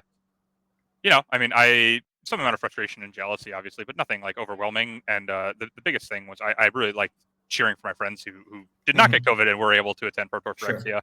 That was a really tough time to get. That was the first time I got COVID. Actually, was right then, which is awful timing, but whatever. Yeah, in any case, WotC was kind enough to allow me to defer my invite to Minneapolis, and I am just so excited to really give my all into testing standard and March of the Machines Limited, and I'm just really excited to go and compete. I mean, getting to watch Pro Tour Phyrexia from home was definitely fun and exciting. I mean, obviously, like I said, there's some amount of just jealousy, I wish I was there and all that stuff, but it ultimately feeds more excitement to play in a few months in May.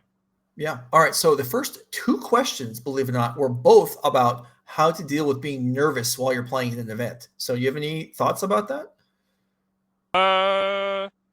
Yeah. Maybe either whether you feel nervous or what you do about it, or is that something you deal with, or what? Any thoughts you have on that? Trust me, I've been nervous in my fair share of events. I mean,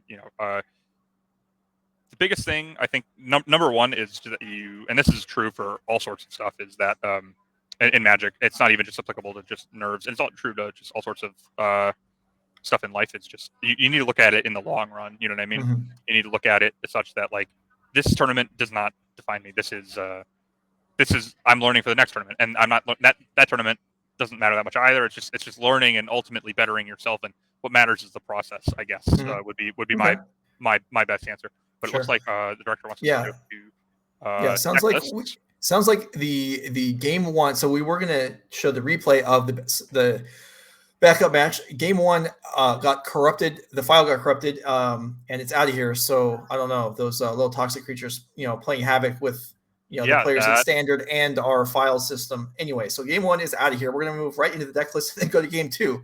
So without further delay, let's get CJ Voge's Temur Rhinos deck here. And how many mystical suits do we see this time? Well, we have 3, not quite as many as 4, but 0 in the main deck, I believe. Right. Yeah. So, okay. So that is certainly a standout difference. We'll just move through this pretty quickly. And then we'll look at the Panza deck. Now, in my kind of nomenclature of deck names, Panza used to mean Blood Moon's okay, and then at least some type of land destruction. I don't believe we have the actual some type of land destruction here. Yeah. We do have the Blood Moons, and things are different. Pillage isn't exactly a playable card these days. You just can't put that in your deck. What we have the Arbor Elf Utopia Sprawl sort of mana engine. That's if you're not familiar with it, you can put Utopia Sprawl on a land, tap for 2 mana, tap your Arbor Elf, untap it, taps for 4. Arbor Elf, basically Soul Ring, pretty much the same exact card with no differences at all. And so it's that's a cool combo there. And then, yeah, we just have a lot of 3-drops, as you might expect with a deck with a lot of 1-mana acceleration. We have Clothis. We have a new comer to Modern and Pioneer and Magic in general, Miglaw's Maze Crusher. Powerful 3-mana 4/4 with a bunch of activated abilities. Seasoned Pyromancer, great 3-drop. We're just going to see a lot of Modern Horizons cards: Fury, Ren, Endurance, Ragavan, and then it's just green-red, basically mid-range. We have Fable the Mirrorbreaker. Just green-red good cards and mana acceleration. So all right, let's roll it. Yeah, let's do it. So we are looking into game 2 here. And it looks Rhinos. like It looks like Rhinos won game 1. Maybe not shocking. If No Blood Moon came down, I mean, the rest of the Rhinos are likely to be able to overwhelm the other deck, perhaps. But okay. Looks like we have turn 2 Utopia Sprawl. I'm not familiar with that Utopia Sprawl art, but we have turn 1 Arbor Elf. It survives. Turn 2 Utopia Sprawl. That's kind of just the dream. And we are attacking with our Arbor Elf, which is that is not the dream. That is not the dream. That's not Will Kruger. That's not how it's supposed to go. When you cast 2 Dark Rituals and pass, that's not good. Yeah, that is not good at all. And we're going to see CJ go ahead and get a basic island here, respecting Blood Moon. Very smart. Although I imagine that if Drew had access to a Blood Moon, it would have been cast that turn. Yeah. But I mean, it's always good to play around. I mean, if you think that the island is effectively no cost to you and is not going to interrupt you casting your spells, then you may as well get it and play around potential top deck Blood Moons. Or maybe Drew is just slow rolling it and trying to get you to fetch a Catcher of Triumph. Who knows? So looking again at the Drew Otto's deck list here, I mean, there being no play on turn 4 means basically we're limiting our hand to like removal and it has to be interactive with cards Furies maybe. And here's a Hearse and a so Elf. I'm not really sure what the upside of bringing in unlicensed Hearse is, but we have the Arbor Elf that got bounced by Petty Theft. Very smart decision. Go ahead and keep Drew off of a couple extra mana. Because presumably he didn't have anything on 3. I mean, he's going to do something big next turn, and so you might as well cut him off 2 mana if you can. Not really sure what the unlicensed Hearse. Okay, we're going to see Shock's defensive path. Surely CJ just has end of turn Brazen Borrower, right? Surely there's no Violent Outburst. What else could there be? I mean, is there another? There's no way that we're 3-drop that this deck would employ. No. Surely we're just going to make a we're going to pay 3 mana for 3 power.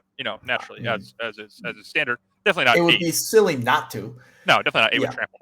All right, so at unlicensed Hearse picks up a counter by exiling the Tarn from the graveyard. Hearse, you're saying it's is it? I mean, it can become a fairly large threat in like a very late game, but looks like we're seeing a Bloodbraid Elf cascading here and a Bolt in the face. So let's see. Are we going to attack into potential Violent Outbursts? We don't have to. Technically, we could just not. But also, are we winning if we are? Like, if we just pass the turn here, are we beating anything? You might just have to hope that CJ doesn't have the Violent Outburst. Like, yes, it's like pretty apparent that it's likely he does, but like your best shot might just be that he doesn't have it. So I would not blame Drew for attacking here and just choosing saying, you know what, the way that I win this game is you just don't have it. Yeah. All right. And well, we're gonna get in. Drew's gonna put CJ to the test, and CJ is going to be passing that test. And Violent Outburst into a pair of 4/4s here. Bloodbraid Elf's gonna get gobbled up. And this match, we lost game 1. I don't know how interactive or short or long it was, but game 2 was looking pretty one-sided. In a spot like this, it's really easy to say like Drew shouldn't have attacked because it's so obvious that he has a Violent Outburst and he's going to cascade. But I really think that attack is totally legit because you can win sometimes if you doesn't have Violent Outburst. You know what I mean? Yeah. But like if you're not punishing him for not having it, like how are you going to win? Like sometimes you just have to actually make them have it, so to speak. I mean, I'm not generally huge on that terminology, but like in that spot, I mean, you're never beating it. I mean, and CJ would make that same play regardless, like you were saying. There is the Brazen Borrower, so there is. Yeah, he's going to play it on turn anyway. Like, he would shock anyway because of the Borrower. So like, right, and we talked about this, in an earlier scenario, similar to this, like in one of the earlier rounds. It's like, you can't. They don't always have it, and even if they're going to have it 80% of the time, you're probably dead whether you attack or not. Exactly. It's just not super likely when you play. And even here, Drew had a lightning bolt to finish off the Rhino. Like, was it a bad exchange? Yes, but like it still worked out fine for him. Fine. Well, maybe that's not true. But and now we have a Murktide region on the board. I guess that's why we brought in the Hearst, is because he must have seen Murktide region game 1. Sure. Although at this point, we maybe could have tried to keep him off that in some way by tapping the Hearst on our main phase. But and once he gets 0. Okay, that's good. That takes care of. Yeah. And Seasoned Pyromancer to go ahead and refuel. That's pretty good. And we can go ahead and get the. Nice. We're gonna make 4 total mana here and play a card. I don't know what that is. There's a lot of there. Well, at some point, maybe we'll just determine what it is. But for the moment, we're in the dark on that one. Hearst, a 3/3 and growing. Unfortunately for Drew, a player with Fury in the deck. CJ has Fury also. It's got to be a Bloodman. We tap the Scalding Tarn. Oh. Yeah, that would make sense. But this Murktide outside is over Fury range, which means it's a problem. Here is Hearst. It was, I guess, pre-crewed, and then can eat 2 cards and eat the Rhino here. Okay, that's something. Yeah, that is true. So maybe it was not super advisable to have attacked with the Rhino into that, but we still get 5 damage here with our giant 5/5 dragon, and we've got Drew down to 10 life. So yeah, unfortunately here that it didn't cost anything to block and kill off that Rhino, but the first one did, and this explosives now has no purpose. All right, Fury picking off Fury. Drew has an attacker. He can crew. He can attack. This is put you to 7. Still a real game. Yeah, this is not nothing. That Fury to Necrotal, the other Fury was a great play, and then Slam stumping around into play on tap because of the Blood Moon. CJ had no hesitation on attacking there. That's a little worrisome. That is a big sign of strength. And Drew Otto, but there's not a blocker here at the moment. It would require an additional point of damage to kill CJ here from Drew. That will do it. That will allow both the Hearst and the Fury to attack. And so this, we could potentially, even though it sure didn't look like it a minute and a half ago, we may be going to a game 3 here. Drew has turned this one around. We have a lethal attack. CJ has cards in hand and 6 mana available. So, it's not clear that it's going to work. But, there's a chance. Yeah, and Rhinos are no good as blockers here. Ooh, and we have an ice to tap down the Fury, meaning that Drew only has access to 5 damage. A potential lightning bolt could be good enough. Mm-hmm. CJ down to 2 life. Can't hope for an accidental shot and here. Ren. Oh no! Oh, one short. Put you to 1, and wow, how about that? We're going to untap and attack for lethal back with the Murktide. Jeez, good game. That was a really, really solid game. Well played from both players.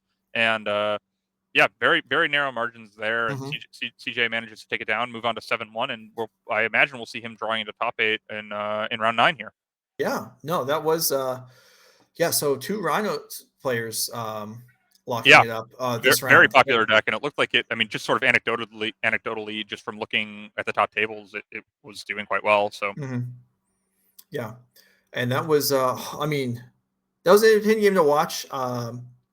It a little bit shy, 1 point. Yeah, that was just brutal. Yeah, just 1 damage short.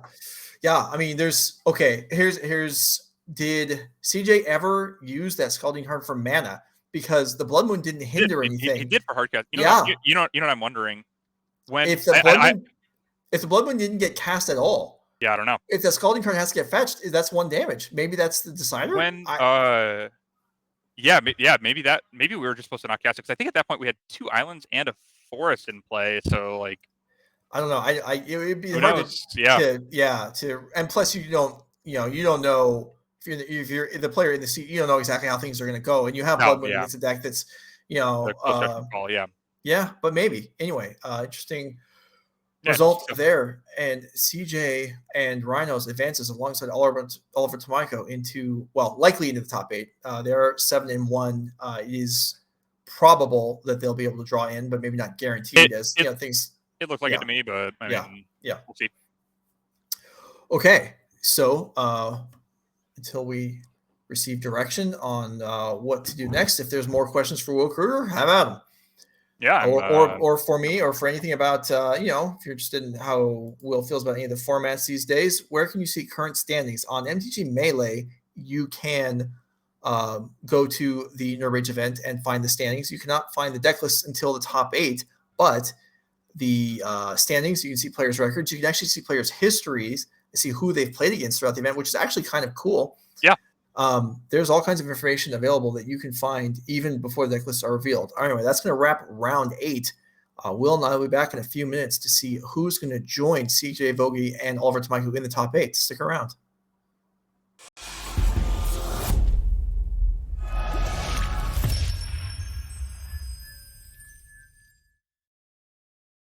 Hello, everyone, and good evening. Welcome back to the NRG Series. I am Matt Bamonte, getting ready to kick off our 9th and final round of Swiss here in Mundelein, Illinois. Let's bring up the players to watch here so we can kind of see where we're at on the night. Joseph Bernal, 7-0-1. You saw Oliver Tomajko get to 7-1. Don DeLozier, Connor Mullally, Derek Davis, all at 6-2. And then you have Raja Sulaiman and Jesse Robkin, as well as Zach Allen at 5-3. Now, real quick, before we jump into the round, I did want to give you the standings here down to the 6-1-1. So you saw Joseph Bernal at 7-0-1, Ari Collins 7-0-1, Stephen Dykman drew with Joseph Bernal this round at 7-1, 7-1. CJ Voege as well drew 7-1. Cliff Boyardee 7-1. Oliver Tomajko 7-1 is playing this round. Drew Buchanan is 7-1. Greg Pino 7-1. Michael Cardoza is 6-0-2 in 9th place. Don DeLozier 6-1-1, Jordan Lidsky, who we're going to see on camera, is 6-1-1, and they're playing against Sarah Shearing, who is also 6-1-1. And with that, we're going to hopefully punch some more tickets to our top 8. I'm going to send you back down to Joe and Will for our 9th and final round of Swiss.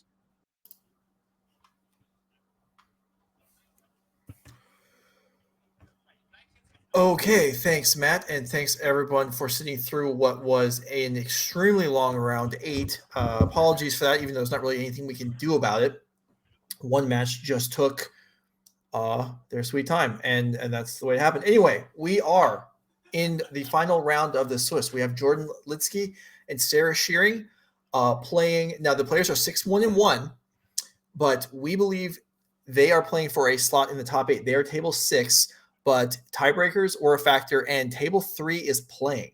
So what we expect is with the top 2 tables draw, that's 4 people, and then the winner of tables 3, 4, 5, and 6 will be the rest of the top 8. And this is, in fact, table number 6. So we have Jordan Lidsky, we have Sarah Shearing, we have a Bant Prison deck, which is a little outside the norm, and Izzet Murktide. Will Kruger, welcome back for round number 9. How you feeling? Thank you. I'm feeling great, Joe. How are you feeling? I'm doing good, man. Awesome. Although I got to say, I'm a little disappointed. I saw on Twitter that John Ryan Hamilton is handing out cookies at the event. And I did not know that, nor did I receive a cookie. I feel personally slighted. Well, I'm 2,000 miles away, so I have even less chance of getting one. Anyway, Haywire Might, the first player for Jordan Lidsky in this Bant Prison deck. It's Bant Prison, and then there are, as you can see, green effects like Haywire Might, but it is primarily a white deck. You will be probably interested to see the deck list once it is revealed during the top 8 round, whether Jordan makes it or not. But Sarah Shearing with Izzet Murktide we saw earlier today. And I think Jordan Lidsky was on camera before Will and I showed up. So if you've been here for the bulk of the afternoon, maybe you've seen this deck already. And we are underway, playing for a slot in the top 8. This is a fascinating deck here from Jordan Lidsky. It looks like it's effectively a mono-white Martyr of Sands deck. We have one copy of Martyr of Sands, just the one. The card is has not aged well, we'll say. But we have the one to search for with our Eladamar's Calls and with our Ranger Captain of Eoses. And it's sort of a way to lock them out of the game if you have one of your 2 copies of Ameria the Skyrune, which is a card that I have not seen in many years, Joe. I don't know about you, but if you're not familiar, it's a land. Enters battlefield tapped and taps for white. At the beginning of your upkeep, if you have 7 or more planes, you may return a creature card from your graveyard to the battlefield. So you effectively get to reanimate something every single upkeep for no mana. And so we have a lot of creatures that are good to reanimate. We have Solitude, we have Squadron Hawk, which is, I guess, not a good one to reanimate. We have Ranger Captain of Eos, Martyr of Sands is the big one. We have a lot of one-ups to search for with Eladamar's Call. We have a copy of False Hope to lock them out with Ameria. That's prevents all combat damage for the rest of the game. 1 Elish Thorn to tutor 4, a Haywire Might to tutor 4. We see Jordan Lidsky naturally drew that this game. We have a Sun Titan to get when you just have a lot of mana and you want a giant payoff. We have a Giant Killer as a potential Murktide answer. Yeah, Strike there's operation. all Yeah. kinds of stuff in this deck as we go through it. And I mean, there's are we stuck in the game here? What are we even? I guess we're just We're just we're in the we're real fetching here. Okay. There's also there are 2 cards in Jordan Lidsky's deck that I've never seen before. What are those? Which is not something I run into very often. There's Abiding Grace. Okay. If we can pop that up on I'm the familiar screen. with that one. Okay, you might be, but I don't yeah. know it, so other people might not either. So let's put up Abiding Grace if we can. Yeah, that is a fun one. It's good with Martyr of Sands. Yeah. So there you have Abiding Grace. Beginning of your end step, choose one. You gain a life. Not the most significant, but instant life gain is the end of something. Or return a 1-drop from graveyard to the battlefield. All right. So we have numerous of this style of effect. And the other card is Brought Back. Oh, Brought Back is a really nice one. If you're familiar with that card, and you can see why Jordan has just run so many copies of Fetch Lands in order to support Brought Back. So there you go. Two somewhat unusual cards here. And all right, so here's Ranger Captain Avios. Sarah starts with a pair of Leisure Shredders, and we're kind of underway here. Stop geeking out about the deck list and more pay attention to the match, I tell myself. And yeah, so so we got a couple questions earlier on one of the at the end of the rounds about nerves, and certainly being on camera playing for a top 8 berth of a 287 player event is a point where I would think it's understandable that players might be nervous. So and also 100%. Yeah. 100%. And you also talked about, these players we're now in round 9. That's a lot of rounds. Yes. So at this point in the day with these stakes, we're not always going to see perfect play because players are fatigued and they are stressed. So we'll see how this plays out. As here we are attack here with a pair of shredders to get things going. Yeah, I mean, it looks like players have played well so far. And, Sarah's off to a commanding early lead with a couple of Ledger Shredders, which does seem like a pretty great way to attack this mono white deck. Just sort of get in the air. I believe Jordan's Flyers are like Squadron Hawks. They're not going to block too profitably. Right. I believe that's a Thraben Inspector that is entered the battlefield, and that's a clue. Let's see if we can get them to use the official. Okay, we're just going to draw immediately, or we have an official clue on the way. Unclear. Yep. Okay, that's an official clue, and that is a Thraben Inspector. So that is not the most powerful play, and you definitely don't want to start off your turn with that because, I mean, not saying that it's a mistake, just that Sarah's probably about to get some knives, and she's going to have she's going to be able to sculpt her hand and have a really good hand, 2-card hand going into her turn, and she's going to probably be in a pretty good position with at least 5 power in the air, potentially more. No follow-up play. Wants to deny the knives and just probably going to go ahead and try to draw a card here with the clue. And this Haywire Mite holding off the Ragavan, something that I added Haywire Mites to my Tron deck, and surprisingly, well, unexpectedly maybe, one of the big benefits was having things that block Ragavan. Oh yeah, not even for the sacrifice ability, just getting in the way. Yeah, you don't need to kill Ragavan necessarily, but if you can just block it in the early turns, and then it often becomes invalidated by the rest of your cards. I mean, you can see Thraben Inspector. That is basically the anti-Ragavan, if you will. Yeah. All right, so Sarah will add a bauble here, and and looks like we're gonna get a lot of it's definitely not a rapidly. Are we resolving? Yeah. Okay. Yeah, we're resolving the bauble off of which was exiled to the iteration, and then the bauble is giving us the additional knives here for the Ledger Shredder, and so we're gonna be able to get a really nice attack in here. And Jordan already down to 12. Sarah's gonna be threatening lethal next turn. Jordan would love one of his main deck copies of Supreme Verdict. Would be ideal for him. Most definitely. Is that the only blue cards in the deck? There are some sideboard cards, such as Dress Down is in the deck, and then there's a Meddling Mage tutor 4. There's Lavinia tutor 4, and I suppose Orvar is technically blue. All right, so mostly cyber cards. I guess there is also uses for white mana or for other colored mana though. There's a couple copies of Teferi Time Reveler as well. Yeah. Okay. Sure. All right. So here, this time the Ragavan does come in, and Jordan will draw off the clue now, and then determine what the blocks are going to be. Yep, that's a tight play. Just draw before you make a decision. Why not? I mean, and it looks like we're going to see 7 damage come across from those Ledger Shredders, put Jordan down to 5. So already in a perilous position, but his draw has been slow thus far, and so you might imagine he's a little more likely to have one of those copies of Supreme Verdict than likely, but we'll see. This is the turn. If he has it, he's going to cast it for sure. Yeah, a couple life picked back up again from the Haywire Might, so Jordan True, should have yeah. at 7 here, but 7 is effectively the same as 5 because that's still the lethal damage in the air, and there's okay. Great. So there's one of the There's- main deck copies yeah. of Teferi Time Raveler, very wisely playing land first to avoid getting spell pierced. And it's pretty big too because this remaining Ledger Shredder, I mean, sure you want to get Teferi out of the way, but is Sarah really going to want to take an attack off to kill Teferi at this point? Yeah, I mean, we've you're sort of putting a bind here if you're Sarah. You're like, do you want to take the Teferi off the board and sort of give yourself the ability to play it in speed again, or do you just want to say, I'm going to attack you for 3, you're at 4 life, play my second Ledger Shredder, I have 4 power in the air, your turn, and just put the ball in Jordan's court. It's going to be an interesting choice here, and it's kind of to depend, like, does she have Counterspell in her hand, but ultimately, this Kamiya False Hope is going to go ahead and prevent the Ledger Shredder from dealing much damage at all, and by that I mean 0 damage.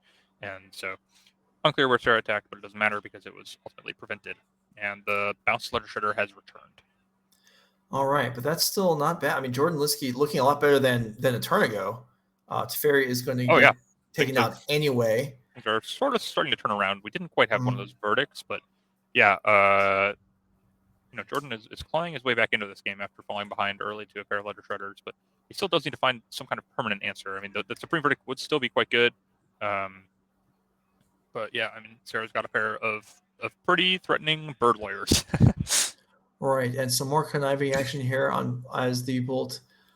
He took down Teferi, enables them to biz the second spell of the turn after the Ledger Shredder replay being the first one. And yeah, Jordan with, some cards in hand and certainly some capabilities here, but this is not a 60-card deck either. So there's not going to be, as much assurance of drawing. Not only is this not a 60-card deck, it's also filled with 1s and 2-ofs. So there's going to be some randomness here in what cards are actually drawn. Like there are 2 Supreme Verdicts. There's 1 Prismatic Ending, but there are multiple other removal spells in 1 and 2 copies of. So yeah, I certainly in Sarah's seat, for one thing, she doesn't have access to the deck list anyway. And 2, even if you did, you'd have no way to predict what was coming out of it. Yeah, I actually believe these 2 players are both friends. And I think that Sarah may be familiar with Jordan's deck. In some capacity, at least. I'm not sure to the extent to which that's true. And if you're not familiar with that land in play, that's because it is very uncommonly played. It's called Mistveil Plains. It enters battlefield taps for white, and you can pay, I believe, 1 and tap it to put a card from a graveyard from your graveyard onto the bottom of your library. But you can only do it if you have 2 or more white permanents. And the reason to play that is so that way you can keep recycling your Squadron Hawks after you've jump blocked with them. I mean, if a 1/1 flyer is good, I guess more of them is better, right? You don't want to run out. I don't know. It seems like a lot of work for not much game, but all right. Infinite Squadron Hawks, Joe. Just think of the possibilities. I mean, I guess that's something, yeah. And we're going to see a Solitude come down, take down the bigger Ledger Shredder, and that's going to be that's a real card. Yeah, it's going to be a huge threat because that is threatening to give Jordan the life that he needs. Because Sarah's Avenue to Victory here is likely going to be trying to race Jordan because he certainly has the inevitability. Sarah knows that she has to get aggressive, and you can see that from how she's played the game. You can see that by her decisions to deploy her early Ledger Shredders, deploy early creatures, and just really focus on and getting the beat down on because you have to. I mean, are you going to wait until turn 12 against the Emiria the Skyruin deck? You probably shouldn't. Yeah, probably not. All right, here's a consider. Looking for. I mean, how much does Sarah need here for a win this turn? Given that the Ledger Shredder isn't starting with a counter on it, 1 Bolt wouldn't do it, so it's probably unlikely to result in a win this turn, but next turn could happen. If Sarah has 2 bolts, then here's a big Murktide region. I mean, that's going to demand an answer, but Jordan does have quite a few between Teferi and Solitude and stuff like that. There's a lot of bounce and exile removal. It's fairly unconditional, so this Murktide, I mean, I don't know. Jordan did seem to make like kind of a face when Sarah played it, so maybe he is not equipped with an answer at the moment, but we'll have to see. Yes, we will. I mean, there's also this is an ephemerate deck, is it not? Okay, I just looked at the deck list. It has 1, so it's not an ephemerate deck, but it has 1 in it. In a sense, yeah, it's it has an ephemerate in the deck. I don't know, but yeah, in this spot, Sarah discarded Steam Vents there to the the Ledger Shredder, which is not exactly like you kind of want to have all spells in that spot just so you can get the damage in. But Sarah decided to keep the spells in her hand, or maybe she's sitting on 2 lands, but who knows? All right, so Ranger Captain. Ooh, so this is actually threatening to get the 1 copy of Giant Killer, which could be Okay. a huge. That would be a nice one here. Yeah, that explains some of the 1-ofs and 2-dubs. Is some of this limited tutorability of the deck. We saw the Cameo of Hallsoap already used. Haywire Might's already used. Not that would be tutored for anyway here. There's also the 1 Martyr you referred to, and yeah, there's a Giant Killer. So yeah, it looks like Sarah has some kind of response, presumably a counter spell, if I had to guess. Maybe a Dress Down. Dress Down would be kind of nice because then it looks like Jordan is at 1 life. 4 life. Okay. Not sure why we were at 1, but if we were at 1, then we could have discarded his counter spell to the Ledger Shredder and then presumably gotten in for lethal last turn, but that was perhaps an error. All right. And now back to 5, which I think yeah. And I believe Sarah said okay. Okay. I don't know exactly what happened there. No. Great moments in broadcasting history for sure. All right. So we'll I guess we'll try and figure out. Yeah, I mean, it looks like Sarah managed to win game 1 there. I think Sarah managed to win. There's no way that she would have conceded, but I imagine she just said, I have a counter spell and showed it to Jordan. And that would do it. See, would be my best guess. And this counter spell would mean that the Murktide is going to be able to come across for lethal damage there. So Sarah manages to get game 1. And what I was talking to her between rounds, and she seemed pretty concerned about this matchup, but she got game 1. So I mean, I believe it. You're playing against, a deck that's designed to go long already. That's not where you want to be. And there's a smattering of different kinds of removal, and it's hard to be played against.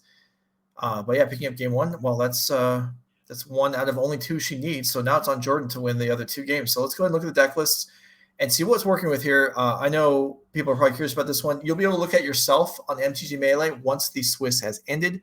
We're not quite there yet, but in an hour or 2, and also anytime after that, you'll be able to look up this deck list on Melee under this event. You can go find it under the Nerd Rage tab. But here we go. A lot of these decks we see in competitive events, the current era, you see 4-ofs all over the place. Not so much the case here. Yeah, we have what we see here is what is effectively a toolbox deck. We see some Elite Armor's Calls, which could tutor for many different 1-ofs. We also have a lot of different 1-cost creatures to tutor for with our Ranger Captain of EOS. We have 1 Martyr Sands, 1 Haywire Might for if they have an artifact or enchantment, Giant Killer for if they have a Murktide regen, all of these things. And the Giant Killer presumably is why Sarah chose to counter the Ranger Captain of EOS, because Jordan could have sacrificed the Ranger Captain, prevented her from casting non-creature spells, and then use the Giant Killer. And then so that way the counter spell wouldn't actually work, so she chose to fight over just the Ranger Captain, and she was very rewarded for that decision. And then, I don't think we can search for this Eternal Wanderer. I think it's just kind of there hanging out, as it were. It's a strong card. I mean, I've been impressed with Eternal Wanderer in Standard. The ability to blink creatures, the ability to sweep, the ability to make tokens, all of it. 6 mana is a big investment in Modern. Like, I can't 100%. deny that. But it is a powerful card, and this deck isn't planning on winning before there's 6 lands in play anyway. This deck is planning on winning on like turn 50. Like we are going forever. We want to play until you have basically the ultimate inevitability when you're playing with Emeria and stuff. I mean, and all of your cards are, a lot of them replace themselves. Like look at Third Inspector replaces itself, Squadron Hawk replaces itself 3 times over, Ranger Captain. Sarah Paragon's worth a card. Electron, you can play it immediately, play an ETB. Yeah. All right. So let's go ahead and move on to Sarah's Murktide deck before the players get their game 2 underway. And this is Murktide. I mean, this is well-established archetype. This kind of the things that you expect to see here. Yeah. Even the kind of the conditional counter, 2 spell pierce, 1 spell snare in the main deck, that doesn't seem like too much of an outlier anymore. No, this is just. I would describe this as just very stock Murktide. If you're playing against Murktide in a tournament, I would expect that your opponent is playing something very, very similar to this deck list. Nothing crazy, just some of the best 1 and 2 mana cards in the format, and you can see that it's serving Sarah very well. She's at 6, 1 and 1, and she's up a game playing for top 8 here of this. What do we have? 280 some players. So very strong deck and being played very well, and it's doing well. Very strong. And whoever loses, the players are still sideboarding here. Whoever ends up losing this and is going to not make top 8. I mean, that doesn't make I mean, top 16 or top 32 of an event this size is still impressive stuff. Oh, And it's a great finish. Yeah, absolutely. Yeah. And there's still some decent prizes to be won. Oh, yeah. Mid-range points and cash. Mhm. And there's also the Pioneer 5K tomorrow, which is still cyberrunning going on, which you're playing in, correct? I will be playing. I'll be So playing. I'll be playing Lotus Field. Yeah. I know you. I figured you would. So what was the decision? I'm not available on Saturday morning, so I'm not going to make it down for that. Or was it I like Lotus Field? I want to play Pioneer. I didn't think I was going to be able to make it to the venue, but I had to change of plans, and I was able to make it to the venue. And I wanted to get here, hang out. I love the environment. I love the vibe, if you will. I love seeing all my friends and other competitors and stuff, just saying hello and being around the tournaments. It's really fun, and so I was able to make it. And then I committed to commentary, so I'm here doing it now. And then I'm going to play tomorrow morning with Lotus Field. Yeah. All right. Well, if you're still playing tomorrow afternoon, I am quite the. I'll do my best. Yeah, we'll see. We'll see. I will certainly be on the hunt for minute errors when you're on camera. If we can help it. Yeah, I mean, don't spare me a little bit. Don't be too harsh. Oh, come on now. Come on. You can You're offering coaching now, right? For true. So yeah, so if you're interested in coaching, and maybe maybe you can watch Will tomorrow if he gets on camera and decide whether he looks like someone who's worth hiring as a coach or not. Anyway, game 2, here we go. Jordan Lidsky with an Arid Mesa, Sarah with a Steam Mints. Yeah, so and Dragon's Chandler. I think we saw Sarah do. Did she bobble herself and then play the Channeler? Interesting. Okay, Joe. So from my perspective, what it looks like is that if you bobble yourself and then you fetch, that's sort of the same situation as if you were to have played the Channeler first. So I don't fully understand the reasoning, although I'm sure Sarah has a good reason. Do you understand why you might choose to? I see what you're saying here. Yeah, it's not because I don't understand, right. But I definitely could be missing something. Well, no, but I mean, okay, maybe we're missing something, but it also that's a nice turn 2 play for Jordan Lidsky there. Very strong play. But it also could be, I mean, in the best circumstances, which round 9 of an event that you care about is probably not, but even the best circumstances, it's easy to have one play in mind, like I have a fetch land and a bobble. I'm going to check my top card before I make my decision on whether I want to fetch or not, and just not realize, well, alternatively, I can look at my hand as I have a Dragon Red Channeler and a bobble, so I want to leave with a Channeler. So there's, true. I mean, yeah, I don't know. I'm pretty curious. I feel like Sarah likely has a good reason. I just don't know what it is. I would just be inclined to play the Channeler first. But anyway, in this case, we're at 3 card types for Delirium. It's going to be a little harder to get like Expressive Iteration won't count for sorcery, but we just need creature or sorcery at this juncture, I believe. And okay, we started with playing an island, and then we did not want to play the island. Okay. Yeah, it is a little tough to. So what sorceries are in the deck that can actually turn on this Channeler here against these? There's none, right? It's just iteration. I believe that it is just iteration, but we do have plenty of creatures that we could get. Let's see. All right, well, scratch that. This Channeler is not getting active, at least not for a while, as Murktide will chew up the graveyard. Yeah, it is literally just iteration in the 75 for sorceries. So yeah, it would have to be a creature or I suppose an enchantment with dress down would do it. But now we're 4 types away, and also our red cards don't go to the graveyard. So right. Did we miss an attack here with Dragon Rage Channeler versus a tapped Sanctifier? I think that's possible. Yeah. Maybe there's something that she's playing around, but I would have been inclined to attack there personally. But all right. Well, Solitude by way of Ranger Captain of Eos Exile will take down Murktide. That Jordan misses his 3rd land drop there, so that is a huge deal. And is that Spell Pierce on? Was that Spell Pierce on brought back? Yeah, because it was starting to return our Solitude. So that was a very clutch Spell Pierce there. Brought back would have been pretty devastating. That was a really nice play, and then we get to follow it up with iteration. Maybe we're holding up a counterspell here. Now we're getting it for the point. I imagine that it was just nerfs. Magic's hard. You're playing for a lot, so. All right, so Channeler across this time, and Jordan Lidsky with a stable board, but not quite the presence that he would have been hoping for off of that brought back, which, again, even with only one card to bring back, is still when it's a solitude, that's yeah. I mean, yeah. it's 2 mana 3/2 exile, 2 mana 3/2 lifelink sort of splashers, and that's very good. And it looks I like feel like Jordan's you're doing your found his best to third underplay land. it here. It looks You're like trying to say like, oh yeah, I guess it's okay. no. I'm Well, saying I'm saying it's I'm saying huge. it's good. I'm saying it's Yeah. good. I'm Yeah. with you. It All looks right. like so Jordan plays his third land and passes the turn. That is fascinating because he basically what you're thinking if you're Sarah is just like, what does he have? He must have instants because he clearly doesn't. If he had spells, he would have just played them on his main phase. So he's holding up some kind of removal spell, if I had to imagine. Unclear what exactly that is, but another iteration is a great way to get ahead. Mm-hmm. All right, in with the Channeler once again. Yeah, and Shredder. Okay, now there's at least a blocker.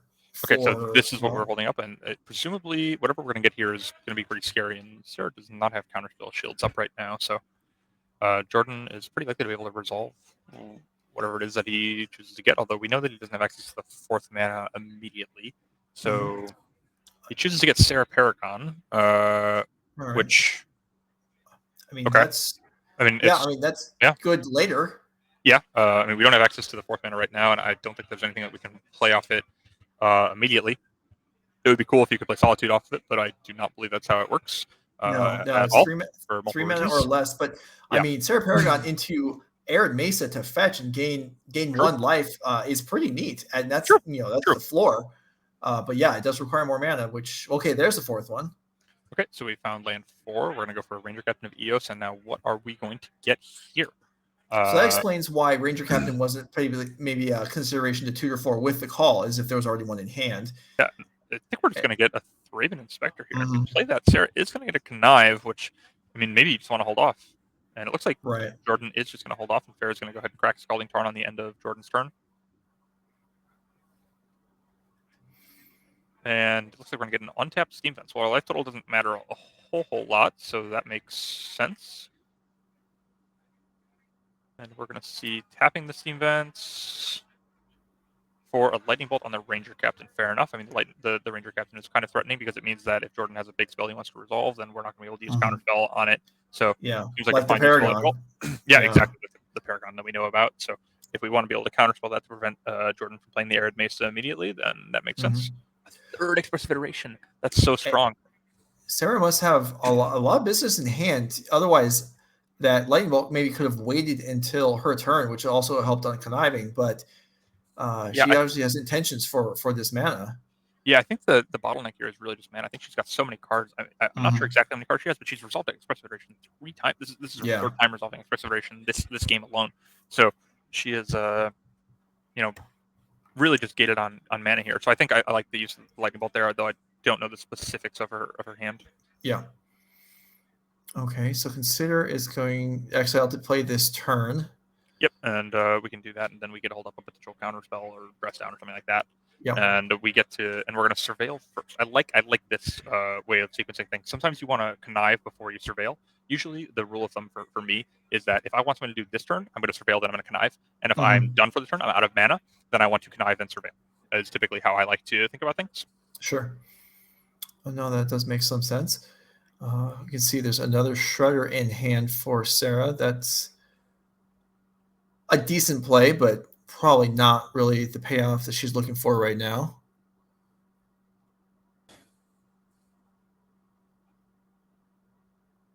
And it looks like Sarah has managed to assemble Delirium and get a nice attack in here for 5 damage, putting Jordan down to, I believe, 12. And so he's certainly under some duress. I mean, 2 turns and a Lightning Bolt, or just 2 turns over which we connive a couple times, it's pretty threatening.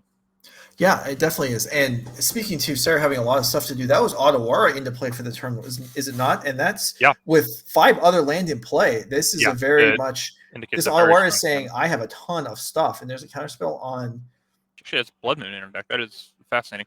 But yeah, when they play Channel Land and they have a bunch of cards in their hand, then you know that they have no more lands in hand. That's very scary. And that counterspell on the Sarah Paragon is huge because now we get to crank in again, and then. Yeah, we actually have Delirium under the Sanctifier in deck, which isn't like the hardest thing in the world, but it's an impressive feat to get. The 4th Expressive Iteration, Joe. That's so many Expressive Iterations. Well, hopefully it's all of them, but yeah, this is. I imagine it's all of them. I mean, this is. I mean, yeah. I mean, so Jordan's playing 1s and 2s of a bunch of cards, and Sarah's playing 4s, and she's drawing the play sets, and that's. I mean, they accelerate into each other, right? I mean, the first, do, yeah. everyone digs towards the next one, and also with Channeler and Ledger Shredder. I mean, she is just going to see a lot of cards. Yeah, if you played Legacy prior to the bans, then this was really true with Mystic Sanctuary and Fetch Lands, because you were able to like the first one represented another one, and then by that time you looked at so many cards, you could probably play the third one, and then and we're gonna get in for another 5 here, and we've got Jordan down to, I believe, 7 life, and we have 5 power in the air, so very threatening, and we've got all our mana up and a bunch of cards in our hands, so really good spot for Sarah Shearing here. Seems to be on the verge of what I believe would be her first NRG series top 8, but here is a Supreme Verdict to go ahead and take care of the board. So yeah, that's going to resolve no matter what Sarah has to say about it. Yep, and there's the we have Subtlety for that. That's excellent. So now we get to be attacking right away. That's awesome. Yeah, and like setting back the Threadman Inspector, I mean, sure, that's great and everything, but really just having the 3-power flyer on the board already is huge here to not give Jordan the reprieve he might have been expecting. And we see an instant top off of the Consider. Huge show of strength. Yeah, I think there might have been a bolt already in hand, so this might be it here. Jordan will attack down to 4. Sarah Shearing. The path to the top 8 is not guaranteed with a win, but it is very likely. It looks good. And we have a very good position up a game. Jordan has 1 card in his hand. I assume he must have put, and that's game. Sarah Shearing manages to take it down, move to 7-1-1. Now it's not a guaranteed top 8, but it looks quite good. Yeah, so congratulations to her. Yeah, huge congratulations. Even if you finish in 9th or 10th, that's still a great run and a great tournament. And if you make the top 8, then that's all the better. So huge congrats to Sarah Shearing. Yeah. All right, so that takes care of one match this round. That match didn't take too long, so I am. We'll find out whether we're going to jump into the other match live or if we're going to replay from the start, depending on how deep they are in it. We're going to be starting at game 1, talking to Norm here. Yeah. Okay. All right. Well, if that's ready to go, then we can roll it, and we'll see if we can put another person likely into the top 8. I believe our other match was table 4. Let me check and see if that's right. Yeah, this is table 4. We have Drew Buchanan versus Greg Pino. Yep. 4 mid-range Jun Creativity. So this is certainly a win for top 8. And the last match probably was also.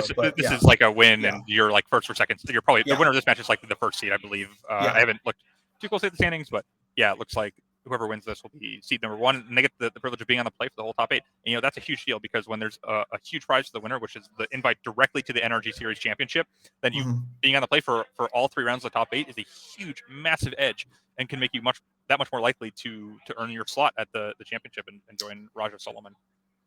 Yeah, the defending champion. Yep, Raja Sulaiman, the only player in so far. But after this weekend, we'll have each weekend of Nerd Rage event this year, we'll have 1 more player joining Raja, and then at the end of the year, we'll have all of the at-large point invites to fill out the field. All right, Drew Buchanan versus Greg Pino. We are underway on the back match. Looks like a mold of 5 here. So 2 cards on the bottom, mold of 5 going second. It's not where you want to be, but well, we'll see. I mean, people win from 5 all the time. It's harder, but it's. Yeah, I mean, we have Drew Buchanan playing 4-color mid-range here. If he has a turn 2 Renin 6 followed by all spells, I mean, it's like a turn 2 Phyrexian. It's like a turn 2 Phyrexian arena. That's a very easy way to win on a mold of 5. Renin 6 is worth so many cards.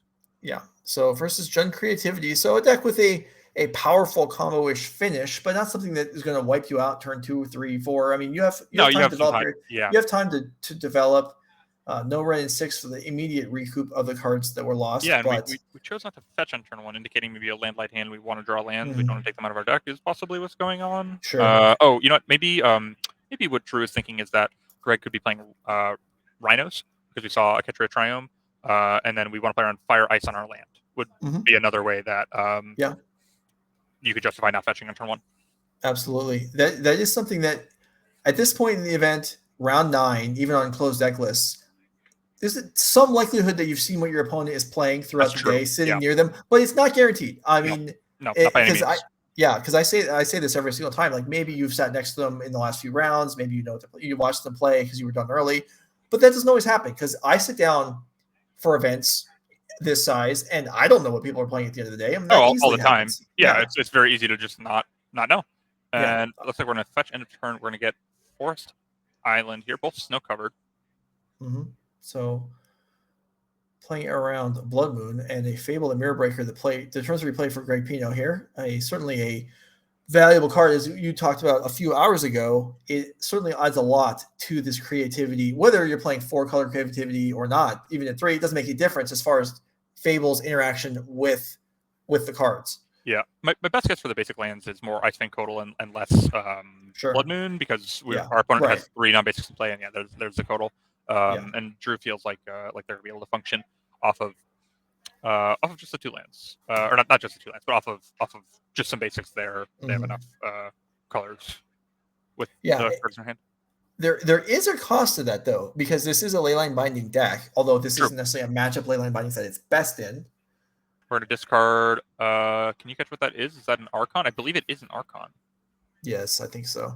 That's like kind of I feel it's good when you're able to use Fable to the fullest extent there, because Archon not very good in your hand. Not very good in your hand. Really want a creativity into that one. No, I mean I'm on board for seeing hardcast Archon. In fact, there's another Archon in hand, so we can still see it. Look at Greg's hand. I mean, it is just stacked. There's so many. I see Fable. I see Prismari Command. I see. Oh, and we're going to get in. And we're offering a trade here, because if Drew presumably has another snow-covered land to get and turn on Death Touch, and I imagine that we'll be taking the trade, if I had to guess.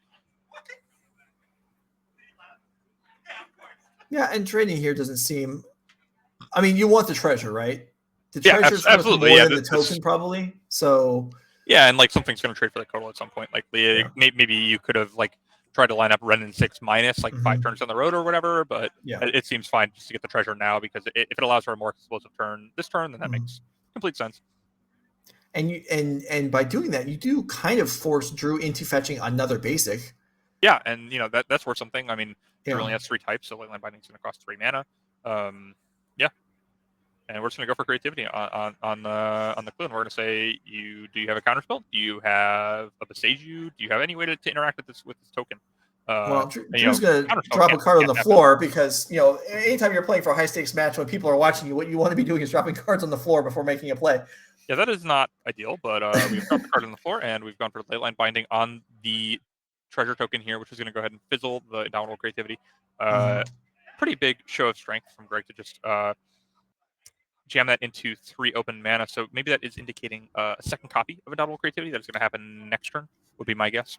Because you could do it for 2 if you wanted to save it, and there's not really pressure to get the Archon down now. Like it's just going to be great to do it next turn, and you could play through potential removal spells.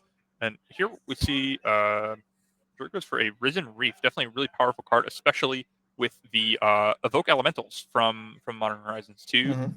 Free cards, very good, very good. Basically makes and now we might see an Ephemerate possibly to save this Risen Reef from the 2 damage, and we do see an Ephemerate, which is going to allow and we have Fatal Push. We have Revolt from the Fable of the Mirror Breaker leaving, and so Greg manages to win the fight, I believe. A flurry of spells being interchanged here, but yes, indeed, Greg will win that battle, that interchange, and Risen Reef goes to the graveyard. Prismari Command will depending on what the other target was, maybe fizzle. Well, he targeted himself to draw 2 cards and discard 2 cards, I believe. And I believe that it is target player does that, so it has 2 targets, and so I believe it still should work, even if one of the targets is removed. If it was make a treasure, then it would fizzle entirely. Is it just you create a treasure, or is it target player? Yeah, I don't know. I don't. I'll look, but I would be surprised if the card is worded target player makes a treasure. That doesn't seem like it would make a ton of sense. It is target player makes a treasure. Okay, I take it back. I assume it is that way because of exactly this, right? Yeah. Anyway, it looks like Drew goes and finds this window to go ahead and slam Omnath, which is definitely really powerful way to overwhelm your opponent. It often in Magic, some of the ways that you're gated are cards, life, and mana. Omnath gives you all of them. Pretty powerful card if you're willing to do the work for it and play 4 colors, which Drew here doing it very easily off of 3 basics and a Cavern of Souls, no problem. Yeah, and we're gonna go for Fury, which I believe was that off of Omnath mana, so we get to keep the 3/3 around. Wow, That's a huge turnaround. But if Greg does have that second copy of Indomitable Creativity and like another fetch land to get a dwarf, then we could see 2 Archon of Cruelties entering the battlefield right now, causing Drew to sacrifice his board, and there's immediate and discard his hand, and there's 2 must-answer threats. So this is a big turn. We're gonna see if Greg has the creativity now. If he doesn't, it's gonna get pretty ugly for Greg. It is Drew is putting Greg to the test here, though. That was a nice sequence of plays after losing that previous exchange, recovering here with Omnath and Fury. Yeah, very Greg, great turn. Yeah, great turn for if Drew. If you want top 8 here, you're going to need to show up. And 1 creativity is expended already. We know that. Very nice lightning bolt, by the way, being used on the Fury and Fable. So I imagine if we had a creativity, it would have probably been done here into 1 card, given that Omnath is pretty spooky. But at the very least, we get 3 looks at it next turn between our draw step and the Fable trigger. So that's quite a few shots at Indomitable Creativity here. All right, so fetch end step to gain life from Drew. Ending up at 20, starting life total. And this Omnath facing down, let's see, a 1/1 and a 2/2 can attack if it wants to. I'm not sure that that's a choice. Drew. I'm sure there's limit on Drew's hand, but allowing these Fable tokens to attack freely and generate value often leads to scary spots.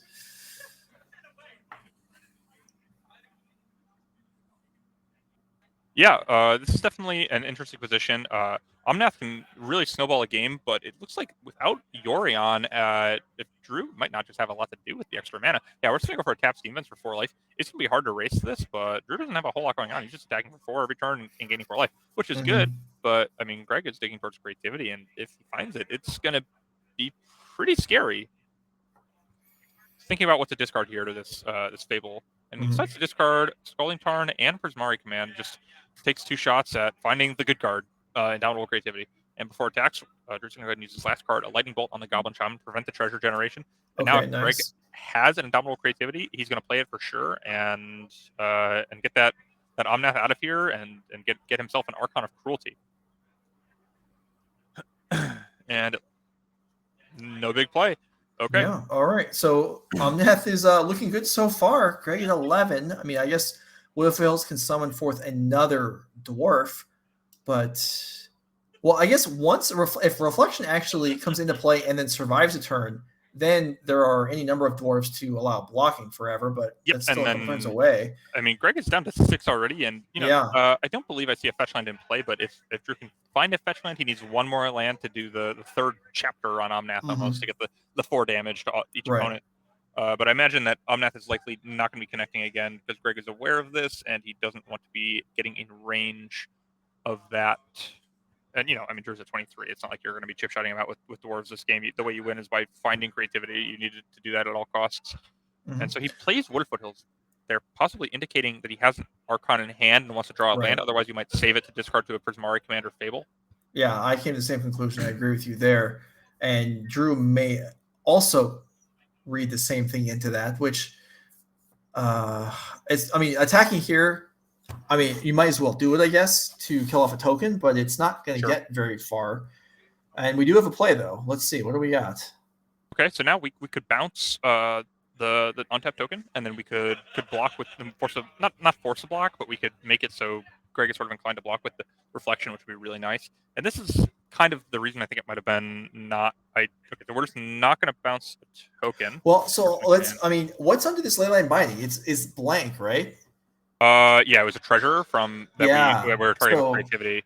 And we're going to do this. That's really nice. Really, really nice. Yeah, that's awesome. So this is kind of free to reset the binding and take out the Reflection. Yeah, 100%. After forcing the block. So, I like the way that Drew played this turn. Yeah, the one thing I had a gripe with was just the attack with the dwarf last turn was, I don't know. But it should be fine here. Looks like Greg's going to go down to 5 end of turn. We have a known Leyline Binding. But, I mean, we have so many targets for Indomitable Creativity if we do manage to find it that Leyline Binding alone is not going to stop it. Drew's going to need more action. So, if Greg's turn is nothing here, then Drew, do you think Drew commits the Leyline Binding on the Reflection or on a token here, second main maybe? I would probably on Reflection. I would imagine that we're going to target Reflection if we're going to do it. And I would also imagine that you want to wait until there's something actually scary to copy. But maybe you could. Okay, so we're gonna play it tapped.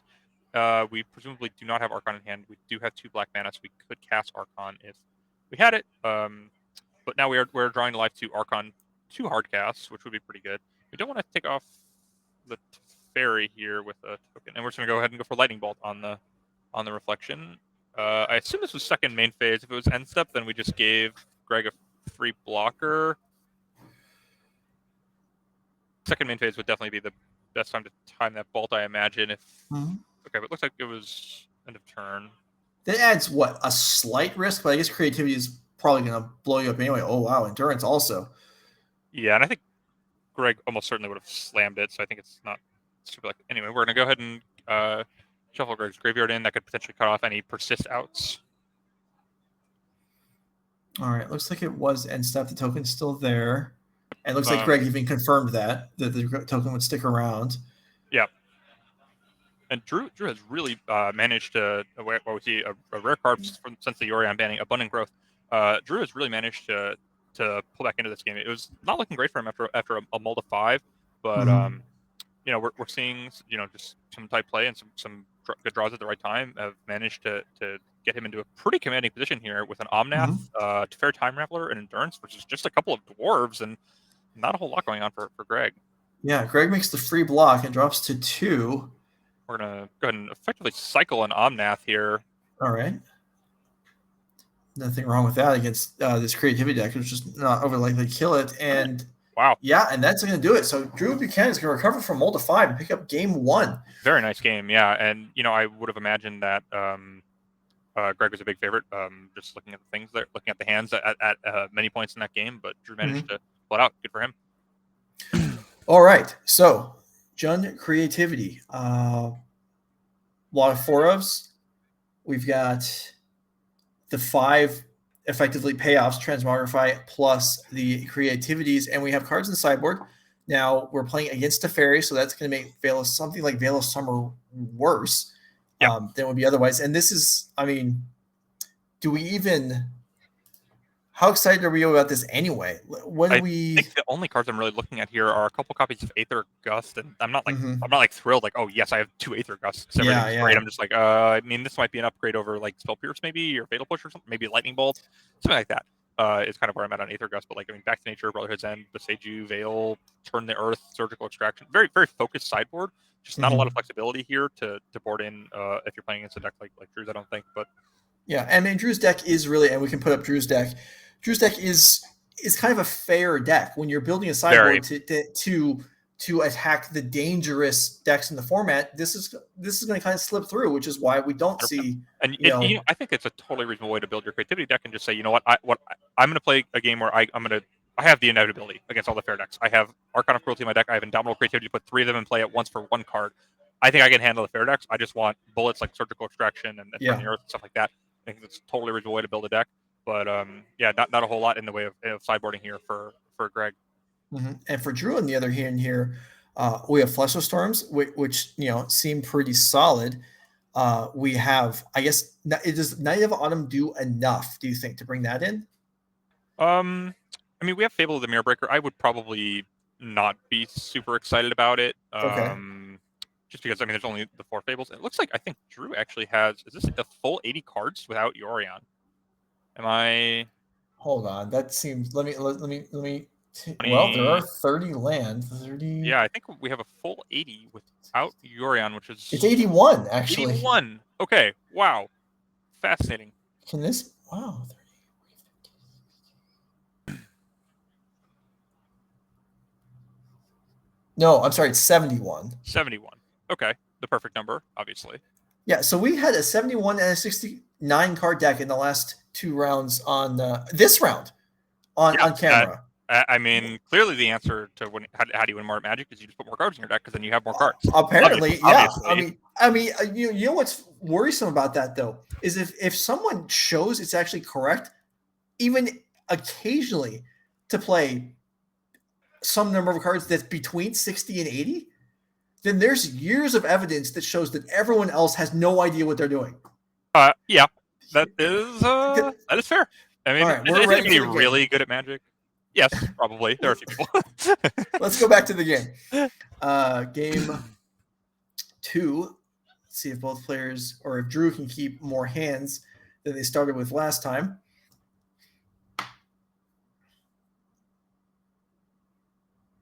But yeah, if your opponent Multi 5 beats you in game 1, you got to be hoping.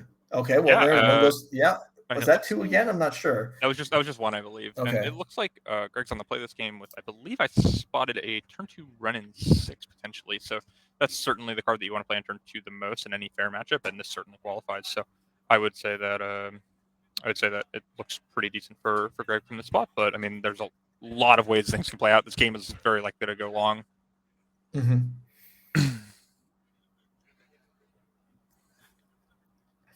All right, nothing seismic the first couple turns, and there's just not going to be. That's not the way things are going to play out here. We're going to have a few turns of land drops.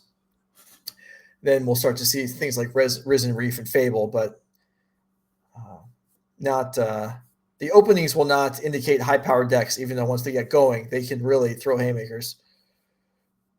Yep, and there is that turn 2 Renin 6 with a fetch land. So that's going to be a continuous source of card advantage for Gregg. He's unlikely to miss a land drop for the foreseeable future. Good spot to be in. So, and we talked about before, I mean, these Renin 6s are strong, but they are vulnerable to being picked off by leyline bindings. But not this turn. So this is going to require... Yeah, there's no way to cast it on turn 1. But on Yeah. turn 2, we're going to have at least 3 colors, and then just the basic planes would be 4 types and 2 mana. So that would be enough for leyline binding on turn 2. If Drew has that card and chooses to use it.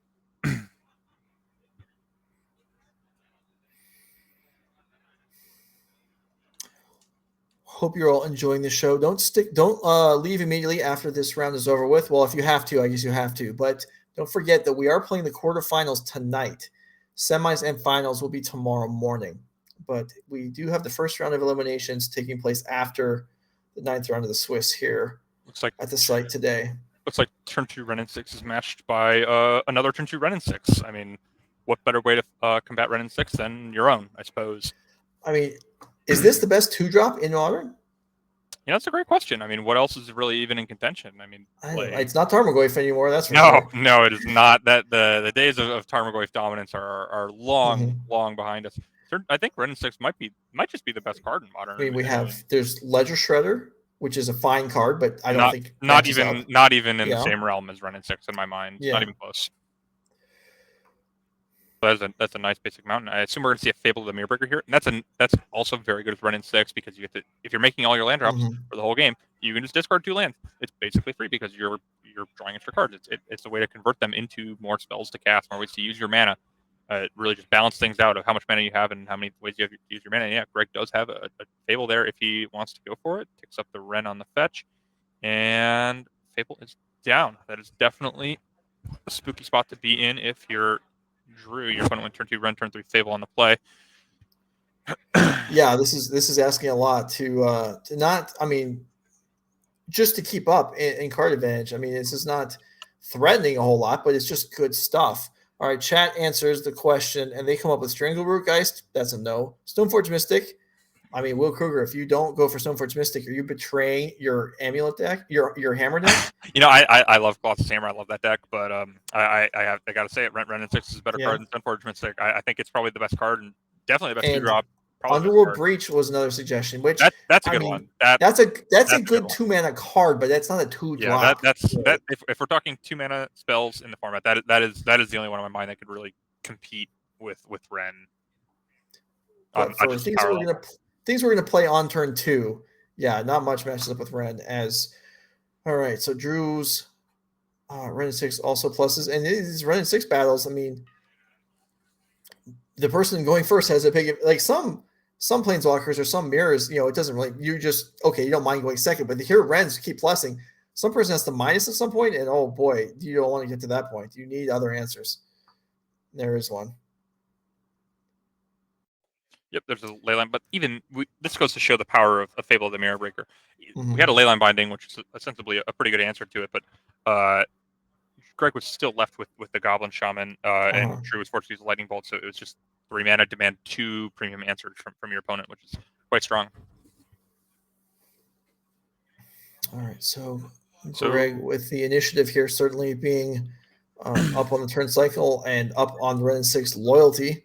Chad continues to go Expressive Iteration, Lord of Atlantis. Okay, that's not Lord of Atlantis versus Renin 6. Ooh, this is a good one. Chalice of the iteration is- Void. Chalice of the Void is a good nomination for a strong 2-drop.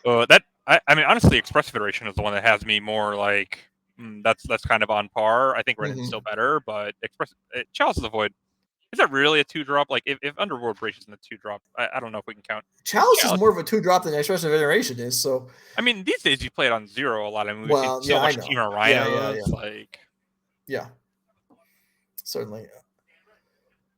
All right, token into play. Do we have a follow-up? Oh, it's Prismatic Command in hand. That's not gonna do too much right now. Land picked up. Greg Pino battling back, trying to battle back here, down a game. yeah, that would have been a pretty good window to go for creativity if he felt so inclined, because the only untapped land was the Zagoth Triumph. So we weren't representing Lightning Bolt. We weren't representing Leyline Binding.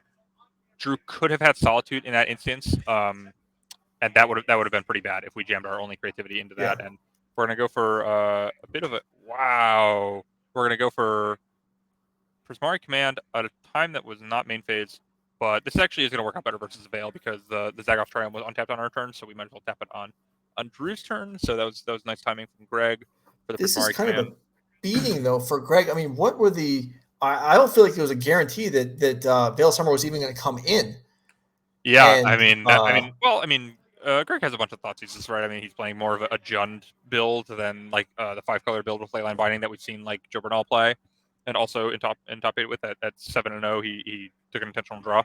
No, there's no Thoughtseize in this deck. Oh, there's no Thoughtseize. Oh, that's my mistake. I'm sorry. Yeah, no, I'm looking at it right now. No, these Veil Summers there's 4 Spell Pierce, and there's 3 Prismari Command, and I guess there's Archon triggers. Sure, yeah, that is a good thing to stop. Yeah. You don't even draw a card if they came in off of Indomitable Creativity, sadly. But. Yeah, but that's it. There are no so these Veil Summers are a little light, but did find a good use there. Yeah, that was a great use. I mean, honestly, from Drew's perspective, I would imagine that he was expecting Thoughtseize just from Jund lands, but maybe that's why the Veil came in. I don't know.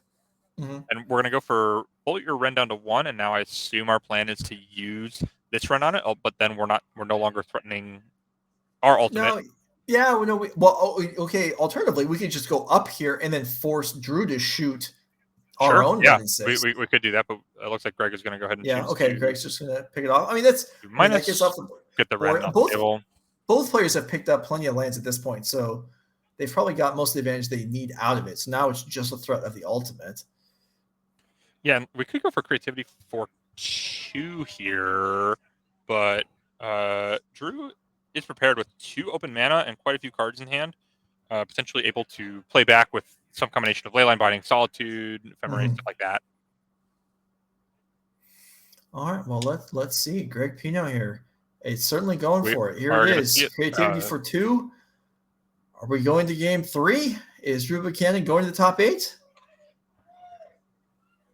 Okay, this is all right. It resolves. So the Dark are coming into play. I mean, does Drew have any copies of Orvar the All Form? I believe there is one actually. Wow, that would be something. Let me check. I would love to see that. Yeah, that would be really sick. That would be really. There's one copy. One copy of Orvar, presumably. And that's all you need. That is all you need is one, because one copy will take out both Archons. Well, so they both enter. Our triggers go on the stack. Yeah, you have to discard something else first, right? Right. And then you get to do it, and then you actually. And Greg could sacrifice the Ren in that instance, right? And then. Oh, you're right. That's true. So we would probably need one other thing, and we're gonna Eldar Call. We're not gonna get Orvar, so Drew Buchanan with another. Well, what do you mean we're not going to? This could be getting Orvar. Oh, is the other trigger still on the stack? Oh, my mistake. I'm not sure, but I thought we had concluded resolving the Archon triggers. That's my bad. You might be right. I'm just thinking if we had Elmer's Call, I can't imagine us not doing it. I mean, I can't imagine what would be better than Orvar. Okay, we are going to get Orvar. That is my bad. All right, and Greg shakes his head. He's like, "Oh boy." Yep, here it is, and yep, we are now packing up are cards. Okay. Okay. I'm confused. I'm gonna be honest. I don't really understand what just happened, but Okay, so let's talk through before we'll wait for confirmation as to what happened there. yeah. I see. Okay, the chat is saying I missed this. It was being revealed from the sideboard as it wasn't actually boarded in. It was revealed from the sideboard. Yeah. Oh. Wow. Right. Well, that's unfortunate. That is going Wow. to. Yep. That is going to cost us what would have been an interesting resolution there of seeing how game 2 played out. And instead, we're just going to go straight to game 3 anyway, because let's go to game 3. Yeah. Let's do it. Yeah. Greg Pino picks up game 2 after a bit of a misstep there from Drew Buchanan. Yeah. Are we sure that that's what happened? I mean, it's really the only thing that makes sense. Yeah, so okay. Slight error, and again, Magic is hard, and we're approaching 11 hours of gameplay for these players. So it really mentally taxing stuff. It's really easy to say that I would never do that, but like until you're in that spot, you don't know. So yeah, I mean, I certainly have. I mean, it doesn't take extreme fatigue to sideboard one card wrong. No, it's just one. Yeah. It's just an easy misstep to make. It happens. Yeah. On most one card sideboard errors are not quite as crucial as this one. Yeah, that was a tough. Yeah, that's a bad one to. It's one thing if you're like upgrading like your lightning bolt to like a flame slash or something. Yeah, but like that is tough. Yeah, that is brutal. And yeah, I mean, it was clear that Drew went through the deck a few times. But when the Orvar was actually revealed, I didn't realize that. Yeah, it didn't come out of the deck. So at that point, do you I don't even think you reveal it to your opponent, right? Because they're going to assume you don't. Yeah, have I don't know why. Yeah. There's a lot that I'm confused about to be honest. But we're here now, and Drew Buchanan has a turn 2 run in 6, which, as we have discussed at length, is a very powerful turn 2 play. Mm-hmm. So definitely, and Greg Pino without a turn 2 run in 6, so a huge advantage to Drew. Okay, so now Greg may have it. I don't know if Orvar is common enough that you can just assume your opponent has it. But now that Greg knows it's there, yeah, I mean it's we know now. There is no ambiguity whatsoever. So that's certainly another obstacle that has to be taken into account. There you can see there the Orvar, the All Farm. So if people in chat are following or unclear exactly the impact this has, after the Archon trigger resolves, Orvar gets discarded, comes into play, copies the Archon, then Greg's in that case, you're right, there's a Ren 6 in play, but something would have to be sacrificed, and it's just a whole lot of wind taken out of the sails of the creativity player when that happens. Yeah, absolutely. And here we're going to see a turn 3 Risen Reef with a lightning bolt, but that's still a positive exchange for Drew Buchanan, being able to get basically a +1. He played a card, it drew a card, and then an 8 removal spell from his opponent. But Greg has a very powerful turn 3 Fable of the Mirror Breaker as a way to be his first way of developing on the board, so to speak. Mm-hmm. And Drew very quickly going for a fetch land. Perhaps he's just planning on slamming an Omnath. Yeah, I mean that would make sense. That would fit the actions here, and that would be, you're not. I mean, I guess you're somewhat at risk if Greg chooses to attack. Well, I guess with the land there could still be creativity for 1, right? Make treasure. Yeah. All right, it's not. It's a 3-mana spell. It's Teferi. Okay, Teferi. All right. Getting lines up super well. And with the way we fetch, I'm thinking. Okay, I was saying my Veil of Summer alarms are going off. It looks like we just wanted to go for this abundant growth. Right. I discarded hand size. Wow. Right. Yeah, I mean, that's what happens when you draw an extra. Yeah, with Ren. I mean, when you're curving out and having discarded the hand size, that's not too bad. No, not at all. It doesn't feel too bad. Here is something else. Yeah, all right. Let's just glance at Greg's deck list again. Are we playing Persist? I think we are. Yes, there are 2 Persists. Oh, there is one. Okay. Well, Greg is in business. Yeah, that's an Archon of Cruelty. And now, I mean, there was no endurance there to check that. And we're going to go ahead and force Drew to sacrifice one of his powerful planeswalkers. And we're not discarding Orvar. We really wanted that there. But yeah.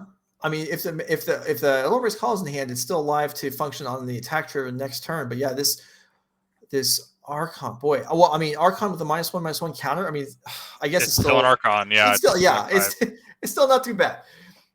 Drew's like, all right, let me see the graveyard. What else is in there? But the damage has been done. Ren 6 goes up to 7.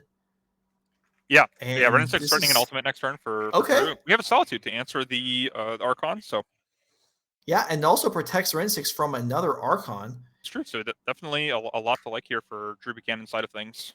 Yeah, this is certainly the fireworks are flying now. Okay, here's a reflection turning over. Well before I was able to actually do anything with that, with the Archon that came into play. And okay, Greg. Well, this 4-color mid-range deck, I don't think normally puts its opponents in the spot where like you have to respond or you're dead. But Ren and 6 is pretty scary. Oh yeah, it's Ren terrifying. on 7. I mean, yeah. The ultimate could mean any number of things could be retraced endlessly, and then especially it's powerful if Drew has a follow copy of Ren and 6, then it's effectively drawing a spell every turn. Yeah. Which is much All better right. than drawing a land. So here we go. Drew has the option. Drew has the option now to go ahead and ultimate the Ren 6. Yeah, and we're gonna go for the -7, so we're gonna get that powerful emblem where we can all our instants and sorceries in our graveyard, they all have retrace. Which if you're not familiar with what that mechanic means, it means you can discard a land and play it as though it was an instant or sorcery in your graveyard. So all of our lands are threatening all of our instants and sorceries in our graveyard. So if we can find like an Eladamri's Call, then we're never running out of gas. And there's a lightning bolt. There's a that'll bolt. have retrace. Okay, well, So, Greg's got 27 lives to play with, but yeah, so we're probably not bolting Greg out Right. from his life total, but Yeah. it does answer both the Fable and the Goblin Shaman, and then it'll answer the Reflection again in a few turns when we do inevitably get there. Yeah. So without another Ren 6, Drew doesn't have an infinite supply of lands in hand, but we saw some used or one used already, Mm-hmm. and it does mean that Drew's assembled a pretty stable mana base at this point, so there aren't really dead draws left in the deck because every land gets turned into at least a lightning bolt. And we're seeing Archon and a Prismatic Command hit the graveyard here. Perhaps another Persist is on the horizon. Maybe we're building towards creativity. There's one more in the deck. Let's see if there's any in the sideboard. There it is. It is now. It is no longer in the deck. It is on the stack, and it's targeting Archon of Cruelty. That's the play that you are building your deck to make. And Drew only has, I believe, 3 or so cards in his hand. Ooh, we have a Veil of. Oh, is it? Oh, here it is. So that's threatening to get Orvar, and that's going to have. And we're going to Aether. Oh, no. Okay. Wow. So Drew was going to get the chance to do what maybe could have happened in game number 2. Greg has the answer ready. Aether Gust. Okay, this has got to go on top of the deck because it'll still be good next turn. Oh, we did not tap blue mana. We tapped a Stomping Ground of its Oh, no. That is not good. I believe that land, no, I believe right. that the Triome taps for blue. And if not, the Wooded Foothills can get blue. Greg's got plenty of life, so he can get a Steam Vents. It should be fine, but these players look like they know what they're doing. They're going to call a judge, and they're going to get everything sorted out as you should. Yeah. When you're playing a Magic tournament. So. Okay. So we're going to rewind. The Aether Gust is in our hand, and now we have the ability to cast it. Presumably, we're going to use blue mana this time. That would be probably good. Yeah, this is. I mean, Greg Pino, I'm sure excited about having. Oh yeah, I mean, to deal with this huge play to stop the Orvar from coming out of the deck and into the hand to then basically be an Uno reverse card, forcing Greg to sacrifice his Archon. But yeah, the Aether Gust here is clutch, and I was talking down on Aether Gust. I was saying, oh, I'm not too excited to have it, but look at where that got us. A crazy clutch Aether Gust to prevent. So Drew Buchanan not vanquished yet. Okay, Solitude dies to the Archon trigger. Card drawn. Teferi is dropped, but we already talked about the fact there's no Thoughtseize. We could reasonably be okay. Eldritch Call is just gonna happen right now because Drew doesn't want to get Aether Gusted again. Smart play there that I think would have been easy to miss. The issue is we can't get Orvar, so we have to get Solitude, and we're really playing for behind here. And now Greg has a great window. If he has an Indomitable Creativity, why? I'm sorry. Why can't we get Orvar? Well, I guess we could get Orvar, but it would be sort of face up, and so like Greg might not attack, and so I understand that. Yeah, but I mean, I guess we okay, could well, have just gotten Orvar, and then that would this- have been fine. this works also. Honestly, this is probably better because the Elder's Call's in the graveyard to be able to be recast with the ultimate, so it can get Orvar later. But now it we might not be Archoning. Okay, so maybe we should have gotten Orvar. That might have been better. Here's another creativity right now, so it may not have made a difference. Yeah, and that's going to get the last card out of Drew's hand, unless it is that one of Orvar, the All Form. Well, that would be a reason why. No, that wouldn't make any sense. So, okay, so here comes things are really happening here. All right, so here, here's the Archon. Yeah, takes out Solitude. Drew gets knocked down to 7. So next turn, if Drew draws a land, the attack would push Drew down to 4, but then the Orvar / Archon would come into play and save Drew. So this isn't over yet. Redraw with an abundant growth. So if we draw a land here, that the land represents Eladamri's Call, which represents Orvar. Right. Leyline Binding, and we are in it if Greg Pino does not have a Boseiju or another way to answer the Leyline Binding. But Greg has 3 cards in his hand, and yeah. Drew's got nothing. He's got the Ren Emblem, but no lands in his hand to retrace. All right, token being created here, but token by itself is, that's a slow clock. So yeah, okay, Greg. The way that Greg pushed the leyline aside, that makes me feel like there's not an answer readily available. Yeah, here's an attack. This game is still not over with. Yeah, we are going to keep gaming, and we have nothing here to slam. And was that a land? Any land for Drew represents Eladamri's Call, which could get Omnath, which is another card. It's a Ren. Huge deal. Because now we have lands for the rest of time. Don't tell me there's another Ether Gust. No, it's a 3-mana card. 3 mana. Are we going to go looting? We're going to shock and loot is what I believe. Yeah, I think so. Is happening. So we're going to go put you to 4, loot, looking for the second Aether Gust. The Ren resolves. Oh my gosh. Well, I don't think there's no more blue mana. Is there? I don't know if that I'm not sure what that triumph is. The Ren is in. Okay, there's a land picked up. There's not enough mana. Oh, how much mana is there left? We can call for a 3-drop. Yeah. That is notably not Solitude.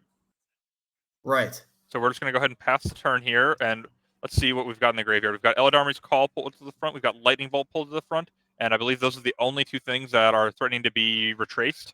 Yeah, and so now Orvar's not enough, right? Because if attack first pushed Drew down to 2, then the Archon trigger would kill Drew even with Orvar in hand. Yeah, Orvar is no longer. All right.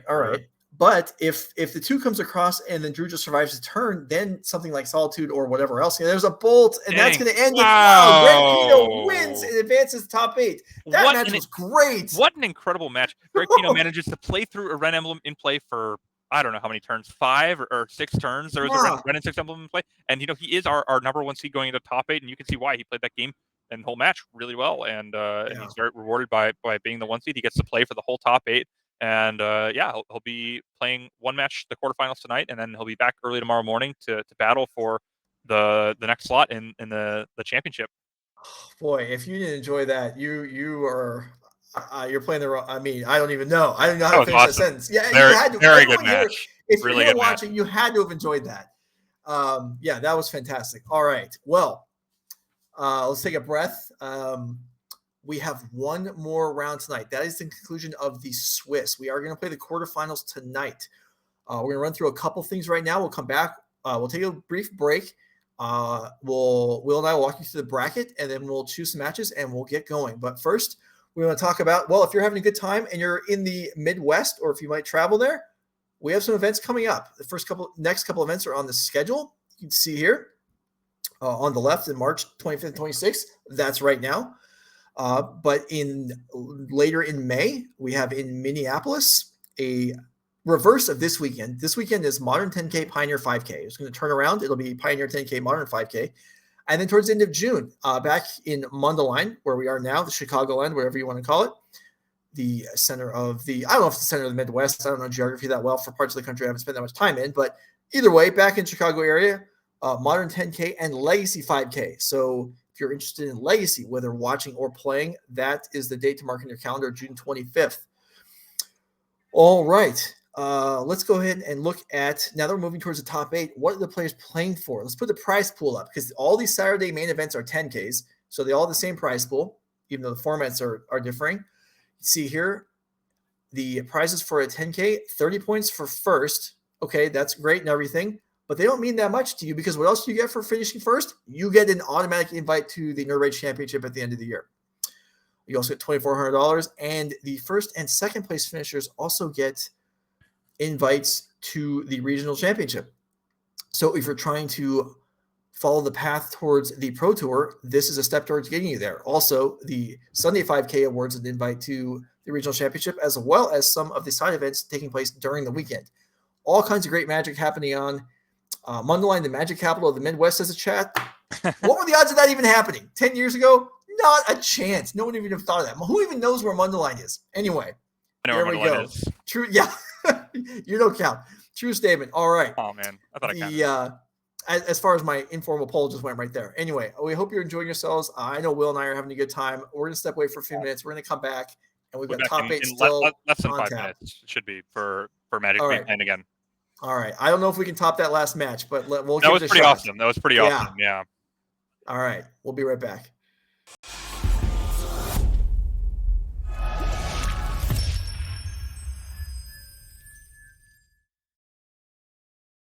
Good evening, everybody. Welcome back to the NRG Series. I am Matt Monty.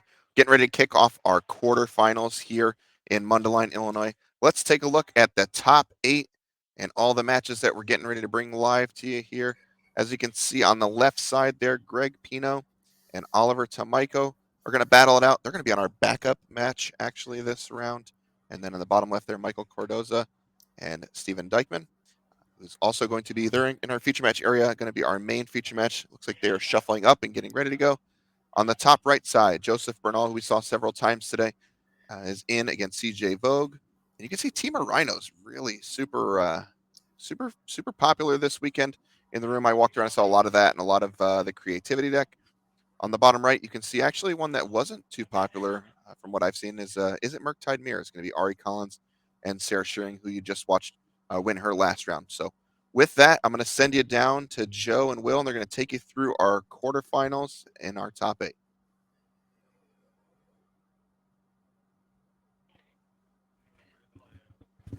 All right. Thanks, Matt. And welcome back. Those of you that stuck around, we are here. We're in the top 8. We have Michael Cardoza, Stephen Dykman, who I don't believe we saw on camera. Well, I know we did this afternoon. Maybe this morning they were on briefly in the early rounds. But Will Kruger is back with me again for our last round of the day. If you're interested in top 4 and finals, it is tomorrow morning. And we are underway here, though. And I can tell you, Michael Cardoza was undefeated today with 2 unintentional draws. Whoa, that is interesting. Yeah. But, yeah, I mean, it it's is. good enough for seed number 4, which is good enough for being on the plate here for Yeah. top 8. So that's a good place to be, no matter what. Yeah, Michael had actually drew in round 1. Wow. And then drew in round 5 against the Bant prison deck that we saw earlier. You know, Breach is pretty good at beating up on these on various like control decks and whatnot. So I'm unsurprised to see the draw bracket maybe working in his favor there. I mean, obviously, when you're getting the option of win or draw, you would take win. It's 2 more points. But if you could play against more blue-white control and stuff with your Urza Saga, Underworld Breach, all of these high-value cards, then maybe that can work in your favor. Mm-hmm. All right. Well, we're still presenting decks and shuffling up, and let's talk about what we didn't have in top 8. So, chat mentioning, well, there's no hammer decks. Yeah, no hammer decks. And then we had 2 creativity, 3 rhinos, 2 Murktide, and then a single breach. And so we didn't see any living end. We didn't see any hammer. We didn't see any Omnath in top 8. I don't believe either. So right. And out of those, maybe to me the most surprising, living end I feel like it's been fairly well represented in modern Nerd Rage events over the last year or so. And none breaking through today. Yeah, and it looks like we've got Michael on 1 mulligan here and has a Flooded Strand for presumably Steam Vents and a turn 1 Ragavan. Really good way to start off. I mean, as we're all familiar with, a turn 1 Ragavan is really powerful and can carry a game on its own. So yeah, and Rhinos, I mean, there's answers. There are even 1-man answers. There's Dead Gone, but it's not like it's Bolt or a blocker or a different kind of blocker. It's basically Dead Gone or take a hit. Well, you could Fury it, but that Okay, would you're require right. a rather large investment, but it might be the play that Dykman goes to go for. You're right. That might be worthwhile here. Yeah, Scam, another deck the chat mentions is not in the top 8. True. Okay, let's see how Steven. I mean, there's no Dead Gone is the only good way to deal with this. Suspend, is that a crash? Or is that That is in fact a Crashing Footfalls. It's been suspended. Okay. So no Dead Gone, no Furious. This Ragavan is going to connect. Asking about the deck list. Deck list should go live during this round. I will send a message over to production and they will get on that. And I bet you can have them within a few minutes if they're not there already. Yes, the turn 1 Footfalls is definitely not where you want to be. But sometimes you draw it and you might as well suspend it. And I mean, Dykman's already down to 15 life because he did choose to go for Fetch Shock there, and a Violent Outburst. I mean, we could cast that. It would cost our treasure. I'm assuming that Michael has a second land. That is not necessarily true, but assuming that we have second land, we could cast a Violent Outburst. What we would hit is not super clear. Right. I mean, well, I guess there's a few things that are actively bad. You don't want to breach at this point. You don't want another Ragavan. Now, Breach, Ragavan, any removal spells, Yeah. all of those. So I would probably be inclined to just leave that one in exile and develop it some other way if I had the option. If my hand is all lands, I'd probably cast it. But all right, I've passed the message along, so deck list should be turned to visible any moment now. Very nice opening. I mean, that was turn 1, must answer threat, was not answered. Turn 2, Ledger Shredder, not necessarily must answer threat, but it's going to provide a lot of value. And off of an Urza Saga, which is a huge deal. Now, if Dykman does have a Fury, he will be rewarded for his patience because that is now he's been presented with another target, so he could trade evenly on cards at the he sacrificed a little bit of life and give Michael a treasure to be able to have that opportunity if he does have a Fury in his hand, and if he does, it's pretty juicy. It would be a really strong play here, and I'd have to imagine, last turn if you have a Fury, it's kind of a judgment call if you play it or not. Here, everybody's playing the Fury if they can. Mm-hmm. Yeah, this would be a no-brainer here. I think you'd have. I mean, if you're not doing it, you're not letting these creatures hit you again. No, if you can avoid it. The Ledger Shredder might just grow out of range. So if you have a Fury, it's just getting fired off here every time. Right. And Dykman knows what he's doing. He's been around for quite a while. He's played the NRG Series. He's played Grand Prix in older times and Star Cities. He's well experienced. Yeah, and very experienced, very strong player. I've played Dykman a few times. He's a very, very strong player. Very deliberate, makes sure he thinks through everything, and is just fully aware of the game state before he does anything. So you can see that's why he's had the success he has, and now he's in the top 8 for a reason here. Mm-hmm.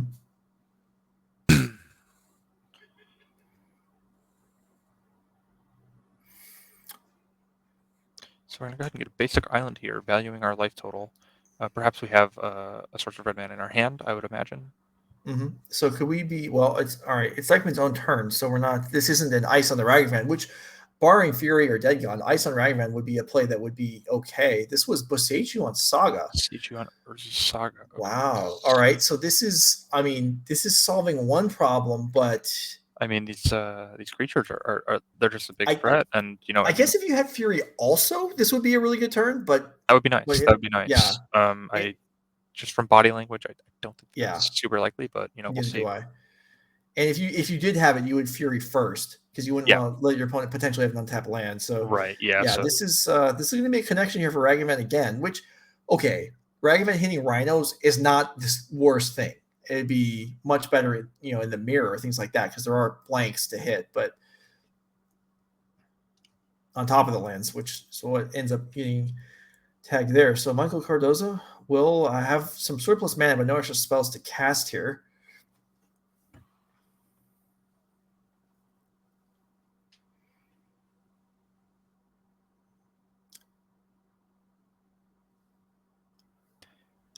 Yeah, and it looks like Dykman actually did have the 4 copies of Fury in his main deck, so unfortunate to not have.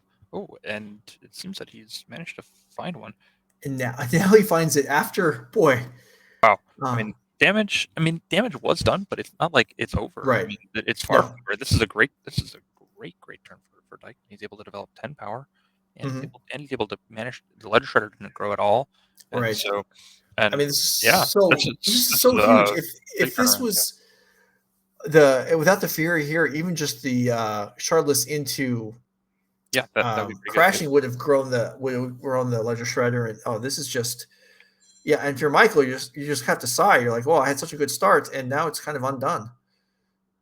Yeah, it looks like deck lists have been posted, so if anybody's interested in those, then those should be available on presumably MTG Melee. Yeah, you can now look at every one of the lists in the tournament if you would like. Yeah, that's one of the perks of MTG Melee is that you get to see every deck list that every person registered, how they did, what they played against, who they played against, and you can really delve into what's going on at these big paper tournaments like the Nerd Rage events and the Start events, stuff like that. And yeah, that was a great turn for Dykman. I mean, he basically plague winded Michael and managed to develop 10 power, 8 of which has trample, and he still has I think at least one card left over, maybe even 2 in his hand, and Michael. Rather weak turn from him last turn, not really developing a whole lot, and so the biggest thing that you're scared of if you're Dykman is the potential of a combo kill. The best way you could play back against that is Force Negation. I don't know if he has one of those in his hand, but if he does, then that would be a great way to protect himself. Yeah, and so in addition to deck lists being available at home now online, the players are also giving each other's deck lists. Yes, that we've reached top 8, and so and Dykman has hit the board. Okay, that's not generally something that I feel like often leads to, even though it's free, a free card. I don't feel like it leads to winning all that often. Yeah, but here, this is probably a matchup where it matters more than most. Yeah, normally the games where Jacantha is winning you a game is when your opponent when you both have bad draws. But here, Dykman's draw is really good, and paying 8 mana for a 5/5 over the 2 turns is not going to get it done. And if we re-slam it, then we block. I think we're at 4. We're just dead on board. So it's sort of combo or bust here for Michael Cardoza. All right, and he doesn't have it, so he's going to go for Dash Ragavan, hit a Murktide Regent, but that alone is not enough to keep him alive.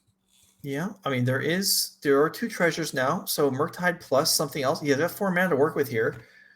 How big would the Murktide be right now? It would be pretty small. I think actually. It would be a 3/3. Yeah, it would. That's game number 1 moving to Stephen Dykman. Yeah, I wonder. I wonder great... if Michael even had something else. Well, I guess if he had something like a bolt, then he could grow the Murktide to be 1 bigger trade with the Rhino. But that's not to be. And fairly. Despite doing nothing for the first couple turns, Dykman picks up game 1 here with the Fury, the removal, and then the deck does its thing. Shardless and some 4/4s. Really nice game. It really showed off the power of the free evoke spells, along with a big tempo play like Shardless Agent for 2 Rhinos. To go with, it's really just showed off what the Rhinos can do. Okay, all right. So let's go ahead and bring up some deck lists, some sideboards. You can see what the players are working with here. Michael Cardoza. Again, no losses on the day, but 2 unintentional draws. Playing Jeskai Breach with also some source of green mana somewhere or other. There is a breeding pool for the Haywire Might in the main deck for the Urza Saga target, which I think is pretty probably stock inclusion at this point, but I do think it's pretty cool the way that fits together, and really just the whole way this deck fits together. Will, do you have any thoughts on Graveshot versus Oracle as a win condition? Yeah, I don't play a ton of Breach, but I know that when you play Graveshot 1, you get Jacantha, which is a pretty big upgrade. As we saw that game, I mean, if it wasn't that great, but it could have been. It could have been. You know what I mean? And then Graveshot as a card is better to draw naturally than Thassa's Oracle. The cost is that sometimes you end up in weird board states where you're comboing and you're not actually able to kill them. Thassa's Oracle is always going to kill them, no matter how much life they've gained, no matter how many cards. You know what I mean? No matter what. Graveshot sometimes it's not going to be able to get it done, but Michael chose to go with Graveshot today over Thassa's Oracle, and being rewarded, and Okay, so let's go ahead and look at Stephen Dykman's Temur Rhinos list. We've seen a variety of these today. We have not seen his. We've seen Oliver Tomajko, who is also in the top 8 with 3 Mystical Disputes main deck. Dykman's all his copies are in the sideboard. We do have I don't know, anything stand out here? Like last time we went through this exercise, there was the trio of Mystical Disputes. Anything stand out here as being unusual? Nothing here looks too crazy to me. I mean, the biggest thing that deviates from the norm is like the one main deck Murktide Regent and the two Mhm. copies of there's 2 copies of Fiery Islet. I think that might be a little abnormal. I think it might normally be like 1, but these are really just not big deviations from the norm. They're just Right. like small preference changes. Mhm. Yeah, so the one Murktide Regent, and I feel like we go back a few months and we were seeing one become immense. Yeah, and we sort of realized that there is a much better Delve card that you're allowed to play. Yeah. It is Murktide Regent. Yeah. You can sort of see that because that card has been dominating Modern and Legacy since it's been printed, and so very Mhm. fine option to go with a flex slot here, especially in a deck with no Delve cards. So Right. Yeah. So it's basically, I mean, the first Delve card is certainly free. No one's boarding in Graveyard Hate against you, so No. it's just always going to be. Yeah. And you can't run into yourself. We did see our Bonza player board in on License Search against. That's true. You're right. We did see that. So I stand corrected. I was pretty surprised, but if that Ponza player was hunting the potential one of Murktide or Become Immense, well, that's no Murktide Regents on their watch. Yeah, exactly. We have the classic 4-4-4-3 sideboard that we're used to from all these Rhinos decks. Your options are kind of limited because you're not allowed to play 2-mana cards in your deck, otherwise your cascade spells don't work, and so these are just the good ones. Okay, so we have a couple different options here to deal with Urza Saga. We have Blood Moon, which blows it up. We have Force of Vigor, which can take it out alongside something else if that potential is available. Do you like either one of these? I do like Force of Vigor. I'm not sure I'm a huge fan of Blood Moon, especially because you do have to kind of do a little. It's not like you're just a straight 2-color deck with a lot of basics, where it's really easy to play Blood Moon. It does have some potential to mess you up as well. So I think I would probably steer clear of that. But for Force of Vigor, I think that's pretty clear include against a deck that it shuts off. It makes it so they can't combo you, and it makes it so you can deal with Urza Saga with ease. It's a clear slam dunk in my mind. Okay. Endurance could also be good as it shuts down the combo sort of by you just accelerator. Yeah. But they can play through that though. Right. Yeah. That one they can play through. Yeah. I mean, that worries me about Endurance is that it's I mean, it has to have value other than breaking up the combo because it's not guaranteed to break up the combo. Yeah. But it can get value. They do have Emery and other things. So there's some graveyard stuff going on, like a value breach. You could just go into in response, and then it's pretty good. But okay, well, Michael, mulligan from Michael. Yeah, Michael taking mulligan, and Steven, I thought he was reaching for the deck there, but maybe he's still giving us some thought. And he's also going to 6. All right, so both players going to 6 here, or maybe Dykman, had a turn 2 kill there, but he's like, I don't want to have an unreasonable advantage over my opponent. I'm a good guy. I'm just going to mulligan anyway. Yeah, somebody tells me that that's not the case, but well, who knows? That's just because you're clearly not that type of nice guy. Yeah, so I'm just not nice. I'm just not nice enough. Yeah, right. Yeah. You just can't anticipate the plays. You can't foresee the thought process. It's true. Yeah, a champion individual like Steven Dykman. All right, we see the Giganta there once again for Michael at the bottom of the screen. And all right. So all 4 quarterfinal matches going on right now. We will get you. The plan is to show you Greg Pino versus Alford Tomajko after this match is concluded. And then if you're hunting for the top 4 in the finals, it'll be tomorrow morning. I believe it starts at 9 Central Time for the top 4. If you're watching this in the future on replay and you're seeing this match is close to over and the video is about to end, if you click on wherever you're seeing this, whether it's on YouTube or on Twitch, the next video is probably listed as Pioneer 5K, but the first hour or 2 of it will be the top 4 in the finals of this modern event. So that all being said, looking at I hate how you can't say looking at 6s now because it's still 7s. Yeah, even though it is 6, and it's just are your 6-card hand. They turn into 6-card hands. Yeah, it just feels better to say looking at 6s, but it's I don't know. Yeah, that's fine. We'll put that on the list of our mulligans. 87 things that I do badly as a commentator, like pointing out things that slightly irritate me. All right, Michael Cardoza, can he continue the streak of being undefeated on the day? And looks like he's going to 5. Take a second. Looks like both players are going to go down to 5 cards. Okay. All right. Will Kruger, have you ever, in a scenario like this, not necessarily in top 8, but in any time in the Swiss, where both players have mulled to, let's say 6, well, we'll say 5, and then someone says, hey, do you want to draw this game and then just redraw 7? Have you ever had this happen? I have not done that, and I would immediately no, sir. Okay. If somebody said that to me, because I would imagine that they know something that I don't, and they think that it advantages them, and I say, nope, we are going to continue this game how it is. I have done that a couple times, although both of them, however many they were all a very long time ago.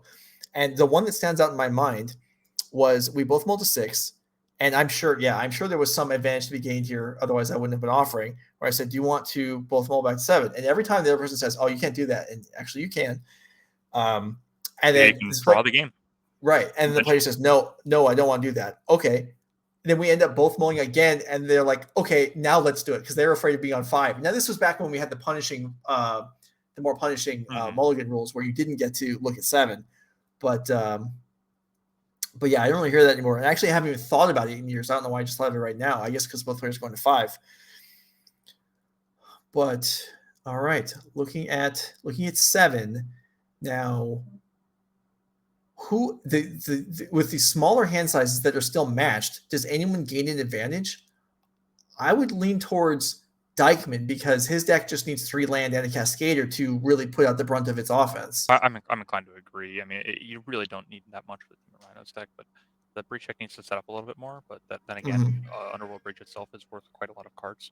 So right, I would say advantage Dykman. Like if one player could choose to have both players mulligan to 5, Dykman probably would. But yeah, and that's exactly what I mean. And the question is like, yeah, if one player could choose that.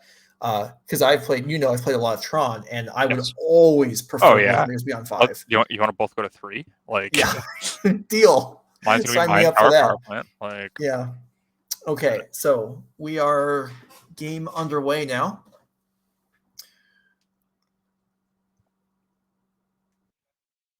Let's go ahead and get a Sacred Foundry here. So normally the first fetch here is Steam Vent. So if I'm Dykman, I'm thinking about what white cards Michael has that he wants to play.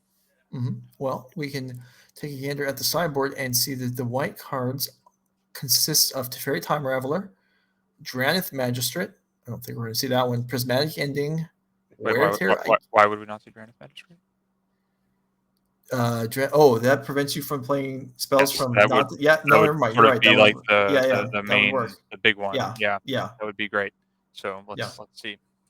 Because that's not symmetrical, right? It's just opponents. No, it is opponents. Yeah. Yeah. Okay. Yeah. So that would be, if it's symmetrical, it would likely not be in Michael's it wouldn't work. But I believe that I would guess that's actually very likely to come down here. But we'll see. Maybe it's just a Ledger Shredder or some such. Paired with a Bauble, Ledger Shredder could be really nice. I mean, I guess if I was going to say if Michael had the basic island in hand, but he didn't. He fetched that also. Yeah, he just went ahead and grabbed that with the Island turn. Really nice lands here. We got an Onslaught Flooded Strand and a Old Border. Okay, so just a Ledger Shredder.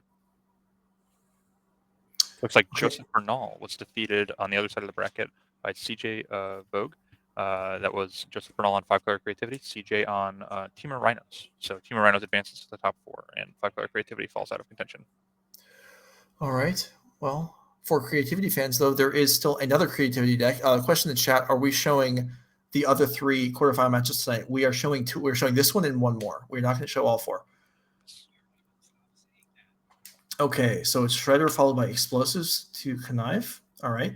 And there's a Breach. It's discarded, and that's, Explosives is going to go ahead and represent killing Steven's first copy of Crashing Footfalls very cleanly. And we don't fetch, so that might indicate that we want to draw a land. We have 0 or 1 more lands in our hand, and there is a Scalding Tarn, so whether it was drawn this turn or we had it, not sure. But all right, so Steven, so what are the options here that he can be contemplating? I mean, assuming he has anything to do at all, he could have an ice for a land. He could have... let's see. Well, I mean, I guess there could be Raisin Borrower to bounce Ledger Shredder, but that doesn't seem super exciting. Yeah, that would not be the best play, but got to do what you got to do, and these first two turns before we can really get the Cascade cards going is not great for Rhinos. Notably, Cascade does sort of force you to play 2 spells in the same turn because of how it works. That would give a Connive off of Ledger Shredder, which would actually move it up to a 3/5 if Michael's so inclined as to discard a spell, which would block a Rhino quite well. Yeah, and that would be rough because those first set of Rhinos, like you were saying, are getting blown by explosives already. So if Steven has to grow the opposing Shredder just in order to trade with the explosives, that is that's not ideal at all. I mean, if that's what you have to do, okay, do it. But it's certainly not we're gonna appealing. Continue not fetching, and I think I might have caught a glimpse of a basic island in Steven's hand. I'm not no land at all, so we're just gonna go ahead and pass the turn. Neither player with land 3, and we're just gonna sort of play this draw go game. I'm gonna attack you with Ledger Shredder, pass the turn. I'm gonna draw. I'm gonna pass the turn. Well, okay, so we speculated that on 5-card hands that the advantage might be for Steven, but on 2 land boards, the advantage is massively in favor of Michael. Yeah, absolutely. And this Mishra's Bubble might be a good way to connive if we have another spell to follow it up. Although I imagine if we had another spell to follow it up, it would have been played last turn. And now we're going to see if Steven's drawing another land. Steven doesn't know. I don't know. You don't know. The only one who knows right now is Michael Cardoza. Yeah, I mean, he could have tilted that upwards for us to see, but no. No, it'll remain a mystery. We'll find out together. We might, or maybe it just goes into Dykman's hand and he plays a land and he's like, I was holding it. You guys don't know. And maybe Dykman will fetch, deny the information. You got to win the information game. Are we? So Michael, I think we're still on Michael's first main phase here. He's I think what so to do too. now that he's seen Steven's top card. He's figuring out how to best proceed, and it looks kind of unclear. And we know he doesn't have a third land because he certainly drew the Mishra's Bubble, and it looks like he's going to go for Expressive Iteration. No, he's going to go for Underworld Breach. Okay. So this is just to rebobble. That's going to and pick up another card. I think that we're basically just cycling. And so what this screams to me is that it's likely that Michael has another copy of Underworld Breach. Would be my best guess. Or maybe that would be. There's already one in the graveyard. So yeah, this is. So maybe you're right about that. But here is the connive. Just desperately looking for land here. So this you're right. This breach is basically cycling for bobble, and it's a very very low value card. Very low value use of a high value card. Right. Maybe he's decided that we're unlikely to get much value out of it. It looks like Steven is pondering potentially countering this with maybe Fortune Negation. Maybe he's going to use Endurance to shuffle the graveyard in. It's kind of unclear. Also, so what information could Michael have seen there that would lead him to, like, if there's not a land on top of Dykman's deck, would that lead Steven to just try and jumpstart his mana? Yeah, I mean, it could. I don't even know exactly what conclusions you would draw from different reveals, but that is interesting. Maybe what happened is that there's an Endurance on top of his deck, and he says, "You know what? Okay, I want to play this Underworld Breach before you have access to the ability to, for 0 mana, shuffle my graveyard into my library or shuffle it to the bottom of my library, whatever. And I want to get my value out of it."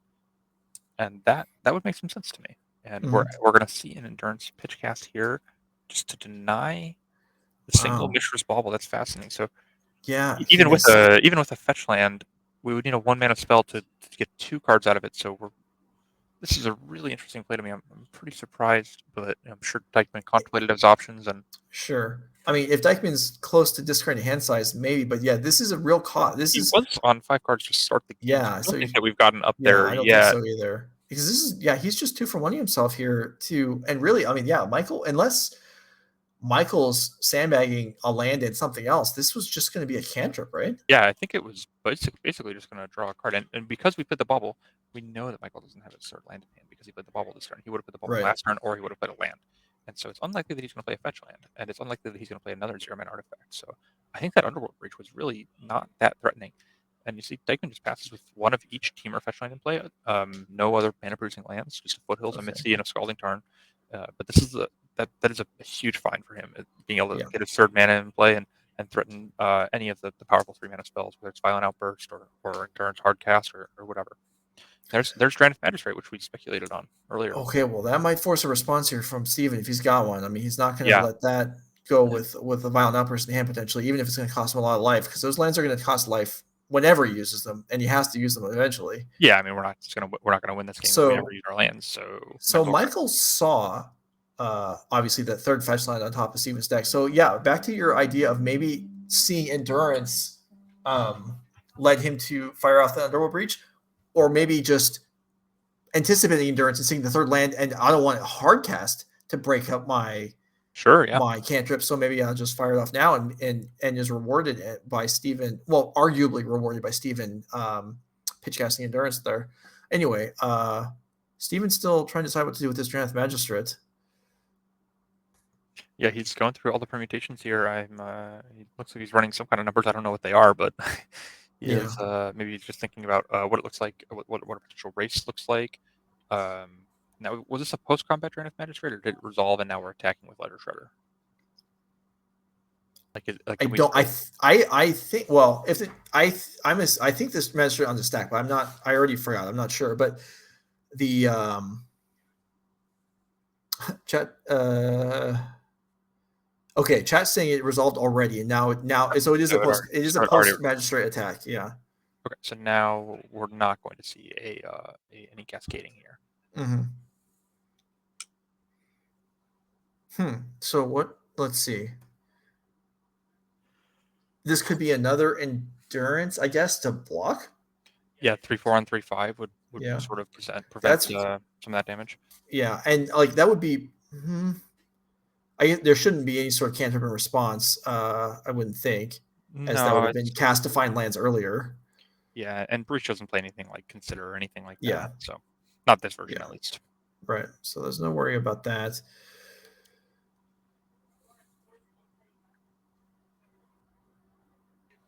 Definitely, I imagine you're right, and there is another copy of Endurance that is about to be used here to probably just block and go 3/5 on 3/4 on 3/5, and we're gonna go for Gone, and we're gonna go for Bounce your Ledger Shredder. And so that's interesting because we're gonna go for Spell Pierce to fight back, and we get a Connive. It's a big deal because now it's gonna, with Dykman at 8 life, we can get this Ledger Shredder up to 4 power, and that's 2 turns. Huge deal to have the Spell Pierce back up here.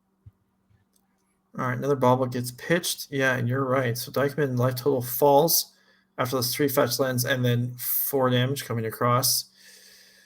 And he's still, now, boy, all of his main plans are locked out 2 ways by Magistrate and Explosives, but the Shredder is the problem. And that's what's actually dealing the damage. Yeah. Now, it's very difficult for us to assemble any Rhinos this game through the Explosives and the Draenith Magistrate. And even if we could, we'd still be dead. The Shredder is what's closing the door for sure. And we're going to go for Gone to bounce the Ledger Shredder and just sort of tread water. We're really not making much progress here. That is not what you want to see. I don't really know what card Dykman could have played to get out of it at this spot, but it was not that. Yeah, all right. So fetch land's getting rougher and rougher to use. Here's a Teferi, another lock on Rhinos, and Dykman's like, okay, we can go to game 3. Oh, I'm sorry. Both players shifted and things got picked up, and I assumed the game was over with. It was a force. I'm sorry, that's what happened. We got forced, and correct. Yeah, I don't know how I misinterpreted that, but.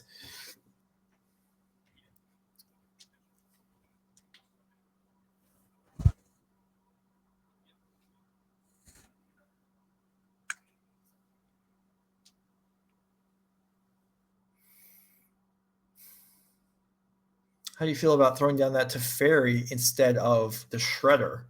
When the Shredder's a clock and the Teferi is when the Rhinos are basically locked up already. Yeah, it's an interesting call because the Teferi would lock out the Rhinos. Like you said, we have a Draenith Magistrate and an Engineer Explosive, so that's not really happening anytime soon. And I don't really know if there's a huge punish for the Shredder. So I think I might have been inclined to have gone for the Shredder over the Teferi on that one turn, but. Now that we're here, we only have 1 blue mana. So given the option between Emery and Shredder, we've gone for Emery. And, Emery notably with 2 toughness, Draenith with 5, so we're not exposing ourselves to Fury on 2 creatures. So definitely... All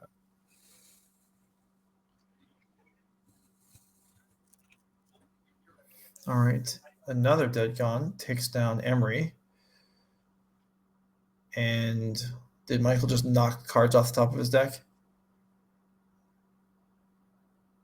Yeah, I think that's what's happening. They're resolving the judge call right now. Yeah. All right. So once get that sorted. So this Magistrate is going to come across here for a free point of damage. And Dykman, I mean, that means not that 4 mana is really a flashpoint for his deck, but that means his Shocklands cannot come in untapped anymore, further decreasing options. Yeah, it's really just I guess Otawara Bounce would require a 4th mana, but there's no way that's in his hand either. no, that's not possible. So yeah, this is going to be a difficult one for Dykman to get back into. But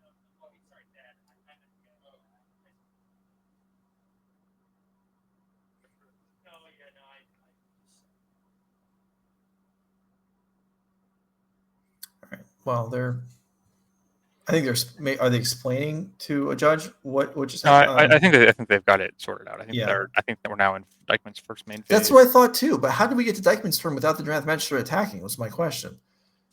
I think we might have been playing around Hardcast Endurance. Oh, okay. That's totally fair. That makes sense.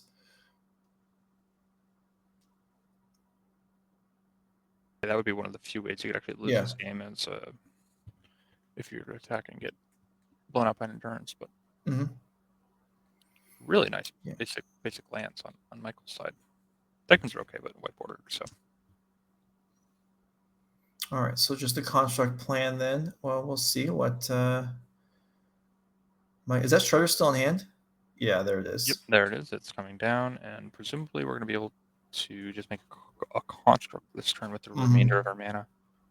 Yeah, and Michael may be empty-handed now, but there are plenty of defensive cards on the board. If there is an Endurance in Dykman's hand, probably a decent chance we just see it hardcast now, right? Yeah, I mean, he didn't use his mana. Well, we're now on Dykman's end step, but I imagine that it would have been, if it was in hand, it would have been used earlier. Yeah. You know, Michael has shown that he's willing to play around it, so you may as well use it. Yeah, we're just going to make another construct here. These things are going to be 4/4s after we've resolved our search ability, and they'll be able to attack into Endurance easily. There are also lethal threats. A Force of Vigor here would be like a problem in the sense that it would do something, but I mean, Michael's so far ahead that it's going to be really for.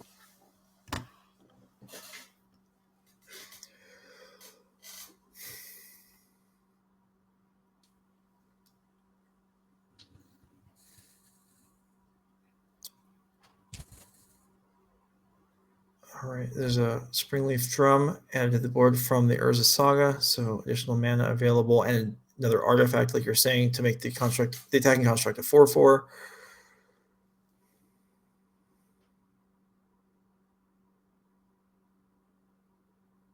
Tapping the Summoning Sickness construct for a mana, and we're going to go for a Teferi Time Raveler. Oh, well, that will certainly. I would imagine that unless it's Force of Negation pitch, right? That's the only way that Dykman would have enough resources left to survive the turn, I would think. Yeah, I think that we are just done. We're done here. So very just many ways to stop Rhinos after sideboard, powerful sideboard options like Teferi Time Raveler, Granite Magistrate, Engineering Explosives, all coming in to be a huge deal. Very rewarded for respecting the Rhinos deck in deck building. So yeah, we're going to see them move on to game 3 here. Yeah, and Dykman can still, have a lot of confidence, even though he got pretty much trounced by a couple of cyber cards there. The Magistrate is a one of. The Explosives, there are 2 copies, and both players are on 5. So this is really not, I don't think any real conclusions would be drawn from that game.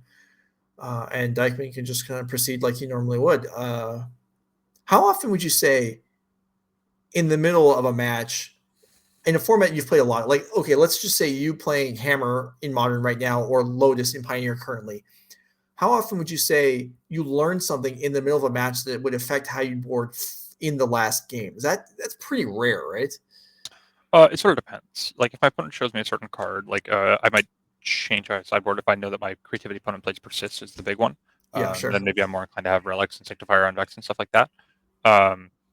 But it sort of depends. Like, I mean, how well prepared are you for the tournament? If you're going in blind, then you're absolutely going to be doing it a lot. If you haven't done a lot of practice, but if you've done a lot of practice, then that's going to be happening less so. I mean, it should still happen because if you learn something, you should be able to adapt on the fly. That's one of the signs of a strong Magic player is adaptability and willingness to sort of think on your feet and being able to just adapt and change.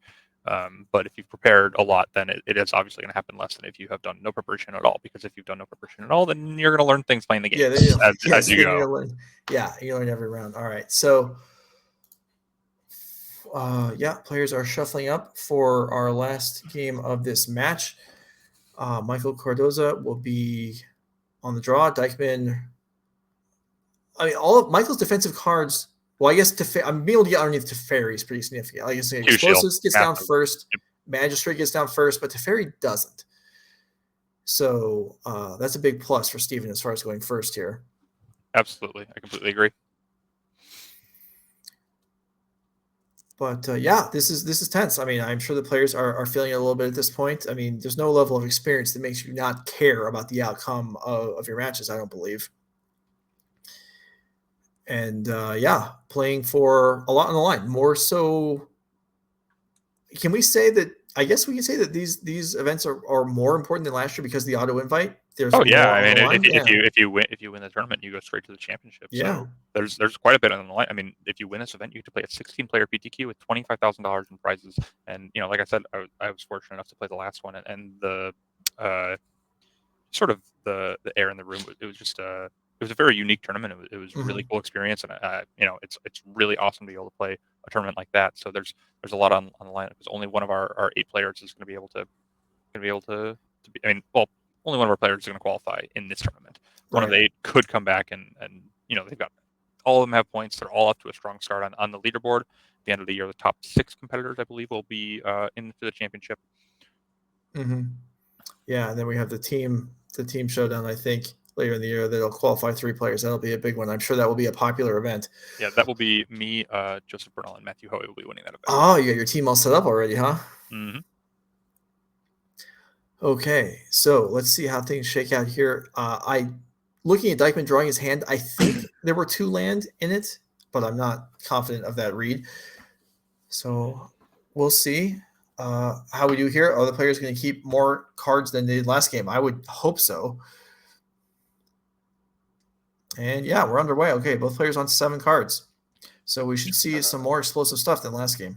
Yeah, just a turn 1 Wooded Foothills, no suspending crashing footfalls, but even if you had it in your hand, you might want to hold it in case you draw Force of Figure here if you're Dykman. Sure. But yeah, both players kept 7, so we're definitely going to see a stronger game. We're not going to see as many missed land drops. We're not going to see as much struggling to function, really. We're going to see both players probably curving out and using all their mana, interacting with each other, all that stuff. Yeah, the foundations of modern Magic should be well on display this game around.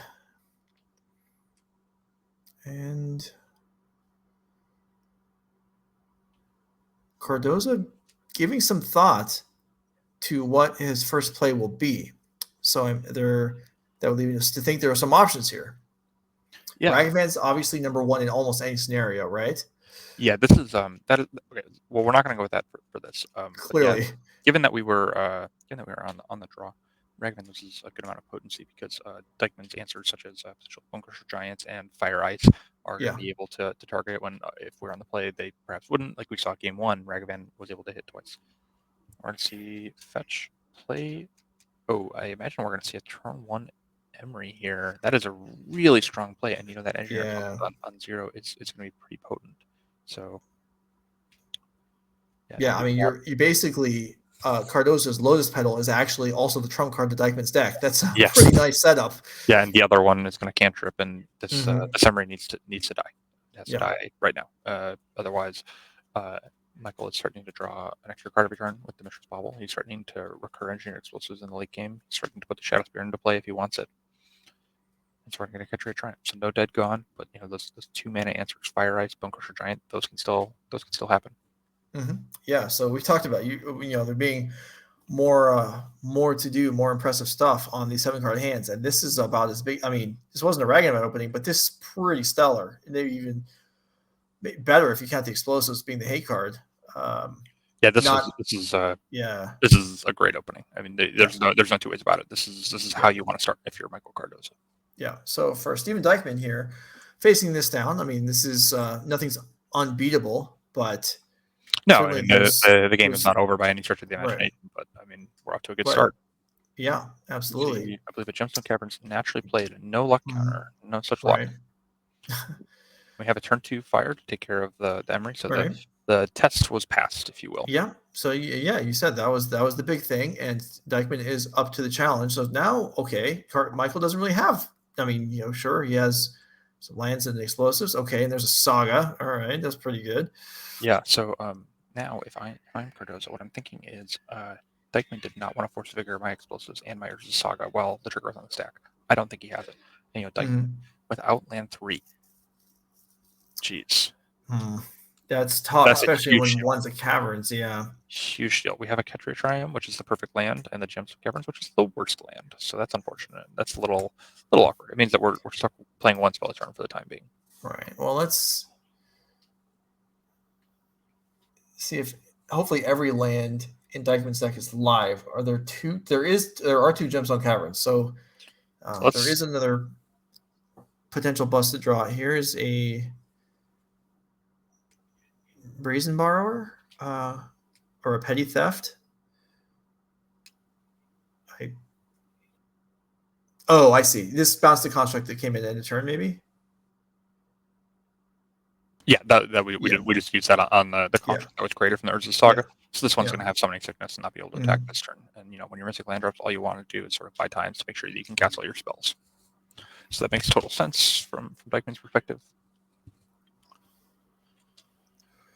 Yeah, and I mean, Michael Cardoza, that was a great turn 1. I mean, next couple turns making construct tokens. I mean, that's fine, but that's nothing to be real excited about.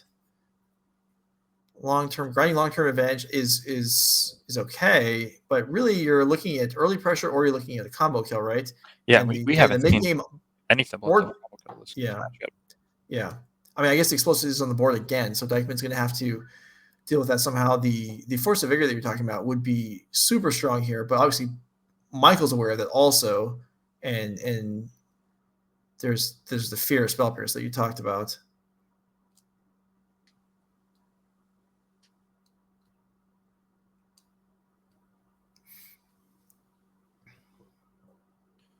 No follow-up play like a possible Emery or Ledger Shredder there with the 2 mana. Perhaps we're sitting on a counterspell. A Draenith Magistrate that turn could have been really powerful. Does Dykman find land 3? This is a huge deal. Every turn that Dykman does not find it is that's a stomping ground. He's got it. So okay, we've got a game.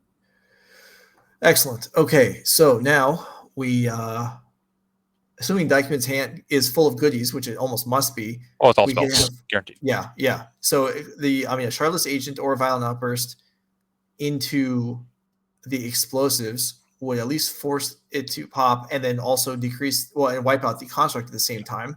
Yeah, I believe we just passed the turn here. If we have the option of Violent Outburst and Shardless Agent, then I think it makes a lot of sense to go for Violent Outburst, because it means that Michael's going to not be able to use, if we went for Shardless Agent, Michael would be able to use this 2 mana on Engineer Explosives and then trade for the Rhinos very evenly. But now we're wasting his 2 mana. So we're going to be able to say, okay, you have to activate that next turn, or you're going to take 8. And instead of just giving him a free roll, so to speak. So that is, definitely given the option of both, I would certainly go for Violent Outburst this turn. And we're going to go for a Ledger Shredder. So now if we have it, I think I'd like to see it in response to deny the Connive, but it looks like we're just going to go ahead and let it resolve. Perhaps we're holding up Hardcast Endurance, and our plan is to do that. Maybe. So we can start attacking. And we're going to go ahead and play around the Hardcast Endurance. Very heads up from Michael Cardoza. He's shown an unwillingness to attack into Hardcast Endurance. Yeah, multiple points. And here with, the 3/3 construct will get turned aside. So for Dykman here, if you have the Endurance, I feel like the obvious choice or the easy choice is to lean towards just hardcasting it anyway. But it is going to be Endurance here. There is a significant presence in Michael Cardoza's graveyard here, but we're going to find, it's just going to get tucked away there. Yep, and somehow Underworld Breach is not going to be an option for the foreseeable future. We're going to have to rebuild. All right, but rebuilding from a board state that's already pretty solid. But again, like you said, and everyone watching knows, and Michael knows also, that Dykman has all gas in hand, and there's a 4th land. Yep, so that's a timely 2 lands in a row there for Dykman. But were they too late? We're going to find out. It looks like Michael Cardoza, I believe, has 4 cards in his hand and is representing some strength. He has the first copy of Correction Pitfalls covered with the Engineer Explosives on 0 that he played on turn 1 to accelerate out an Emery Lurker of the Lock. He's trying to assemble an offense. This Endurance not dying to Engineer Explosives start, but if he were to attack, it would just get double blocked by a Construct and a Ledger Shredder. Is that something you're okay with? Notably, if Michael wants to pop the Explosives, it will kill his own Construct, so there's some value in that. There are vulnerabilities, though, for a double block on Endurance. I mean, there are interactive cards. Oh, yeah, there's all sorts of things that could happen. Yeah, so, Michael had already made up his mind. It's just not blocking. Yep, makes total sense. And we're just going to see a passing of the turn. We're going to see an unwillingness to let Michael efficiently use his mana. I really like this play from Dykman. Yeah, and Dykman does have Dykman now has the mana available with the fetch land to get the Brazen Borrower in play, so he conceivably could muster some sort of offense here. Another Shredder for Cardoza, but if there's no... Are we going to see Cascading in response to deny the second Connive? Okay, it is resolved. I believe Dykman just said it's fine, and we're moving on, and we're going to cast Expressive 2 Connive triggers. What a play. Yeah, this is nice. This will really... now, I can't tell how many... Michael's got a couple cards in hand, maybe 3? So, well, actually, it looks like it's maybe 4, but either way, it's a bundle. So these Connives are not just going to be, milling. This is going to be real card selection here. Oh, yeah, we are going to be able to sculpt we're going to see the top 5 cards of the library. We're going to be able to sculpt a hand. Yeah. Looks like just at the next table over, Oliver. Well, hold on. So before we... So I don't know... I saw that also, the result. I know for sure that we're not going to, if we're showing the time shift match. We're not going to time shift. I'm getting next to Army saying we're not going to do that. Okay, go ahead. Yeah, Oliver Tomajko has defeated Greg Pino. That was Team of Rhinos triumphing over 4-color creativity. So that was what we saw happen. On the other side of the bracket, Joseph Bernal getting defeated by CJ Voege. Same matchup, although it was a slightly different builds on both sides. But yeah, we have 2 Team of Rhinos players in top 4, plus the winner of this match. Dykman trying to make it 3 out of the top 4 being Team of Rhinos. We had 3 in the top 8. Can they all win their quarterfinals matches? Well, that would certainly be a show of strength. All right. We have 1 counter picked up and 1 land discarded. Actually, we're still in the middle of resolving this. Okay. Now resolving, yeah. Yeah.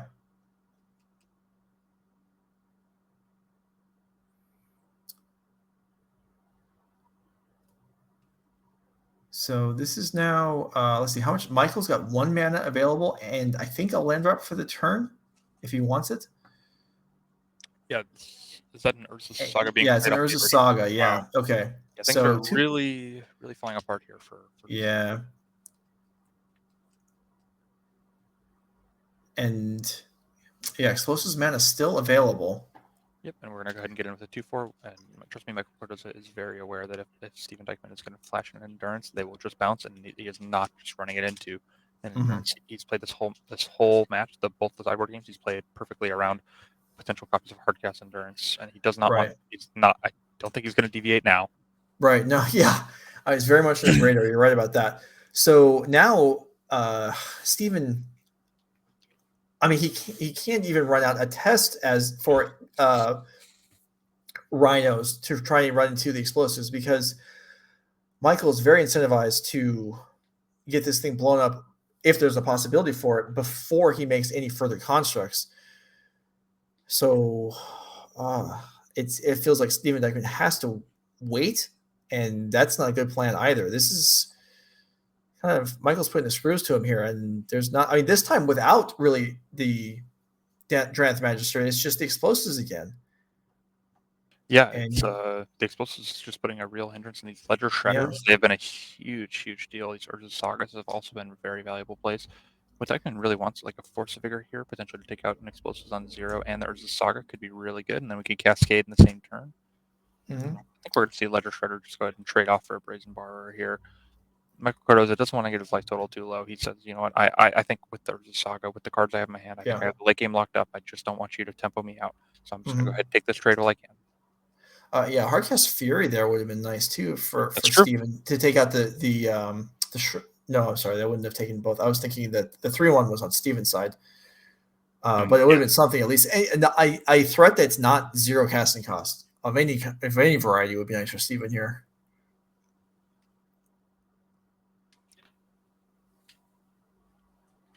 So the Ursa Saga goes ahead and ticks up to 2 chapters.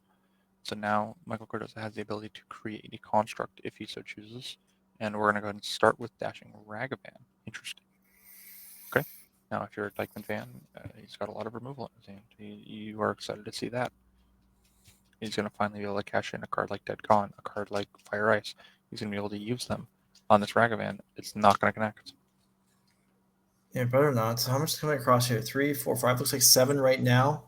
Yeah, that looks correct to me. Although it can go to 8. Yeah, if we wanted to activate our Urza Saga now, it would go up to 8.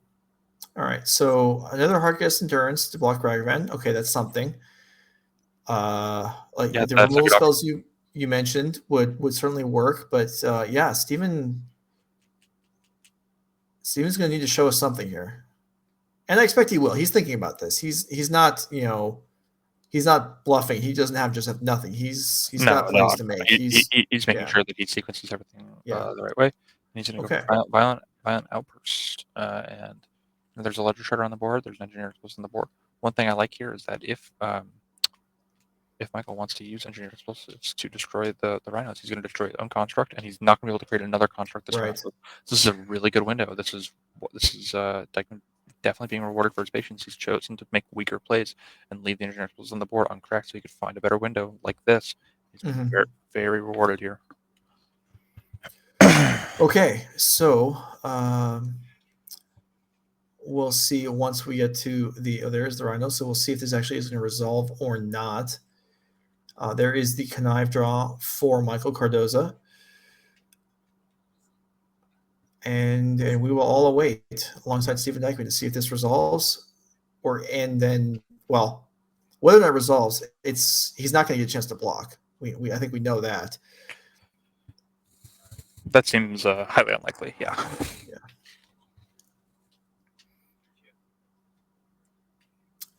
But yeah, you're right, because this would basically, if the explosives blows up here, that effectively trades for 2 of Michael's tokens.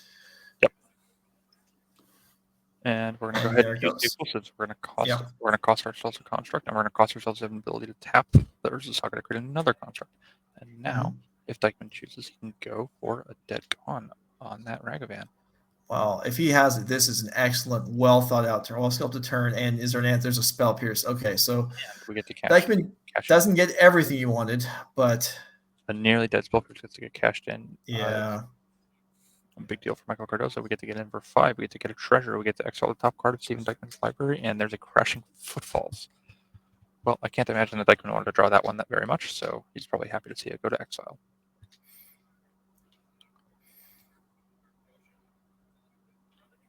Okay, well, things certainly improved for Steven Dykman over the last turn. I think Michael still has. Michael's got another Urza Saga. Okay, well, Force of Vigor would be looking real strong here right now for Steven, but that's Force of Vigor would be an amazing play, destroying both the sagas. We could leave the Ragavan back on D, or we could leave the Endurance back on D, block the Ragavan, can't attack, 3/5 on 3/4, so there's no damage. And then looks like Sarah Shearing has defeated Ari Collins in the Izzet Murktide Mirror. So our top 4 is Sarah Shearing, CJ Voege, and Oliver Tomajko. And then the winner of this match will join them. Will it be Michael Cardoza on Jeskai Breach, or will it be Steven Dykman on Temur Rhinos? Will there be 3 Temur Rhinos players in our top 4, Joe? Yeah, I mean, there certainly could be. And if that's the case, then Sarah Shearing gets to go to bed tonight only having to plan for 1 matchup. Yeah. But we'll see. Michael Cardoza certainly seems up to the challenge here. Steven Dykman, it's hard to even. I mean, he stabilized the board for now, but those 2 Urza Sagas are looming. Is this? He's going to continue attacking in here. All right, Michael dropped to 7.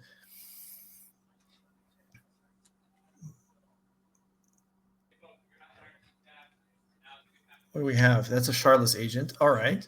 Okay, so that's gonna give Michael Cardoza a connive, but now Steven Dykman has managed to navigate this game so well. He's managed to navigate it to a point where, through an Engineer Explosives, he has 3 Rhinos in play, and he has a Shardless Agent. So he has 14 total power.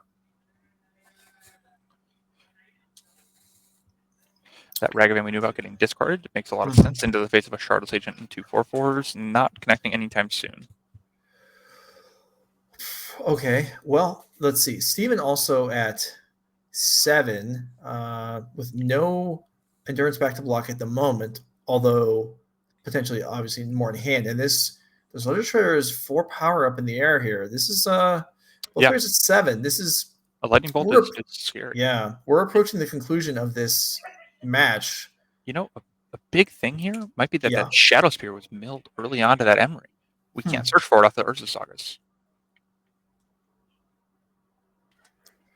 That's a powerful tool that Urza Sagas decks will use to be able to race in spots like this. But because it was milled to Emery, we don't have access to it. We can't search it out of our deck right now.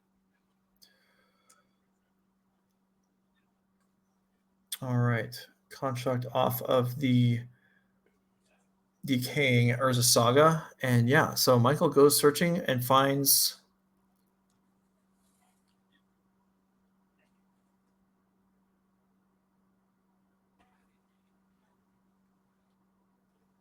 okay.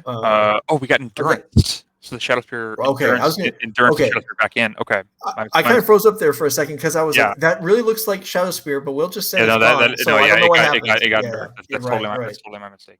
Okay, well, that's an easy mistake to make. I don't fault you for that. Yeah, it got milled. Okay. It didn't get milled from one, but it got. All right. So even without let's see. If an equipped attack for 4 would leave Michael at 11. I think it's an attack for 5. You're right. Okay, you're right. So leave him at 12, which is still dead if the construct was dealt with. So that seems. It's a dangerous. I guess there'd be 2 constructs to block with. You'd have to tap 2 mana to activate the Shadow Spear. Oh yeah, you're right. And then you would not be able to get a construct. Yeah. So that seems a bit optimistic.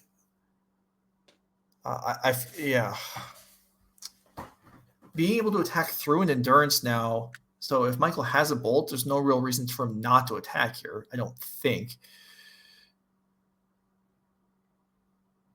I don't expect that he has one, but if he did, the Shredder would go in, and you would probably not equip first because you would still be afraid. And there's still plenty of things to fear. A Dead Gone or an Ice could make this unpleasant for Michael in a hurry.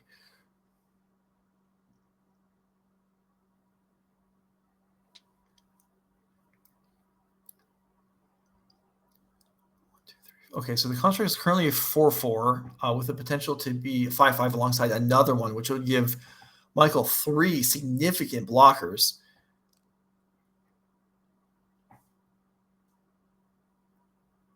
This is dead. This is a very tight game. Yeah. Steven with at least a couple cards in hand, and I think we're still in a spot where Michael can almost know that those are not lands. It is very likely that's the case, given that land drops were missed earlier in the game.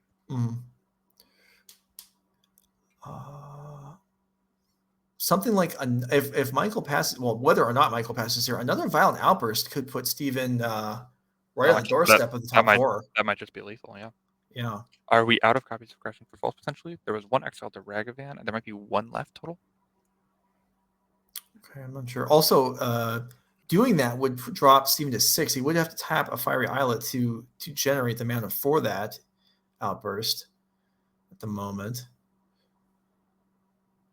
I think that priority is currently on Dykman, and I imagine that we are in Michael Cardoza's end step, and he just go starting to make a construct would be my best guess. If he makes a construct, then they will both be 5/5s. So he'll have 2 5/5s and a 4/6 on defense versus 2 4/4s. All right, here we go. Steven will take a point of damage, tap the Fire Islet. It's a Dead Gone. Got a 5 life. The bounce, presumably. Nope, not Ledger Shredder. We're going to go for the construct. Okay. So this leaves with another construct still to be made. There's not a lethal attack here. At the moment, Michael would, if Steven attacked all out and Michael only had the construct, Michael would fall to 2, is my count at least. there is 2 available mana for Michael. If he wanted to make a construct and block, he still has the Springleaf Drum and the Treasure. So he could have further spells to cast after blocking. Looks like we're going to go ahead and start by just cycling the Fire Island. Okay. Looking for interactions. That's definitely a show of weakness, saying that we don't have what we need just yet. All right, here comes everything. Construct created. So this construct is a 4/4. So that's significant. Just trading with a token. Oh, Steven's not done though. Steven's got more stuff. He's reaching for mana. He's reaching for lands here. And Tap Ledger Shredder. Oh, ice. Okay, Ice Trap Shredder. This allows us 1 block, and this will allow a lethal attack to get through if Michael doesn't have another answer. Spell Pierce can be paid for. Yep. That's a good game. And that's it. That is it. Wow. Look at that. Fantastic match. Steven Dykman. Awesome match. Yeah, awesome match.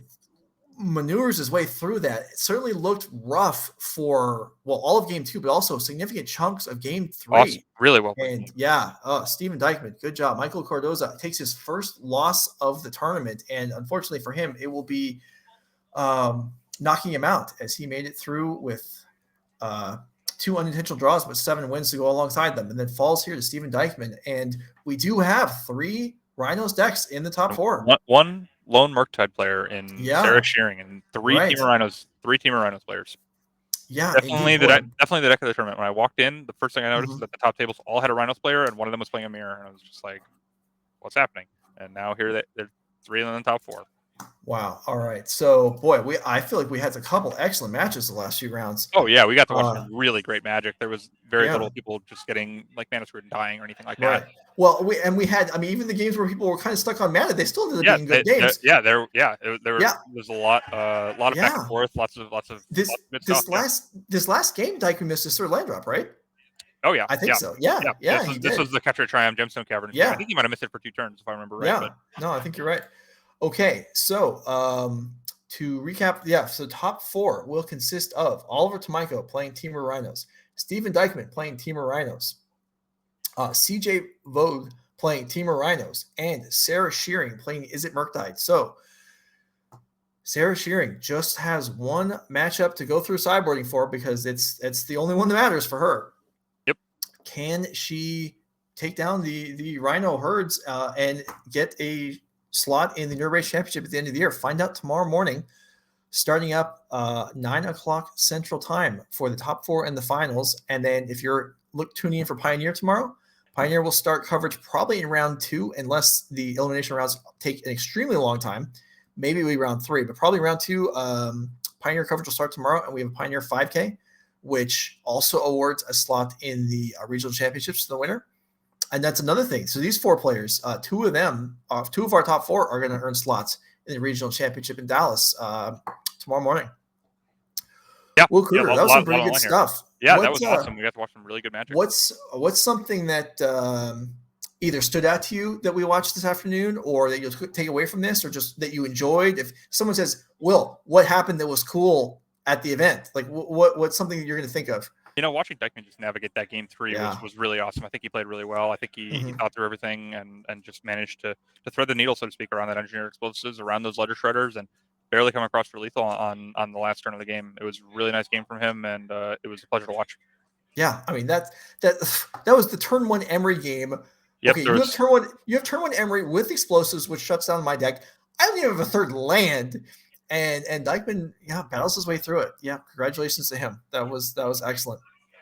So I think that's going to do it for us for today. So tune in tomorrow morning at 9 Central, like we said. If you are interested in marking your calendars for future events, whether you want to attend in person or if you want to watch online, we'll put the schedule back up here to finish the day for those of you in the evening crowd. There we go.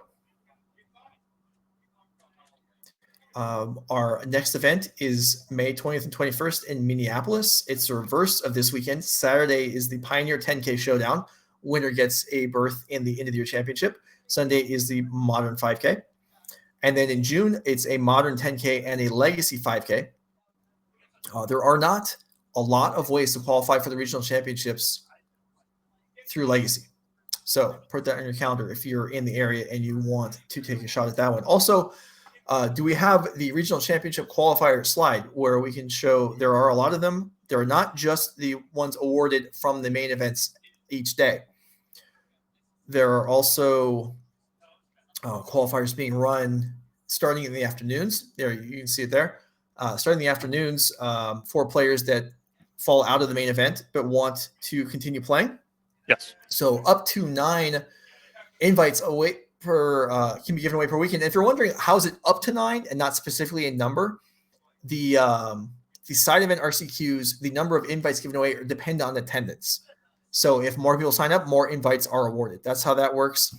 Anyway, if you're looking to qualify and you live in the Midwest, this is the place to do it. If you're looking to qualify for the championship, if you're looking just for some quality Magic and you have some time on your weekend free and you want to know where to tune in, twitch.tv/NRG Series, find updates about things like that on Twitter or on Facebook. Will Kruger, thanks for being here. If people want Thanks for having me, man. Yeah, I mean, no, I think you did an excellent job. I know this is not something you've done a ton of, but we are happy to have you along. Thanks. If people are looking to follow your exploits or potentially hire you as a coach, where do they find you? I'm just on Twitter at my name with 2 underscores in between because somebody else has my name as a Twitter handle. And then on Twitch, I am xwhale. That is also my Magic Online username. Yeah, let me tell you, I somehow was trying to find you on Twitter. Yeah. And I was like, okay, xwhale, nothing. Okay, underscore xwhale, nothing. Okay. Yeah, my name. If you search my name. It's your name with 2 underscores in the middle. And it took me like 9 tries to figure that out. But that's how you find them. Yeah, that's me. Anyway, he's Will Kruger. I'm Joe Lissette. This is NRG Gaming. Thank you for being here. And we'll see you tomorrow morning. Mason and Doomwick will take you through the beginning rounds.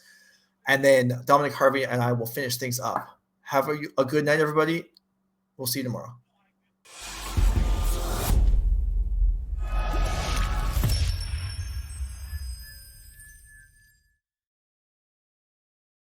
Hey, everybody, welcome. It is a Sunday morning here in Mundelein, Illinois, getting ready to kick off our semifinals and finals here of our tournament that began yesterday. We played 9 rounds and a quarterfinals.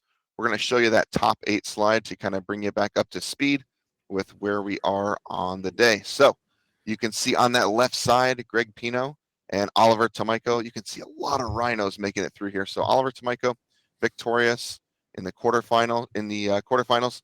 Stephen Dykman also played a really amazing match against Jeskai Breach. Saw them take down their quarterfinal match as well. CJ Voege, another Temur Rhinos player, taking down Joseph Bernal, playing 5-color creativity. And then Sarah Shearing, the lone hero, playing Izzet Murktide in the bottom right, took down Ari Collins in a mirror match. We're going to watch Sarah play against CJ Voege here in our first semifinal of the day. I'm going to leave it to Devin and Mason to go over this kind of thing, but you can see pretty dominant performance from Temur Rhinos, putting 3 copies into the top 8, and then gonna go ahead and win 3 matches and make it all into our semifinals. So with that, looks like the players are just about set to kick off our semifinals here. And remember, we're gonna have another tournament after this today as well. So stick around, get comfy, and I'm gonna send you down to Mason and Devin to kick us off in our semifinals. Hello and welcome to the semifinals here. Like Matt said here in Mundelein, we have Sarah Shearing on Izzet Murktide and then CJ Voege on Rhinos, and joined here by Doomwick. I'm Mason Clark. And Doom, it's all Rhinos versus Sarah. You could argue she's the hero despite playing Murktide. Yeah, this is what we call in the business the hero deck. You know, this is like the what Aspiring Spike 2 refers to as the hero deck. And I guess Sarah is our hero in this top 8. Tournament absolutely dominated by Rhinos, which, you know, I mean, if many people watch my stream, I am a big fan of Rhinos. And, you know, no bias here. But yeah, we'll have to see if Sarah can take it down. And she definitely has some tools if we maybe we can get to that in the post-sport games. But she definitely came prepared for the Rhinos this weekend. Yeah, Sarah's someone actually that I know personally and talked to a little bit before the tournament. I knew this was one of the decks along with creativity that she really thought was going to be pretty popular outside, of course, Murktide, which is always the most popular deck. But I wanted to ask you, because you said you are such a big Rhinos fan, you play it so much. What do you think led to its dominant success this weekend? And this is a deck we've seen always perform well on not only our circuit, but just in Modern in general. But this seems like the first weekend in a little while that has been completely dominant when it comes to paper. What do you think sort of led to this perfect storm? Tough to say. I think that there maybe has been a slight resurgence in creativity over the past couple of weeks. And traditionally speaking, at least in my experience, that has been a fairly good matchup for Rhinos. We actually saw Joseph Bernal get dispatched in the quarterfinals by a Rhinos player. So I do think that might be part of the reason. It's also just a very consistent deck. It's very good at what it does. It does the same thing basically every game. It's always going to try to put 10 power to play on turn 3 or 8 sometimes in the case of Violent Outburst, but just a very proactive deck. And also, it just has a lot of tools to deal with the aggressive decks. Like you can customize your Rhinos deck depending on how many Ragavans you expect. You can play more copies of Dead, Gone, and Fury. If you expect a lot of Murktide, you can play more subtleties, which we saw some players do. You can even play main deck Blood Moon if you expect a lot of big mana. So just a lot of customization. And if you have the metagame read down correctly and you make your main deck choices accordingly, you can definitely have some good success. And we saw a lot of that this weekend. Oh, that's true. Also, with players like Oliver Tomajko coming back into the fold, you're going to see a lot of success with every deck he picks up and play. Not to say these other players aren't great as well, just someone who's been known to have dominance across all TCGs. Is going to be interesting to see if Tomajko can take it down. He was tweeting about going to take it down about 2 weeks ago that he broke Modern, and it seems like maybe he broke Modern, and so did at least 3 other people. Right. Yeah, and Oliver actually had some interesting card choices. I don't know if if we'll get to Oliver at some point, but he actually played main deck Mystical Dispute this weekend. So definitely a bold choice. But if you maybe expect a lot of Murktide Regent, that's a pretty good call to make. Yep. Yeah, we see Sarah here kept 6. CJ looks to be keeping 5. Is figuring out exactly that last card. Viewers at home might have saw Sarah kept Spell Snare. Might be a little surprising at first glance, but you gotta remember the cards like Fire Ice do count as 2 mana cards. And it looks like Sarah is off with turn 1 Ragavan.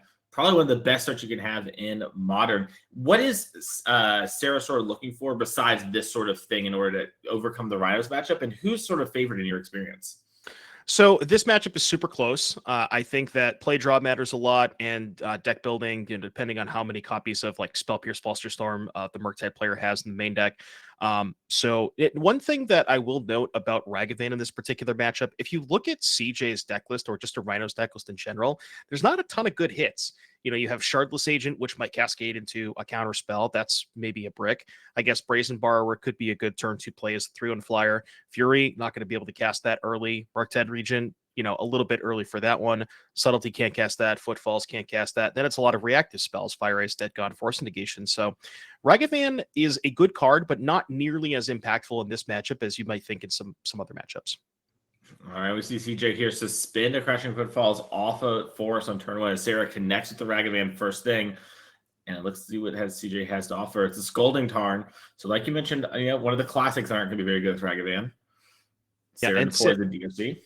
And Sarah also kept the Spell Snare, respecting Brazen Borrower. There's 4 copies of those in CJ's deck, and that is a really good answer because the Petty Theft half of that card is 2 mana, and that's a really clean answer to Murktide Regent. It's going to set Sarah back a lot of resources, cards in graveyard, so definitely a heads up to keep the Spell Snare there. 100%. So you see CJ here, Shock and a Steam Vents. CJ seems to be might be having a Fire Ice as he is targeting both. But there's the Spell Snare that we talked about. Yeah, Sarah came pre-prepared for that. She kept in the mulligan, and now CJ is like, wait, my deck doesn't play 2 mana cards. Why would you have that card?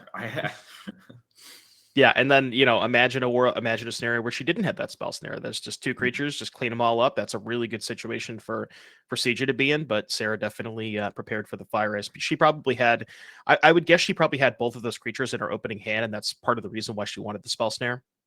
Mm-hmm. Yeah, she definitely had the Ragavan. I thought it was the second Ragavan, but it might have been this DRC. Either way, though, she was just definitely thinking about the card, both Fire Ice and Brazen Borrower, and realized that even though the deck doesn't have any 2 mana value cards, it technically has some 2-cost spells. So we do see a Surveil here happening from the Spell Snare.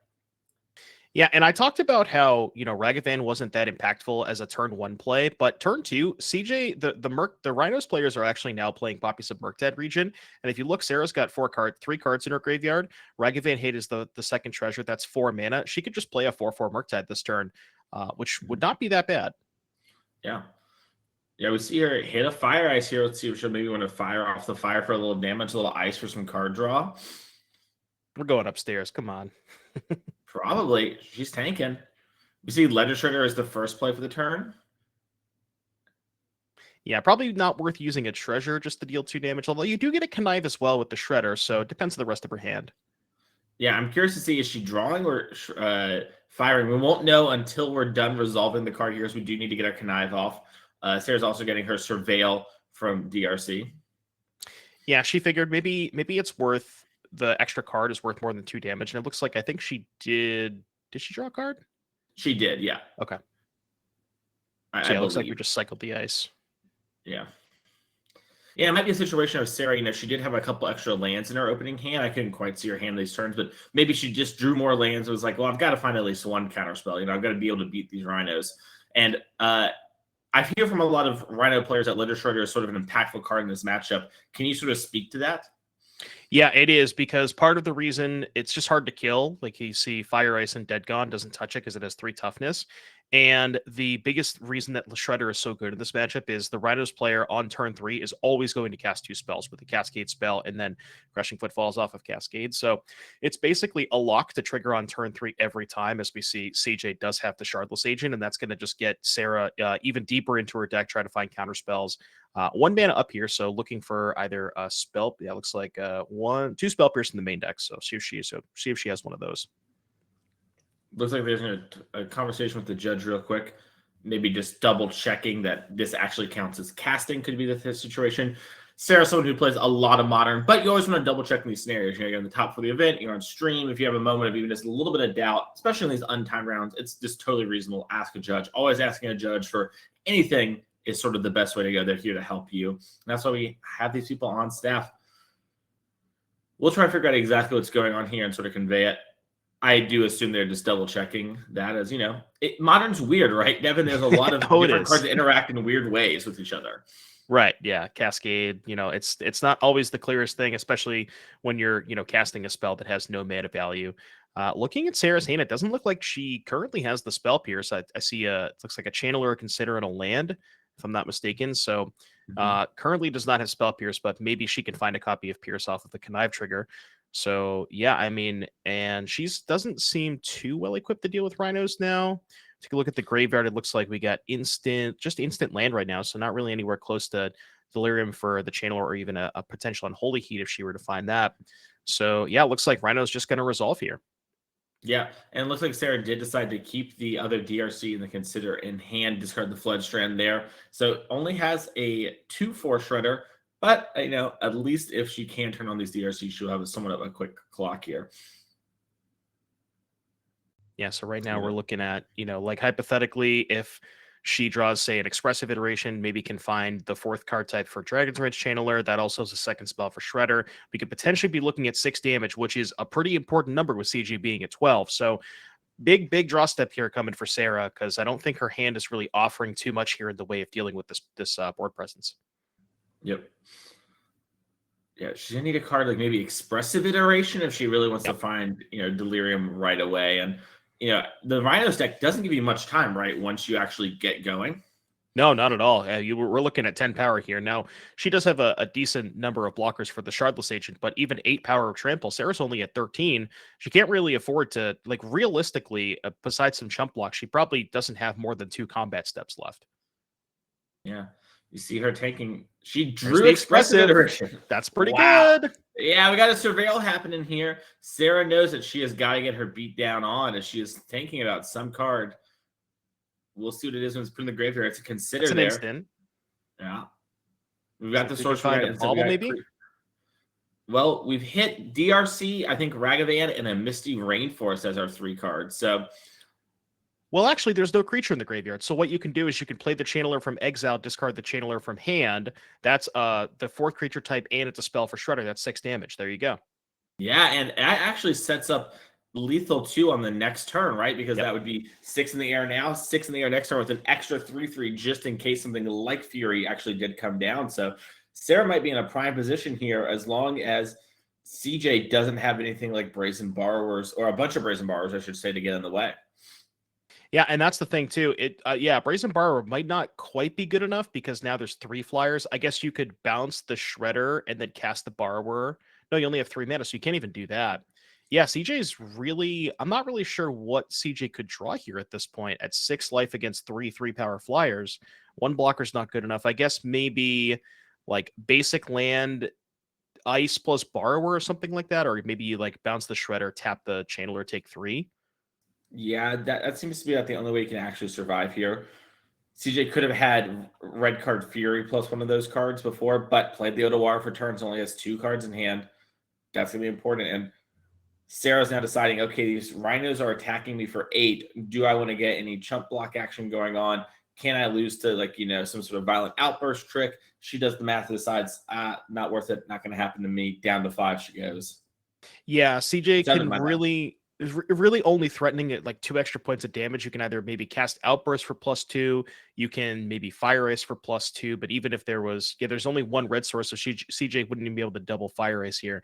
Yeah, I think the only way that CJ can survive is very likely just some combination of like 2 cards in hand. They have to be either some combination of Fire Ice and Borrower. Both of those have to be those cards. Yeah. Was he staring here, fetching end of turn? Looks like Sarah's maybe going to cast a Consider. If she wanted to play around those cards, whatever, and maybe try and trick CJ into letting her untap win and fetch there. So, yep, she's going to cast a Consider, bin the Spiral of Canal off the Surveil. Now going to resolve Consider proper. Yeah, that expressive iteration last turn was such a massive draw step, and that's basically my experience when I play against Murktide. They need that to break a draw step, but they're like, oh, expressive iteration, here it is. Yeah, that's a good one for not bricking ever again as well. Yeah. Sort of get the chain going. Speaking of which, expressive iteration, double Surveil happened. Just found another one. All right. Yeah, and Sarah here, gets a lot of looks over the top of her deck. Finds the top card, says that's good enough for me. One of the cards was definitely expressive. The other is Bolt. Puts Bolt in exile. That's going to make, even Brazen Borrower not good enough. The life totals here are wrong for CJ. We did not update those. CJ was at 6. It might have been maybe our life totals were swapped there. Oh, maybe. Sarah was at 6. Maybe we'll try and figure that out. But either way, CJ is taken down in game number 1, going to Sarah there. Big win to always get that first one in the modern game. Let's see if we can pull up the sideboards, though, here in a second and talk about sort of what's going on and sort of what these players might be expecting here. And we'll give you any updates on our backup matches if they come to it. CJ here is our first Rhinos player that we're going to be talking about today. We have 2 other Rhino matchups on the other side of the bracket, so we'll get used to this. But the sideboard here is 4 Endurance, 4 Force of Vigor, 3 Mystical Speed, 3 Blood Moon, and an Emrakul the Aeon's Torn. Doom, you're the Rhino man. Give me the endurances. Sorry, give me the endurances and give me the mystical disputes. Those are the ones that we definitely want to bring in here. Typically, I'm a big fan of shaving on force negation in this matchup. I think that you can somewhat especially post board, you can try to effectively trade 1-for-1 a little bit with them. So you don't want to 2-for-1 yourself with force negation. So those would probably be my cuts. Maybe a couple copies of subtlety. Maybe you can trim a Fire Ice. No, you're on the play. But yeah, we definitely want the copies of endurances and disputes here. Awesome. That makes sense to me. Let's see if we can pull up Sarah's sideboard here. One of the cool things with the Rhinos deck is your sideboard's always sort of the same similar number of cards. You got a bunch of them. Deck building restrictions are hard. Makes sideboarding a little bit easier once you get it down. For Sarah, though, her sideboard has 3 engineered explosives. Can you tell she wanted to beat y'all? 2 Blood Moon, 2 Subtlety, 2 Unlicensed Hers, a Fluster, a Spell Pierce, a Fury, a Season Pyro, an Abrade, and a Dress Down. Doom, what do you think about this sideboard? What would you bring in? So give me definitely all those engineered explosives. Those are amazing in this matchup. Definitely Sarah's best card. From there, you probably want to bring in the Flusterstorm and the Spell Pierce. Those are good at fighting over the Cascade spell on the stack. And then potentially the Fury, because these games sometimes can get a little grindy where you're both trading a lot of resources. Like, Sarah trades a counterspell for your Crashing Footfalls, and then maybe you trade a removal spell for a Ragavan, and you're kind of just going back and forth and jockeying for position. And Fury is just kind of like, hey, this is 6 power, deal with it. And it's nice that Fury also dodges Fire Ice. So give me probably want to have access to that. From there, probably nothing else. Probably want to trim on a couple copies of Bolts because those don't really kill 4/4 that well. Dress Down also probably not something that Sarah wants, but that appears to be where Sarah wants to be. Yeah, that makes sense to me. Talk to her a little bit about her sideboarding plans, and it's very similar to what you said there. So curious to see sort of, if she adapts, whatever. Obviously, every Rhinos deck we have today in our top 4 is a little bit different from each other, but ultimately, big picture wise, it is still the same matchup. We're going into game number 2 here, Doom. Who you still think is sort of favorite? Does winning game 1 matter so much in this matchup, like you might see in some more polarizing matchups in Modern, like an Affinity deck? Or is this one where, it's business as usual? Sometimes you lose game 1 to the Murktide player. You're still feeling good if you're CJ here on Rhinos. Well, Sarah was in the play that game, and if you think about it, Sarah really won that race by that one turn, so the play draw really, really matters. So with CJ on the play for game 2 and getting access to disputes and endurances, I think CJ might gain. Like CJ is probably going to bring in more cards than Sarah will, but Sarah's are probably a little bit more impactful with 3 copies of explosives, so it's a little close. Without 3, like I think Murktide usually plays about 2 copies of explosives, so normally I would say that I'd probably take CJ, but with having 3 copies and up to 3 Pierces and I think 3 Pierce and a Fluster post board as well, I think I might have to go with Sarah in the post board games. This Sarah is looking sort of a favorite. And, if you're Sarah, this top 4 is what you were looking for, right? Like we said before, she thought Rhinos and Murktide and Creativity were the 3 biggest decks. Murktide, just because it's so popular in Modern, really gunned for those other 2 decks. You can see it in her the way she built her sideboard. And if you reach top 4 of this tournament, this big 10K, and it's like, wow, these are all the matchups I wanted to play. Let's get it going. And Sarah's someone who's sort of committing to our grind this year on the NRG series. She really wants to make the Players Championship. She wants to make the Pro Tour. She wants to compete at Magic at the highest level, and so far set up for a prime position to do it here. Yeah, for sure. And she definitely came with the right deck. Murktide is one of, if not the most popular deck in Modern right now, probably one of the best decks, definitely. And she definitely came with a good list here, came prepared for all those Rhinos. And, she's been showing her chops all weekend. Yeah, did the session with her on Thursday, and she said she was 19-1 in leagues. And so it was just, felt really good, ready to go, and sort of, follow that record here. That makes, I think, Sarah, like 26-2 or whatever. She's sort of just killing it here with the Murktide deck. It's better than that. We had 9 rounds yesterday, so it's probably like 28-2. That's a lot of wins and not a lot of losses. Yeah. That's high level analysis. Get this man a raise right there. We got him in. Devin. The other thing I was going to say, I think I can make a prediction here. I think we might have a Rhinos player in the other bracket in the finals. That is true. We might have 50% of Rhinos into the finals. I've been known to make some joke about the Rhinos deck, but it is looking really good right now. I think, it sort of is the perfect storm, like you mentioned earlier, of like all these sort of great matchups here. So we're going to have to see exactly what's going on, as our screen just changed really weird for me. I don't know what's going on, but okay. Fix that anyways. So I'm curious to see sort of what's going to happen here with the rest of our tournament. If we get any updates on our backup match, we will let you know. Otherwise, we will jump into it if Oliver is still playing when that time comes. But for now, we are going to follow Sarah. Listen, you're going to get some Rhinos on screen no matter what we do. We just didn't want to subject you to the Rhinos mirror again. We had it earlier in the tournament. It was fine, but we figured we'd make y'all wait because you might just have to experience it in the finals. Yeah, Rhinos mirror Rhino mirror gets a little weird sometimes. Let's just say that. Yeah. I don't think any of our players are playing Become Immense this weekend either. I think that tech's sort of fallen off. So it doesn't even get weirder with like, okay, they're attacking. Can I beat the card Become Immense and spend that extra minute thinking about that, especially in these untimed rounds? As Sarah seems to have a hand that's incredibly blue, but I think the reason this hand looks so tempting, Devin, is there's only 1 land. Yeah, it looks like, I think, Murktide, Shredder, Counterspell, Spell Pierce. Is that double Spell Pierce? Maybe double Spell Pierce. I think it's double Spell. Yeah, I think there's one in the front and one in the back with an island as the land. Now, I think Sarah might be on 6, and I think CJ is going to 5. I think CJ is going to at least 5, potentially 4, but it looks like 5. Yeah, I think CJ's on 5.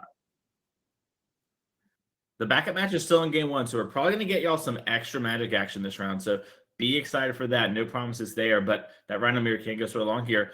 Devin, sorry to interrupt you there. We got the word from the booth, and it looks like Sarah kept. I kind of like it. It's pretty hard to mulligan a hand with double Spell Pierce against Crashing Footfalls when you're on the draw, because that's one of your best cards in the early turns. Like, yes, Engineered Explosives is very good, but it is maybe, something that you want on turn 3 or turn 4, and having double spell pierce here, I think is too good to pass up, even with the one lander. I think there may have also been a consider 2, if I am not mistaken. Oh, it's a 2-lander. Oh, the Misty was Two-lander. behind the. Okay, so what happened is I think she had the Misty pulled up behind this Ledger Shard. I couldn't see it. Gotcha. Okay, this hand is a lot safer of a keep now. Suddenly, I was gonna say, it's really tempting when you're putting most of 5 to keep your hand that needs a little bit of help too, right? They're gonna have some extra time. Things are gonna fall apart as we do see CJ fetch up a breeding pool here. Probably gonna suspend Crashing Footfalls as his only option if you're gonna shock it. That's what happens. And this is kind of something that I think a lot of people assume about the Rhinos deck, is that Crashing Footfalls is a quote-unquote dead card in your opening hand. And I actually think that this is your best plan against Murktide, because they have a lot of soft counter magic post board, Flusterstorm and Spell Pierce. As you can see, Sarah has 4 copies of those combined post board. And one of the best things against Spell Pierce and Flusterstorm is suspend Rhinos and cast it on turn 4 when you have all of your mana untapped.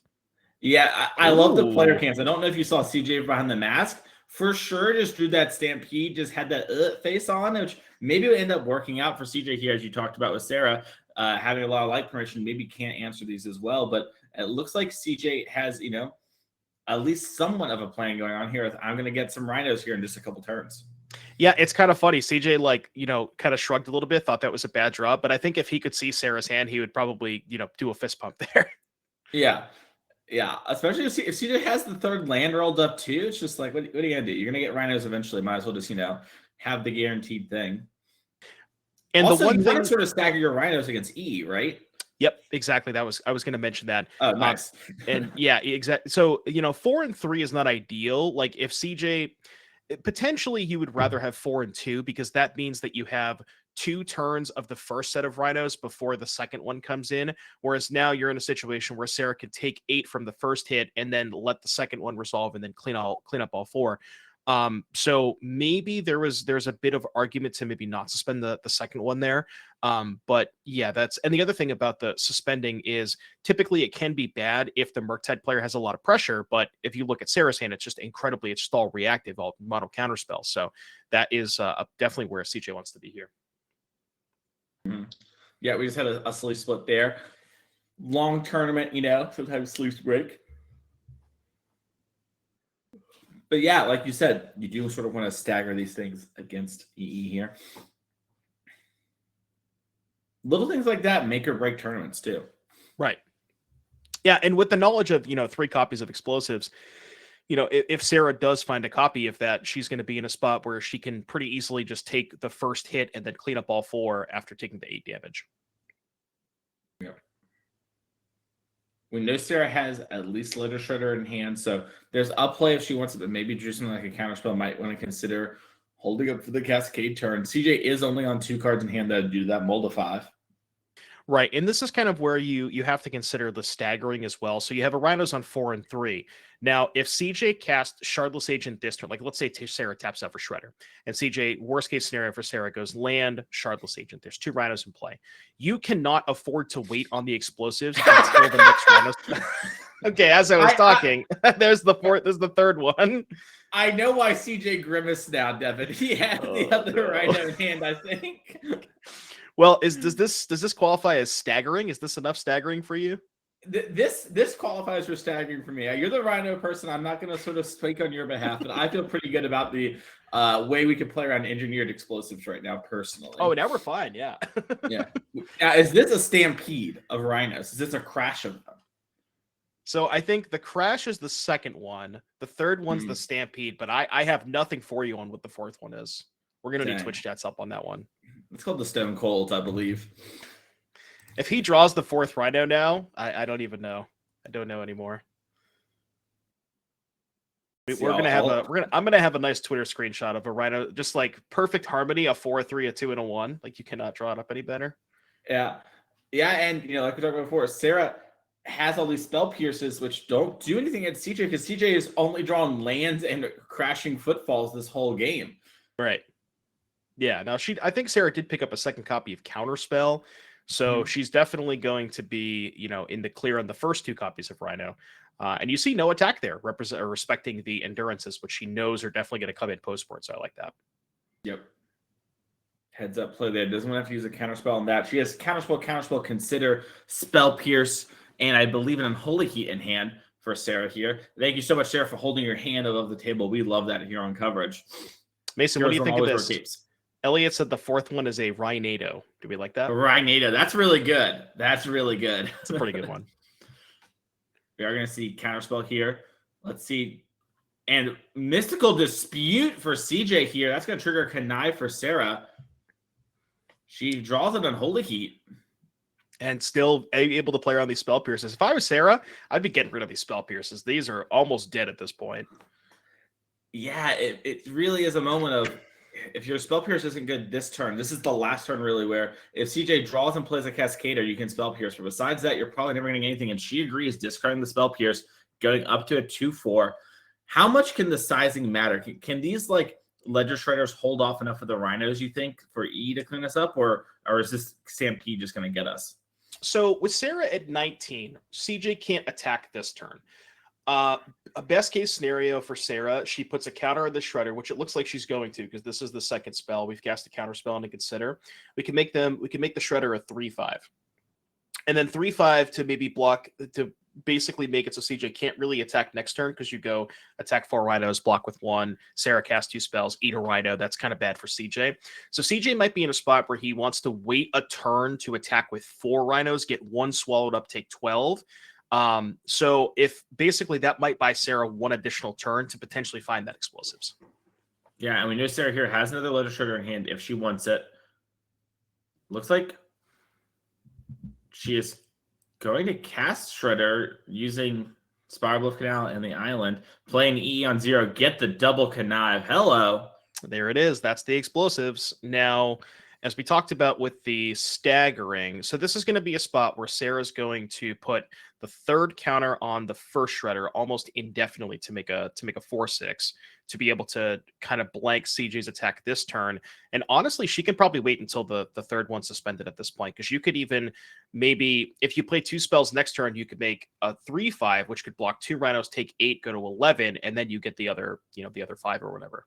Yeah, I think you can wait. Also, you can maybe start attacking. Yeah, because right here, this is an attack for 4, down to 11 for CJ. If CJ's for sure casting a spell off the Rhino, being, this Crashing Footfall's coming off suspend, if CJ casts another one to catch up, Sarah does have that counter spell lined up, doesn't have to use the EE this turn, and then get these big Ledger Shredders. Might actually be setting up for a lethal over the next 2 turns, as we do see the EE is just going to pop. We're not going to take any risks on maybe something happening. Yeah, with the attack definitely signified the explosive popping there, because I think if you want to hold, like, if you could basically, she could either hold back the Shredder and decide not to pop the explosives and wait a turn, or attack with the Shredder and then make sure that no shenanigans afoot with the just kind of popping the explosives that turn, which I don't hate that. Yeah, I was gonna say, I thought she would just go to 11 as well and just pop the E on the next Rhinos, but might just have those Rhinos invalidated with the Shredder and not worrying about it long term. Yeah, she's got a 4/6 and a 3/5 now, and she's also not under pressure because she gets to just kind of attack here. She can't take any damage next turn because the Rhinos they're coming off next turn, so they don't have haste. So she kind of gets like a nice clean attack here. I guess the Endurance can block the 3/5, but you're probably okay with that because I think Sarah has a heat too. So if the 3/5 gets blocked, you just heat the Endurance. CJ takes 4, goes to 7, and then you just have lethal in play anyways. Yeah, I was gonna say Sarah discarded a Connive to a heat to a Connive last turn with the Endurance on the stack there, but maybe has drawn another one, as we do see a DRC to passing. I think if she had one, we would spin it there for the Connive trigger. As here comes the Crashing Footfalls, and Sarah's gonna cast Counterspell, get the Surveil off her DRC. But the Bobble in the Graveyard's looking pretty good if you're a Sarah Shearing fan. Yeah, I think we're just about done here. Don't really think that CJ has any. I mean, even if you have a bounce spell for the big Shredder, you're still kind of in a rough spot here. Yeah, I mean, the thing to think about too is, even if we stabilize, we only have 1 Rhinos left in our deck, or 1 Crashing Footfalls left. Might be enough to go the distance. You have to Endurance yourself to sort of get back these Rhinos and get going again. Right, exactly. I guess the Endurance can jump in front of the big Shredder, and maybe you can take 6. Well, if Sarah plays 2 spells, triggers Connive, and somehow gets to Delirium, that could be a lethal attack. We'll have to see what Sarah has in her hand left over. Yeah, she's moving straight to combat here. We're going to see a block over here. Currently, just 5 damage. Sarah doesn't have any bolts in her board in her deck unless she's changed her plan.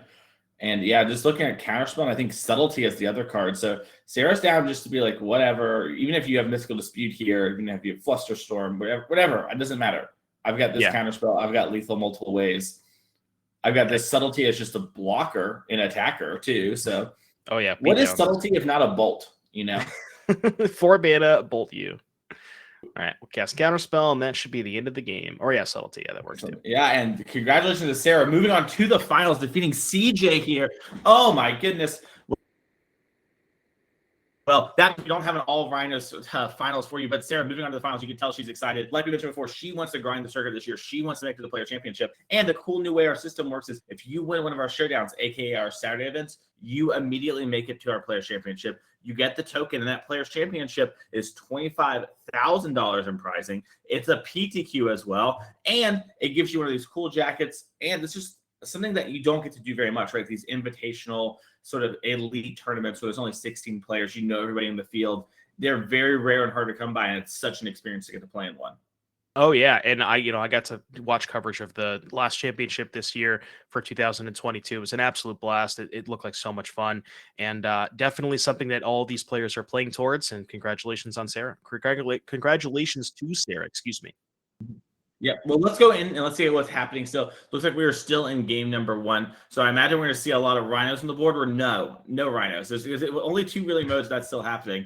We're going to be down there in just 1 second. But yes, congratulations, Sarah. Cannot wait to see her play the finals and see if she can crush this here. But let's see who her opponent is, because Oliver Tomajko and Steven Dykman, both names, if you've been playing Magic for a long time, you know these names. Both these players are stone cold killers. Oliver Tomajko actually won the Star City Games Player Championship, very similar to our own, back in 2020. Is also a Yu-Gi-Oh! World Champion, and I believe has won a multitude of SCGs, top 8 Grand Prix, and all that. Steven Dykman, no stranger either to success in Magic, has Grand Prix top 8s, good Pro Tour finishes, an incredibly strong player. Right, and it looks like the situation that you described, we were either going to be a lot of Rhinos or no Rhinos. Well, there were a lot of Rhinos, but now only Steven has a lot of Rhinos. So I believe this is still game 1, which is kind of crazy that we finished an entire Murktide versus Rhinos match, and this is still on game 1. But these games can get pretty grindy. If you think both players have turn 3 Rhinos, you're going to attack, the other player is going to block, you play another Rhinos, the other player plays another Rhinos, and you're kind of just trading up the curve. And sometimes the games can come down to, there's basically 2 stages. Either the player with that can navigate Force of Negation a little bit better. If you draw Force of Negation, you can force the Rhinos or something like that. Or if you both trade a bunch of Rhinos, the player who draws more Furies or is able to cast more Furies. Now, Murktide also does add a bit of a layer to that as well. Yeah, Murktide's sort of a newer re-addition to these Murktide decks. When MH2 first came out, this was something we saw some players, I think like yourself, experiment with, and it sort of went away. What sort of got players back on this card? Tough to say. I think it might be because maybe you just want to compete with you're trying to match the other Murktide region, like you're trying to match the Izzet Murktide deck. The only thing is your Murktides aren't necessarily going to be as, they're not always going to be consistently, large, like 7/7, 8/8, like the Izzet Murktide deck is, because they have, stuff like Consider and Dragon's Rage Channeler to kind of fuel the graveyard. So yours might not be as large, but the nice thing that it also kind of does, if you have, say, like a Crashing Footfalls, you can maybe kind of make a big Murktide region as like a card that can maybe block an Archon of Cruelty. Like you can sack a Rhino and then have a blocker for it. I'm not sure, but yeah, just a good card if you, in the kind of the grindy matchups if the games go long. Yeah, and by the way, speaking of the games going along and grinding here, Steven Dykman's playing Fable the Mirror Breaker, and his Murktide deck, and sorry, in his Rhinos deck, and only playing 1 Murktide. We'll talk about that in a second here, as we did just see some Rhinos attack, Murktide block. We get a Fury on there, and now Dykman, while only at 4 life, is sort of representing Fury plus Fable the Mirror Breaker. Fable's sort of a newer addition to these decks. I'm saying Devin, my bad. It's a little Norm in the background there. I got good to see you there, Norm. What do you think about this edition, adding Fable the Mirror Breaker to the deck and the end game it can present? you could see me maybe looking at the screen. I was trying to figure out what that kind of darker card is. That's a Fable, right? That's Fable. Yeah, okay, we have a smoke inner sleeve. Yeah, for okay. Here. Gotcha. I actually think Fable's pretty good, especially like you said, in combination with Fury. The nice thing about Fable too is you have, if we take a look at Steven's deck list, just in most Rhinos deck list, you have cards that might not necessarily, or like are pretty time sensitive. Like Ice is very good on turn 2, might not be as good later in the game. Dead Gone, there might be, for lack of a better term, it might be dead in some matchups.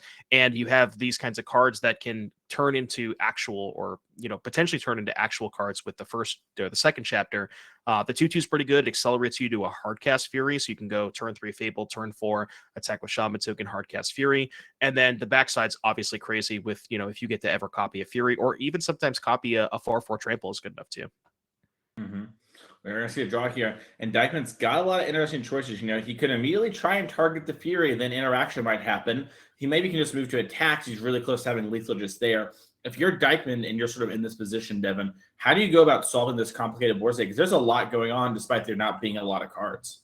So with Oliver having 1 card in hand at 8 life, if you expect Oliver to have, say, maybe a copy of Brazen Borrower, I think what I might do is just, like, you technically have, we're going to copy Borrower. I actually don't hate that, because you can go copy Borrower if Oliver interacts with the Borrower. Like, let's say Oliver's last card is Dead Gone. If Oliver Dead Gone's the Borrower, you still have a lethal attack, because you go Chump Block Fury, take 8. So I think this is good. The other thing I was going to say is maybe you just, this is probably better than copying the Fury, because that line just loses to a bounce spell. So I like this. Yeah, so I think this line beats most things that aren't fire. Even actually, Fire Ice doesn't work either. Yeah, because there's not a second 1 toughness thing. So Oliver with it looks to be only 1 card in our hand from our perspective. There might be another one where it's mistaken, but yeah, with Dykman at 1, the Fire Ice probably would have been fired off by now too. Yeah. Also, it looks like we're correct. tapping the Borrower. That's probably the Borrower that is a token copy. Oh, sorry. Okay. I thought they were representing it to make it easier for each other to understand, but looks like it was a dexterity error. Because Oliver is going to get to move to blocks. Oh, I thought there was 2 Rhinos. That's actually a Goblin Shaman token, but it's like that's the Chump Block there, and that's 9. Okay, that makes things a lot different. Yeah. But anyways, Oliver winning game 1. Well, Oliver gets taken down there in game number 1 against Steven Dykman. Looked like a crazy one. I'm glad we got to see the last little bit there and see, how a card like Fable the Mirrorbreaker can sort of change the dynamic of that matchup a little bit. And sort of, like you mentioned, maybe it was the edge Dykman needed to take over there. We didn't get to see the whole match, but it seemed to be pretty good there near the end. Right. Yeah. I mean, we looked like Fable had provided quite a bit of value. Like we saw there, it was able to copy a Brazen Borrower. Even the threat of it just being able to copy a Fury. We kind of talked about this a little bit before we went live. We tried to see if we could figure out whose list had the best edge in the mirror match, because there were so many Rhinos players. And I actually did think that Steven had the best edge in the mirror, because if we look at the deck list, there's 4 copies of Fury, and the Fables I actually think are quite good in the mirror match. Yeah, I can totally see that. Well, let's pull up one of these Rhino sideboard here to see what we're talking about. Both players have very similar sideboards. Oliver Tomajko is going to be our first one. Oliver here has 4 Endurance, 4 Force of Vigor, 3 Blood Moon. There's extra 2 Furies, a Gemstone Caverns, and a Mystical Dispute. Has 3 more Mystical Disputes in the main deck, though, if you're curious why there's only 1 on the board.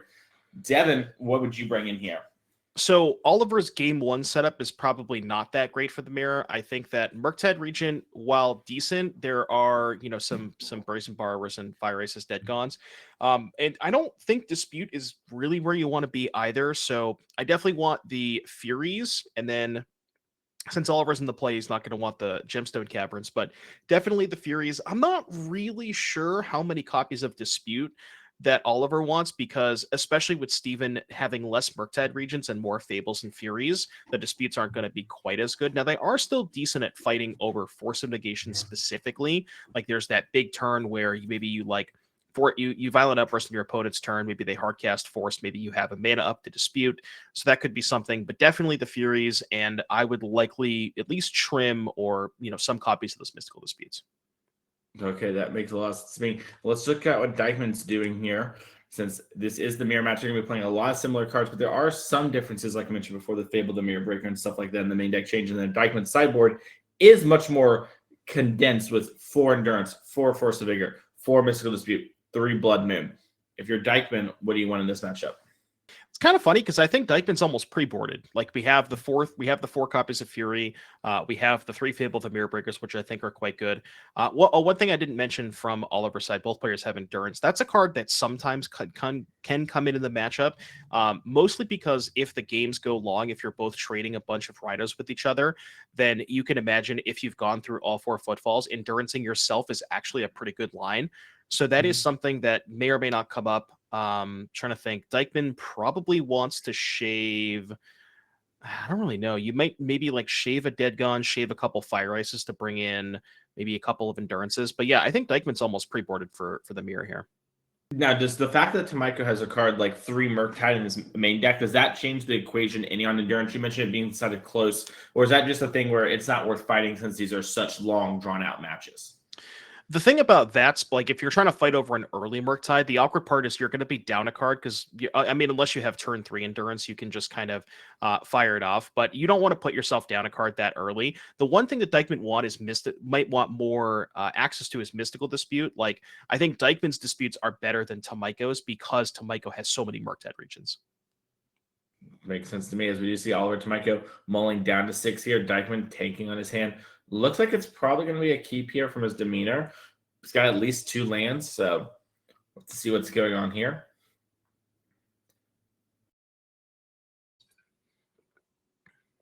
And we got Oliver on the play this game.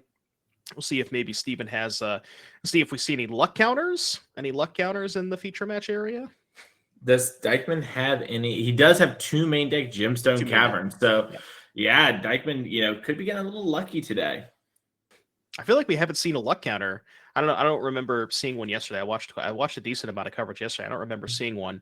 But yeah, see if we're as the saying goes, you got to get lucky to win a Magic tournament, and the card literally says luck counter on it.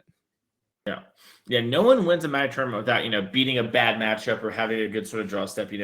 Except for maybe Seth Manfield, who famously won a limited GP. Got in the car with Siggy and them, was driving home and goes, I don't think I mulliganed all day. So besides that one example, that is the exception that proves the rule. You're going to have to get a little lucky to win the thing. And with luck counter, no better way to do it. Right. Oliver is going pretty deep here. I think he's on 5. I believe so. We definitely saw, this is our second redraw since we've been here. We maybe missed a little bit during sideboarding. Unsure it happened there. Typically, we try to throw it down so just players present decks and start mulliganing. But sometimes we do miss it in the case of, showing you all those beautiful, beautiful deck lists over the people at MTG Melee. Love their program and their support. Thanks, looks Brad. like we're putting back at least 2 cards here. Can't tell if it's 2 or 3. Yeah, there's definitely 2. I wonder, sometimes players will put 2 and then figure out the 4th. It's like, all right, these are the easy choices. And it looks like it is just going to be 2 here for Oliver. So Oliver on to 5 cards. No luck counter for Dykman here. So Oliver plays a Scalding Tarn and passes the turn back. Yeah, and now the early turns are really, there's not a ton of action because the Rhinos deck is really all about getting started on turn 3, especially in a matchup where there's no opposing 1-drop. You're not going to see a dead gun. But Steven does have a turn 1 suspend Footfalls. Actually, this is probably one of the other matchups where suspending Footfalls is actually not too bad. Specifically because if you expect to those situations where you're both kind of trading with Rhinos, the one turn where you get to go, like, let's say, you both trade with the turn 3 Rhinos, and then there's one turn where Steven gets to go resolve my suspend spell, cast another Rhinos. You now all of a sudden have 4. If Oliver can only produce 2, then that means you're guaranteed to get in for a big hit that one turn. So suspend Footfalls actually not that bad in this matchup. That makes a ton of sense to me. We do see this many here off basic forest. Oliver took a draw step for turn. Did not fetch a Scalding Tarn. Probably a sign that Oliver is trying to draw some more lands. Yeah, potentially maybe worried about an ice from Steven. Like if Oliver doesn't have, that's one of those things where if you don't have your own copy of ice and you want to try and play around your opponents and you just lead on 2 fetches so you can't get iced because if they ice you, you just respond and crack the fetch.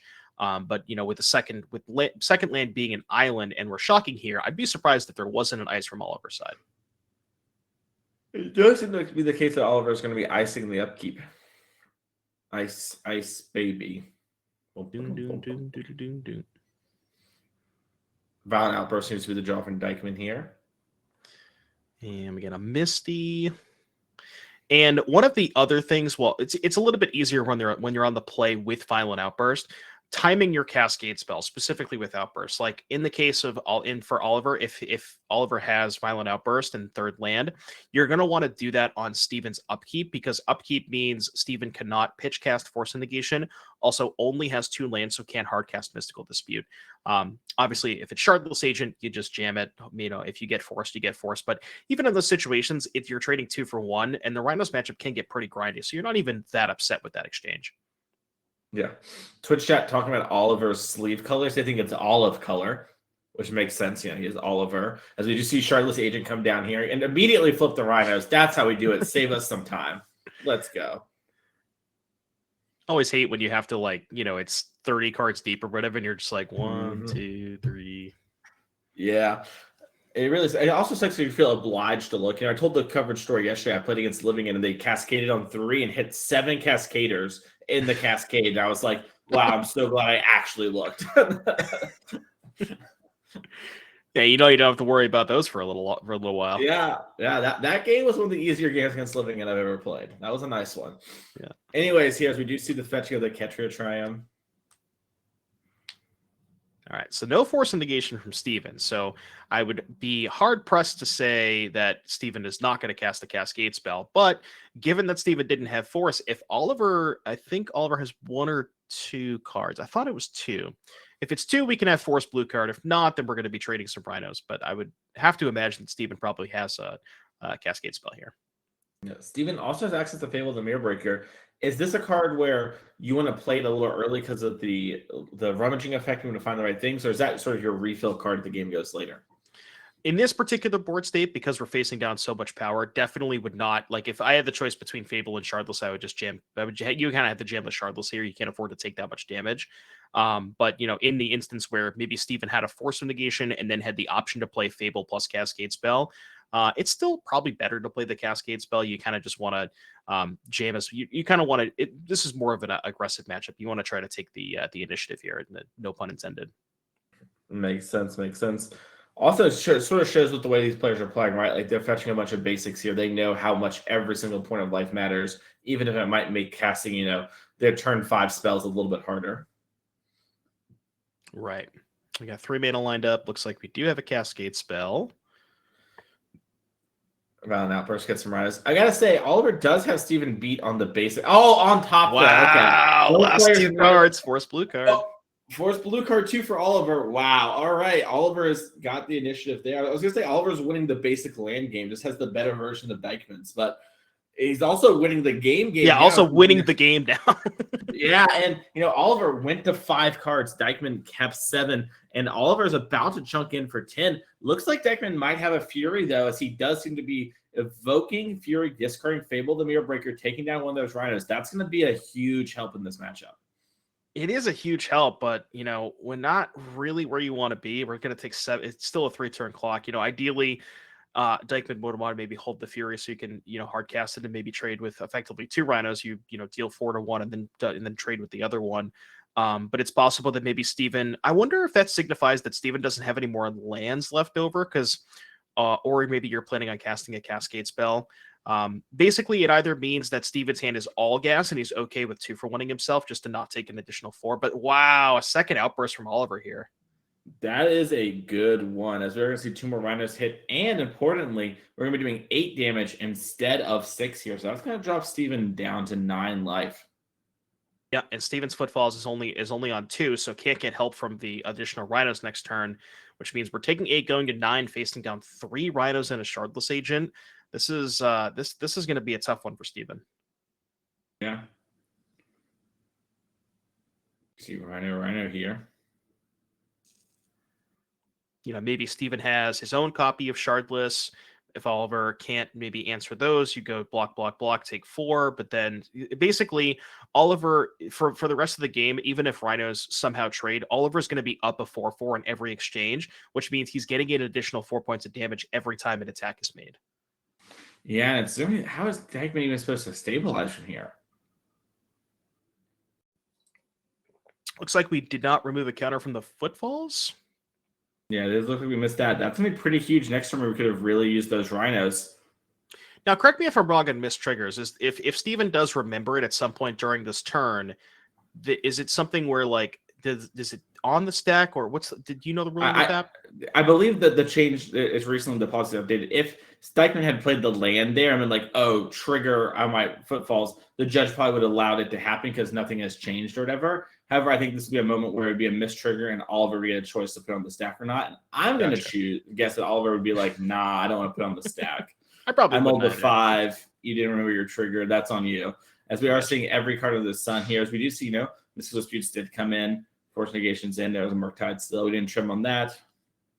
We didn't see any endurances yet, though, from Dykman. We see Oliver probably checking to see, okay, is there anything like that I need to worry about? Also, this sort of gives you a range on what Dykman's hand could be. If you see all the Mystical Disputes there, they're not in Dykman's hand, so.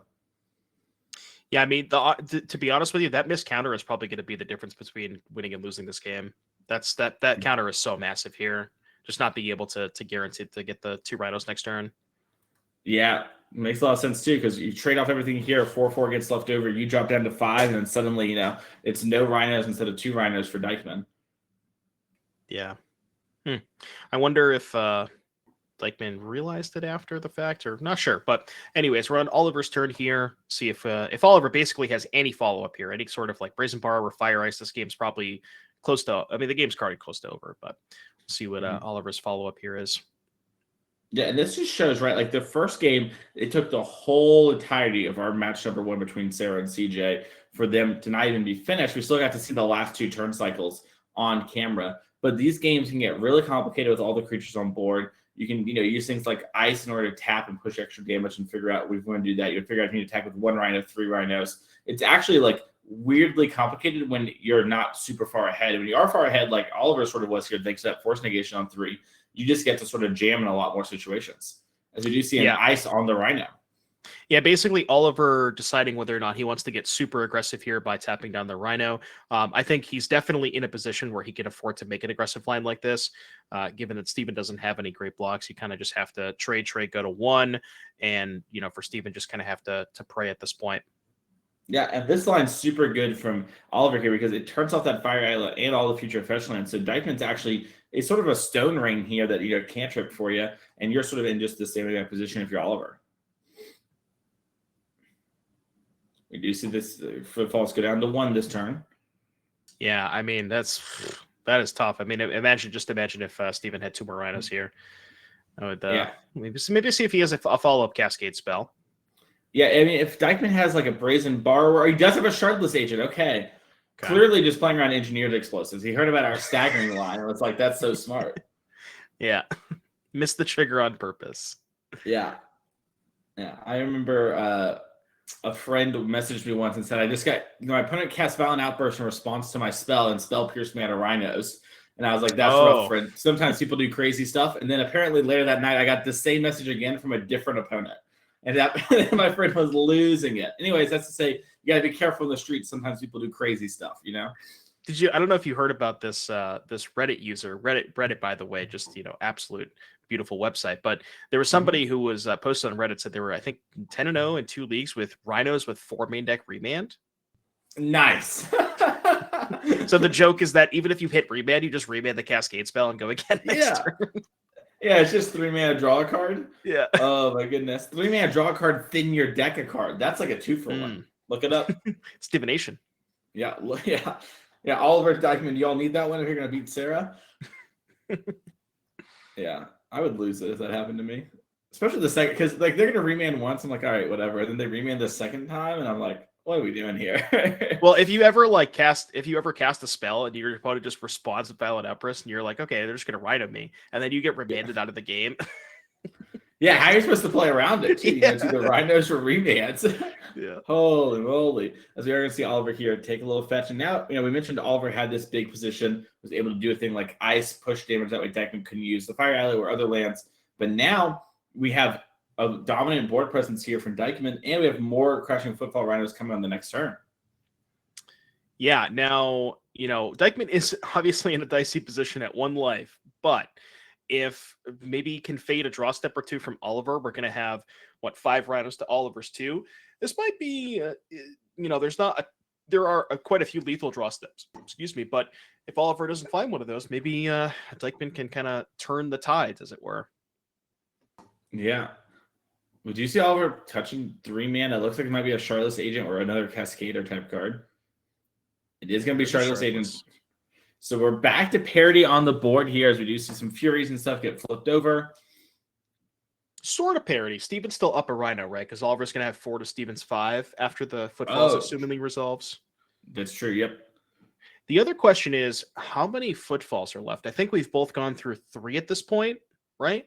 Yes, that sounds right, because Oliver had 4 Rhinos last turn, and then here's another set of Rhinos. So yeah, that's at least 3. I believe this is the 3rd one from Oliver. I don't think I've seen anything else. And same for Dykman. Yeah, and that's something you always got to be cognizant of is, how do we actually have Rhinos left in the deck? Because once you've gotten to the stage of nobody has Rhinos left, then it's, whoever draws more Borrowers, Furies, stuff like that. Mm-hmm. A little bit of a clogged board as Oliver passes the turn. Doesn't want to attack with his Rhinos here. We have 2 new Rhinos coming down for Dykman. So Dykman is going to be up 1 Rhino. That's going to make it so a card like Brazen Borrower isn't lethal via a bounce. I guess actually that's not true because you can just block the one that gets blocked. Yeah. Oof. See, the Rhino's matchup is tricky. This is a high IQ deck for gamers. Despite what memes say. I mean, it does. This mirror gets a little weird. I mean, we look at the board state. There's 9 Rhinos in play. There's a lot of kind of jockeying. Can I attack? And I mean, honestly, at this point, Oliver, I think, is in such a massive position, even though Dykman has an extra Rhino, because of the life total discrepancy. Like Steven's at 1, he can't really ever afford to attack with anything because Oliver can just say, okay, just take it and then untap and have way more than lethal. So Steven kind of has to play defensively this whole game. And there are plenty of lethal top decks for Oliver at this point. Yeah. I wonder if Dykman almost has to start attacking with a singular Rhino just to make something happen, just because there's so many good draws from Dykman. I'm sorry, there's so many good draws for Oliver against Dykman here. Yeah, you probably can't afford to give him infinite time. I like that. Yeah. I'm curious to see how he chooses to play it. We got to Seiju as the land for turn. That's going to actually put Dykman to 4 lands here. There is a Fiery Islet in play, but that Fiery Islet is turned off due to the being only at 1 life as we see Steven attack for 4. Oliver taking to think about, okay, do I want to go to 11? Do I want to take the trade here? What sort of matters more? And this is sort of where a lot of the skill comes in, especially the Rhino Mirror, of figuring out, okay, whose favorite am I supposed to be the beatdown? Am I supposed to be more controlling? If we play 3 more turns, am I going to be ahead or not? And it looks like Oliver is going to the tank doing a little bit of math over the next couple turns. And this sort of separates the good from the great Rhino players. Yeah, I think, okay, Oliver's going to take a block here. With all 4 Rhinos. It makes sense because Brazen Borrower is still going to be lethal. Steven doesn't have enough to put 2 Rhinos on every token. So it's not like something, you're still making something like Borrower a lethal top deck. So it's probably fine. Now, the one thing I will say, if Steven has the 4th Cascade spell here, then we're talking about Steven having 7 versus Oliver's 3, and Steven can afford to get a little bit more aggressive. Yeah, it looks like there is some 3-mana spell coming down. Or 6, excuse me. I can't count. You're all good. But yeah, we like you said though, right? If we have the last Rhino here for Dykman, we can double block each of those Rhinos, and suddenly Brazen Borrower isn't a card that matters anymore. Yeah, that's a good point too. We can put the Shardless on the Shardless and then double block every Rhino, so we don't even die to Borrower if we do have Outburst. Now I wonder if that was kind of a debate from Steven there, kind of tap the 3 mana, maybe to put the Fear of God in Oliver. Yeah. Maybe. It's hard to know too because it makes sense that if he has a violent outburst that he might want to do it now before Oliver attacks. Or I'm sorry, before Oliver untaps so you can cast Force Negation. But there's also, Dykman has a few cards in hand. It might be a situation where Dykman might have like Endurance, like you mentioned, right? If Dykman Endurances himself, he's suddenly way up on Rhino. So Murktide region is the draw here from Oliver. That is huge. Oh, right. Steven did use all 4 because 1 got forced. I forgot about that. 1 got forced and then the other 3 resolved. So Steven is actually out of Rhinos. That's a good point, Chad. Yeah, that is super smart. Yeah. We're going to have to get an Endurance if Dykman wants to get more Rhinos going. But right now we got to worry about this Murktide region. As this could see, we mentioned Dykman has, more Furies in the main deck, has the Fable a little bit extra grind. But in these sort of games, the Murktide region could sort of say, who cares if you have better card advantage? I am a big flyer. You can't interact with this. Yeah, Steven's going to need something like a a Dead Gone or a Brazen Borrower, and Oliver's graveyard is still pretty flush. He can just go ahead and cast it again pretty easily. Also has 5 mana, so it can just start tapping more lands for the region. Notably, does keep up some additional mana here. I think Oliver might be out of cards. Oliver has no cards in hand, right? I think. Yeah, I believe Oliver is top decking. Dykman's going to pop the Fiery Eye, get a redraw. Dykman has the Brazen Borrower. That's going to unsummon the Murktide region end of turn. Even if it doesn't answer it long term, we have a chump block here and the redeploy, which means Dykman, who is up on Rhinos currently, might be able to start chip shredding in enough and find a more permanent answer to that Murktide region. That's definitely a good sequence for Steven. Now, have to see if he finds maybe like another bounce spell. Or Fury is probably, if he's able to cast Fury. Obviously can't fetch it 1 life, but if he, maybe draws a basic mountain, can cast it. But I see, only 1 red source currently. Now, I think his hand is that double Fire Ice. I think so. So that's going to tap down the Murktide if he wants to do that. He can also get a little cheeky, right? Attack with this Shardless Agent and a single Rhino. Then you still have Rhinos for Rhinos. Oh, sorry, never mind. You can't attack with Shardless and the Rhinos. Oh, you can. Yeah. Well, actually, yeah, because if the Rhino blocks a Shardless, then you can just fire the Rhino, which is maybe not a bad sequence. Maybe you attack with the Rhino and a Shardless. Say Oliver might block, puts your Rhinos on those 2 creatures. Then you trading a Shardless and a Rhino for 2 Rhinos leaves you with 3 Rhinos versus 1 and a Shardless. That's a really good position with the chump blocker for the Murktide. So Steven might be clawing his way out of this. Yeah, and even if Oliver doesn't block the Shardless Agent, he maybe sniffs out a Fire Ice here. Someone of Oliver Tomajko definitely could do that, especially in the mirror match. You're going to be in a pretty good spot because, it looks like Dykman might be planning to ice down these Rhinos. Whoa. Oh, interesting. Yeah, so Dykman making an Alpha Strike attack. This is actually so great. If Oliver just blocks with the Shardless Agent, and tries to say, whatever, hit me, then Dykman has lethal due to trample plus the Fire Ice. And then, if Oliver only blocks a little bit here, the board gets simplified down and these Fire Ices can maybe go the distance. Looks like Dykman's actually just going to attack for 8 here, set up a 2-turn lethal that way. The sketchy part about attacking with 4 is Oliver just blocks 2, right? Takes 8, goes to 7, and then Oliver, well, I guess in that case you could ice the other Rhino. So, yeah, I don't know. That's really close. Interesting. It is super close, yeah. If Dykman had another red source, it'd be a lot easier too. This is very close here. And also, if you're Oliver, you're trying to figure out, okay, Dykman has something. He started to tap 3 mana at the end of the last turn. I don't think it was Brazen Borrower. Was it Violent Outburst? How does that matter too? He was willing to attack with everything. Violent Outburst is a pretty easy read that Tomajko could come to. Also, Fire Ice and Dead Gone stuff.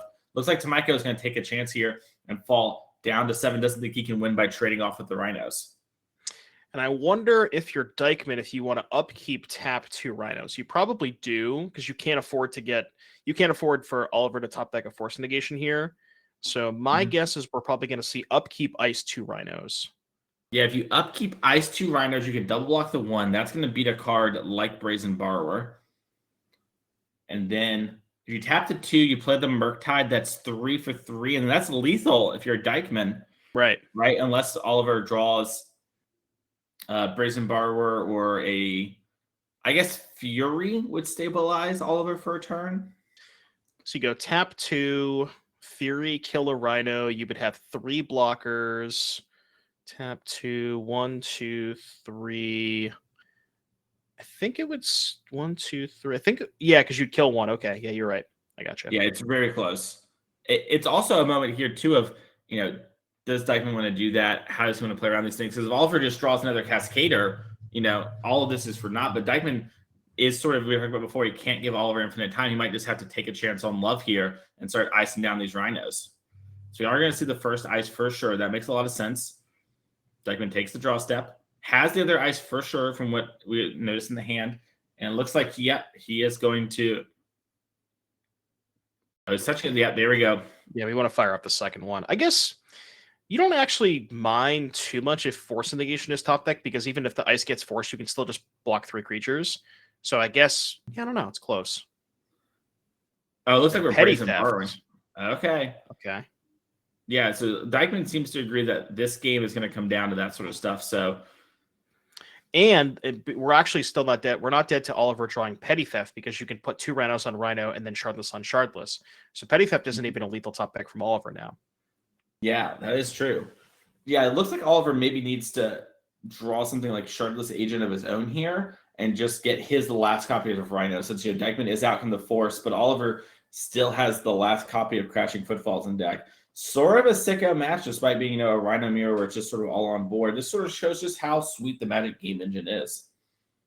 Yeah, I mean, a lot of people kind of dislike the cascade mechanic, but it does kind of generate these kind of interesting games where there's a lot of attacking and blocking. There's a lot of combat math, trying to figure out, like you said, who's the beatdown, when can I attack, when do I have to play defense? There's a lot of things to think about, even when you're just jamming a bunch of 4/4s against other 4/4s. Yep. Magic's just a sick game, and now Dykman's got to decide, am I going to attack all in, lose to the Violent Outburst? Can I even afford to beat Violent Outburst if I could? What's going on? Gets a draw step and has Fable the Mirror Breaker in hand. We know about the second ice, too. Oh, yeah, that's right. So it was still the second ice. This should be lethal unless Oliver top decks something, because you go ice down Rhino, 2 blockers, block there. Or, excuse me, ice down the Murktide. 2 blockers, block there. That's 3 Rhinos coming in. You can also just do this, right? Because I think 3 blockers. Yeah, that's it. There we go. Yep. Oliver loses there. Did not have a Violent Outburst last card. Congratulations to Steven Dykman taking down Oliver Tomajko in our semifinals. That is an amazing sort of game there. That was a sweet one to watch. We sort of identified before, Devin, you mentioned, I think Dykman's favorite in the mirror. I think his deck sort of pre-boarded. Seems to have panned out that way. Doesn't matter if he's pre-boarded, though, because Sarah Shearing is waiting against Dykman in the finals here with her 3 Engineered Explosives, teched out Murktide deck for the Rhinos matchup.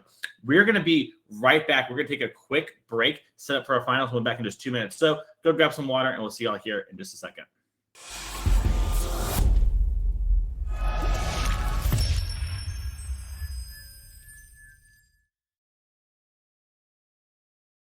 Morning, everybody. Welcome back. We're getting ready to kick off the finals here at the NRG in Mundelein, Illinois. Really exciting stuff. We've got, both players now are queued for the RC in Dallas. I want to bring my friends Devin and Mason back with me here just to talk a little bit about what's getting ready to go on. So, guys, welcome in. Thanks for having us. Absolutely. Hello. Good to see you guys. So, the winner is going to be into the championship, the NRG Series Championship, which is kind of what is amazing about this new structure, right? So no pressure at all, huh? None whatsoever. Absolutely not. No, this is really awesome finals. I believe the player who's going to win also gets a token as well, if I'm not mistaken. So a lot of pressure here. Yeah, for someone like Sarah, this is her first big top 8 of a big event. She wanted to grind her circuit all year. She wants to make it the Players Championship. Pack one, pick one event. She's here. She has the opportunity. I'm sure there's no pressure there. And from Dykman, someone who grinds a lot of our events as well. You see him at like 95% of our opens. Curious to see if, with this sort of great start here early, are we going to see him at 100% and make that push for the championship if he doesn't make it today? Yeah, it's pretty awesome. I'm really glad that we've changed this tournament structure around a little bit to have these high stress matches and things like that. So with that, we're going to have Rhinos versus Murktide. Are you guys leaning either way at this point? I think given Sarah's sideboard configuration with the 3 copies of Explosive, I think I'd have to give it to Sarah. Yeah, it's definitely a tough matchup. Both players are really good. It's really close. Sarah does have those 3 Engineered Explosives. That's going to do a lot of work, but it's hard to bet against Dykman. But I'm also sort of a Rhinos hater, so I've got to pick Sarah. I've got to pick Murktide. I'm going with Murktide all the way. And I'm the Rhinos guy, and I'm still not even taking Rhinos. So that's funny. Well, Sarah's warmed up. She just played against Rhinos, right? So maybe feeling pretty good after winning their semifinals against Rhinos. So with that, we're going to go ahead and shoot it down to you guys, let you cover the finals. Just a reminder, we do have Pioneer going on simultaneously right now, so we'll get you some action from that as soon as we're done here. But guys, take us away. Like Matt just said, we're here in the finals. We do have Pioneer going. We're going to switch over to that when we're done here. We have a little trophy in the middle of the screen right now, and it looks like both players have resolved mulligans from what I'm guessing here from their sort of demeanor. And we're ready to go. We have Sarah Shearing on your right playing Izzet Murktide. I believe our number 2 seed after the switch, that's going to put her on the play. Steven Dykman here on the left. Oh, sorry, she's number 6. I was at the bottom. I don't know why I thought she was number 2. Anyways, that's going to put Dykman on the play, and that matters a bunch here. I thought they were just going to leave the trophy in play the entire match. I thought that would have been awesome. That would have been really awesome until we get to combat. I like it until then. As we do see Ragavan on turn 1 here for Sarah off a Spire Bluff Canal. Yeah, and as we mentioned, Steven the 5 seed, Sarah the 6 seed, so Steven does get to be on the play. Very important in this matchup. We saw the last match that Sarah played. I believe she was in the play in the last match against Rhinos, if I'm not mistaken. So a pretty big advantage. We see a triumph here. Steven's probably thinking about firing off a Dead God main phase when a player on spell Pierce counterspell. But as we talked about before, Ragavan, not the biggest issue. There's not a ton of stuff that you can hit off of the Rhinos deck, but I think the bigger issue is the mana generation that it provides for Sarah. Yeah, we were going to see Sarah play that ball, but she held it on turn 1 in case she drew something like Electric Shredder or DRC. Had sort of a good setup hand here. Thinking about if she wants to fetch away that top card or not. Has Unholy Heat, has Expressive Iteration, and looks like a land as 3 of the 5 cards in her hand. And she's figuring out, is that top card exactly what she's exciting for? Both players are qualified for Dallas, like we said, too, which is super exciting with this event. You got everything going on, the big stuff, and also the OP with Wizards of the Coast as well. Right, exactly. Yep, definitely. And definitely good to qualify for Dallas. If I'm not mistaken, I believe Dallas, the format is Pioneer, but then it feeds the Modern Pro Tour. I think they just announced that the other day. So, players playing Modern here, they're, gonna have to play some Pioneer in Dallas, but they get to qualify for Dallas, potentially qualifies for the Modern Pro Tour, which is pretty exciting. And Sarah's going to fetch Shock here, which I imagine means she either just did not like the card, wants to hold up Counterspell, or is going to cast a Shredder here. Yeah, it does look like a situation where she just didn't like the top card. I think she had Shredder, she would have played it before the bobble, but probably just, even if she doesn't have Counterspell, wants to represent it for Dykman. Dykman will probably slam into it anyways. He can't really afford to play around it, but she just wants that option to be open to her. And she does have Dress Down in hand. We talked yesterday on stream about how it's sort of like a Counterspell against a lot of decks. This is one of the spots where it's most often not that way. Yeah, not going to do a lot here. The one thing that I will mention, Steven does have 4 copies of Fury compared to the other Rhino list that had less copies. So it might be something, it might be a spot where Sarah can maybe save the Dress Down up until the point where Steven casts a Fury. She might get a little bit of value out of it that way. But if my guess is that if Sarah bricks here, doesn't draw a counterspell, Steven plays a Shardless Agent, she's probably going to have to just cycle that Dress Down and try to find some gas here. Yeah, Dress Down also would turn Delirium. She has Ragman, Bobble, and land in the graveyard. So then Unholy Heat would be live. And, if this is a violent outburst off the Cascade, that's a big difference in the amount of pressure here. Yeah, especially with Sarah at 17. And it looks like Steven either choosing to pass here or does have a copy of Violent Outburst. Violent Outburst specifically nice because you get to end of turn it, force the counter spell if Sarah does have it. And then you still get to untap, potentially resolve a second one. So we'll see. Looks like Steven does have a copy. I think I saw a Fury, a Borrower, and a Violent Outburst. Is there ever a world where Dykman just wants to play something like Borrower and try and bait a counterspell? Or was that just too low impact? It's something Sarah just won't bite on? Because of the Lightning Bolts, I don't love it. Because Lightning Bolt is a card that if you can resolve a copy, like if you have 4/4s, the bolts don't really do that much. So you're kind of giving Sarah a good bolt target. It looks like Steven's actually going to play nothing here. Very interesting. Yeah, it looks like Steven's really respecting Counterspell out of Sarah here and just instead going to value his life total and try and maybe squeeze on a certain turn. Yeah, I wonder, maybe looking to see if you could find a copy of Force Negation, because then you could fight over the Outburst that way. Or maybe wants to try and get Sarah to commit more mana. Like, for example, if Sarah were, you know what? So he knows that Sarah has 2 copies of Spell Pierce. So if Steven has land 5 rolled up, he's probably waiting until turn 5. So he's gonna get got by Counterspell. That's gonna get him no matter what. But he can at least play around the Spell Pierces, which I think maybe that makes sense. But I don't know. You're giving Sarah 2 more turns. It's kind of close. Yeah, it's definitely close. I think, like you said, if your hand's just all lands and outbursts, you might as well, because it's a card you can beat and otherwise you can't. And we know we do have Brazen Borrower and stuff. And it looks like, Sarah might actually tap out in a spot where before she wins, she'd be like, well, would Dykman really hold it? Would he respect my Spell Pierces and Counterspell that much? And like I think you correctly identified, I think Dykman is. And he's just like, listen, my 4/4s win this game so quickly. I don't need to go for anything right now. Yeah, he knows he's going to get got by Counterspell throughout the entire game, no matter what. But if he could play around Spell Pierce, and I love the Shock here. Sarah's hand doesn't really have a ton going on, but the Shock represents. I think the Shock is more likely to say that, hey, I have Spell Pierce plus Counterspell, and it does, because Steven's been respecting the Spell Pierce. Now you're kind of putting that fear into him more as well. Yeah, and Sarah does have Odawara in hand too. So worst comes to worst, she can Unholy Heat a Rhino and then Odawara another one. And we know that Dykman has some other cards in hand, but if there aren't more Rhinos coming, she might be able to stabilize because the fair game plan, that's something Murktide's used to battling against with other decks. Yeah. Now, if Dykman ever finds maybe like a second Cascade spell, then maybe you trade an Odawara and a Heat for the first one. The second one might be a little bit tougher for you to beat if you don't find a counter spell. The other thing that Steven could do is maybe just jam a Fury this turn if he's worried about Spell Pierce. But if you have land 5, you might as well, like the Outburst also plays around Spell Pierce too. So we'll see what Dykman does here. My guess is probably just land go, wants to hold up the Outburst. Yeah, I imagine hold up the Outburst makes a lot of sense. It also lets you hold up Brazen Borrower for unsummon whatever threat you play and cast. Obviously not the best, but if it somehow eats a counterspell, you're over the moon. Yeah, Chance mentioning Blood Moon. There are no copies of Blood Moon in Sarah's main deck, and players do have access to deck lists. So Steven does not have to play around Blood Moon in a game 1 situation. So Steven can, freely fetch the Shocklands there. Yep. Yeah, Sarah has all that stuff in her sideboard, as it looks like Dykman is going to play the Odawara, and like you mentioned, he's done playing around Spell Pierce. The time is now. Oh, so we're going to play Fable the Mirror Breaker. We can beat Spell Pierce, and this is going to actually do a great job of sort of, if I have Counterspell, is this a card you want to fight over or not? Because from Sarah's perspective, she's not sure if Dykman's waiting or if it's just an example of he doesn't have the Rhinos and had a bunch of interaction for maybe Ragavans. She has to sort of solve that equation.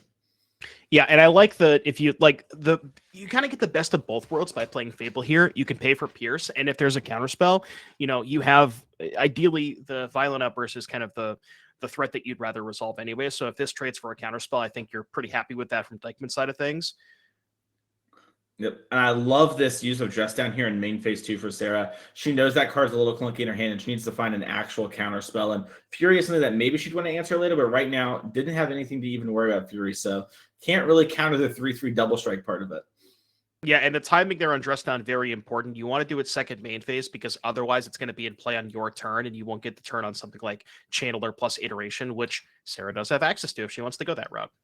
Yeah, and Sarah might want to do that too because she just doesn't actually have anything. She's postured really well. She made a lot of plays that were like, hey, I have counterspell, but here's this expressive iteration, and she's looking for actual counterspell here. Not playing the Channeler first, and there's the counterspell. I was going to say, because she doesn't have a land rolled up, so she doesn't want to take the risk of not finding land plus counterspell, which I think I like. Yeah, she's found counterspell, and then unfortunately for her, both Ledger Shredder and Murktide region, that means she's not going to be able to play one of those cards and hold up counterspell. So now Sarah has to decide, all right, before we talk about it, Dykman keep a hand with just a bunch of removal and Fable the Mirror Breaker, and that's what's happening here. Was he respecting Spell Piercing? Can I afford to, play a card like Murktide Regent this turn? Will that be able to go the distance? I believe it was Dykman, the person who had 2 main deck subtleties.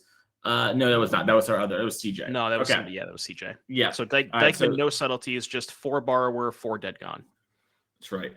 So Sarah here tanking. I wonder if you just jam the Murktide here. I think she's going to. Yeah, I think given how weak her hand is when it comes to pressure, she just doesn't have enough pressure to actually do anything else. And that looks to be Odawara from hand that we saw earlier, if I am not mistaken. A little weird not to use Odawara if that's the case, for your delving, your casting purposes, but might be a situation where Sarah's trying to get Dykman to not think about cards like Unholy Heat and just, be like, hey, I still don't have the Spell Pierce. Don't worry about it. We'll get to it later. Oh, it's a Misty Rainforest. Okay, that makes more sense. Yeah, so Odawara is still in hand. Okay. Now, we went for the full 5. Full 5. I think, well, like you said, she kind of has to jam, given her position and the fact that her hand is kind of like, I would say her hand is a little weak right now. You kind of just have to hope that there's no Brazen Barber here. And also, here's another thing. Because Steven has, and she knows this, because Steven has respected Spell Pierce this entire game, like, Steven did nothing for the first 3 turns, played a Fable on turn 5. He's not going to jam Petty Theft here. If he has it, he's definitely 100% going to untap first. And because Steven's in this position where he's played around Spell Pierce the whole game, if you untap and then cast the Petty Theft, he also doesn't want to then cast the Violent Outburst because then you're also going to get that Spell Pierce. So this is kind of the decision point for Steven. It's like, well, you've played around it the whole game. Do you no longer respect it? Yeah, that's true. And we are going to see Dykman. It looks like he is going to cast Petty Theft here and sort of, like, hey, if you have Spell Pierce, I'm going to double spell. And we know Sarah doesn't have it, and Dykman now knows, all right, Spell Pierce. Yeah, now the coast is probably clear. a card we don't have to worry about. Yeah. Yep. Otherwise, it's possible she held it, but also he has so much mana. He's going to be like, okay, coast is clear. Yeah, and I like how Steven navigated this game. Now, it's a question of whether or not you're supposed to cast the Barber there. That's a really close decision. But Steven definitely paid off, and it looks like he is in a really good position now, because I think there's not that many spells left over for the recast of Murktide. Might maybe be like a 5/5 or a 4/4. But yeah, Steven's going to get to be able to resolve a Violent Outburst here, most likely. Potentially could have land 6 and double Cascade spell, which is probably just game over if that happens. Yeah, and we saw Dykman discard land and Fury, so he's looking for some specific cards. Doesn't want just to actually get Gemstone Cabinet. If he goes double Rhino here, Sarah is in an unenviable position. Yeah, that's going to be a lot to come back from. I'm not really sure that from this board state she could really come back from that, but we'll have to see what Steven has. Yeah, this was post board. Sarah would be able to beat that because she has the 3 EEs, but now not the case. We see just the main phase Violent Outburst to start things out. Dykman gonna find some Rhinos here. What do you think Dykman's going to cascade into? I was thinking Spell Pierce for a second there. Remand? Remand. Do it again. That's why he played the land first, Yeah. Spell Pierce and lets him do it again. This whole little wombo and a combo. The remands are perfect once you get the 6. Well, Remand's really good against Murktide in multiple ways, right? You can remand the Murktide for the Delve, and then you can cast your Brazen Borrower from the Adventure, remand it, and then Petty Theft again. So you've got a couple angles. Man, I like where we're going with this. Yeah. Anyway, you can also play the white remand with Reprieve. We've got a lot of... Well, then you're more likely to hit the remand, which I guess you're probably happy with. Well, maybe you're playing Leyline Binding. Maybe you're more of a white version. Art in play, see? Yeah. That's called innovation. That's called a Patreon article right there. Devin, write that one up. I want on the hizzy. Write it down. Did you say hizzy? Yeah. Okay. I'm just checking. Sometimes I just talk, man. What's Sarah going to do here? We got a channeler. Now, we know she has an Unholy Heat. I wonder if we still have Delirium. So I assume we have the Dress Down, which we kept, the Bauble, and a land. That's 3 types. So creature. Yeah, there was a Ragavan. Okay. Yeah. So we do still have Delirium. Yeah, and this Unholy Heat is going to answer the Rhino immediately. Dykman seems to be cool with it happening. He's double checking to make sure that, hey, I'm not getting got here right. Okay, this is Delirious. Even though obviously Sarah's Unholy Heat wouldn't do anything. But, if it was just an Unholy Heat for 2, he doesn't want to be like counter this one and then she not cast the second one. It's a Spire Bluff Canal for the turn. And we're going to see Brazen Borrower hard cast here. And that's going to put 7 power in play for Dykman here.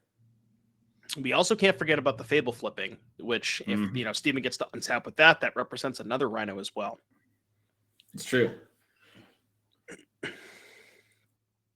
Yeah, Fable the Mirror Breaker is sort of a Magic all-star. It's good in every format. Yeah. Even Legacy. Yeah, it's seriously great. I don't know much about Vintage, but I'm curious. I know they're putting Atraxas into play. Fable can be found off of Traxa. So that is a good strong point. Yeah. Can't copy Atraxa. Yeah. My favorite thing about Fable, Devin, is that if red does it in the color pie, Fable does it. We can make treasures, we got it. We rummage, we got it. We copy, we got it. We incentivize attacking, we got it. And it's like, what else does red do? And they're like, it doesn't do anything else. Burn is like the one thing this doesn't do. So is Fable bad design because it breaks the color pie? No, it's perfect. It gets everything with red in one design. Now, maybe it does too much of, maybe it does too much selection versus smoothing, but definitely doesn't break color pie. It is just the red color pie. It is the pie. It's the whole pie. Okay. I get it now. As we are going to see a checking of the graveyard here, Devin thinking through his turn. I'm not playing. Dev, I'm looking at you so we can see each other. I don't know why I keep saying that. I didn't ever do it with Dom. Your camera's just too clear. Dom's camera was just breaking up on me. What's happening? You know what it is? It's I'm used to seeing you play the Rhinos too. Oh, okay. That's what it is. Yeah. I would be in this position.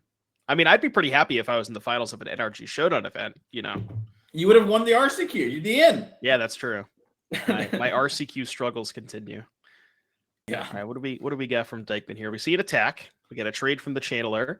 Now, what do we have for Sarah for leftovers? I didn't quite get a good look. We know about the counter spell. That's what she took off of the expressive. I don't know that she really has much else though. Yeah, I think it was Counterspell and then like maybe a Consider. I wasn't 100% sure. Okay. But like you mentioned too, this Fable is representing another Rhino, and so that's 8 damage. So cards like Fire are suddenly going to be lethal if Sarah cannot answer that Rhino in the next turn. Oh, right. She has the Murktide. Murktide that we know about, yeah. Yep. So in these positions, in my experience, the Murktide player usually is 100% the draw expressive iteration. So we'll see if Sarah is in that position as well. Sarah did lean forward after drawing. That's the gamer position. It might be because of Murktide, but it might be because of expressive. I told you! I might profit. Flip it, ship it, the shuffler's rigged. Every time. There is never a position where a Murktide player gets into this spot and doesn't draw expressive iteration. It is just, it's a bug. It's an expressive bug. Wow. That's saying she had it in hand, but. Sarah said already had it, so that's pretty great. Yeah, and maybe Devin, maybe we're just trying to get the rig in there, mentioning it there. But if you're enjoying the stream, make sure to follow. And yeah, whew. As we see expressive iteration here going off, and there's the third counterspell for Sarah. Her last expressive had a bunch of threats. This one looks to just have lands and counterspell. Okay, not the best expressive. We'll take the counterspell for Sarah, though. Although, Sarah is behind on board. Not exactly what she's looking for. Definitely looking for a bolter and unholy heat as well. Also, would like to mention we got over 1,000 viewers in the chat. Thank you all so much for tuning in. Hope you're having a great morning hanging out with us, watching some awesome modern coverage. Be sure to hit that follow button if you are not already. And hope y'all are having a good time. 100%. As we do, I think it's a 5/5 Murktide. I saw like 3 lands there. We'll see in a second. It was a 5/5. Whew, I'm on my game today. We do have counterspell up, and we still have that Odawara that's been hanging in our hand forever this game. As Dead Gone, the second Murktide gets bounced to the hand here, and we're going to see if Sarah, she has 3 counterspells in hand. Does this warrant it? So we'll have to see if Steven has a second way to remove this Murktide from the battlefield. Now, shield's down right now for Sarah. No, only 1 land up, so no Odawara, no counterspell. So this is kind of a really big draw step here for Steven. See what he can find. Can copy the Rhino. That's 8 damage, which is not quite Sarah's life total. But if you could imagine, Steven goes bounce your Murktide, copy Rhino, put you to 2. It's going to be no, 2. That's pretty good. Yeah, Fury, that's going to do 4 damage to the Murktide. Sarah, I love she didn't react to it. She's just like, yeah, and she's going to make Devin copy it with the Fable the Mirror Breaker if he is going to want to kill it and then present a lethal attack. He's going to have to play into Lightning Bolt and Unholy Heat here. As Sarah doesn't have either. She is down a game there. What a draw from Dykman. Wow. That was a crazy awesome game one there. We saw just how Dykman respected spell piercing counterspell for so long. As soon as he sort of sniffed out the coast was clear, he went for it. And Sarah played incredibly well, postured so well as if she actually had stuff the whole game, and made Dykman really think and play for it. That was an awesome game one. I can't wait for game 2 and 3. It really was like just a lot of, like you said, posturing, Sarah playing Shocklands untapped, making Steven believe that she had the pierce the whole game. And Steven did buy it for quite a while up until that one turn where the bar resolved. And then that's where the game kind of really took a turn for Steven. Yeah, and Sarah, still fought hard there. It's going to be exciting. So let's check out the sideboard and see what's going on here. We've looked at both these players' sideboards already, but we'll go over them again here for people that have joined us. So Sarah here, she has 3 Engineer Explosives, 2 Blood Moon, 2 Subtlety, 2 Unlicensed Hearts, the Fluster, the Spell Pierce, the Fury, the Season Pyro, the Abrade, and the Dress Down in her board. Devin, we talked about this last match. Do you think anything's changing from what we did before? And if not, what are we bringing in? Engineered Explosives, Flusterstorm, and Spell Pierce. Likely we'll bring in the Fury as well. Those, I think, are all pretty easily slam dunks. Not a big fan of the bolts. And from there, the bolts and the dress downs, I think, are a medium. You could consider cutting a spell snare, but it does fight over Petty Theft, which is one of Steven's better answers to Murktide. So after those 4, not sure what you cut, but definitely I would say bring in those 6. 100%. And then let's check out Steven Dykman's plan here. As Steven has a much more condensed sideboard when it comes to available options. We have 4 Endurance, 4 Force of Vigor, 4 Mystical Dispute, 3 Blood Moon. Doomwake, what are we doing here? So from Steven's side of things, I like the disputes and the endurances. I think those are pretty easily slam dunks. I am not generally a big fan of Force of Negation in this matchup. I think that trying to fight 2-for-1, the Murktide deck is really grindy. The games get pretty long. I don't really want to 2-for-1 myself with Force of Negation. And with dispute, you can fight over counter spells post board a little bit easier. And then from there, it's really tough to figure out what to cut. Sarah is almost 100% going to play around Fury. You could consider trimming a couple copies of those from Steven's side, maybe trim a Fable or two, maybe trim a Fire Ice in the draw, but definitely wants the endurances and definitely wants the disputes.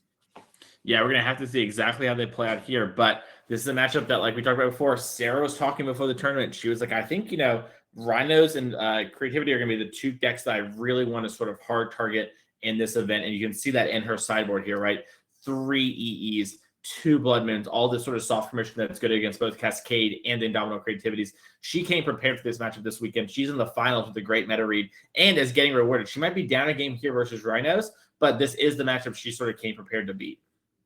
Yeah, and if she does win this tournament, she'll have to have beaten 2 Rhinos players in the top 4.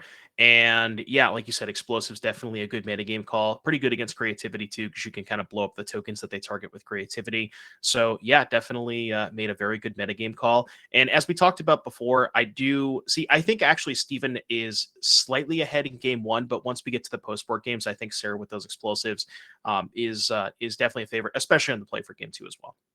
Yeah, the play's going to make a big difference, like you mentioned, sort of identified with us for match number 1 there today. And, at the beginning there, if Sarah's on the play during all this, she plays the expressive iteration a little bit sooner. She isn't under the gun as much. The spell pierce takes a little longer to be played around. Everything is just so different from the side of that matchup. And that might be the extra turn that Sarah needed. She had another Murktide. She had a big Murktide on board and had, Odawara. So that small differences can make the edge here. Yeah, and play versus draw. I think Steven probably has the luxury of playing around Spell Pierce in the play. Likely not going to be able to do that on the draw. So we'll have to see, if Steven has the Cascade spell on 3 and Sarah has a mana up, does he jam it? He also has to worry about there's a 3rd copy of Pierce as well as a Fluster in the sideboard.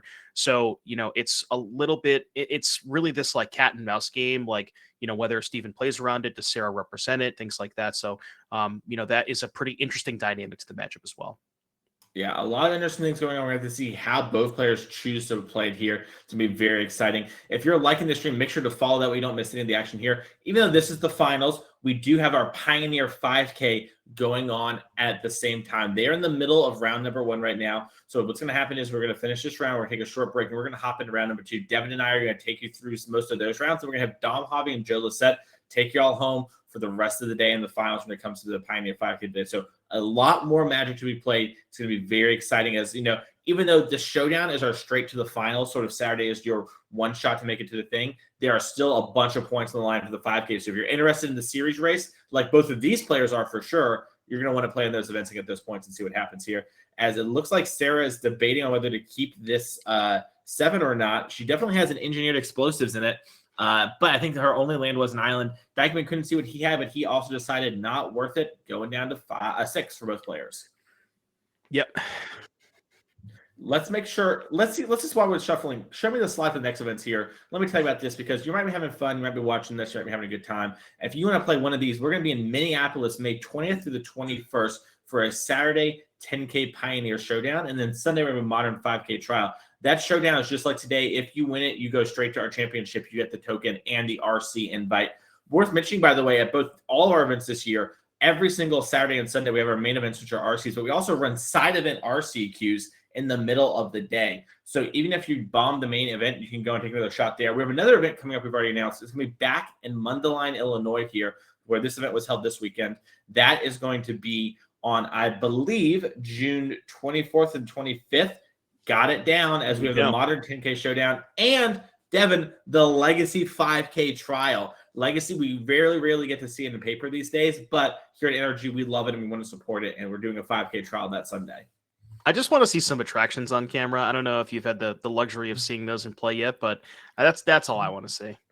I brought it up with Dom yesterday. There's some things we don't have on Moto, so we're not sure if they actually are the truth or not. But having, a Legacy 5K like that could be a place to see, all right, will the best players come out with a deck like Attraction, testing and papers? It looks like Sarah is keeping a 6 here and bottoming a Flooded Strand. Looks like Dykman is tanking. Unsure if he said keep or if he's maybe thinking about going to 5. Sarah does have a Spell Bluff Canal, ×2 in hand. So yeah, looks like we got 2 lands that consider it explosives. I want to say I saw a Shredder in there as well. So pretty good hand from Sarah. Yeah, sort of most of what she's looking for there. Just really the Ragavan's the only thing she wishes she could draw up. As Dykman looks like he is keeping and putting back something. I'm really unsure too. It's probably going to be really close there. Probably some element he's trying to play around. Yeah, might also just want to be thinking about like how he wants to sequence his lands. A lot of times with oh, my screen just got a lot bigger there. A lot of times with opening hands, you kind of want to like you want to see with like how you're going to sequence your lands before you decide to keep, because then like you're in a position where you can kind of just it's nicer to flow with it. You're just playing your lands and you already know what you're fetching for, so that could be a consideration as well. Yeah, looks like Dykman's double checking. He thinks he may put his hand in backwards here.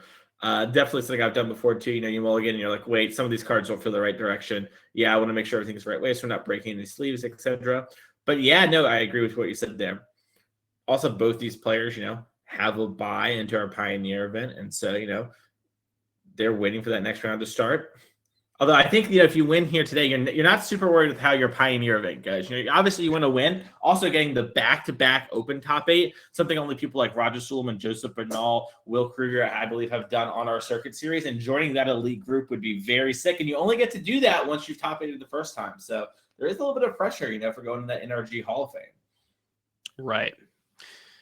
Yeah, definitely. It's just an awesome tournament series. Really, shout out to NRG here, putting on an amazing show, and hope you all are having a great time watching it as we are getting into game number 2 here. Steven up a game, and yeah, these players are playing for a lot. There's a lot on the line here. Yeah, Steven on a mold of 5 here, but I think has Gemstone Caverns in hand, and it looks like a Violent Outburst. We might have a turn 2 Cascade. Gemstone Cavern's a little sketchy on a 5-card hand, because then you're putting 2 back and you have to go Caverns pitch a card, so you're starting with 3 cards in your opening hand. But maybe Steven thinks that if he's already on 5 cards, that might be his best path to victory is just go to 5 Gemstone Caverns land, just jam it on turn 2, hope there's nothing there from Sarah. Now there's a lot of counterplay to that, so we'll have to see how Steven wants to manage this. Yeah, Steven doesn't know if Sarah has her, marquee sideboard card and Engineered Explosives in hand. So if he goes all in on a Rhinos early, he's going to need some more because they probably will not go the distance. It looks like Dykman was maybe only going. Yeah, Dykman is only on 5 here. We're going to see if there are any pregame effects. Sort of tanking. I wonder if he is tanking on that. Wow. Yeah, he is. Oh, it was Caverns pitch Caverns. All right. Well, then it's a little easier. Lucky. Yeah. See, you actually don't mind having that's like the perfect number of Caverns to have in your opening hand, because then it's an easy pitch. Yeah, and Dykman's like, look at me, I'm on the play now, as he draws for turn, and we definitely had Violent Outburst in hand. So next turn we could be seeing Rhinos coming down immediately. He is in the play, but he is in the play with 4 cards, so it's a little dicey here. Yeah, that's because there's a luck counter on it. That's true. See if we have an ice now. Suspend a Footfalls. All right, and this is the marquee turn here where Sarah, and she knows that I know Footfalls could come down here, but she wants to immediately get stuff going, and she's going to immediately connive, get this Legislator big. Knows there aren't any Prismari commands from Dykman, so she doesn't need to worry about playing around that card. Just gets her connive off, try and sculpt her hand a little bit, and now Dykman knows, like, okay, well, if I'm committing these Rhinos, they are not long for this world. Right. Very, very good setup here for Sarah.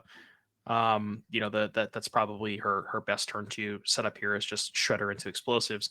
And we'll see a pass here from Steven. No 3rd land, so does not have the opportunity to Cascade here. But as we talked about in the previous matchup where Sarah was playing against Rhinos, Suspend Footfalls actually not that bad against Sarah's setup, because she has 3 copies of Spell Pierce and 1 copy of Flusterstorm.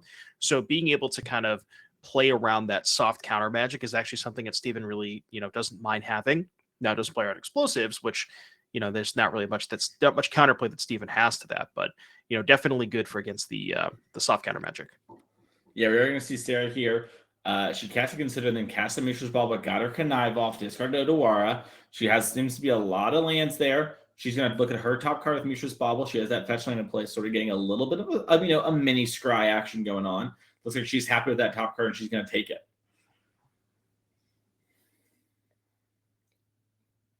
Dykman on 2 lands. Didn't slam a land, but here comes Wooded Foothills. It does have the 3rd land here. Have to see if we have a Cascade spell from Dykman.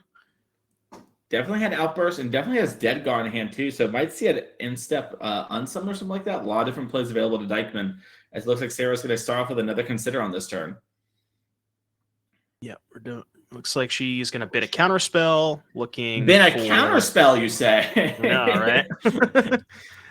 Probably just looking for another threat. Maybe looking for a Murktide. Couldn't quite get a good glimpse of her hand as to what we got for the leftovers, but. Yeah, I'm unsure too, but I know that if I'm Dykman, that's a real wow, I am on a Moldified and she just bend counter spell. I know, right? That's not where you want to be for that. Dykman does not like to see that. Yeah, it looks like we discarded some spell there, a little bit off camera. We can't tell exactly what it is, but we do have this Legislator getting bigger. And it looks like Sarah is going to pass the turn now, respecting Endurance like we saw her do in in the semifinals of our tournament. Looks like she discarded Ragavan here from the Connive. No real plans for our Pirate Monkey this game. All right. Ketria Triome is going to be the land that's fetched here. Yeah. She maybe is worried about Steven might have a couple dead gons that weren't that he couldn't use or didn't have a good target for, so it might make sense to bin the Ragavan because of that. Yep. Yeah, it also looks like from looking at her hand, she has a good amount of permission and just wants to keep the permission and has another Bauble to trigger Connive. So she's just sort of being like, whatever, I'm going to turn some extra lands into stuff here. And she does want to grow her Rhino. I'm sorry, the Legislator to outsize Rhinos if she needs to block, because even though she has the EE, she doesn't want to necessarily use it just on one Rhino, right? She sort of wants to get through the second copy of Crashing Footfalls with that one EE. Yeah, and the one thing that we did talk about in the previous matchup here of Rhinos versus Murktide is the staggering of the Rhinos. Because there's a face-up explosives, you don't want to necessarily, say, for example, Steven were to just jam a Cascade spell here. You'd make some Rhinos, Sarah would say, okay, that's fine. Then the one on Suspend resolves, and then you get 4 Rhinos with the explosives. So Steven has to play a little bit carefully to make sure he's managing the battlefield in the sense of not overcommitting into that explosives. So it wants to make sure we do that as well. 3rd turn in a row, Sarah goes, consider bin a card, play Bauble, Connive. She is a huge fan of this. In her hand is Counterspell, Expressive Iteration, Steam Vents, and an unknown card I can't make out right now. And she's figuring out this Connive, and it looks like she's going to discard the Steam Vents. Take a look at herself here. Discarding. We discard the Steam Vents, yeah, okay. Yeah. So you are safe to attack into an Endurance. You won't lose your Ledger Shredder. You might get blocked, but you won't lose it. Dykman here taking a little think. Dykman, we've seen, has played with a lot of patience this game, respecting what Sarah could be doing, respecting Spell Pierce, respecting her available options. Someone of his caliber of players played so much, it's really knows that he's not under enough pressure, doesn't need to do anything, and now the time's coming. He can start thinking about actually making plays. Right. And, the issue for Dykman here is Sarah has just been kind of given infinite time to sculpt this entire game. Dykman has put 0 pressure on Sarah. So, Sarah's getting in some chip shots here with the Shredder, but really just sculpting her hand and making sure that she's ready for this inevitable big fight, which may or may not be over the Crashing Footfalls. She also may not really care about the first Footfalls because she has the explosives. But yeah, like you mentioned earlier, when Sarah bins a counterspell off of that, it's like, what do you do what do you think is in her hand from Steven's side of things? Yeah, it's a moment where maybe if she had 2 lands, it's like, okay, she's bending the counterspell to keep a land or find a land. That makes sense. But with Sarah having 3 or 4 lands at that time, it's just a moment of okay, what's going on here? Also, you might notice there's 2 lands underneath that gemstone. That's because it has a luck counter on it. And we are going to see Dead Gone use the Gone mode on the Shredder. And Sarah's like, yeah, all right, cool. And I kind of like this play because if you expect that you're going to be playing 2 spells this turn, I think there's a chance that maybe Steven has something that he wants to play in his main phase, either a Fable or a Fury. And if you expect to be able to go Crashing Footfalls, land into Fury, you don't want to let you don't want to leave the Shredder in play because you don't want to give Sarah another Connive. Yep. You might also just bait a counterspell, right? Like, Sarah has counterspell. You also know that she was willing to get rid of another counterspell. So you might get her to use something like a spell pierce here or whatever. And that might just favor you in the long term to actually get her to use it now. Right, exactly. Yeah, and you have to just assume that Sarah's hand is just all reactive, given that she binned that counterspell. She probably felt like she had enough reactive answers at that point. So we'll have to see what Steven's follow-up is here. My guess is he's probably going to be going footfalls off suspend and then casting a fury this turn. That would be my guess based on the EOT bounce the shredder, but we'll have to see what Steven does. And Sarah's not going to fight over this because she has the explosives. Yeah. Steven assumed she wasn't going to, but now she's thinking. Yeah, Sarah, drew a card from the bauble for the beginning of Steven's turn, drew Murktide Reach. So her hand is Ledger, Murktide, Expressive, double counterspell. And Sarah's sort of figuring out, like, okay, is my mana spent for the next 2 turns? Is he going to do anything else I care about? This EE is like, sort of my plan for the long term, but do I want to, hold this for later? And I respect this sort of thing. I was talking to Sarah about this recently, where it's just like, the play might be obvious, whatever, but you can take a second to sort of think through and like have things change. Do I want to do it or not? I don't know what the right play is, but I can totally respect, like, yeah, I've got this card countered, but whatever. Like, is there anything that Dykman can really do that I care about? The answer might be yes, but Sarah's deciding that, for right now, my E is going to be answering the future Rhino problems. Interesting to fight over that, because I don't see a red card in her hand to be able to answer a Fury. So, if Steven does have something like land 5 plus Fury, I think her hand's all blue cards. I guess she has a Murktide, so maybe Murktide can check the Fury. So maybe that's her logic there, which I guess makes sense. That is a good point. And it's also just nice to use her mana while she can. Mm-hmm. So, that's a really close play. Yeah, it's super close, and it's really one of those decisions, where some people will be like, oh, that's a misplay, oh, that's this. This is called like a tactical decision, Twitch chat, right? Like, Sarah's making a choice to use counterspell here to save the future EEs later to, maybe set up for that 8/8 Murktide, right? Like, Sarah might be keeping a running count of the instant sorcery in her graveyard. People doing that. So we're going to see. Which is asking sort of what's going on. We had 3 Rhino players in our top 4 and Sarah. So Oliver did lose to Dykman here. As Sarah, she's pulling up her graveyard, got a bunch of instants. There's a bunch of considers, a bunch of counter spells, and they're all going to the exile zone because Sarah wants to cast something. I'm curious to see if she'll fetch first here or if she wants to save that for, a bauble / other stuff going on.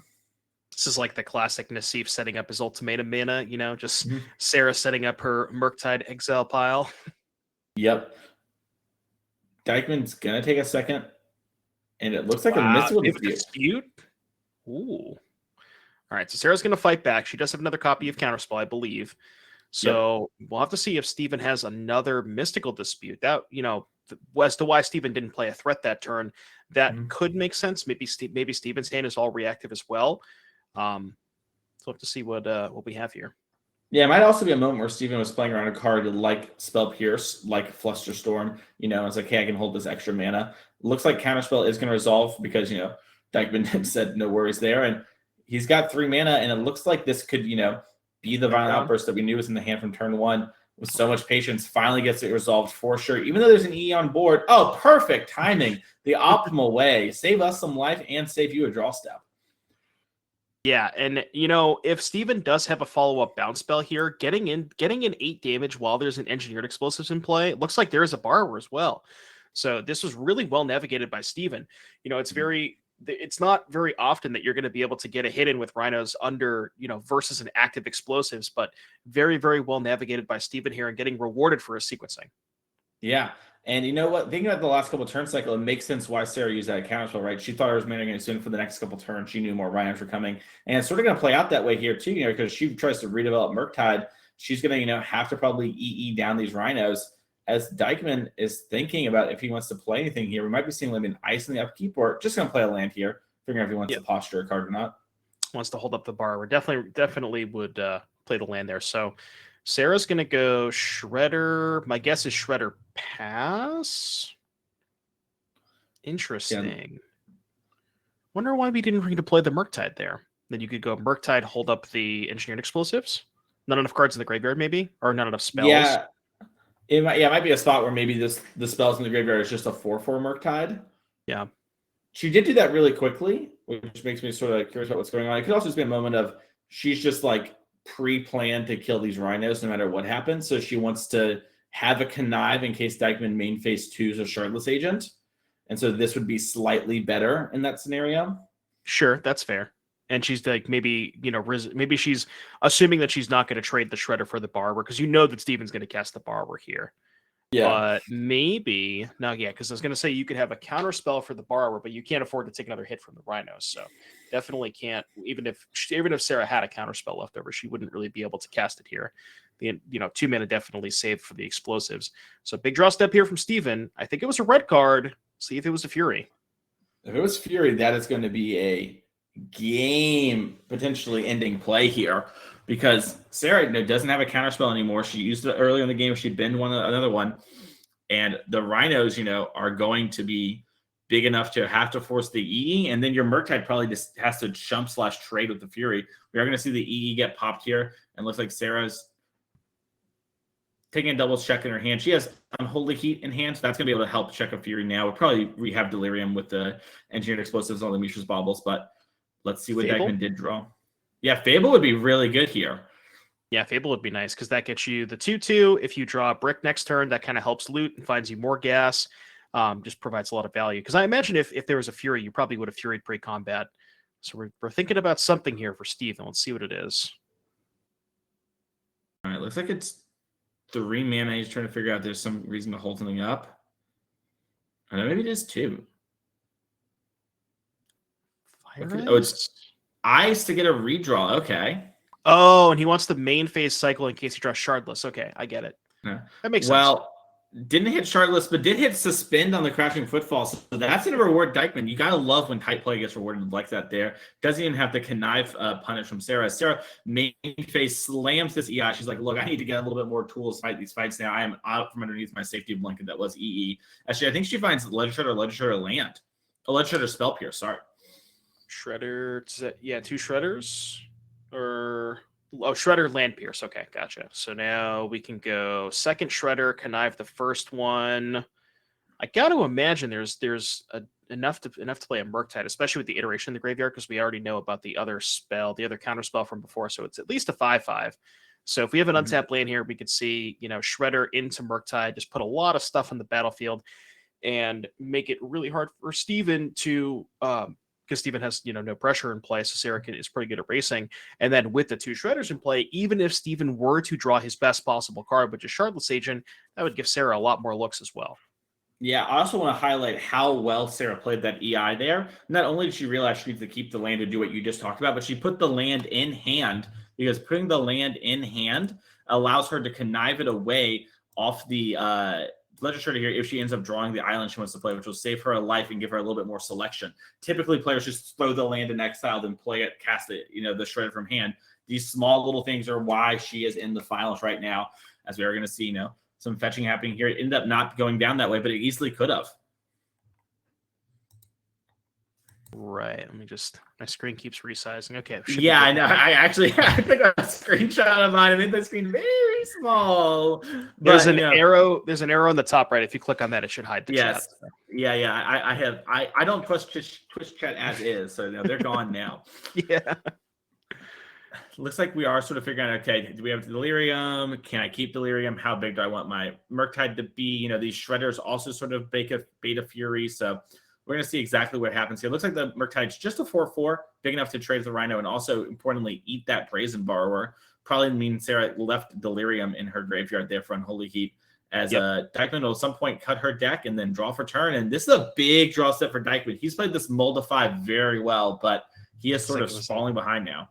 Looks like it was a Scalding Tarn. That's probably going to be enough here. Don't really think, maybe if we saw a Fury off of the top for Steven, that could have been enough. Maybe you Fury the Murktide, you can get in with the Borrower. Maybe Sarah trades, maybe she doesn't, and then you have the Fury left over. But bricking that draw step probably means this game is over. Yeah, it's gonna be really hard for Dykman to come back from this spot. But Dykman, is in the finals. It's got some time still left. Maybe Dykman isn't super excited to go play Pioneer. We'll have to see what Dykman brought for that one. But, got a little bit of time, and it can't hurt. If Sarah just for some reason freezes up, passes the turn or something, misevaluates her role, that could be a good way to win. As we do see a dash Ragavan here, Dykman's like, still a Scalding Tarn, resolves. Just take a peek just to make sure. Maybe a change into something else. Yeah. I don't know if you've ever seen Yu-Gi-Oh before, but the cards have changed. That is true. That is a very good point. Mm-hmm. Have you ever read OG Yu-Gi-Oh before it became all about duel monsters? Oh, like the anime stuff. Yeah, well, like I recently started reading the manga, and it's like Yugi plays death games. He like kills people. It's crazy. There's some weird stuff going on. It's wild indeed. And speaking of wild, Sarah's trying to figure out, okay, do I want to cast another spell, trigger this connive? Do I want to, attack this 1/3 Ledger Shredder if I'm not going to connive into this Brazen Bar? Or also, do I want to Unholy Heat, use that here in order to push this damage and get the connives off? It's really, really close because if you use the Unholy Heat here, maybe Brazen Bar or Unsummons and block, she could be in huge trouble at just 6 life. And looks like, yeah, she's going to respect Brazen Bar being the draw from Dykman here and just attack for 6. I love this respectful play. Yep, because now Dykman's in a spot where he just takes it. Yep, goes to 6. Has a Barber to chump block next turn. And then potentially taking 5. But there's a Heat for the Barber. So, yeah, even if Steven draws a Fury at this point, I guess you can Fury at the Murktide, potentially trade for the other Shredder. Excuse me, take 2. But we'll have to see what. It's gonna be hard for Dykman. I do like that, one nice thing about Ragavan is whenever it hits a land when you're on the other side of Ragavan, especially when Dykman's position, it's like, all right, well, I didn't need that, Just get a little redraw from me. Yeah, not drawing another land at least. Yeah. It's sort of like get probe draw land for Dykman. Take 2, As we do see Sarah untap here again. We're going to see Sarah probably dash at Ragavan just like we did last turn. Yeah, she's doing that. Dash. She's going to cast a ball. That's going to get double connive off. Yeah, we need to clarify which treasure shredder is going where. Very small, minute things. It wasn't announced, I think, is what's happening here. And so they're going to have a moment of trying to figure out, okay, what's going on? This might be a small warning or something like that. Who really knows? We know from the booth it doesn't really matter in this spot, but Tactical Magic does sort of demand this of us. So, it's probably fine here. Right, and the logic here is you have to stack the triggers before you see what you draw, because if you just say, okay, I'll discard a spell, put a counter on this one, and then you know what I mean. But what you want to do is you want to stack the triggers so that you say like the one without a counter is resolving first, then you draw, do that, and so on and so forth. Yeah, it looks like the judge's fix was probably gave a warning there, and it's just going to redo the connive here. We have the stream, and the judge saw the card, so they're able to confirm what the card was. Typically, you can't do this in a normal on-the-floor match, but here we're able to do these sort of things, as it looks like we went left to right there. So now we have 2 2/4 Ledger Shredders, which is really big at stopping this Brazen Bar from ever connecting. Yep, and Sarah definitely lining up looks like a lethal attack. Don't really think that Steven has any way out, and we'll have to see if Steven agrees. Yeah, he's going to pick up the cards. Even a Brazen Bar here, we're going to save the day. So we're on to game number 3 and our first NRG Series event of the year here for Mundelein. Wow, that was a crazy game number 2 there as well. Dykman, on 5 cards, didn't get to do as much as he did in game number 1, but still made a real game of it and, made Sarah think about some stuff and played around the EE incredibly well. We saw Sarah not only be up 2 cards on Dykman, but had the incredible Ledger Shredder into EE, sort of the perfect turn 2, and he made a real game of it. He did, and navigated it very well. Was able to set up a spot where was able to end step that Violent Outburst with the explosives in play to get in that 8 points of damage. Maybe was a spell or 2 away from potentially clawing back into that. But yeah, very well navigated by both players, and I'm really excited to see what happens in game 3. These are probably 2 of the best players that we have in the room, and we got them both in the finals. And this is sure to be a really, really, really good game. Yeah, it's going to be really, really good here. Sarah, like I mentioned earlier, this is her first NRG Series top 8. She's wanted to make a run at the Player Championship this year. But what we didn't mention before, Devin, is that she has, I think, 3 or 4 top 8 misses, a bunch of 9ths and 10ths. So it's not like she wasn't, this isn't like, I've made it in here. She basically got breakered out, has a bunch of good top 16 finishes. And, I know this was a real thing for her of just being like, okay, can I get like that extra 0.1 match percentage point? Can I just make it into the top 8, please? So I know I can do it, but I'd like to actually do it. And here we are now. She's making the most of it, running all the way up into our final. She's going to be on the draw here. As we talked about before, play draw, very important in this matchup. But she does sort of have the sideboard, and we've seen Dykman respect Spell Pierce, Flusterstorm this whole match so far, and Sarah hasn't had it. She's got to draw them eventually. That's true. Was able to navigate with the explosives. But, as we saw in game one, remember, Steven Dykman was very apt to play around Spell Pierce in that first game. So I would not be surprised if, because Steven is now on the play, obviously mulligans to 5 changes things and depends. But if, so very similar to what we saw at game one, where Steven just kind of didn't do anything for the first 3 or 4 turns and just really respecting those Spell Pierces. So very interested to see if Steven plays around them and if Sarah, kind of represents or basically just kind of bluffs it. Yeah, it's going to be very, very interesting to see. And if you're enjoying this, make sure to click that follow button right now. We're happy to have so many of you here in the chat. We run these events just about every month-ish or so this year, and it's going to be really exciting to sort of see all of those come down. And you're not want to miss any Magic, even when this is done here today. This is our continuation of yesterday's Modern 10K. We still have a Pioneer 5K today. Maybe I can get behind the scenes how many players and how many rounds that's going to be. But Devin and I, when we're done commentating this finals, we're going to start on commentating Pioneer right away. We're going to take a short little second to get players in the feature match area. But that's basically to say there's going to be nonstop Magic here on the stream today. Because when we're done commentating those rounds, we're going to have Devin O'Donnell and Devin and I are done. We're going to have Dom Harvey and Joe Lissette join in, and they're going to take you home tonight. So it's going to be fun to make sure to click that follow button if you haven't already. And drop a Twitch Prime if you like Devin's camera. Look how clear and clean and everything you can see us. I got to go to whatever camera you have. We're going to have to talk off screen. But while we're sort of doing that, I do want to talk about the future events because you might be having fun. You might be thinking, wow, this is awesome. I want to make a run at the NRG Series. And you totally can, because just because you missed the first event doesn't mean you're dead for the Players' Championship.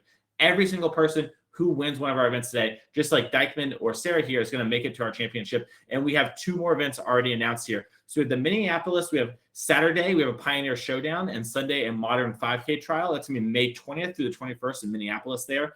That is going to be super fun. Once again, the Showdown events are the ones that straight up queue you. So if you're willing to do that, you're going to want to show up for the Saturday event for sure. It's still a lot of fun, though, to be on Sunday. And if you're making a run of our at-large bids, both events award points. So just because you don't get that auto win for winning the Pioneer event in Minneapolis doesn't mean it's not worth something. I believe it's about 20 points. It's a huge chunk on our leaderboard. There's also going to be an event back here in Mundelein on June 24th and 25th. It's going to be Modern and Legacy, so see you there. We're back in the feature match area. That looks like players have kept unsure about their keeps on how many cards we have. But I do know one thing. Sarah's on the draw and has turn 1 Ragavan again. It wasn't good enough game 1. Let's see if it's good enough here. And no turn 1 Crashing Footfall for Steven. Now, Steven does have a lot of powerful turn 2 plays. Could Dead Gone the Ragavan, could even go End Step Dead Gone, which looks like we're not going to see that. But does have Fire Ice, and that's kind of a decision point here for Steven is like, if you have Fire Ice, do you kill the Ragavan or do you ice a land? I mean, you very likely just kill the Ragavan because that produces a mana source. But the other thing is like, okay, well, do you think that Sarah's going to play her on Fire Ice? Maybe she deploys a copy of Dragon's Rage Channeler. You get both of them. So really a lot to think about here for Steven. And I think it depends on how his hand is lined up to, see how he wants to navigate this game. 100%.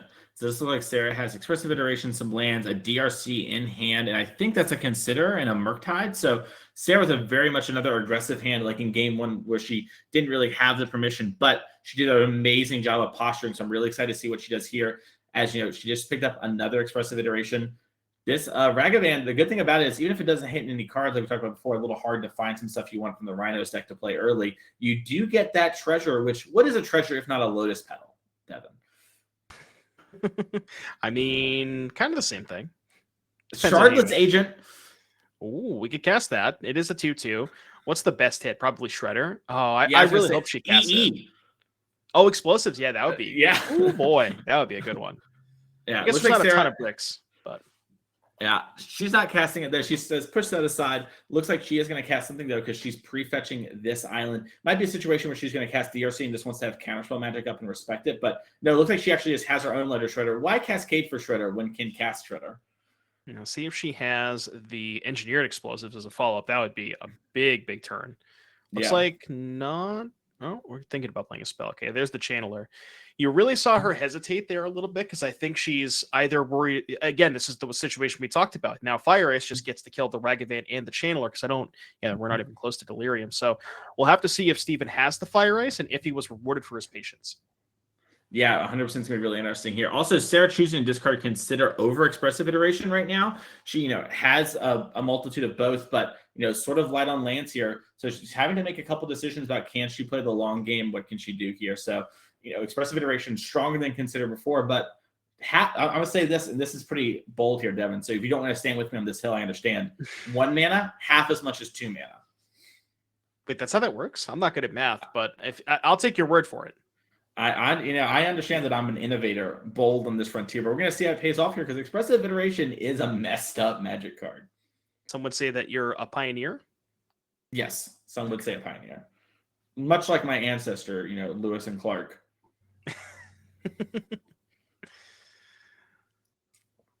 Actually, what do we got Clark's here? last name. I don't know. What was his first name? We got no fire is here for Steven. So this is, facing down a lot of pressure here. Maybe something like a Fury could clean up, say, either the Shredder or likely just the Ragavan and the Channeler. We'll have to see if there's a Cascade spell. A lot of things to think about for Steven. Now, if we take a look, looks like I can see a Murktide, a Fable, I think a Fury. Second Fable. I think a Fury as well. So you might see something like Fury, pitch Fable, play Fable. But it's awkward because you want to get value out of the Fury by killing 2 creatures, but then you're not killing the Ledger Shredder, which also lets Sarah connive. So it's a tough spot here for Dykman. Mm-hmm. This is going to be really interesting to see here what's going on. Because Sarah, I think, does have Murktide in her hand too, right? Little iPhone action. There's a lot of I saw a lot of gold cards in Sarah's hand. I don't know if you took a look, but there's a lot. Yeah, I saw the 2 EIs. Yeah, a lot of expression in Sarah's hand. Well, she's been known to iterate here. Yeah, so it's a little bit why I was surprised to not see the second expressive iteration discard, just because her hand was so creature heavy. I thought she would just want to keep the consider as sort of like a double Lotus Petal for Murktide situation, get stuff there, but. Mason, did you just suggest discarding an expressive iteration? Who are you? I am Mason Clark. It's nice to meet you, Devin.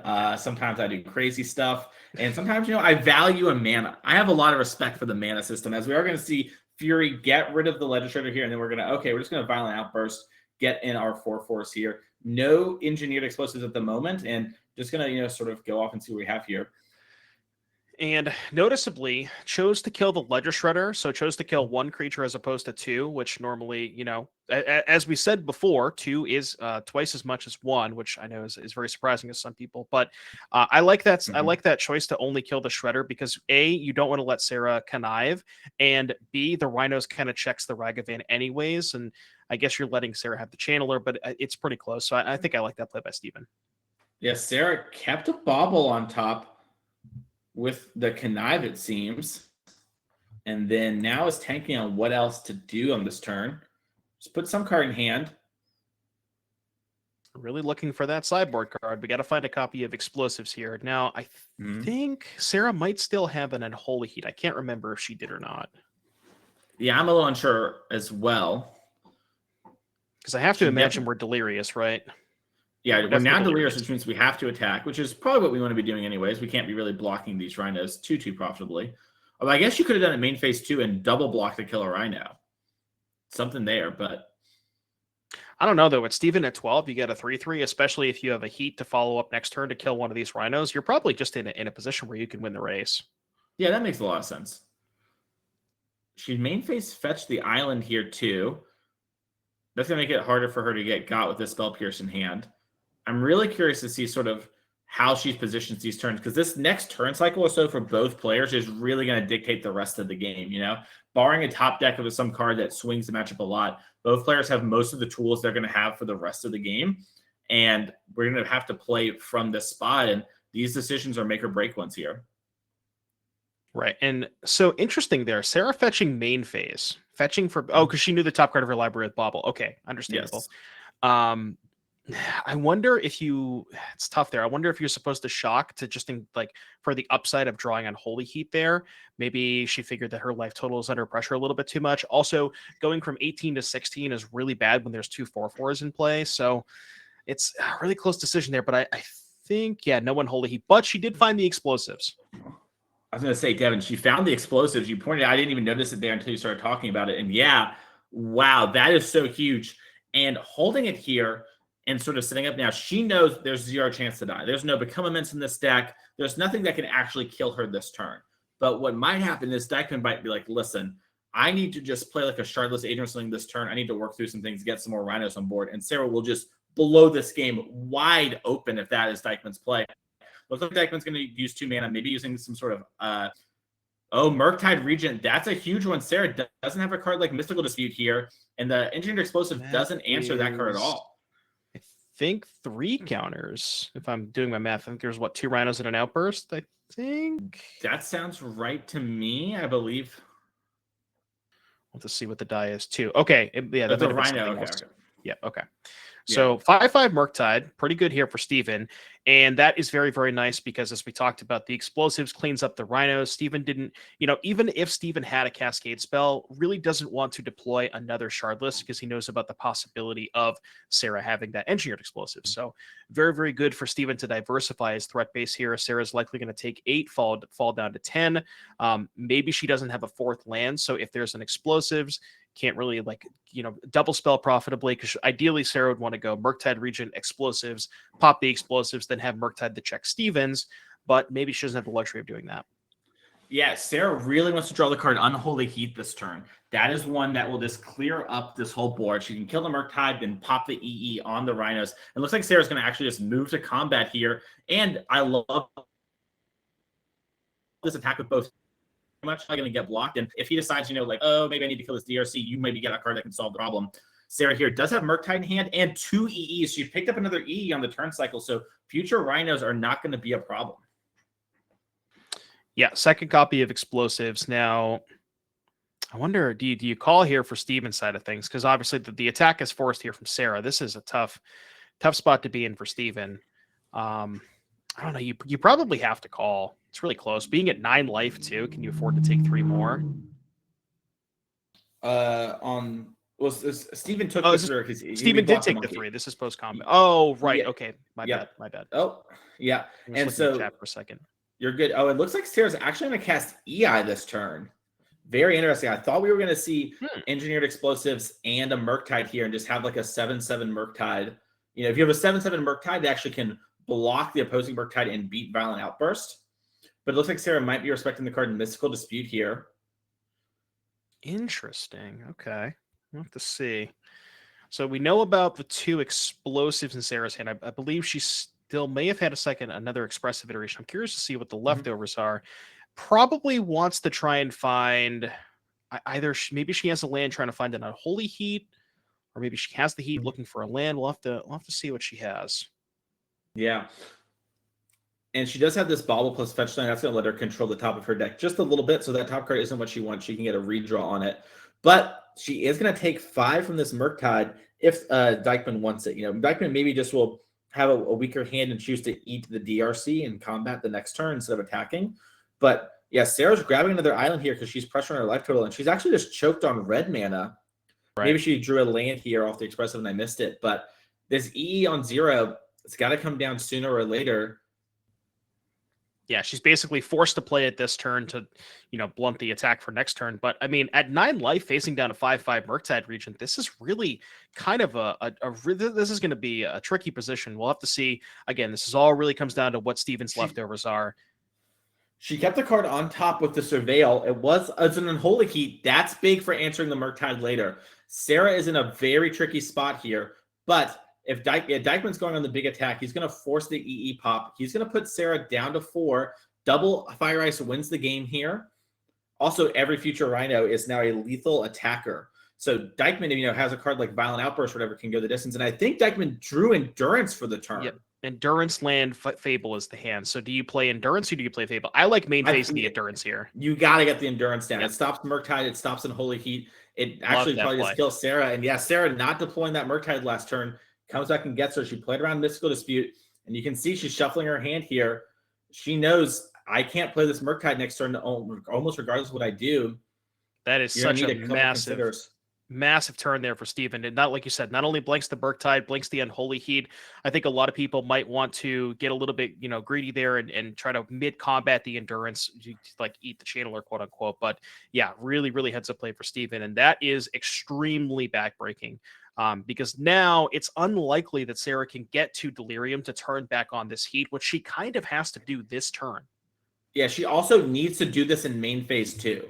If she's going to maybe get Delirium, she needs to not be able to force the DRC into the Endurance. So she needs to move to that stage there before actually getting there. Obviously, she might be in a spot where she can delve everything away, but it's really possible that Sarah's going to have to just play a Murktide, not be able to play a Murktide region, have to jump block here and go to 1. So she needs to be really careful about the sort of situation. And also, we talked about before, look, that's the expressive iteration we kept in our hand early in the games, coming back to get us a little bit because we don't have the Consider to bin more cards and get a Murktide region in play.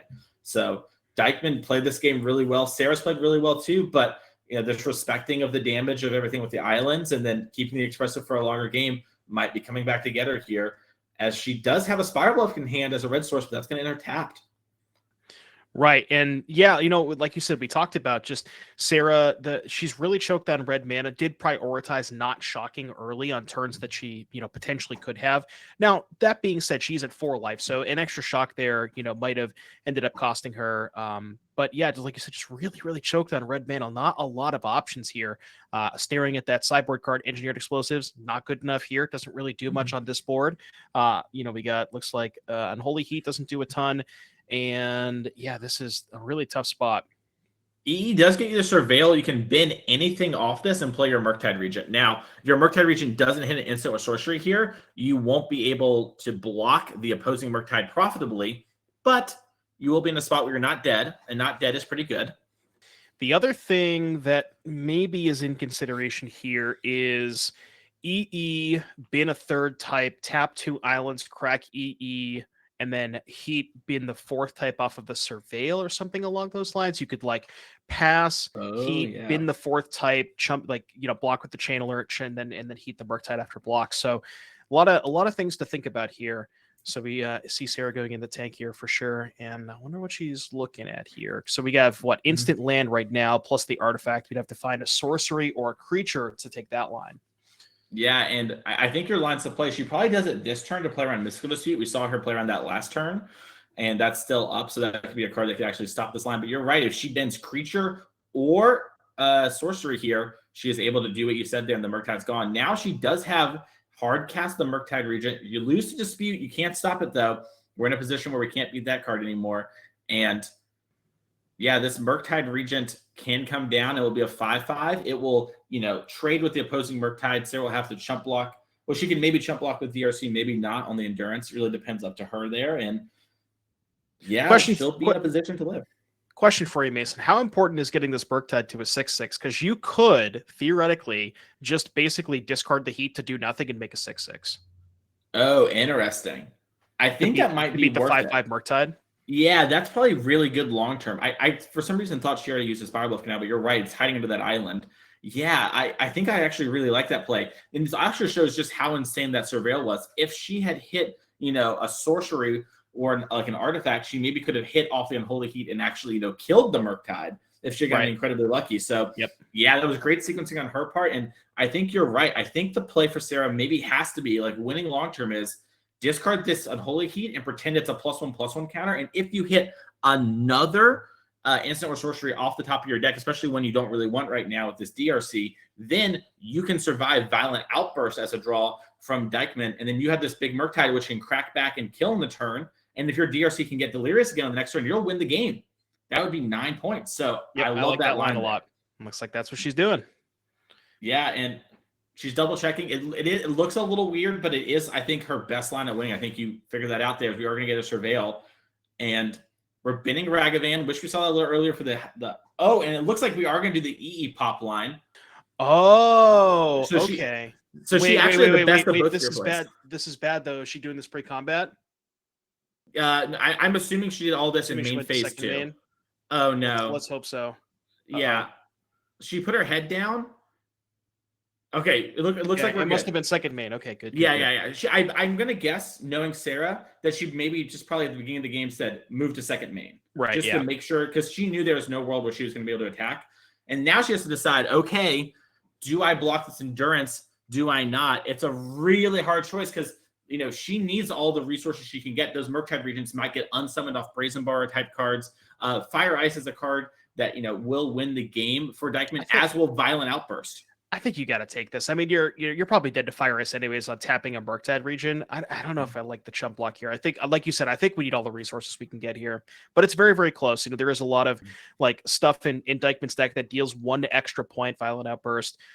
So it's very, very close line. But yeah, that's a tough spot to be in. Yeah, so if I'm Sarah and my opponent plays Fiery Islet and it's Steven Dykman, who I know is good, I assume there's something up because Sarah, and that endurance is going to be backbreaking here. He didn't play the Fiery Islet beforehand. Probably means there's something in hand. Sarah's going to have to rebuild here and somehow get through all of this. That second endurance is, I mean, the first one was really good. The second one was backbreaking. That was an incredible draw step for Steven. Now, Sarah does still have some play. She has an expressive leftover. So, like I said, this deck is really good at enabling Delirium as quickly as possible. So there is a chance that we could see something like expressive, get a fast Delirium. We got Sorcery Artifact already lined up. Maybe find a second heat to kill one of the endurances. But yeah, we'll have to see here. And because there's a heat and a bauble in that expressive. So that's not too bad. Yeah, this is definitely a close spot here. And Sarah, once again, just got stuck with this Murktide in her hand for too many turns.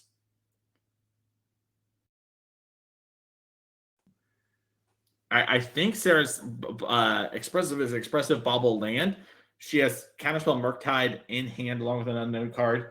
And I think she might be able to get out of this if she had 2 more lands. She might be able to, find a chump blocker, get, some amount of removal, something on the endurance and live a turn. But I think, just given her mana resources here, she's just unfortunately in a position where even if she casts the second expressive iteration, she won't have the red mana needed to play creatures and stuff off that. And she's going to take her time, think through the implications. You see Steven sorting it too, because he knows that, things could be very close here. If Sarah goes Ledger Shredder into, a Ragavan or something like that, we could get enough chump blocks. We could then get a Murktide. Sarah could stabilize. So definitely a tight spot to be in here. Very, very tense spot. We can't see. So we're going to see what she does here. She's tanking, yeah. We are having our Pioneer event. We have a backup feature match for you. They are in their tournament already for our Pioneer 5K. So what's going to happen is when we're done here, regardless of who wins, we're going to take a second, talk to them, see what they're excited, see if they have an idea for the token they're going to win, because whoever wins this does get a personalized token, like we've seen from the Fable and Mirror Breaker from Connor, Theo, and Max on coverage here. But we're going to talk to them after this is over. We're not counting our chickens before we hatch, but this is a game that, is probably in its final 2-3 turns, no matter who wins. And I think I probably have an idea of what token Dykman would pick. Yeah, a boar. Perhaps a crash. Just creature type crash. Nice. I kind of want to be an adventure token because no one really. I like the idea of being tokens that no one really uses and they aren't creatures. Like Monarch's a cool token. Initiative. Oh, Companion. Oh yeah, Companion's a great one. Yeah. And it looks like we do have 2 cards in the graveyard. We saw our top card is off the bauble, so if it's something that can interact with one of these, we only need to stop 1 endurance too. That's the thing. And it looks like Sarah's going to take her draw step. So we got 2 counter spells, a Pierce and a Murktide. Think we are done. Yeah, there's some red card, but I can't think of a red card that stops this. And maybe Sarah's just playing on it. Yeah, and Sarah, Congratulations to Steven Dykman winning our first event. He's going to make it into our Players' Championship. A great match from both players. One that they should both be incredibly proud of. Sarah, a little upset there, but that's totally understandable. She played amazing. She's going to look back and be really, hopefully happy with her run there. So congratulations to Dykman here. We see these players sort of talking. They still have a lot of magic ahead of them. They have the Pioneer 5K to sign up for. We are going to get Dykman into the booth here with us in a second, and we can ask him some questions, Devin. I know you football players, you'd love to get together. There's a crash of y'all. You can ask him all the little stuff here, but he is our winner playing the Temur Rhinos deck. What an awesome event we had this weekend with the Modern 10K. Yeah, crazy match in the finals too. Both players played absurdly well, just very, very well navigated. Like, game one, I go back to thinking about how Stephen played around the spell pierce game one, expertly maneuvered, and that like even in game two, where he lost that game, but was still able to get in that one attack with the crashing footfalls. And Sarah played, very, very well. So kudos to both players and congratulations to Stephen. Yeah, Sarah played awesome, just like we said there. Seeing lines like you mentioned, right? Like this unholy heat, if I hit the right card, hold priority, pop my EE, things like that, incredible. And that's why she was able to make it to the finals and why we're going to see a bunch of her this year. Like I mentioned, talked to her before, she's wanting to make a run at the championship if things come together. And honestly, while first might be the best result, second's a really good one when you have a leaderboard like we do here at the NRG Series, because it's not like other events where everything's just a PTQ. Well, yes, you do win this event, you go straight to our championship. We have 6 at-large spots for the whole year. So getting second place in our tournament gives you 25 NRG points. Whoever are the top 6 people when it comes to points at the end of the year who are not already qualified, those players are going to be entering our event here, and we're going to be there. So Sarah, she is in first place right now because Dykman's already qualified when it comes to the player of the year, the at-large bid. So it's going to be really interesting to see sort of what's going on there. But Dykman is ready. So let's pull in the interview here and see how he's feeling after just winning the big event today. Dykman, congratulations. You can hear us perfect. You're feeling good? Oh, yeah. Good. Nice. Yeah. Sorry, I'm feeling great, man. The top 8 was, every match was just so stressful. Every game was so close. The Tomajko, the game 2, I missed that suspend trigger, and like a lot of the reason I missed the suspend trigger is like I just forgot that Shardless wasn't out. I just was ready to concede that game. And then the 2 running Shardless was just like absolutely perfect. And top 8, obviously, game 3 just was miles behind. Thought I had pretty much lost that game too, to be honest. When I missed like my 3rd land on turn 3, I might have missed on turn 4 too. I don't remember, but all the matches were just nuts. Every game just so intense. I can see the excitement. It's palpable here how good you're feeling. You've been playing this Rhinos deck for a little bit. How's it feel to get the big dub with it, and also to be qualified for our Players Championship at the end of the year with a straight PTQ invite? If you win that tournament, man, you're going straight back to the Pro Tour. Yeah, that'd be great. That's I've got San Diego in a couple weeks too, so hopefully I can queue there. Funny enough, I haven't played Modern in months. This is actually one card off of Dom Palercio's list that he played in a prelim, I think like last week or something. He had an Emrakul in the sideboard, I assume for Mill. Mill was probably more popular on Moto, but I didn't expect much Mill here. So I just got rid of that for the 4th Endurance, and obviously 4th Endurance was pretty clutch in the last matchup there. We needed all those Endurance to win that game. So, like I said, I haven't really played much Modern. Actually, I don't think I've played Modern since the last NRG that I top 8'd with Shadow. So it's been a while, but yeah, I have played Rhinos a little bit. I played it at that team event that Larry Fields, myself, and Andrew Wolfeis were all playing. And it was really good there too. Obviously, we top 8'd that one, lost in top 4 to the eventual winning team. And then the next day, I think I went X and 2. There was 6-2 in that one. So I've had a really, really good track record with this deck. It's just really broken. Honestly, there's a lot of broken stuff going on, a lot of free spells, a lot of really stupid stuff, and that just kind of makes it easier to just kind of pick up and play without testing a whole ton, I guess. Don't tell that to Mason. Yeah. Now. Mason doesn't exactly think the deck is broken. So. Oh, okay, that's fair. Well, I think it's broken in a way. It's just maybe not the way. But when you're as good as Steven Dykman, you get to win the tournament with it. Modern itself is broken, right? There's broken cards everywhere. In my opinion, at least, so there's a ton of broken cards. It's there are a lot of really, really. This is not Modern from 5 years ago. That is for sure. It is not remotely the same format at all. So. One thing that I did want to talk about, sorry to interrupt you, Mason, specifically the finals there. I think game 1, I go back to where at least from what I was understanding, I'm assuming you were playing around Spell Pierce in that whole game 1.